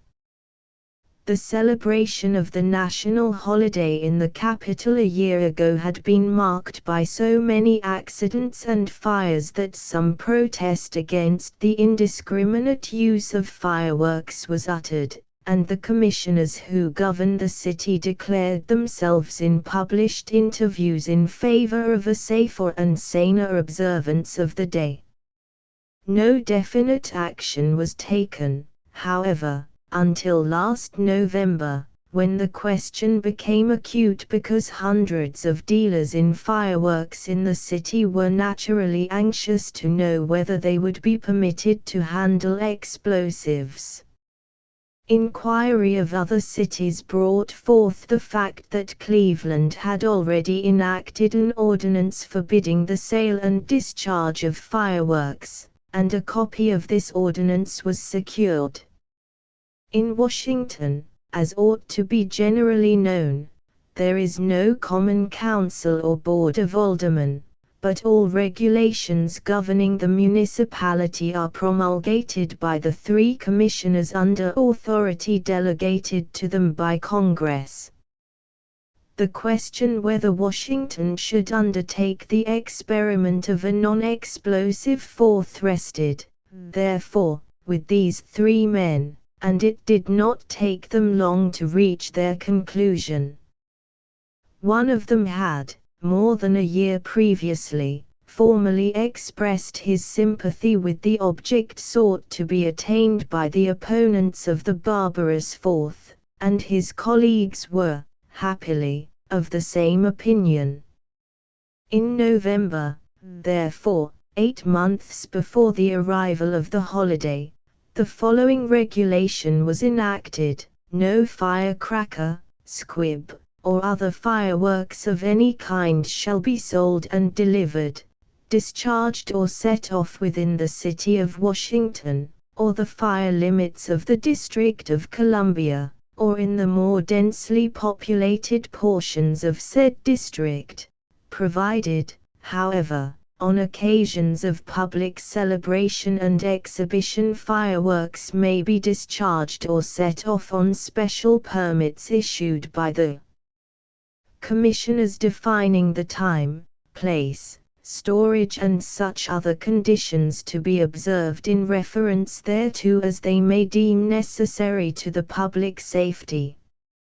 No gun, air rifle, pistol, revolver, or other firearm, cannon or torpedo shall be discharged or set off within the city of Washington, or the fire limits of the District of Columbia, without a special written permit therefor from the Major and Superintendent of Police, nor within 500 yards of the Potomac River, Eastern Branch, or Anacostia River, Rock Creek, or any public road, highway, schoolhouse, building or buildings, shed, barn, outhouse, public park, reservation, graveyard or burial place, playground, golf course, tennis court, picnic ground, campground, or any place where people are accustomed to congregate,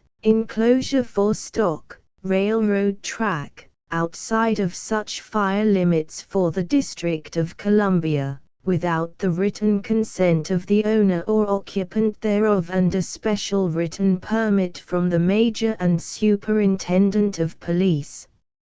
No law or regulation can, however, be effective unless it is sustained by public sentiment. The commissioners were fortunate in securing the voluntary and enthusiastic support of the members of the Board of Trade and the Chamber of Commerce, the representative local organizations, and, in general, the citizenship of the capital was favorably disposed to the new order of things. Committees were formed for the purpose of providing two patriotic public entertainments, one in the morning to consist of the reading of the Declaration of Independence and appropriate addresses, and the other to include a fine display of fireworks at night upon the ellipse south of the White House.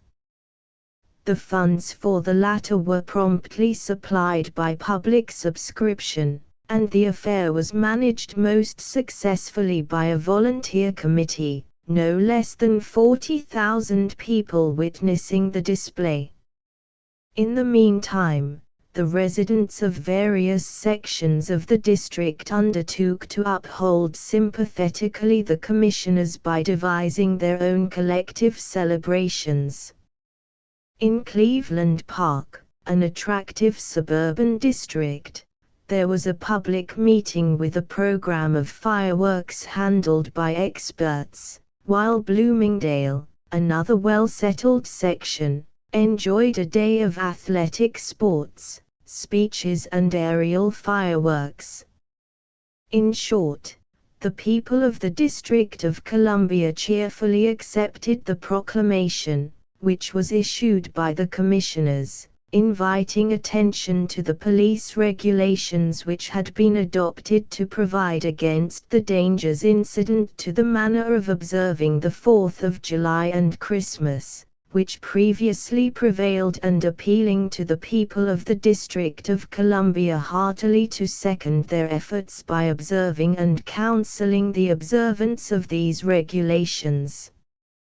Nor were the entertainments already mentioned the only forms of celebration. The Washington Post conceived the idea of an automobile floral flag parade, and this event proved to be a genuine spectacular and artistic success. There were over 100 motor cars in line, and the decorations were extremely novel and pleasing.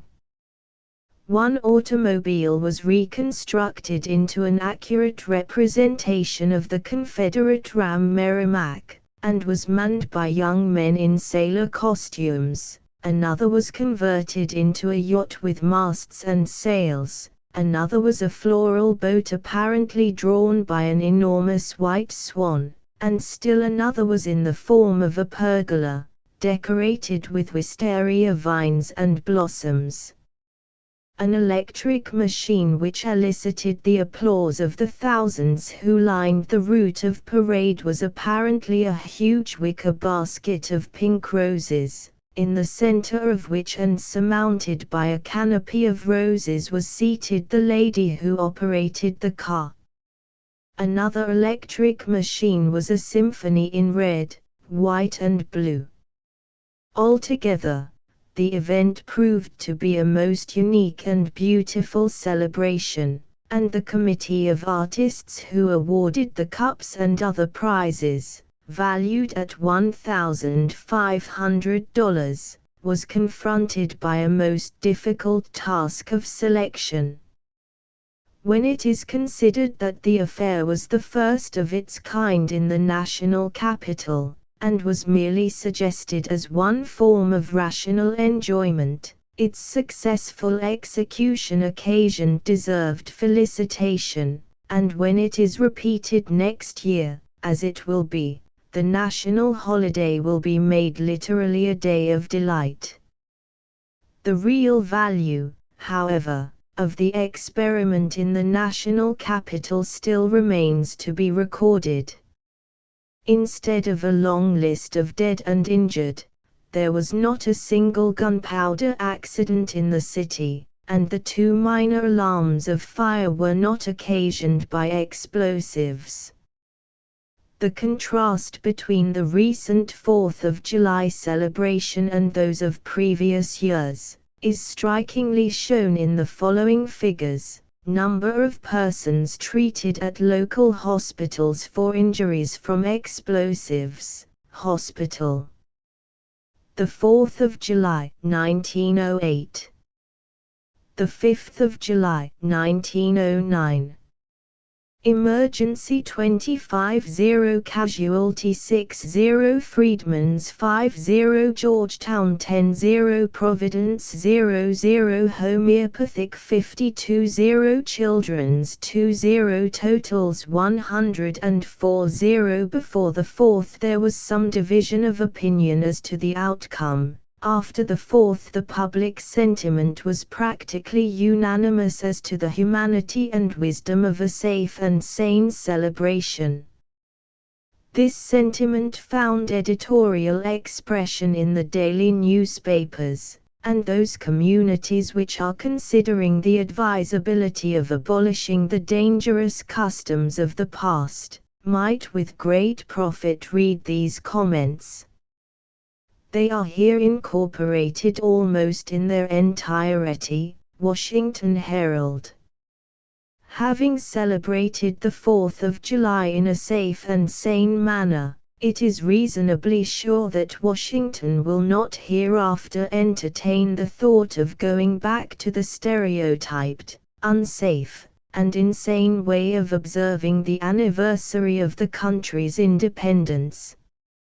It is true that the day, for the most part, was so quiet as to be almost Sabbath-like, but, thanks to an ideally delightful spell of weather, every hour, from dawn until the night festivities concluded, was full of wholesome enjoyment. A welcome relief it was, indeed, to be spared the affliction of the ear-splitting firecracker and toy cannon nuisance and kindred evils that made other 4ths so hideous. And a more welcome relief still is the knowledge today that Washington, at least, has not a long hospital list of maimed and suffering victims of the reckless use of explosives.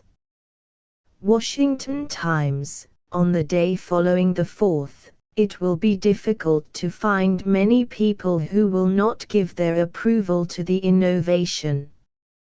Nobody's home was burned up, nobody succeeded in killing himself or his neighbor, there are no incipient cases of lockjaw under observation.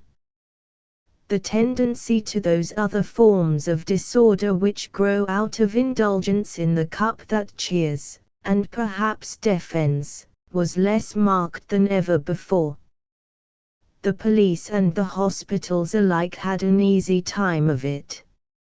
Not a single accident worthy the name, of the distinctive variety which has made Independence Day an occasion of carnage and terror, took place in Washington. That is a remarkable record. Safety and sanity, in short, vindicated themselves to perfection. Promiscuous noise was simply impossible because of the strict prohibition of the sale and use of fireworks and other abominations in the racket-making line. Altogether, it was a glorious day, and it is sincerely to be hoped that it will come in similar fashion once per annum, and in time lead people to a cheerful ability honestly to rejoice that their country did attain its freedom. Papers in unsafe and insane communities please copy. Washington Star, After yesterday's experience, it is doubtful whether Washington will ever return to the old customs of Independence Day celebrations. The safe and sane Fourth idea was carried out in a manner to please practically the entire community, to give some form of entertainment to the greatest possible number throughout the day, without contributing a single accident of any kind to the records. Taken in detail, yesterday's celebration features were calculated to please all classes. For those who wished to dwell seriously upon the patriotic aspect of the occasion, there was the open-air meeting, where exercises appropriate to the day were held. For the children there was no lack of amusement, with the daylight fireworks diverting them on 3 different occasions. The floral automobile parade was a novelty that drew large numbers to the line, while the day was appropriately closed with an exceptional exhibition of fireworks, concluding with the illumination of Pennsylvania Avenue. An ideal day in overhead conditions, yesterday afforded the best opportunity to try the new idea of Independence Day celebration. In consequence of all the arrangements and restrictions, there was a remarkable lack of noise from morning till night. There were no fires and the hospital ambulance was less busy even than on ordinary occasions. The policeman had an easy time, being occupied chiefly in preserving lines at the various points of congregation. There was a noteworthy lack of public intoxication. In short, Washington demonstrated that it can enjoy itself in a dignified, decent manner. With the experience of yesterday in mind, the authorities and citizens who engage in such enterprises can proceed next year to organize an Independence Day celebration that will be even better. It has been proved that it is possible to stop the promiscuous discharge of firecrackers and other forms of explosives. This is in itself an immense advantage. There is no reason to doubt the ability of the commissioners to maintain order in the same manner next year. It may be suggested that the 1910 program should include more public music of a patriotic character at intervals during the day, and that the chief feature of the occasion be some form of historic pageant.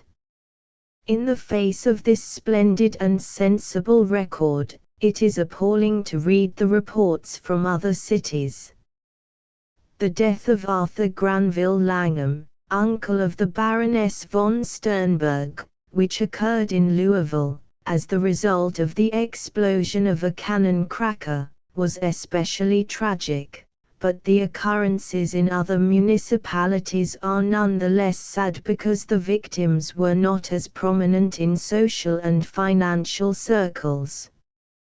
Here are some of the figures. New York. 5 killed, 197 injured by fireworks, 82 injured by pistols, 23 injured by cannons and 3 injured by torpedoes. Also, 116 fires started by explosives. Notwithstanding this list of victims, one of the most prominent New York papers remarked that New York had broken all records for a safe and sane 4th of July. Philadelphia. 5 dead, 3 fatally injured, 8 seriously injured and 420 painfully injured, 80 fires. St. Louis. 4 dead, 205 injured. Wilkes-Barre, Pa. 4 dead. Pittsburgh. 1 dead, 295 injured, fire loss, $50,000. Memphis, 10. A crippled newsboy burned to death. Wheeling, WV. 1 dead, 50 injured. Buffalo. 15 children injured, 40 fires. Boston. 110 persons injured. Toledo. Boy's left hand necessarily amputated and a 15-year-old boy blinded for life. Kansas City. 1 death from lockjaw. Elmira, NY. 2 deaths from lockjaw. Woonsocket, RI. 1 dead and a dozen persons injured. Other cities, without regard to section, afford a painful repetition of casualty. It seems strange that this annual Holocaust should be tolerated.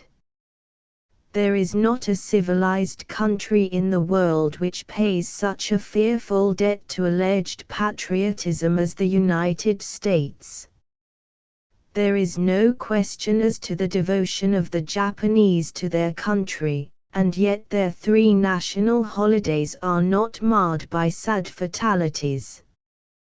Germany celebrates the Emperor's birthday with the greatest enthusiasm, but without wholesale death and injury. France is patriotic, and yet France observes its festal days in a safe and sane fashion.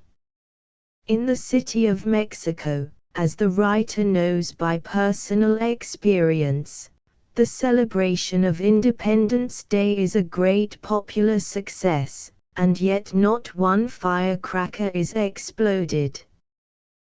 The experiment in Washington demonstrates that dynamite and gunpowder are not essential to a thorough and patriotic enjoyment of the day. Surely the time will come when other cities will appreciate the importance of celebrating in some manner which will appropriately mark the day, and yet not leave a sanguinary trail of dead and wounded. It goes without saying that the safe and sane method will not be departed from in the national capital. In that city, at least, there will be an example of common sense which other municipalities might well emulate.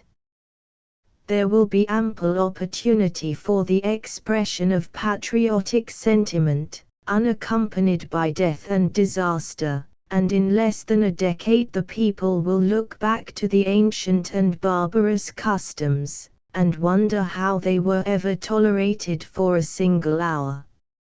Next year new methods of entertainment will be devised, and more consideration will be given to the children.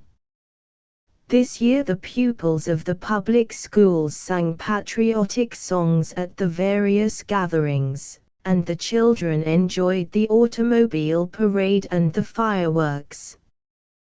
The 4th of July, however, is essentially Young America's Day, and in any program arranged by a municipality especial consideration should be given to the little ones.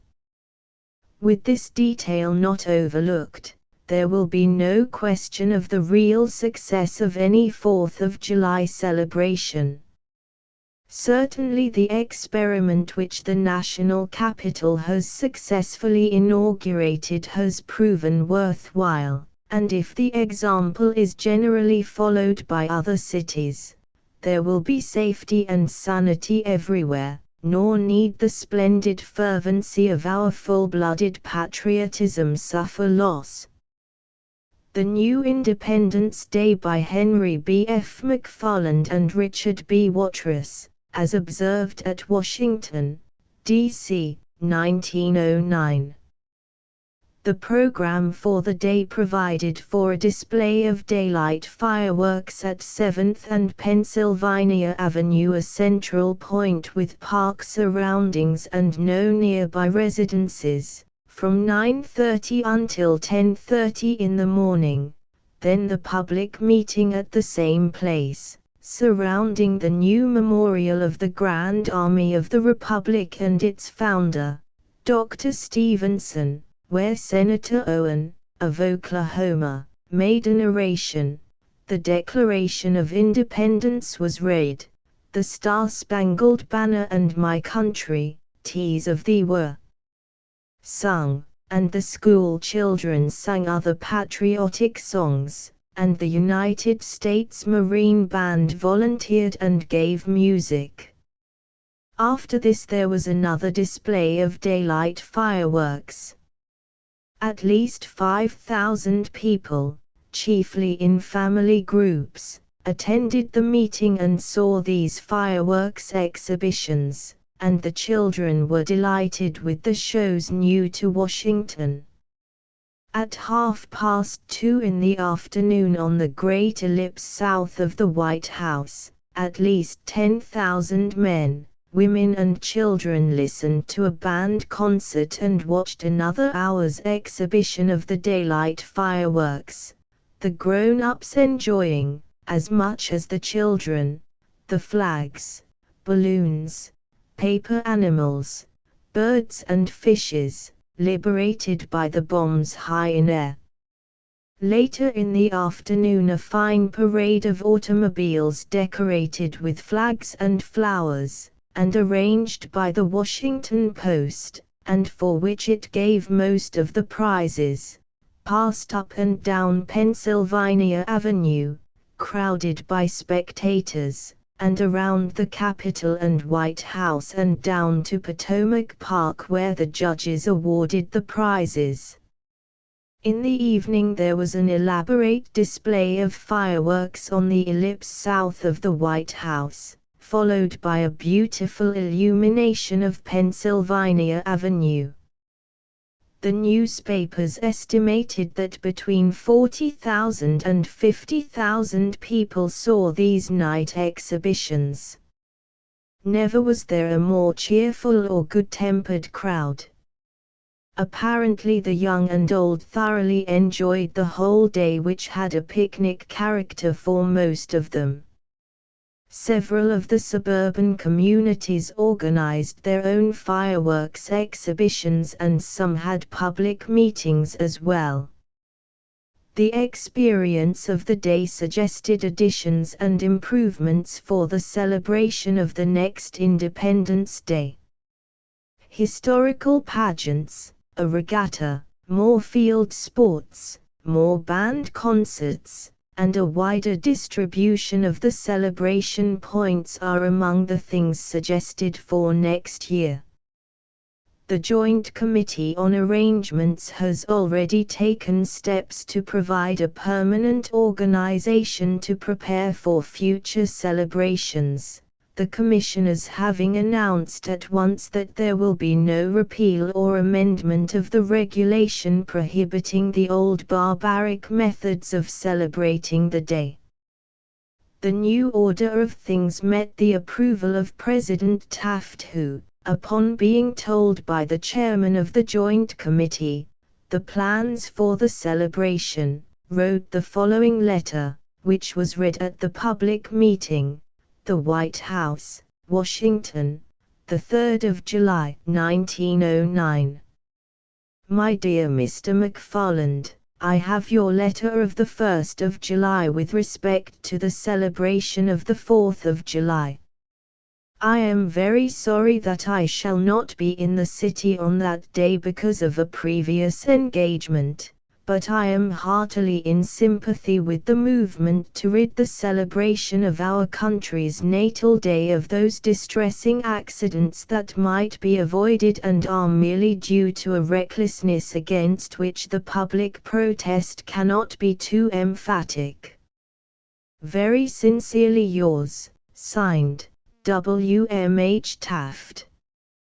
Honorable Henry B. F. McFarland, Commissioner of the District of Columbia. This letter, sent out by the Press Association with a brief account of the celebration, must have helped the cause of the safe and sane celebration of Independence Day everywhere. New Fourths for Old by Mrs. Isaac L. Rice. When you are past shrieking, having no human articulate voice to say you are glad with, you fill the quietude with gunpowder blasts, and rush home, red with cutaneous eruption of conceit and voluble with convulsive hiccough of self-satisfaction. It is pitiful to have dim conceptions of duty, more pitiful, it seems to me, to have conceptions like these of mirth. John Ruskin. When the preparations for the celebration of a great anniversary are identical with those for a battle, it is time to pause and reflect whether a better observance of the day might not be advisable, to ask ourselves whether one might not be planned which would honor and not dishonor a glorious memory. When physicians, boards of health and hospital superintendents annually prepare for the reception and treatment of hundreds, or rather thousands, who will, before the close of the day, be brought in torn, burned, blinded, when undertakers prepare for the hideous aftermath of our national birthday, when hundreds of thousands of the sick look forward with dread to the recurrence of this season of noise, which to them brings so much distress, when fathers and mothers all over the country shudder at the thought of what the Fourth may bring to their dear ones, I believe that one is justified in characterizing as a national disgrace that pseudo-patriotism which is responsible for so much agony. It is impossible to exaggerate the stigma of shame incurred by the intelligent, adult proportion of the population in deliberately and scientifically preparing for the massacre and maiming of the youthful, ignorant and heedless members of the community. One city, for instance, added 26 surgeons to its ambulance corps, while another engaged 12 distributors of tetanus antitoxin, had field dressing stations prepared by its National Volunteer Emergency Service and sent around 1,500 vials of antitoxin serum to its hospitals. And thus many cities anticipated the return of their day of carnage, preparing to bind wounds and lacking the courage required to insist on the passage of drastic prohibitive ordinances which would have rendered impossible the shedding of blood.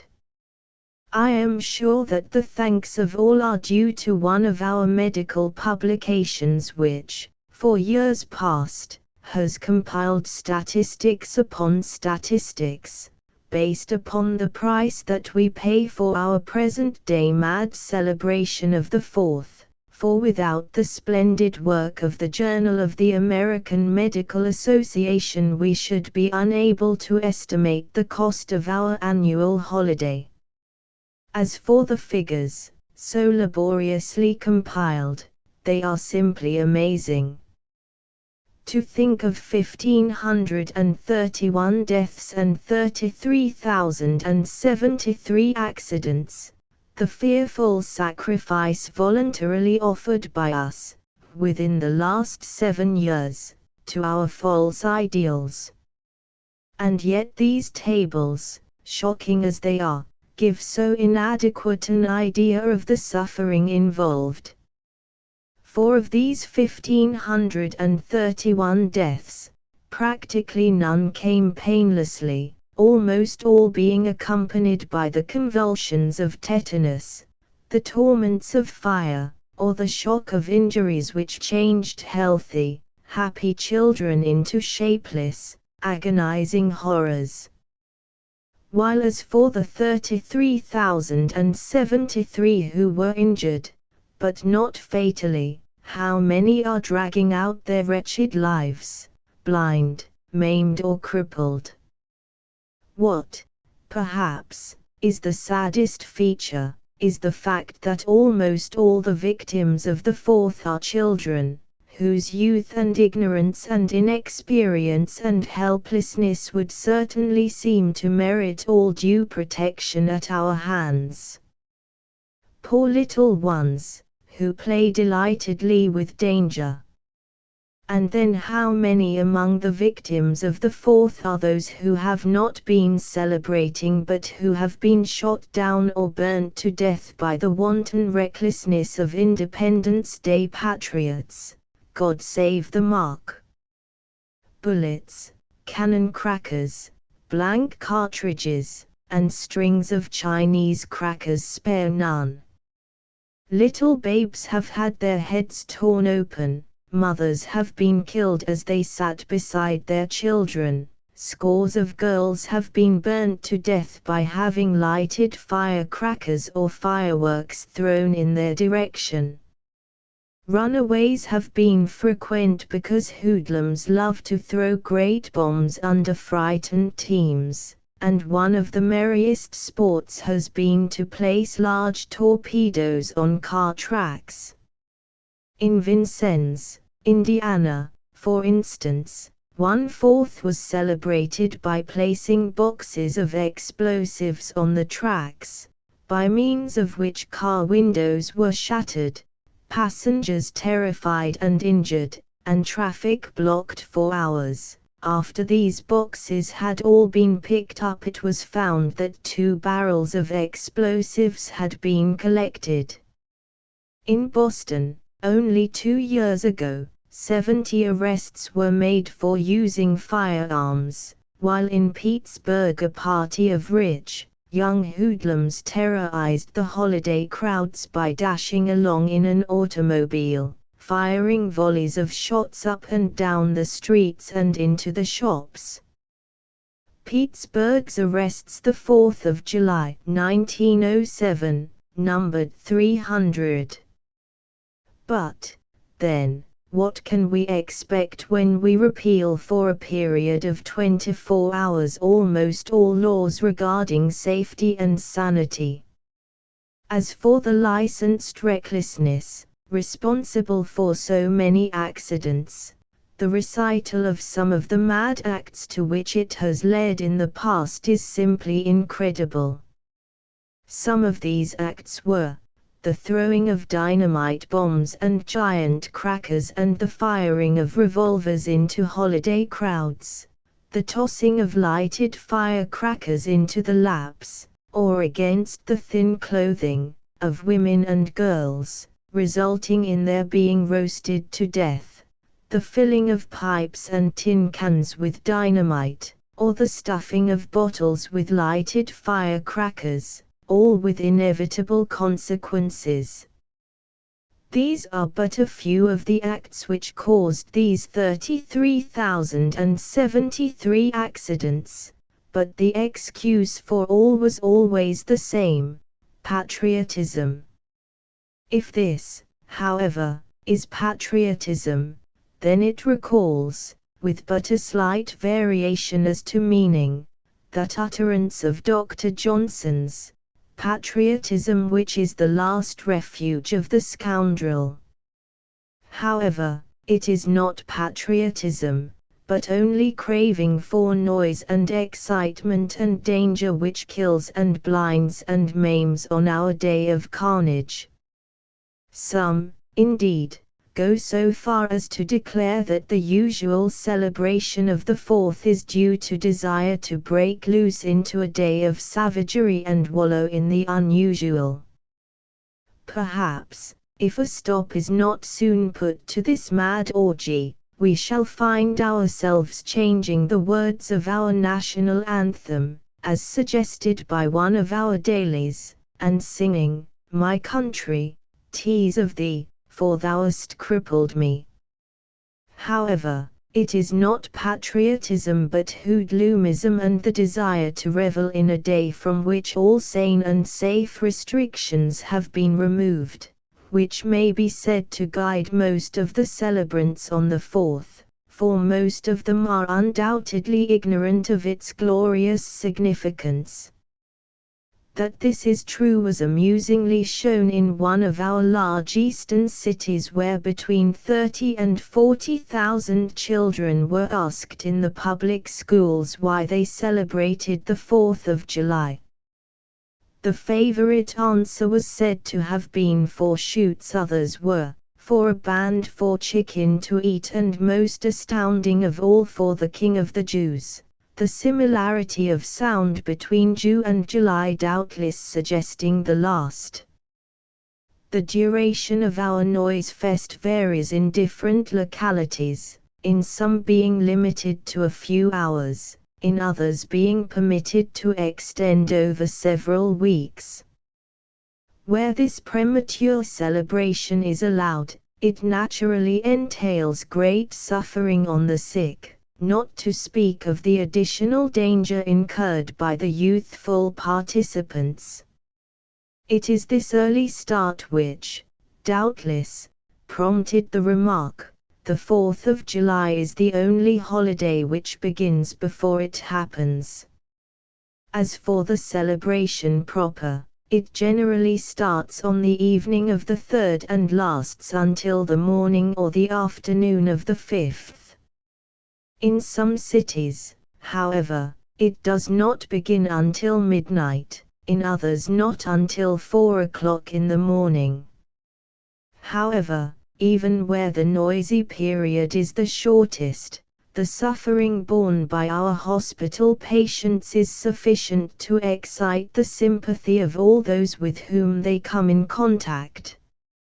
Regarding the monetary cost of our celebration, New York City is reported to have spent about $14 million on the celebration of 2 holidays, with a resultant loss of 11 persons killed and 768 injured.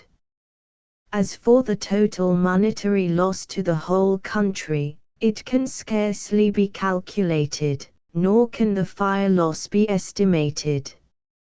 Regarding the latter, however, I have been enabled, through the courtesy of Mr. Miller, General Agent of the National Board of Fire Underwriters, to obtain a few figures which show that during 5 years, from 1898 to 1902 inclusive, there were 4,827 fires in the United States due to fireworks. In Massachusetts from 1902 to 1906 inclusive there were 278 fires due to the same cause, and in Boston in 1 year, 1906, 72 took place. But quite apart from the effect of these conflagrations on our fire loss, which is about 9 times as high as that of the chief countries of Europe, $3 per capita as against 33 cents, many accidents might perhaps be traced to carelessness engendered in the young by the annually repeated spectacle of a whole community playing with fire and explosives. I firmly believe that this one day of dangerous license exerts a pernicious effect upon the other 364 days of the year. An example of what an enthusiastically patriotic and yet sane and safe holiday observance can be, was given last May, when England and her colonies celebrated Empire Day. This feat was observed by tens of millions, scattered over 1/4 of the world's surface, and yet not one death was reported. Not a single accident marred the glory and the happiness of the day. In this splendid world pageant, the citizens of tomorrow were the chief actors, and it is estimated that fully 8 millions took part. Children in long procession, thousands of them in uniform, wearing flags on their breasts and carrying them aloft in an endless blaze of color, marched along to render homage to the Union Jack, which fluttered out above their heads as the little soldiers were reviewed, or as they sang the national anthem. The floral emblem of the day was the daisy, or, failing that, the bachelor's button, marigold or marguerite. The watchwords were responsibility, duty, sympathy, self-sacrifice. In addition to the national anthem, Rudyard Kipling's children's song was also sung by millions of little ones, Lord of our birth, our faith, our pride, for whose dear sake our fathers died, O motherland, we pledge to thee head, heart and hand through years to be. As for France, everybody knows how joyfully it enters upon the celebration of its Day of Liberation, the 14th of July. Military reviews, artistically beautiful street decoration, free theatrical and operatic performances, music, splendid displays of fireworks from the bridges, and public dancing in the streets and squares, make up a day of happy and sane observance, a huge kermesse. Perhaps no other country celebrates its birthday with quite the same stern simplicity, the same touching faith as Switzerland, when on the 1st of August, no outward manifestation of the national thanksgiving is remarked, except in the ringing of bells and the blazing of bonfires on the mountain peaks, or in the singing of a few inspiring songs. The whole nation seems to be listening to the voices of the past, while continuing its daily tasks, this sturdy band of mountaineers. And thus with the celebrations of yet more European countries, Germany, Sweden, Denmark and still others, everything is marked by sanity and order, and yet by true thanksgiving and joy. But although the American abroad may well blush with shame in comparing our horrible 4th, our tetanus day, our annual massacre, our modern massacre of innocents, our carnival of lockjaw, our bloody 4th, or our day of carnage with the fete days of other lands, let him take courage, for at last it really seems as if explosive patriotism were on the run. Throughout the Union, scores of cities have already passed or are considering the passage of restrictive or, better still, of prohibitive ordinances, and countless organizations are getting into line in their efforts to substitute attractive features, such as children's processions and merrymaking, pageantry, musical festivals, picnics, and other safe observances for our present orgy of death. In order to show at a glance what has already been gained by legislation in preventing 4th of July accidents, let us place side by side the results obtained a few months ago in two groups of cities. In the first, let us put Washington, Cleveland, Baltimore and Toledo, which cities protected by prohibitive or restrictive ordinances, gave last 4th of July a total of 12 accidents. The other four, New York, Philadelphia, Boston and St. Louis, which were all relatively unprotected, gave a total of 1,397 accidents, or an average of almost 350 apiece. Drastic ordinances and stern enforcement are required if we are ever to down our national disgrace. Let us protect our little ones from death and danger, and then the next step will be to learn to express social ideals in action, for as Mr. Luther Gulick so well says, if there is any one thing, any one occasion, in connection with which there should be national community expression, it should be in connection with our celebration of American independence. This constitutes not only the pivotal point in the history of American institutions, but is the pivotal idea upon which democracy rests. Nothing is more inspiring than love of country. Therefore let us advocate a religion of patriotism and do away with the false death-dealing patriotism which, annually, on our national birthday disgraces us in the eyes of the whole civilized world. Americanizing the Fourth, a suggestion for a pageant of liberty. By Robert Haven Scowfeller. The old, undemocratic idea of honoring the birthday of American independence is embodied in annual explosions of barbarism which have already done to death many more persons than the Revolutionary War destroyed.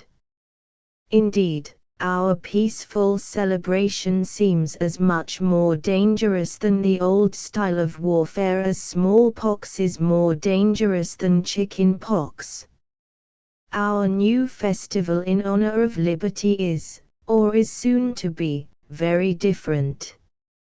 Instead of a day of pseudo-patriotism, a Moloch day sacred to blinding and maiming our little ones, to shredding and roasting them alive, blowing them to bits or allowing them to struggle to their death in the horrible clutch of tetanus, there is proposed a day of the deepest, fairest, most enthusiastic, most genuine patriotism, a day of emphasis not upon erratic individualism but upon national solidarity, a day of fun yet of education and inspiration to old as well as young and to all the nations that are now being fused in our gigantic melting pot. In a word, the new movement aims, as it should, to make the Fourth our most profoundly American holiday. The recent rise of the Independence Day pageant is a byproduct of two wide 20th century movements, the New Classicism and the New Democracy. The New Classicism is behind the current tendency of certain of the arts to react from the rich, vague elaboration of an exaggerated romanticism toward plain, clearly organized simplicity. In a word, it is trying to restore a normal balance between the emotional and the intellectual elements in art. In music this movement is led by Max Reger, the modern Bach. In architecture it is felt in the Art Nouveau and, in America, in such significant buildings as the New York Library and the Pennsylvania Terminal, in literature in the recent rebirth of the drama, of which the pageant is a near relative. For the pageant has been defined as a dramatic presentation of the history of a community or of the development of a phase of civilization, given by the people themselves. The movement called the New Democracy is slightly older. Under President Roosevelt this country discovered a new and more vital meaning in the old term democracy. And it has not taken us long to find out that on Independence Day the square deal is less thrillingly symbolized by the maiming and slaughter of innocent thousands through the meaningless cracker and pistol than by the cooperation of all nationalities and social grades on our shores in great, concerted movements, large with the meaning of the past, the present and the future America, and glowing with the local colors of the many peoples that have made and are to make this nation. The inevitable medium for such expression is the pageant. And though this form of celebration is still in its early infancy and has not yet attained even the modest measure of clarity already reached in other arts by the New Classicism, nor even the puny measure of real democracy exhibited today by our square deal renaissance, yet it is quite as big with promise as they. The pageant of liberty, which is here proposed, is based on the idea that America was the pioneer in that modern struggle for liberty which has played such a striking part in the world's history since 1776. Our War of Independence inspired the French Revolution which, in turn, brandished the torch of liberty through Europe during the 19th century until, in our day, the flame has spread to other continents. This pageant consists of a parade of simple floats which may or may not end in a dramatic and choral performance or masque in some athletic field or fairground or stadium. The floats and their costumed characters are to be the actors in this masque. These floats need not be elaborate or expensive or hard to construct. In most cases all that is required is a plain large truck, festooned with simple garlands, and with the wheels hidden in oak branches. This truck carries the necessary characters, dressed, of course, in the costume of the period. There need be none of those complicated, elaborately colored, pyramidal structures of staff which endangered the success of the Hudson-Fulton celebration in New York City. For they are difficult and costly to prepare and doubtful of effect. The effect sought should be pictorial rather than sculpturesque. In many cases a single small platform or table is the only property required. The floats in procession represent the history of the modern struggle for liberty. This history, however, may be depicted as fully or as sketchily as the particular resources of each place suggest. Each foreign colony in a town working up its own float under central supervision. In our day most American cities and towns have a large percentage of the foreign-born. Let us suppose, for example, that a certain large town consists of the following 9 nationalities: Americans, French, Irish, Servians, Germans, Greeks, Hungarians, Italians, and Persians. In that case its particular pageant would consist of at least 10 floats, each attended on foot or horseback by its appropriate escort of the same race, preferably in national costume, and by bands of music playing, perhaps on native instruments, those national airs most nearly identified with the particular historical event set forth.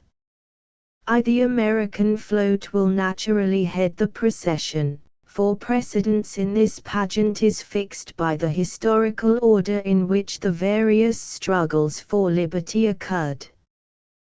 The American float might represent the fathers sitting about a table and signing the Declaration of Independence, with the Liberty Bell hanging aloft. Or it might be boat-shaped, with Washington in the bow, crossing the Delaware and tattered soldiers straining at the oars or poling away at imaginary ice cakes. The other floats would follow in this order, too. France. King Louis XVI is forced to recognize General Lafayette, the commander of the new National Guard, on the 17th of July, 1789, and affixes to his own royal garments the tricolor cockade of red, blue and white, the symbol of liberty. This event occurred 3 days after the storming of the Bastille, a subject that would not lend itself well to pictorial treatment. 3. Ireland. Some incident from the rebellion of 1798. The float might be in honor of the Patriotic Society of United Irishmen and of their founder, Theobald Wolfe Tone. Or it might represent the dramatic betrayal, on the 19th of May, 1798, of Lord Edward Fitzgerald, the promised leader of the revolt. For Servia. Some incident from the splendid rebellion of 1804, when the Serbs, who had been galled by the Ottoman yoke for more than 4 centuries, rose and drove the Turkish Dahis out of Servia. Their 2 leaders were Black George and Miloš, who have been called respectively the Achilles and the Ulysses of Servian history. The float might give the crucial moment in the decisive Battle of Shabbos, with Black George leading his men against those picturesque standard-bearers of the Turkish army, the bravest Begs of Bosnia v Germany. It is not so easy to find a moment in the German struggle which is both significant and simple enough for our purpose. Perhaps the Wartburg Festival would answer. Some historians treat this incident in light of vein, others seriously. But all agree that the government reactionaries took it very much to heart and at once began a reign of tyranny that was largely responsible for the revolutions of 30 and of historic 48. At any rate, the festival would make a most effective float. This was the way it happened. A couple of years after the Battle of Waterloo, secret political societies were formed all over Germany among the students and the athletes. These were called the Burschenschaften and the Turners.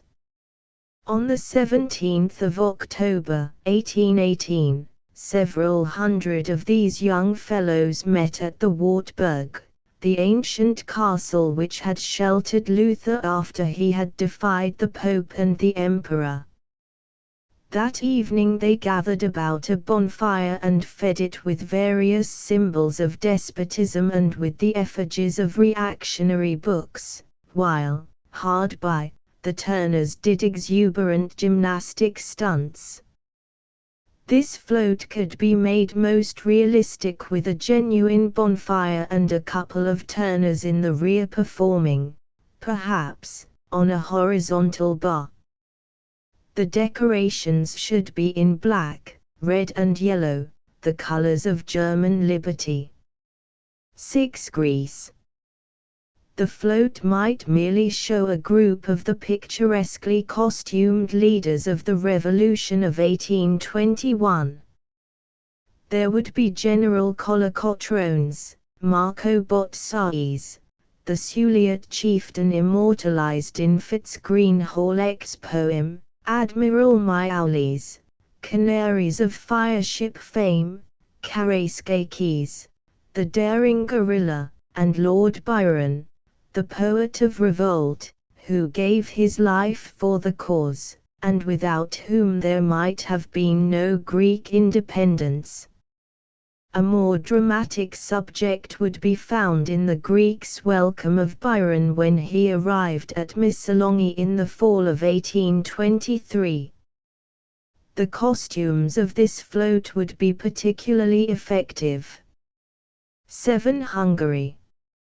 One turns naturally to the events of the 14th of April, 1849, when, on Kossuth's motion, the Diet proclaimed the independence of Hungary. This ought to be as practicable as to give the signing of our own declaration. As an alternative scheme, General Gorgia could be shown, surrounded by the evidences of some of his victories, such as Sonok, Izisk, Vach, and Nigisalo. 8. Italy. Italian liberty might well be epitomized in the spectacle of a red-shirted Garibaldi leaning from the balcony of the Foresteria. The balcony could be made out of 2 packing boxes and a bit of railing, and addressing the jubilant Neapolitans on the 7th of September, 1860, at the close of his conquest of the 2 Sicilies. 9. Persia. This unique float would show a handful of the mujtahids, or higher Mohammedan priests, taking refuge, or bast before the shrine of Shah Abdul Azim near Tehran, as they did in 1905. The taking of bast in some sanctuary or other place of protection is an old Persian method of political protest. In this case it inaugurated the recent revolution which won Persia a constitution. Ex-liberty. The final float would be devoted to displaying the charms of the most statuesquely beautiful young women in the community, who would be dressed and accoutred rather like the Statue of Liberty in New York Harbor, only, one hopes, with somewhat better taste. In this order the procession would parade the principal streets. Then, finally it would march to the stadium, or athletic field, for the dramatic part of the pageant, if this part were found desirable. But before passing to the mosque, a few more suggestions must be offered about the parade. The idea already outlined is capable of almost infinite expansion. For most of the immigrant nations in our country have undergone struggles that were inspired, directly or indirectly, by 1776. Suppose a town wishes to celebrate its next 4th with a liberty pageant. It has merely to select an Independence Day committee as Springfield did. This committee prepares a list of the different local nationalities, and decides on the most important modern struggle for liberty in the history of each, and finally, on the characters or events that will most simply and effectively epitomize that struggle in float form. A few picturesque Tyrols, for instance, could make a thrilling picture of the gallant rising of Andreas Hofer in 1809. The Croatians have a spirited picture in the 1849 proclamation of their independence of Hungary. The Poles would find a spirited subject in the rebellion of 1830. Which began with a band of brave students trying to seize the Grand Duke Constantine at his palace near Warsaw. Cuba could recall her Declaration of Independence of the 10th of October, 1868, or some event of the late war. Spain could have a fur afloat. Norway might remind us of her recent bloodless separation from Sweden. Russia, of one of the many dramatic incidents in that long, bitter fight for liberty whose end is not yet in sight. Not alone by increasing the number of participating nations is this idea capable of almost endless development, but also by increasing the number of floats for each nation. The history of most of the struggles already alluded to contains dozens of alluring subjects. The number need be limited only by the resources and the enthusiasm of the community.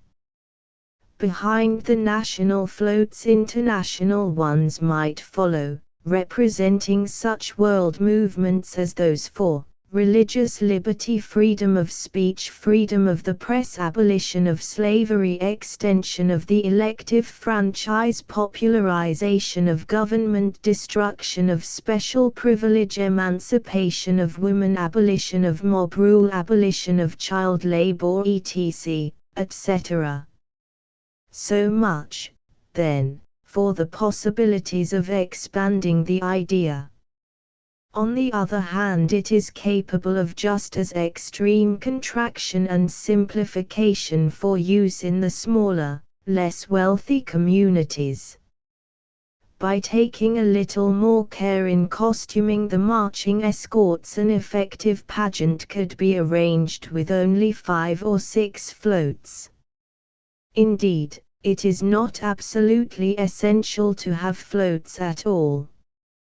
Nearly all of the situations suggested above could be adequately represented by appropriately costumed groups on foot, and there would even be this positive advantage, that leaders like Garibaldi and Colocotrones and Black George might appear at the head of a more realistically adequate body of troops than could be assembled upon a float.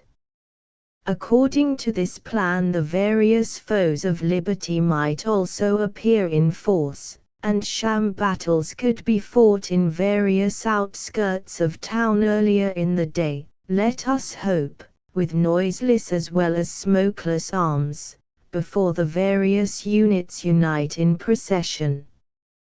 If the parade is combined with the performance of a specially written masque, the combination would obviate many of the usual objections to the ordinary safe and sane fourth.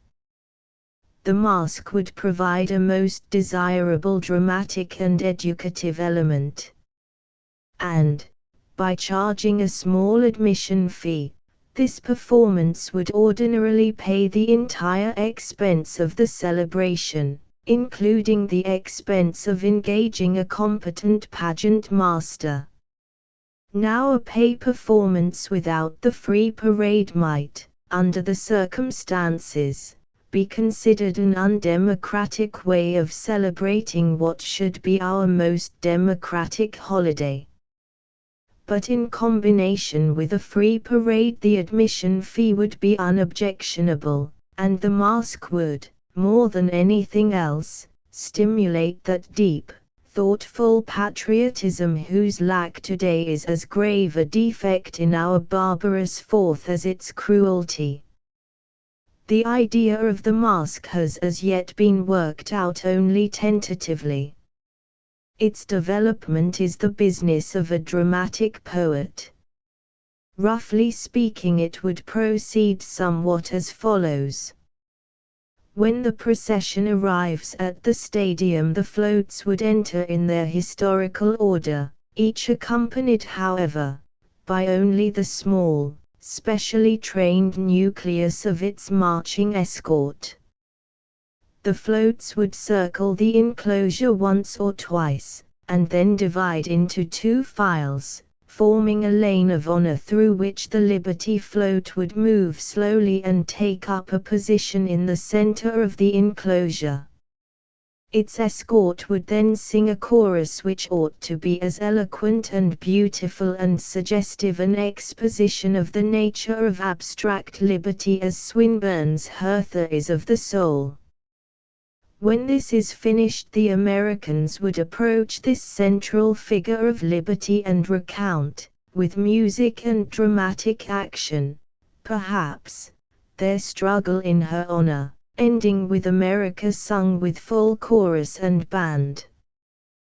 Then the Americans would take up their position in the secondary place of honor opposite her. Upon keeping to their historic order, each nation would advance, and after greeting the American float as the pioneer of liberty, would approach the goddess and briefly recite their deeds in her behalf, each particularly emphasizing the unique qualities which it brought to its own struggle, and which it is ready, by application, to bring to any further struggles in the same general cause. These national recitals might be managed in various ways. Dependent upon the size of the stadium and the available creative talent among the organizers, they might be spoken or sung, solo or in chorus, in prose or verse, or both. Of course, it is desirable that the masque should be composed entirely by the best poet and set to music by the most inspired composer obtainable. but it is quite conceivable that local amateurs might rise to very satisfactory heights in an emergency. Even in case of rain, it might still be possible for the leading characters to present this masque upon the stage of the largest local theatre concert hall.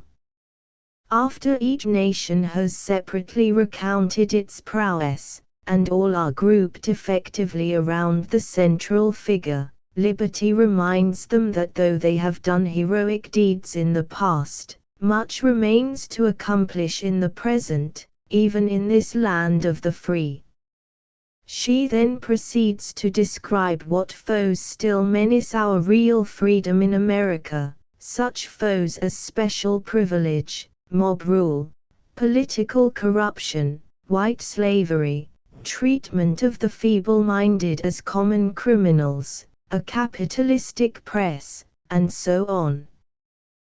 Then in the final grand chorus the United Nations would join together in proclaiming that, strengthened by their separate struggles overseas, they here and now unite their efforts to make this land, indeed as in name, the land of liberty. Could anything make more swiftly and surely for national solidarity than in some such way to stimulate each national element in our forming civilization to bring the best it has to the service of the future America? And what more patriotic and fitting deed could be accomplished than to transform the birthday of modern liberty from a day of meaningless destruction into a day of construction fraught with profound and beautiful significance? Footnotes: 1. In the Seven Ages of Washington. 2. In the Introduction to the True History of the American Revolution. For the most modern and unvarnished presentation of the inner history of the period, see also his larger work, The Struggle for American Independence. Lippincott. 3. From Chambers' Book of Days. 4. In Curiosities of Popular Customs. 5. Let Your Hearts Rise Upward. 6. From the Struggle for American Independence by Sidney George Fisher, J. B. Lippincott and Company, Publishers, 1908. 7. From the Chautauquan 1900. 8. From the North American Review 1896. 9. By permission of the publishers, Houghton, Mifflin Company, 10. The Century Company, N.Y., Publishers. 11.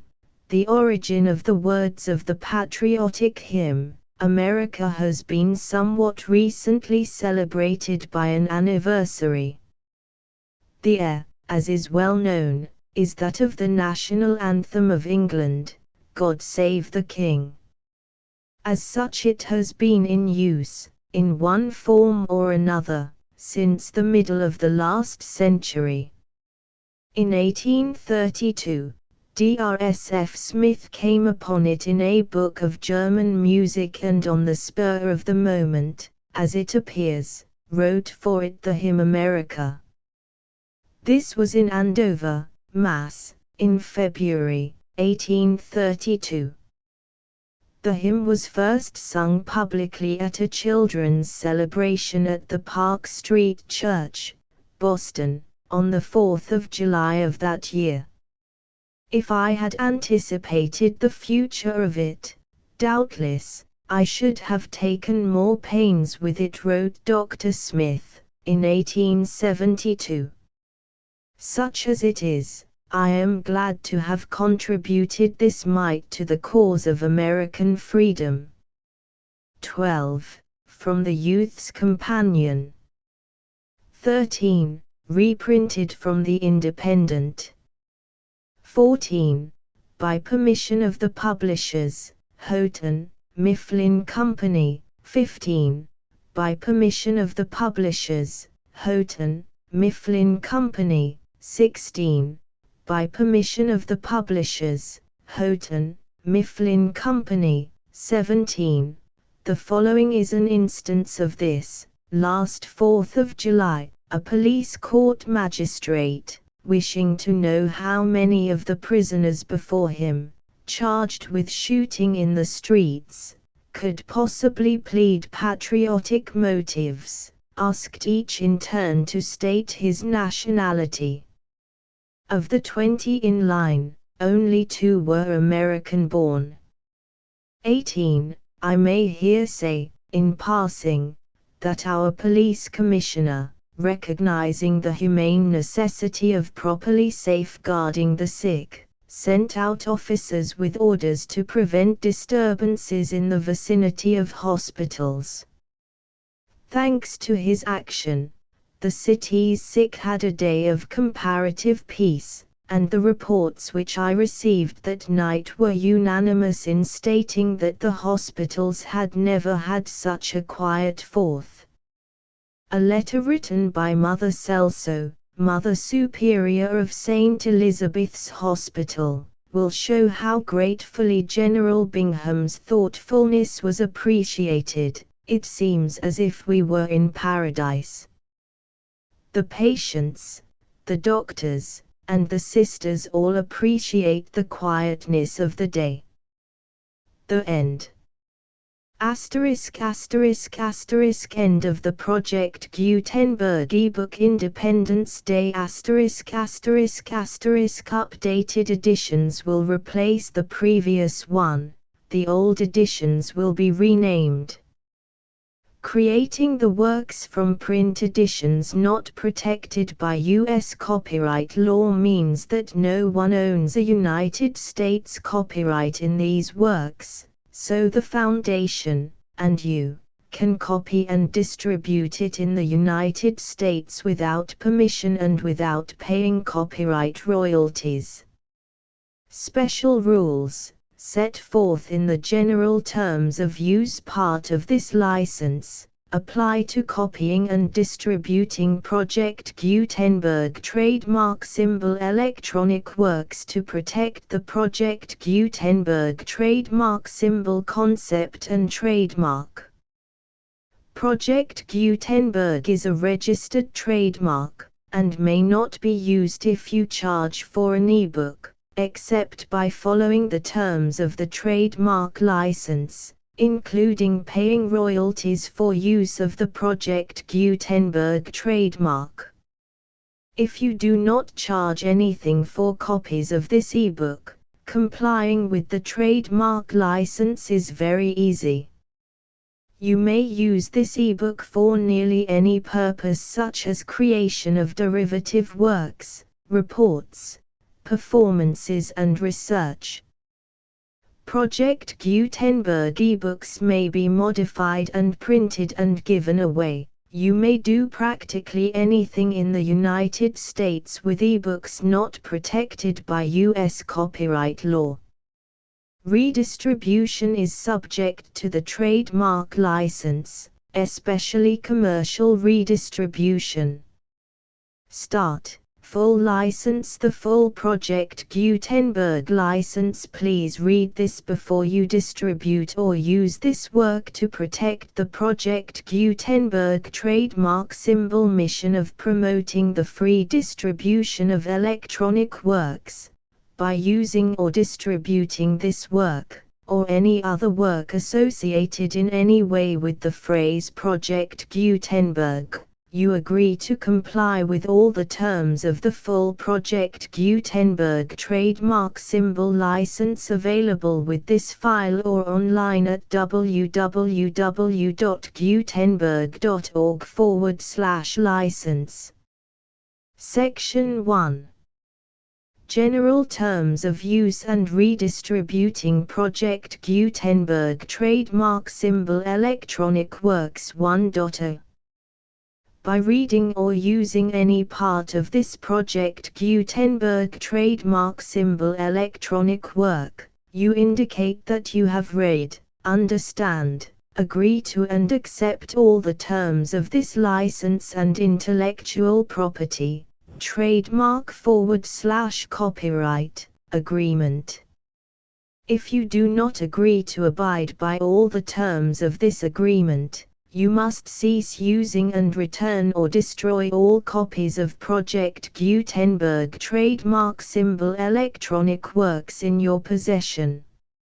If you paid a fee for obtaining a copy of or access to a Project Gutenberg trademark symbol electronic work and you do not agree to be bound by the terms of this agreement, you may obtain a refund from the person or entity to whom you paid the fee as set forth in paragraph 1.e.8.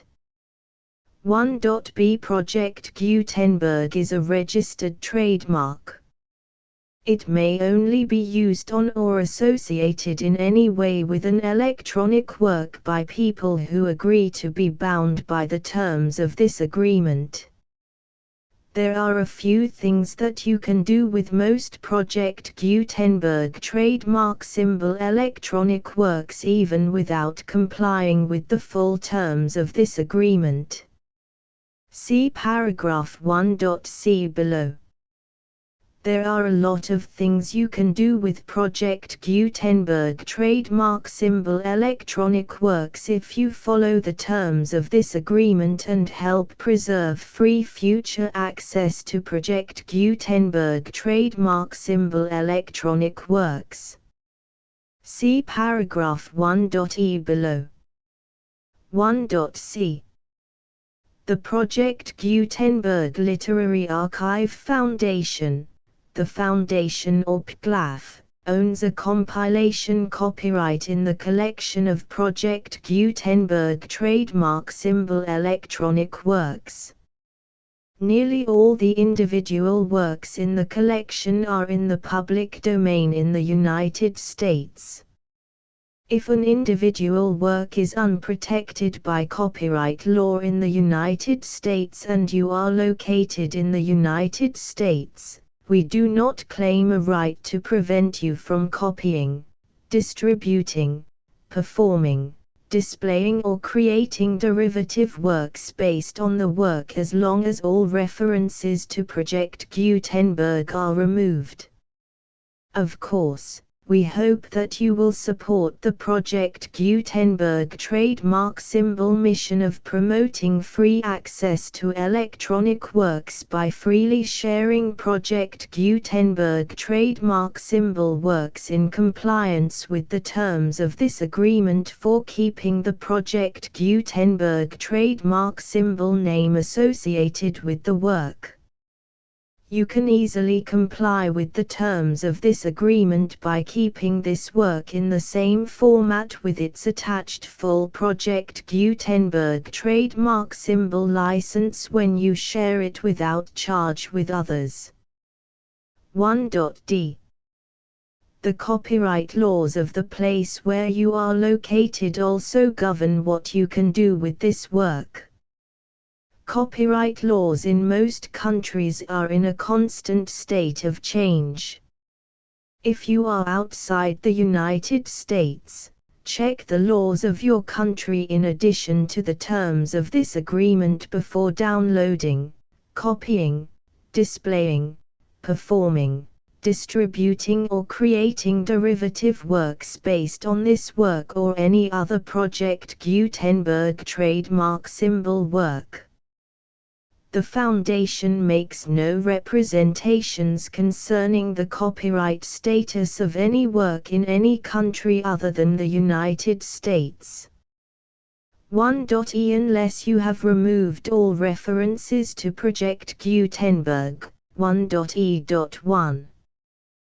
The following sentence, with active links to, or other immediate access to, the full Project Gutenberg trademark symbol license must appear prominently whenever any copy of a Project Gutenberg trademark symbol work, any work on which the phrase Project Gutenberg appears, or with which the phrase Project Gutenberg is associated, is accessed, displayed, performed, viewed, copied or distributed, This ebook is for the use of anyone anywhere in the United States and most other parts of the world at no cost and with almost no restrictions whatsoever.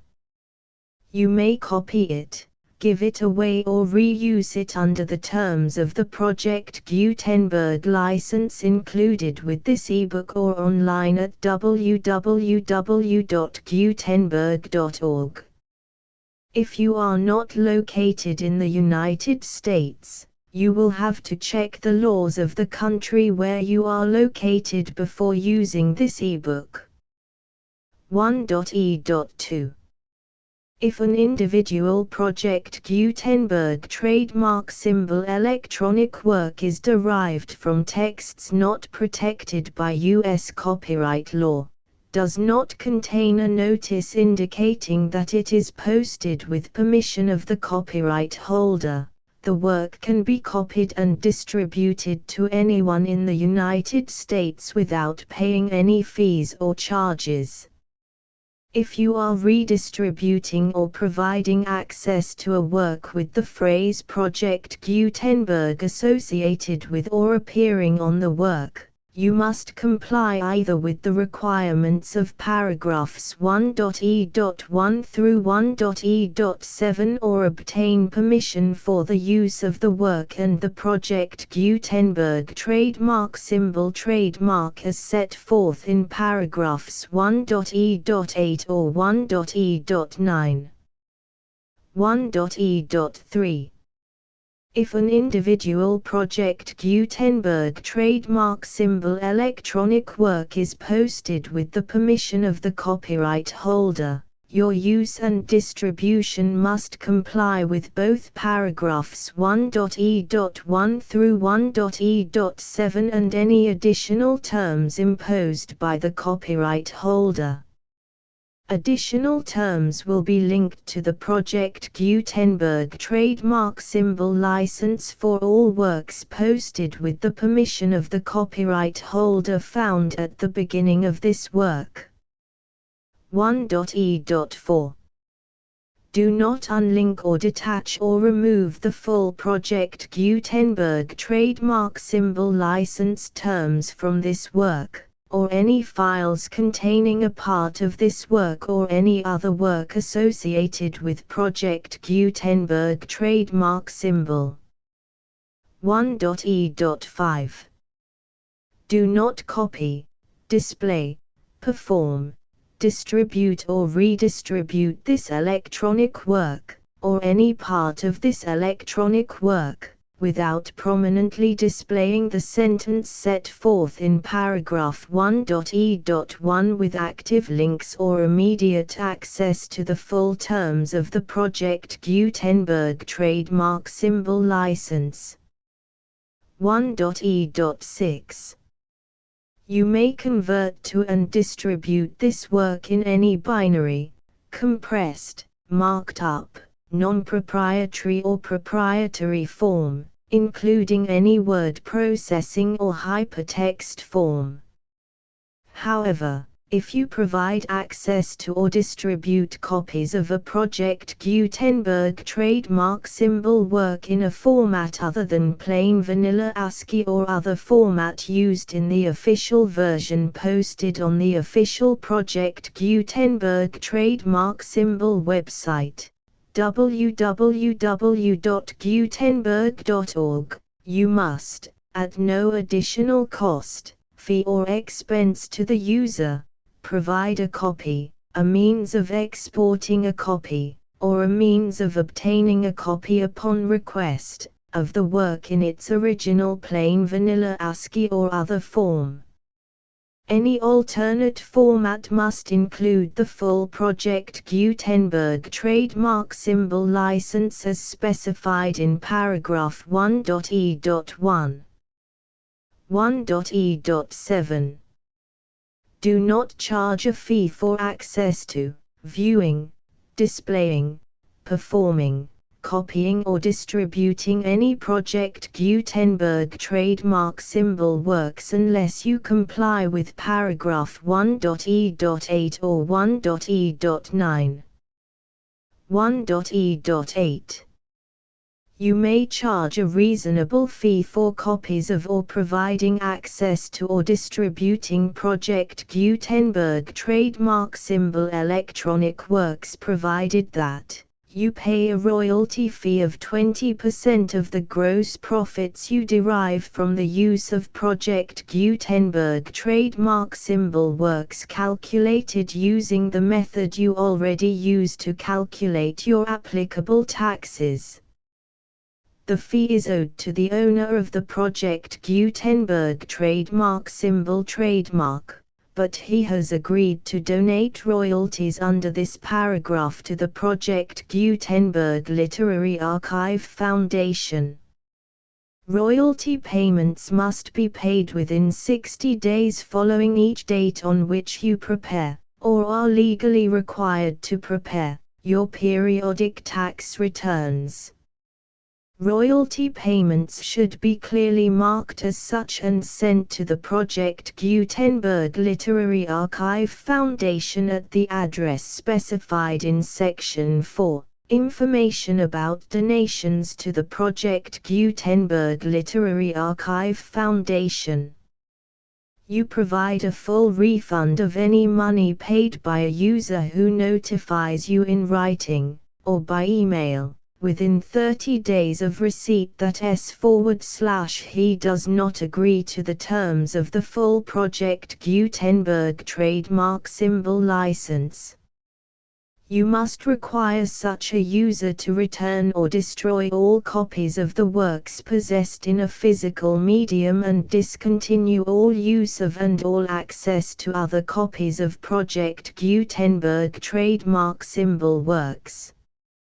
You provide, in accordance with paragraph 1.f.3, a full refund of any money paid for a work or a replacement copy, if a defect in the electronic work is discovered and reported to you within 90 days of receipt of the work.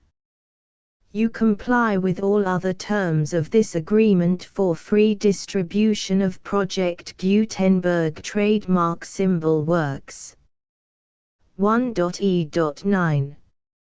If you wish to charge a fee or distribute a Project Gutenberg trademark symbol electronic work or group of works on different terms than are set forth in this agreement, you must obtain permission in writing from the Project Gutenberg Literary Archive Foundation, the manager of the Project Gutenberg trademark symbol trademark.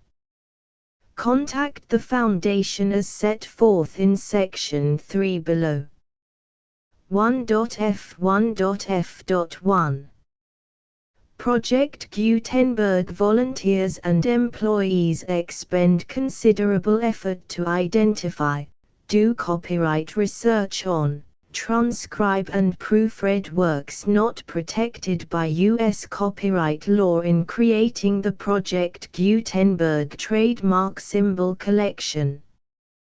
Despite these efforts, Project Gutenberg trademark symbol electronic works, and the medium on which they may be stored, may contain defects such as, but not limited to, incomplete, inaccurate or corrupt data, transcription errors, a copyright or other intellectual property infringement, a defective or damaged disk or other medium, a computer virus, or computer codes that damage or cannot be read by your equipment. 1.f.2.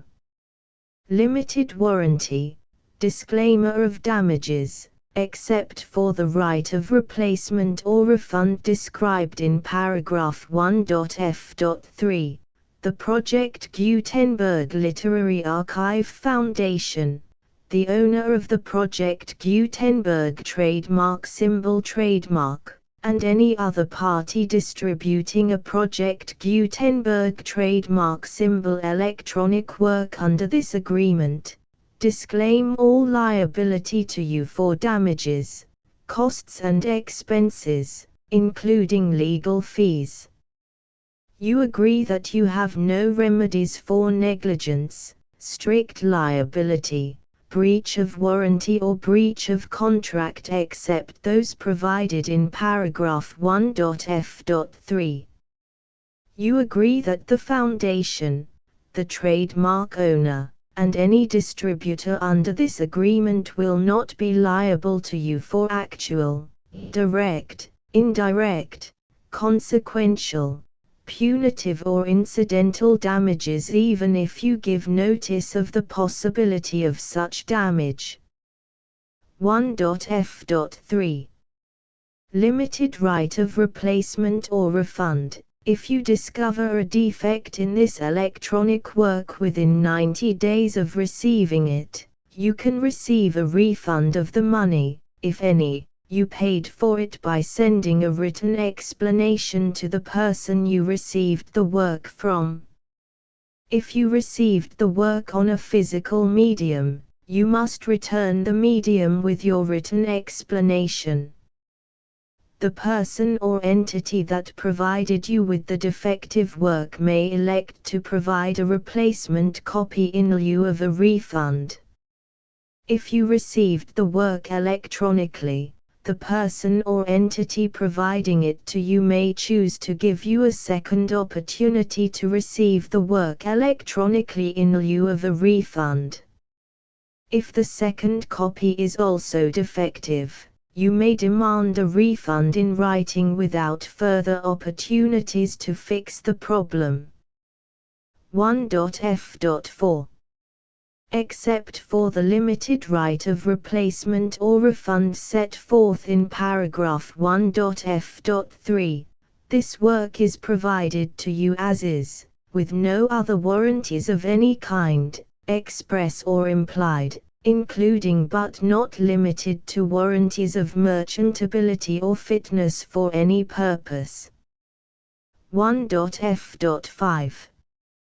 Some states do not allow disclaimers of certain implied warranties or the exclusion or limitation of certain types of damages.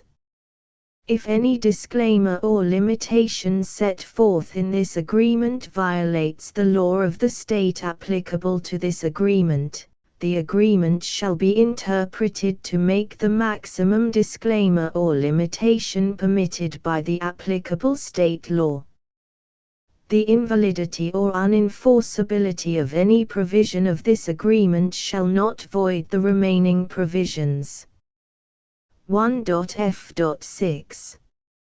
Indemnity. You agree to indemnify and hold the foundation, the trademark owner, any agent or employee of the foundation, anyone providing copies of Project Gutenberg trademark symbol electronic works in accordance with this agreement, and any volunteers associated with the production, promotion and distribution of Project Gutenberg trademark symbol electronic works, harmless from all liability, costs and expenses, including legal fees, that arise directly or indirectly from any of the following which you do or cause to occur. A. Distribution of this or any Project Gutenberg trademark symbol work. B. Alteration, modification, or additions or deletions to any Project Gutenberg trademark symbol work, and c. Any defect you cause. Section 2. Information about the mission of Project Gutenberg trademark symbol. Project Gutenberg trademark symbol is synonymous with the free distribution of electronic works in formats readable by the widest variety of computers, including obsolete, old, middle-aged and new computers. It exists because of the efforts of hundreds of volunteers and donations from people in all walks of life. Volunteers and financial support to provide volunteers with the assistance they need are critical to reaching Project Gutenberg trademark symbol's goals and ensuring that the Project Gutenberg trademark symbol collection will remain freely available for generations to come. In 2001, the Project Gutenberg Literary Archive Foundation was created to provide a secure and permanent future for Project Gutenberg trademark symbol and future generations. To learn more about the Project Gutenberg Literary Archive Foundation and how your efforts and donations can help, see sections 3 and 4 and the Foundation information page at www.gutenberg.org. Section 3. Information about the Project Gutenberg Literary Archive Foundation. The Project Gutenberg Literary Archive Foundation is a non-profit 501(c)(3) educational corporation organized under the laws of the state of Mississippi and granted tax-exempt status by the Internal Revenue Service. The Foundation's IN or Federal Tax Identification Number is 64-6221541. Contributions to the Project Gutenberg Literary Archive Foundation are tax-deductible to the full extent permitted by U.S. federal laws and your state's laws. The Foundation's business office is located at 809 North 1500 West, Salt Lake City, UT 84116, 801-596-1887. Email contact links and up-to-date contact information can be found at the Foundation's website and official page at www.gutenberg.org/contact section 4. Information about donations to the Project Gutenberg Literary Archive Foundation. Project Gutenberg trademark symbol depends upon and cannot survive without widespread public support and donations to carry out its mission of increasing the number of public domain and licensed works that can be freely distributed in machine-readable form accessible by the widest array of equipment including outdated equipment. Many small donations, $1 to $5,000, are particularly important to maintaining tax-exempt status with the IRS. The Foundation is committed to complying with the laws regulating charities and charitable donations in all 50 states of the United States. Compliance requirements are not uniform and it takes a considerable effort, much paperwork and many fees to meet and keep up with these requirements. We do not solicit donations in locations where we have not received written confirmation of compliance. To send donations or determine the status of compliance for any particular state, visit www.gutenberg.org/donate. While we cannot and do not solicit contributions from states where we have not met the solicitation requirements, we know of no prohibition against accepting unsolicited donations from donors in such states who approach us with offers to donate. International donations are gratefully accepted, but we cannot make any statements concerning tax treatment of donations received from outside the United States. U.S. laws alone swamp our small staff. Please check the Project Gutenberg web pages for current donation methods and addresses. Donations are accepted in a number of other ways including checks, online payments and credit card donations. To donate, please visit www.gutenberg.org/donate. Section 5. General information about Project Gutenberg trademark symbol electronic works. Professor Michael S. Hart was the originator of the Project Gutenberg trademark symbol concept of a library of electronic works that could be freely shared with anyone. For 40 years, he produced and distributed Project Gutenberg trademark symbol ebooks with only a loose network of volunteer support. Project Gutenberg trademark symbol ebooks are often created from several printed editions, all of which are confirmed as not protected by copyright in the US unless a copyright notice is included. Thus, we do not necessarily keep ebooks in compliance with any particular paper edition. Most people start at our website, which has the main PG search facility, www.gutenberg.org.